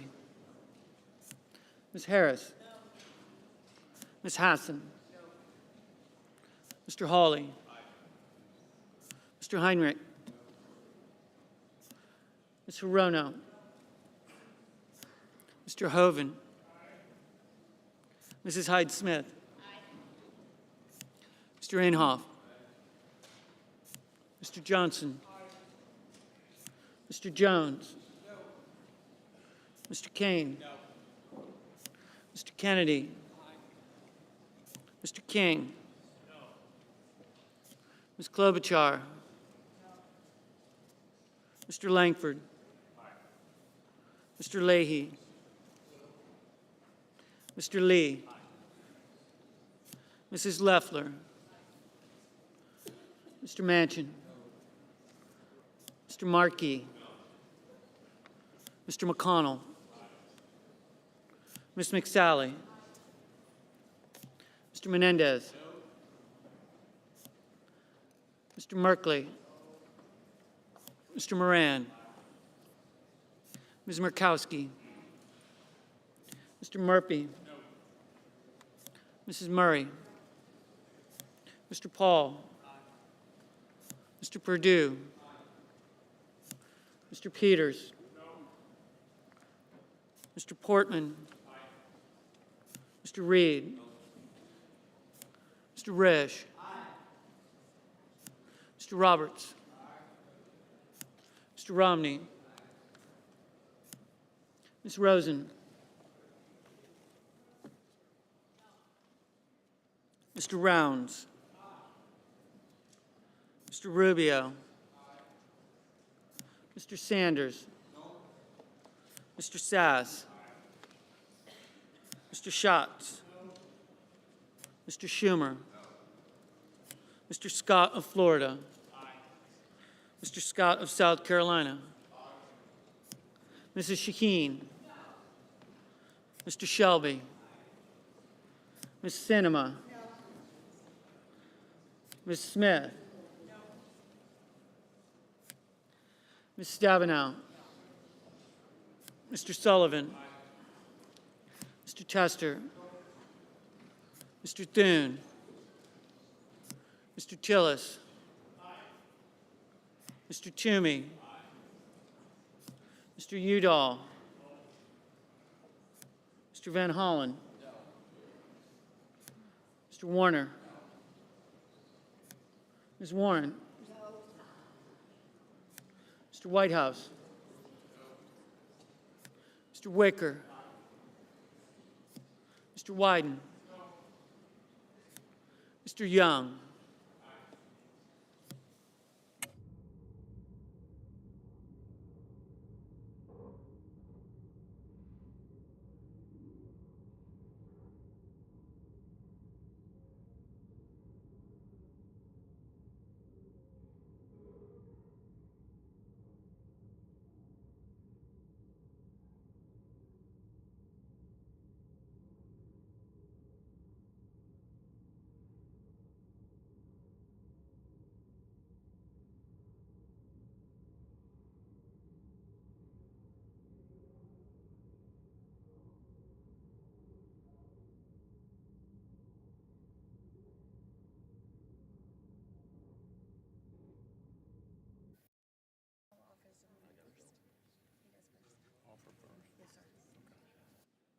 Does any senator wish to change his or her vote?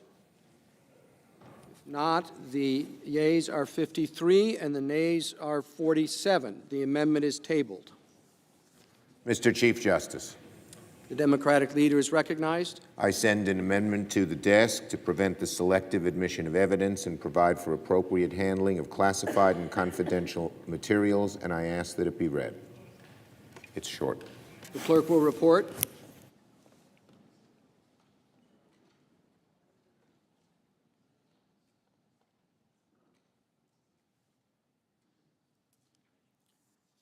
The senator from New York, Mr. Schumer, proposes an amendment number 1290.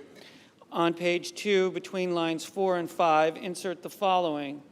If, during the impeachment trial of Donald John Trump, any party seeks to admit evidence that has not been submitted as part of the record of the House of Representatives and that was subject to a duly authorized subpoena, that party shall also provide the opposing party all the other documents responsive to that subpoena. For the purposes of this paragraph, the term duly authorized subpoena includes any subpoena issued pursuant to the impeachment inquiry of the House of Representatives. The Senate shall take all necessary measures to ensure the proper handling of confidential and classified information in the record. The majority leader is recognized. Mr. Chief Justice, we'll now take a 5-minute break. I'd like to ask everybody to stay close to the chamber. We'll go with a hard 5 minutes. I ask that we stand in recess subject to call of the chair. Without objection, so ordered.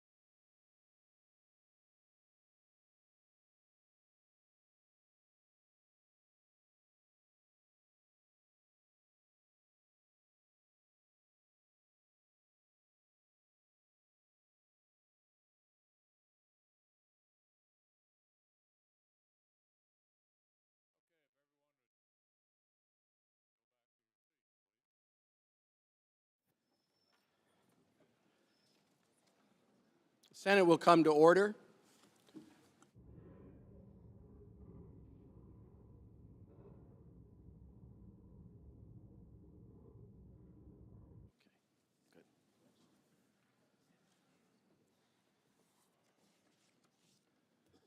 Mr. Schiff, are you in favor or opposed or?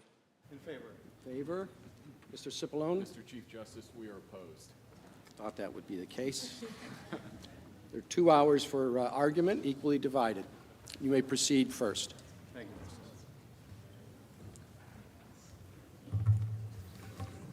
you,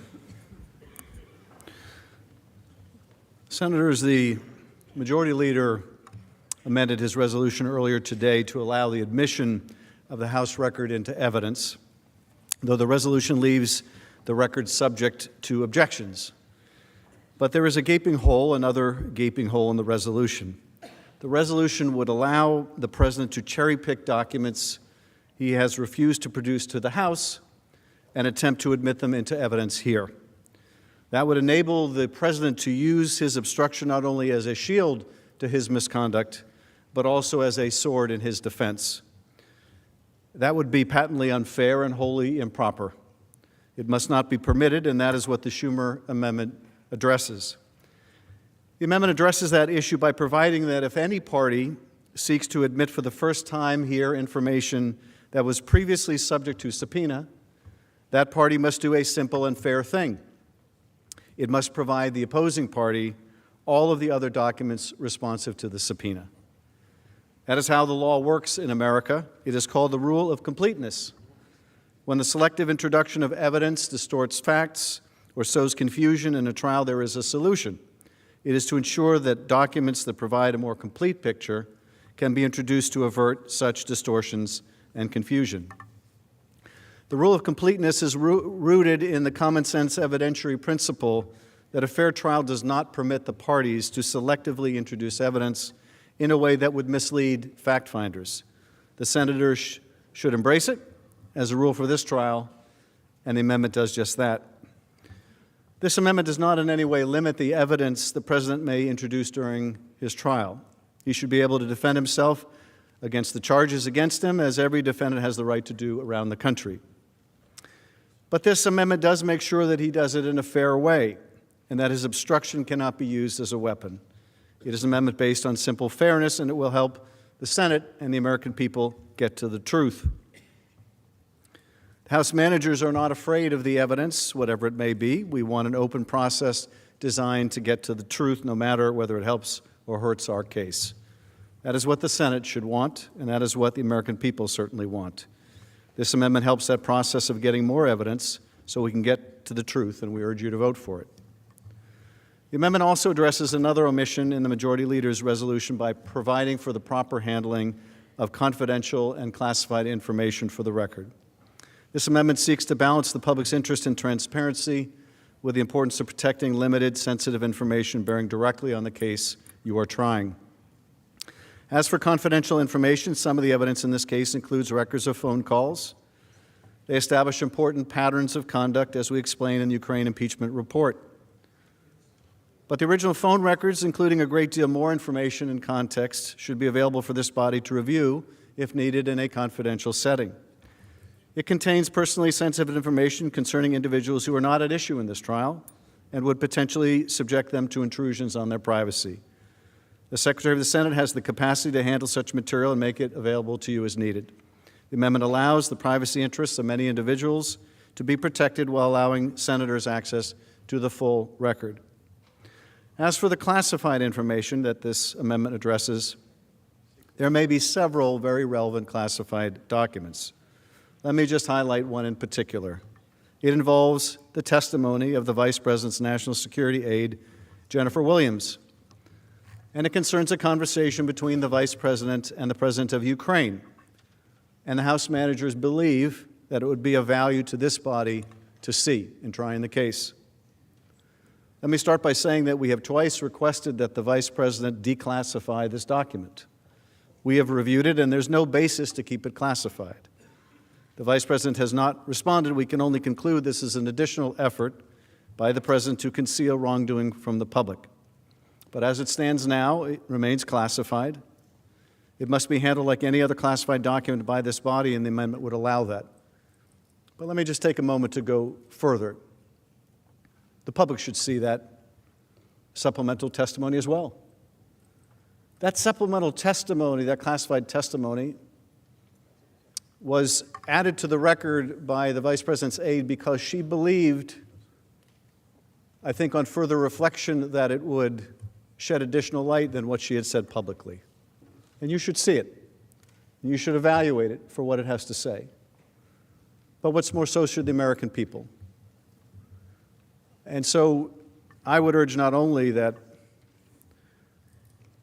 you support this amendment to make sure that you can handle the classified information, and there's a mechanism for it, and the personally identifiable information that need not be public, but also information that is improperly classified, that bears and sheds light on your decision, should be accessible to you and should be accessible to the American people.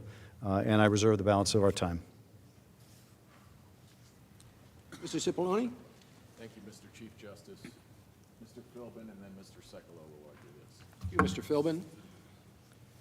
Mr. Chief Justice, members of the Senate, the President opposes this amendment, and I can be brief in explaining why.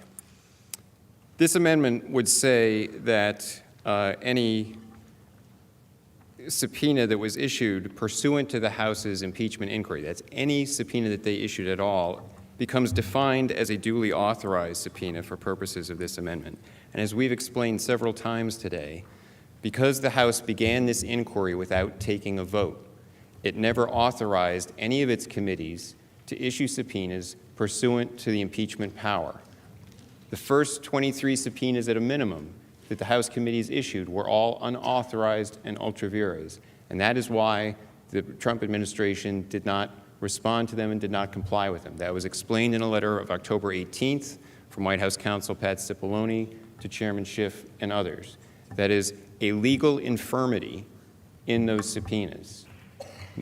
There has never been an impeachment inquiry initiated by the House of Representatives against a President of the United States without it being authorized by a vote of the full House. And this is a principle that the Supreme Court has made clear in cases such as United States versus Roomley, that no committee of Congress can exercise authority assigned by the Constitution to the chamber itself, to the House or the Senate, without being delegated that authority by the House or the Senate. And in Roomley, the court explained that determining the validity of a subpoena requires, quote, construing the scope of the authority which the House of Representatives gave to the committee. So this is a legal issue, an infirmity in those subpoenas, and this amendment proposes to do away with that legal infirmity by defining all of their subpoenas as duly authorized. And we do not support that amendment. In addition to that, I would just want to respond briefly to Chairman Schiff's description of the rule of completeness. This is not about the rule of completeness. The rule of completeness has to do with if a particular document or particular piece of evidence is misleading in itself, that document, there's something specific about it, that there's another response on the email chain, something like that. That particular document has some specific thing attached to it, that should also come into evidence. But since all evidentiary motions are being preserved, objections can be made later, evidentiary arguments under the underlying resolution can be made. The rule of completeness can be argued. There's no need for that to do this amendment, because this amendment doesn't have anything to do with the rule of completeness. With that, I'll yield the remainder of my time to Mr. Sekulow. Thank you, Mr. Chief Justice, members of the Senate. I'll be brief. This resolution, the amendment which we oppose, as Mr. Philbin just said, is in essence an unconstitutional attempt to cure a defect in their own proceeding. To be clear, we are reserving our objections as it relates to hearsay, which is what the record primarily consists of. I also want to respond very briefly to what Manager Schiff said regarding the proceedings in the House of Representatives and the lack of agency counsel. He said it's much like a grand jury. He best be glad, and the members of his committee best be glad, that it's not like a grand jury. Because if it was a grand jury and information was leaked, which it was consistently throughout this process, they could be subject to felony. So I want to be clear. Utilizing this amendment to cure a constitutional defect, and that's what this is exactly what we've been arguing about now for almost 11 hours. It's changing the rules. It's different rules. I can't determine if we are dealing with a trial, a pretrial motion, but we've now spent 11 hours arguing about something that we'll be arguing again next week. But the idea that you can cure in 3 paragraphs constitutional defects doesn't pass constitutional muster. We yield the rest of our time. The House managers have 54 minutes remaining.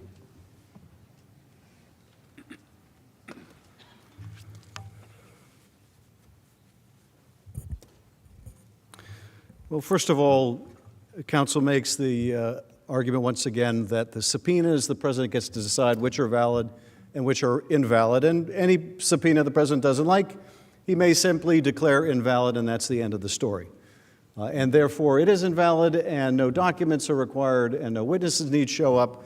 And therefore, you don't need to consider whether the president should be able to game the system by showing you a handful of documents to mislead you and deprive you of seeing all of the other documents relevant to that same subject. That's their argument. The president didn't like the way the subpoenas were issued. Even the court has already ruled on this issue and said, no, Mr. President, you don't get to decide whether a subpoena is valid or not in an impeachment proceeding. That's the sole responsibility of the House. But no, I guess they would suggest to you the president would never mislead you about documents. If they seek to introduce something, you can be assured that that document tells the complete truth. Well, we already know you can place no such reliance on the president. And how do we know this? You've already seen it. Look what they did in response to the FOIA, the Freedom of Information Act requests. They blacked out all the incriminating information. They blacked out the we can't represent anymore that we're going to be able to actually spend this money in time. We can't represent that we're not going to be in violation of the law, the Impoundment Act. They redact that. Is that what you want in this trial? For them to be able to introduce one part of an email chain and not show you the rest? You want to be able to have a situation where the president, who has withheld all these documents from you, can introduce a document that suggests a benign explanation, but not the reply that confirms the corrupt explanation. Because that's what we're really talking about here. Now, they clothe this in the argument, well, we don't think these were duly authorized subpoenas. We are merely categorizing the universe of documents they should turn over if they want to turn over selective documents. Let them call them unduly authorized, if they will. The point is that the documents that are called for should not be cherry-picked by a White House that has already shown such a deliberate intent to deceive. And finally, counsel says, they can't tell whether we're dealing with a trial here. Well, you know something? Neither can we. And if they're confused for a good reason. Because this doesn't look like any other trial that they're used to, and people watching, they're confused too. Because they would think if this was a trial, there'd be no debate about whether the party with the burden of proof could call witnesses. Of course they can. Of course they can. The defendant doesn't get to decide who the prosecution could call as a witness. If you're confused, well, so's the public. They want this to look like a regular trial, and it should. That's been the history of this body. That's been the history of this body. Now, I know it's late, but I have to tell you, it doesn't have to be late. We don't control the schedule here. We're not deciding we want to carry on through the evening. We don't get to decide the schedule. There is a reason, though, why we are still here at, is that 5 till midnight? There's a reason why we're here to 5 to midnight, and that's because they don't want the American people to see what's going on here. They're hoping people are asleep. And you know, a lot of people are asleep right now, all over the country, because it's midnight. Now, maybe in my state of California, people are still awake and watching. But is this really what we should be doing when we're deciding the fate of a presidency? We should be doing this in the midnight hour? I started out the day asking whether there could be a fair trial and expressing the skepticism I think the country feels about whether that's possible, how much they want to believe this is possible. But I have to say, watching now at midnight this effort to hide this in the dead of night cannot be encouraging to them about whether there will be a fair trial. I yield back. Mr. Chief Justice, The majority leader is recognized. I have a motion at the desk to table the amendment. Is there a sufficient And ask second? for the ayes and nays. There is. The clerk will call the roll. Mr. Alexander.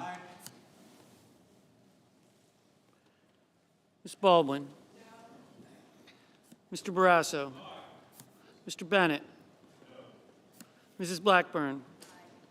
Mr. Blumenthal. Mr. Blunt. Mr. Booker. Mr. Bozeman. Mr. Braun. Mr. Brown. Mr. Burr. Ms. Cantwell. Mrs. Capito. Mr. Cardin. Mr. Carper. Mr. Casey. Mr. Cassidy. Ms. Collins. Mr. Coons. Mr. Cornyn. Ms. Cortez Masto. Mr. Cotton. Mr. Kramer. Mr. Crapo. Mr. Cruz. Mr. Daines. Ms. Duckworth. Mr. Durbin. Mr. Enzi. Ms. Ernst. Mrs. Feinstein. Mrs. Fisher. Mr. Gardner. Mrs. Gillibrand. Mr. Graham. Mr. Grassley. Ms. Harris. Ms. Hassan. Mr. Hawley. Mr. Heinrich. Ms. Hirono. Mr. Hoven. Mrs. Hyde-Smith. Mr. Inhofe. Mr. Johnson.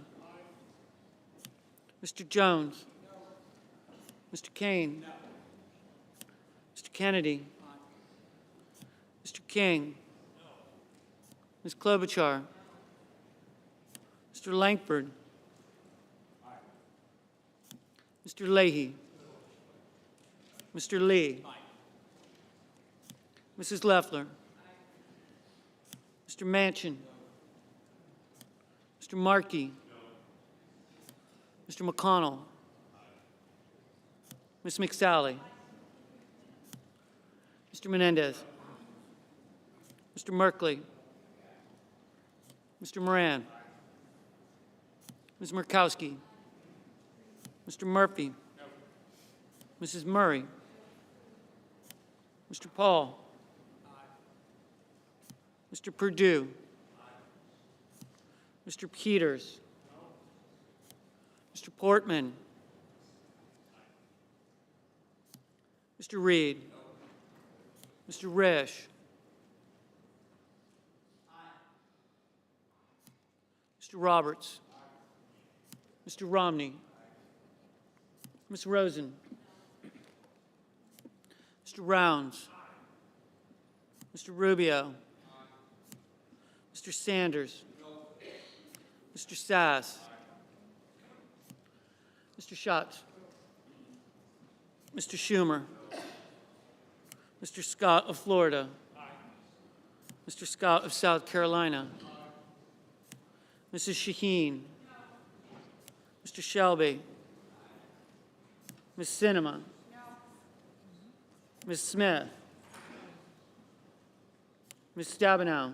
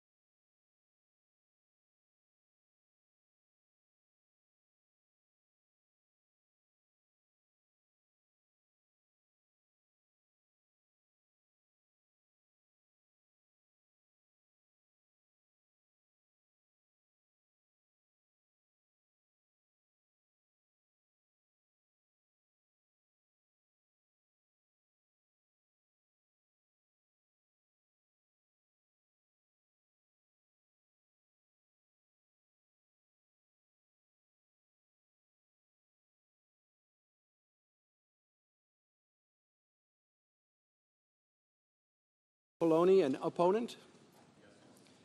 Mr. Schiff, you may proceed. You may reserve time for rebuttal.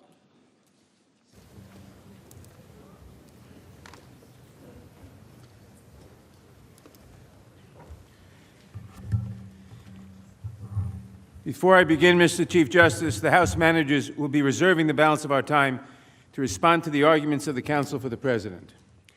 Mr. Chief Justice, Senators, Counsel for the President, the House managers strongly support this amendment to subpoena John Bolton. I am struck by what we have heard from the President's counsel so far tonight. They complain about process, but they do not seriously contest any of the allegations against the President. They insist that the President has done nothing wrong, but they refuse to allow the evidence and hear from the witnesses. They will not permit the American people to hear from the witnesses. And they lie, and lie, and lie, and lie. For example, for months, President Trump has repeatedly complained that the House denied him the right to call witnesses, to cross-examine witnesses, and so forth. You heard Mr. Cipollone repeat this lie today. Well, I have with me the letter that I sent as chairman of the House Judiciary Committee last November 26th, inviting the President and his counsel to attend our hearings, to cross-examine the witnesses, to call witnesses of his own, and so forth. And I have the letter, the White House letter, signed by Mr. Cipollone, rejecting that offer. We should expect at least a little regard from the truth from the White House, but that is apparently too much to expect. Ladies and gentlemen, this is a trial. At a trial, the lawyers present evidence. The American people know that. Most 10-year-olds know that. If you vote to block this witness or any of the evidence that should be presented here, it can only be because you do not want the American people to hear the evidence, that you do not want a fair trial, and that you are complicit in President Trump's efforts to hide his misconduct and hide the truth from the American people. Ambassador Bolton was appointed by President Trump. He has stated his willingness to testify in this trial. He is prepared to testify. He says that he has relevant evidence not yet disclosed to the public. His comments reaffirm what is obvious from the testimony and documents obtained by the House, which highlight Ambassador Bolton's role in and repeated criticism of the President's misconduct. In fact, extensive evidence collected by the House makes clear that Ambassador Bolton not only had first-hand knowledge of the Ukraine scheme, but that he was deeply concerned with it. He described the scheme as a drug deal to a senior member of his staff. He warned that President Trump's personal lawyer, Rudy Giuliani, would, quote, blow everybody up, unquote. Indeed, in advance of the July 25, 2019 call, Ambassador Bolton expressed concern that President Trump would ask the Ukrainian president to announce these political investigations, which is, of course, exactly what happened. Now, of course, there were to be no investigations. All he cared about was an announcement to smear a political rival in the United States. He repeatedly urged his staff to report their own concerns about the President's conduct to legal counsel, that is, Ambassador Bolton did, not the President, as the scheme was unfolding. Finally, as National Security Advisor, he also objected to the President's freezing of military aid for Ukraine and advocated for the release of that aid, including directly with President Trump. And of course, as we all know, the Impoundment Control Act makes illegal the President's withholding of that aid after Congress had voted for it. But the President ignored the warnings about that because all he cared about was smearing a political rival. The law meant nothing to him. Ambassador Bolton has made clear that he is ready, willing, and able to testify about everything he witnessed. But President Trump does not want you to hear from Ambassador Bolton. And the reason has nothing to do with executive privilege or this other nonsense. And the reason has nothing to do with national security. If the President cared about national security, he would not have blocked military assistance to a vulnerable strategic ally in the attempt to secure a personal political favor for himself. No, the President does not want you to hear from Ambassador Bolton because the President does not want the American people to hear firsthand testimony about the misconduct at the heart of this trial. The question is whether the Senate will be complicit in the President's crimes by covering them up. Any senator who votes against Ambassador Bolton's testimony or any relevant testimony shows that he or she wants to be part of the cover-up. What other possible reason is there to prohibit a relevant witness from testifying here? Unfortunately, so far I've seen every Republican senator has shown that they want to be part of the cover-up by voting against every document and witness proposed. Ambassador Bolton is a first-hand witness to President Trump's abuse of power. As the National Security Advisor, he reported directly to the President and supervised the entire National Security Council. That included 3 key witnesses with responsibility for Ukraine matters who testified in great detail before the House: Dr. Fiona Hill, Tim Morrison, and Lieutenant Colonel Alexander Vindman. Moreover, in his role, John Bolton was the tip of the spear for President Trump on national security. It was his responsibility to oversee everything happening in the Trump administration regarding foreign policy and national security. By virtue of his unique position, appointed by the President, Bolton had knowledge of the latest intelligence and developments in our relationship with Ukraine, including our support of the country and its new President. And that is why the President and some members of this body are afraid to hear from Ambassador Bolton, because they know he knows too much. There is also substantial evidence that Ambassador Bolton kept a keen eye on Rudy Giuliani, who was acting on behalf of the President in connection with Ukraine. As we will describe, Ambassador Bolton communicated directly with Mr. Giuliani at key moments. He knows the details of the so-called drug deal he would later warn against. Perhaps most importantly, Ambassador Bolton has said both that he will testify and that he has relevant information that has not yet been disclosed. A key witness has come forward and confirmed not only that he participated in critically important events, but that he has new evidence we have not yet heard. That is precisely what Ambassador Bolton has done. His lawyer tells us that Ambassador Bolton was, quote, personally involved in many of the events, meetings, and conversations about which the House heard testimony, as well as many relevant meetings and conversations that have not yet been discussed in the testimony thus far, close quote. Ambassador Bolton was requested as a witness in the House inquiry, but he refused to appear voluntarily. His lawyers informed the House Intelligence Committee that Ambassador Bolton would take the matter to court if issued a subpoena, as his subordinate did. But the ambassador has changed his tune. He recently issued a statement confirming that, quote, if the Senate issues a subpoena for my testimony, I am prepared to testify. So the question presented as to Ambassador Bolton is clear. It comes down to this. Will the Senate do its duty and hear all the evidence? Or will it slam this door shut and show it is participating in a cover-up because it fears to hear testimony from the former National Security Council Chairman, the former National Security Advisor of the President, because it fears what he might say. It fears he knows too much. Consider this as well. Why is President Trump so intent on preventing us from hearing Ambassador Bolton, his own appointee, his formerly trusted confidant? Because he knows his guilt, and he knows that he doesn't want people who know about it to testify. The question is whether the Republican senators here today will participate in that cover-up. The reasons seem clear. President Trump wants to block this witness because Ambassador Bolton has direct knowledge of the Ukraine scheme, which he called a drug deal. Let's start with the key meeting that took place on July 10th. Just 2 weeks before President Trump's now famous July 25th call with President Zelensky, Ambassador Bolton hosted senior Ukrainian officials in his West Wing office. That meeting included Dr. Hill, Lieutenant Colonel Vindman, Ambassadors Sondland and Volker, and Energy Secretary Rick Perry.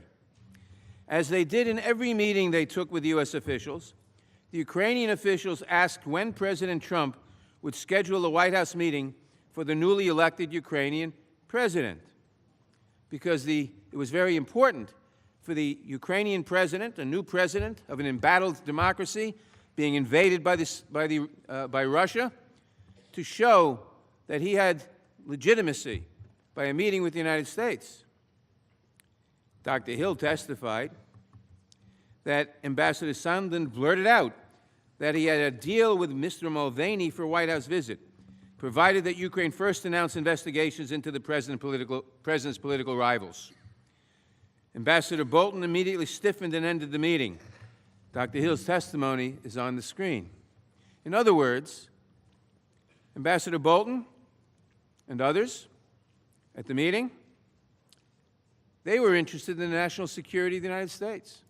They were interested in protecting an American ally against Russian invasion. They couldn't understand why this sudden order was coming from the president to abandon that ally, because they didn't yet know. They didn't yet know of the president's plot to try to extort the Ukrainian government into doing him a political favor by announcing an investigation of a political rival. When Dr. Hill reported back to Ambassador Bolton about the second conversation, Ambassador Bolton told Dr. Hill to go to the National Security Council's legal advisor, John Eisenberg, and tell him, quote, "I am not part of whatever drug deal Sondland and Mulvaney are cooking up on this." Here is an excerpt of her hearing testimony.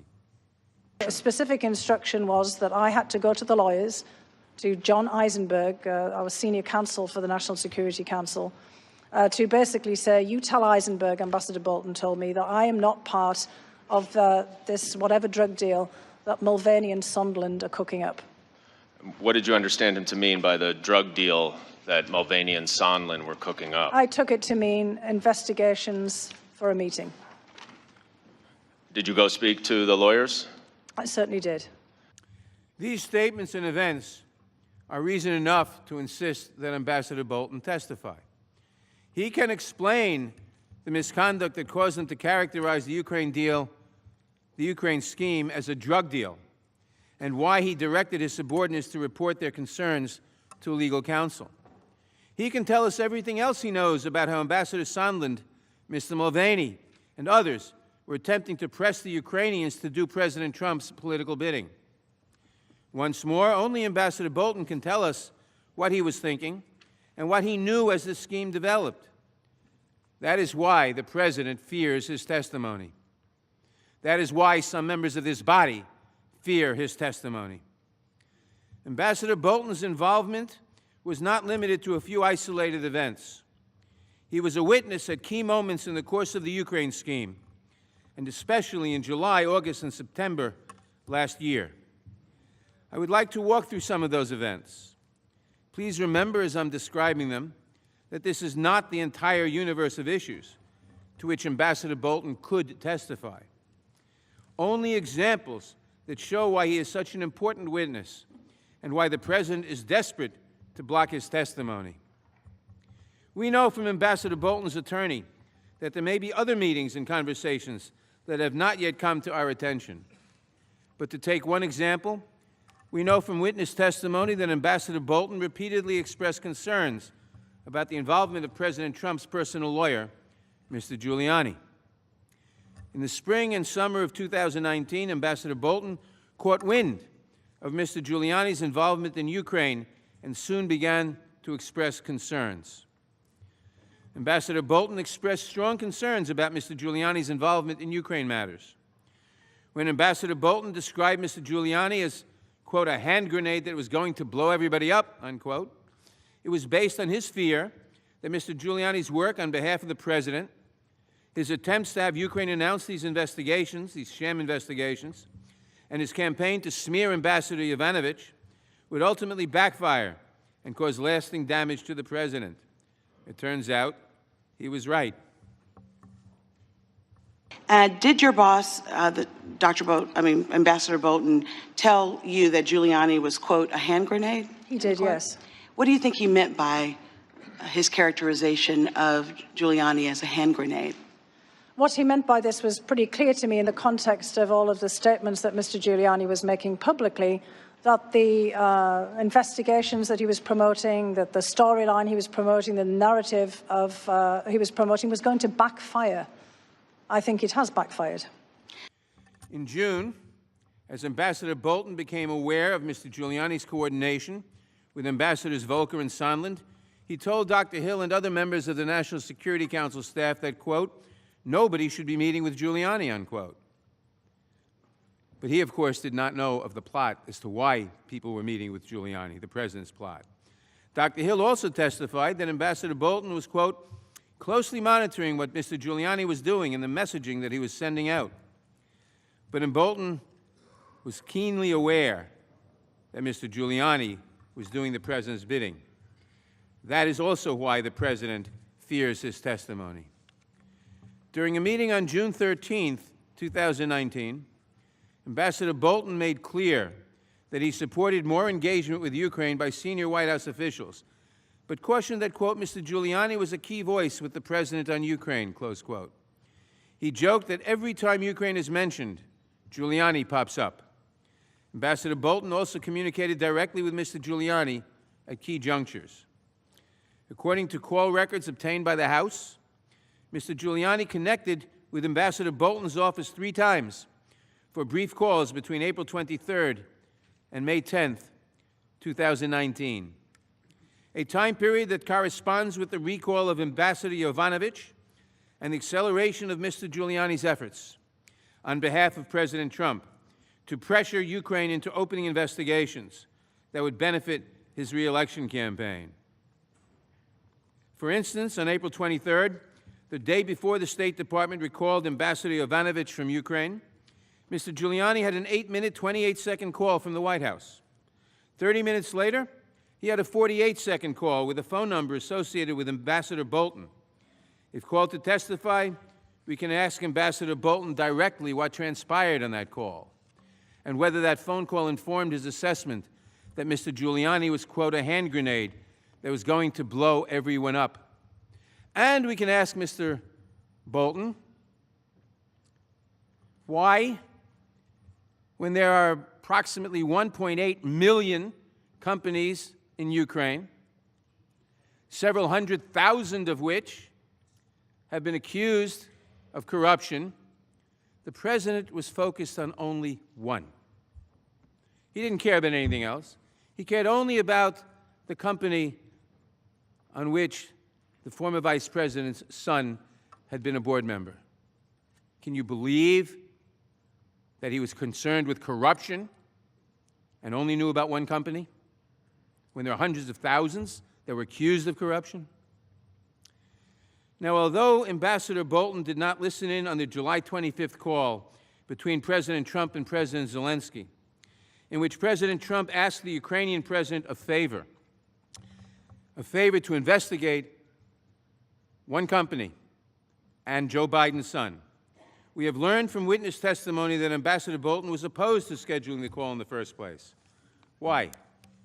Because he accurately predicted, in the words of Ambassador Taylor, that, quote, there could be some talk of investigations or worse on the call. In fact, he did not want the call to happen at all because he, quote, thought it was going to be a disaster. How did Ambassador Bolton know that President Trump would bring this up? What made him so concerned that a call would be a disaster? I think we know, but only Ambassador Bolton can answer these questions.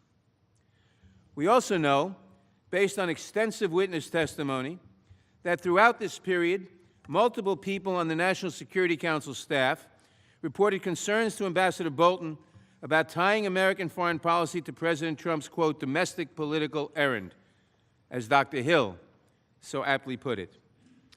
After he abruptly ended the July 10th meeting, the meeting in which Ambassador Sondland abruptly told the Ukrainians that a White House meeting could be scheduled in exchange for the announced investigations, Ambassador Bolton spoke to Dr. Hill and directed her to report her concerns to National Security Council's legal advisor, John Eisenberg. At the end of August, Ambassador Bolton advised Ambassador Taylor to send a first-person cable to Secretary Pompeo to relay concerns about the hold on the military aid. Ambassador Bolton also advised Mr. Morrison, Dr. Hill's successor as the top Russia and Ukraine official on the National Security Council, on at least 2 different occasions to report what he had heard to the National Security Council's lawyers. It's sounding so suspicious. On September 1st, Ambassador Bolton directed Mr. Morrison to report to the National Security Council's lawyers an explicit proposal from Ambassador Sondland to a senior Ukrainian official that, quote, what could help them move the aid was if the prosecutor general would go to the mic and announce that he was opening the Burisma investigation, close quote. On September 7th, Ambassador Bolton instructed Mr. Morrison to report to the lawyers another conversation Mr. Morrison had with Ambassador Sondland. This time, Ambassador Sondland had conveyed the administration would not release the military aid unless President Zelensky announced the investigations demanded by President Trump. The investigations of one company, because the president was so concerned about the corruption in Ukraine. One company that had Vice President Biden's son on the board, and the president just happened to pick that company from hundreds of thousands to be concerned about corruption. And the president also opposed funding for corruption in aid to Ukraine. Why did Ambassador Bolton tell his subordinates to report these issues to the National Security Council lawyers? What does he know about how the lawyers responded to the concerns of Dr. Hill or of Lieutenant Colonel Vindman and Mr. Morrison? Again, only Ambassador Bolton can answer these questions, and we must assume that the answers go to the heart of the president's misconduct, given the president's attempt to block his testimony. Why would the president oppose the testimony of his own appointee as the National Security Council advisor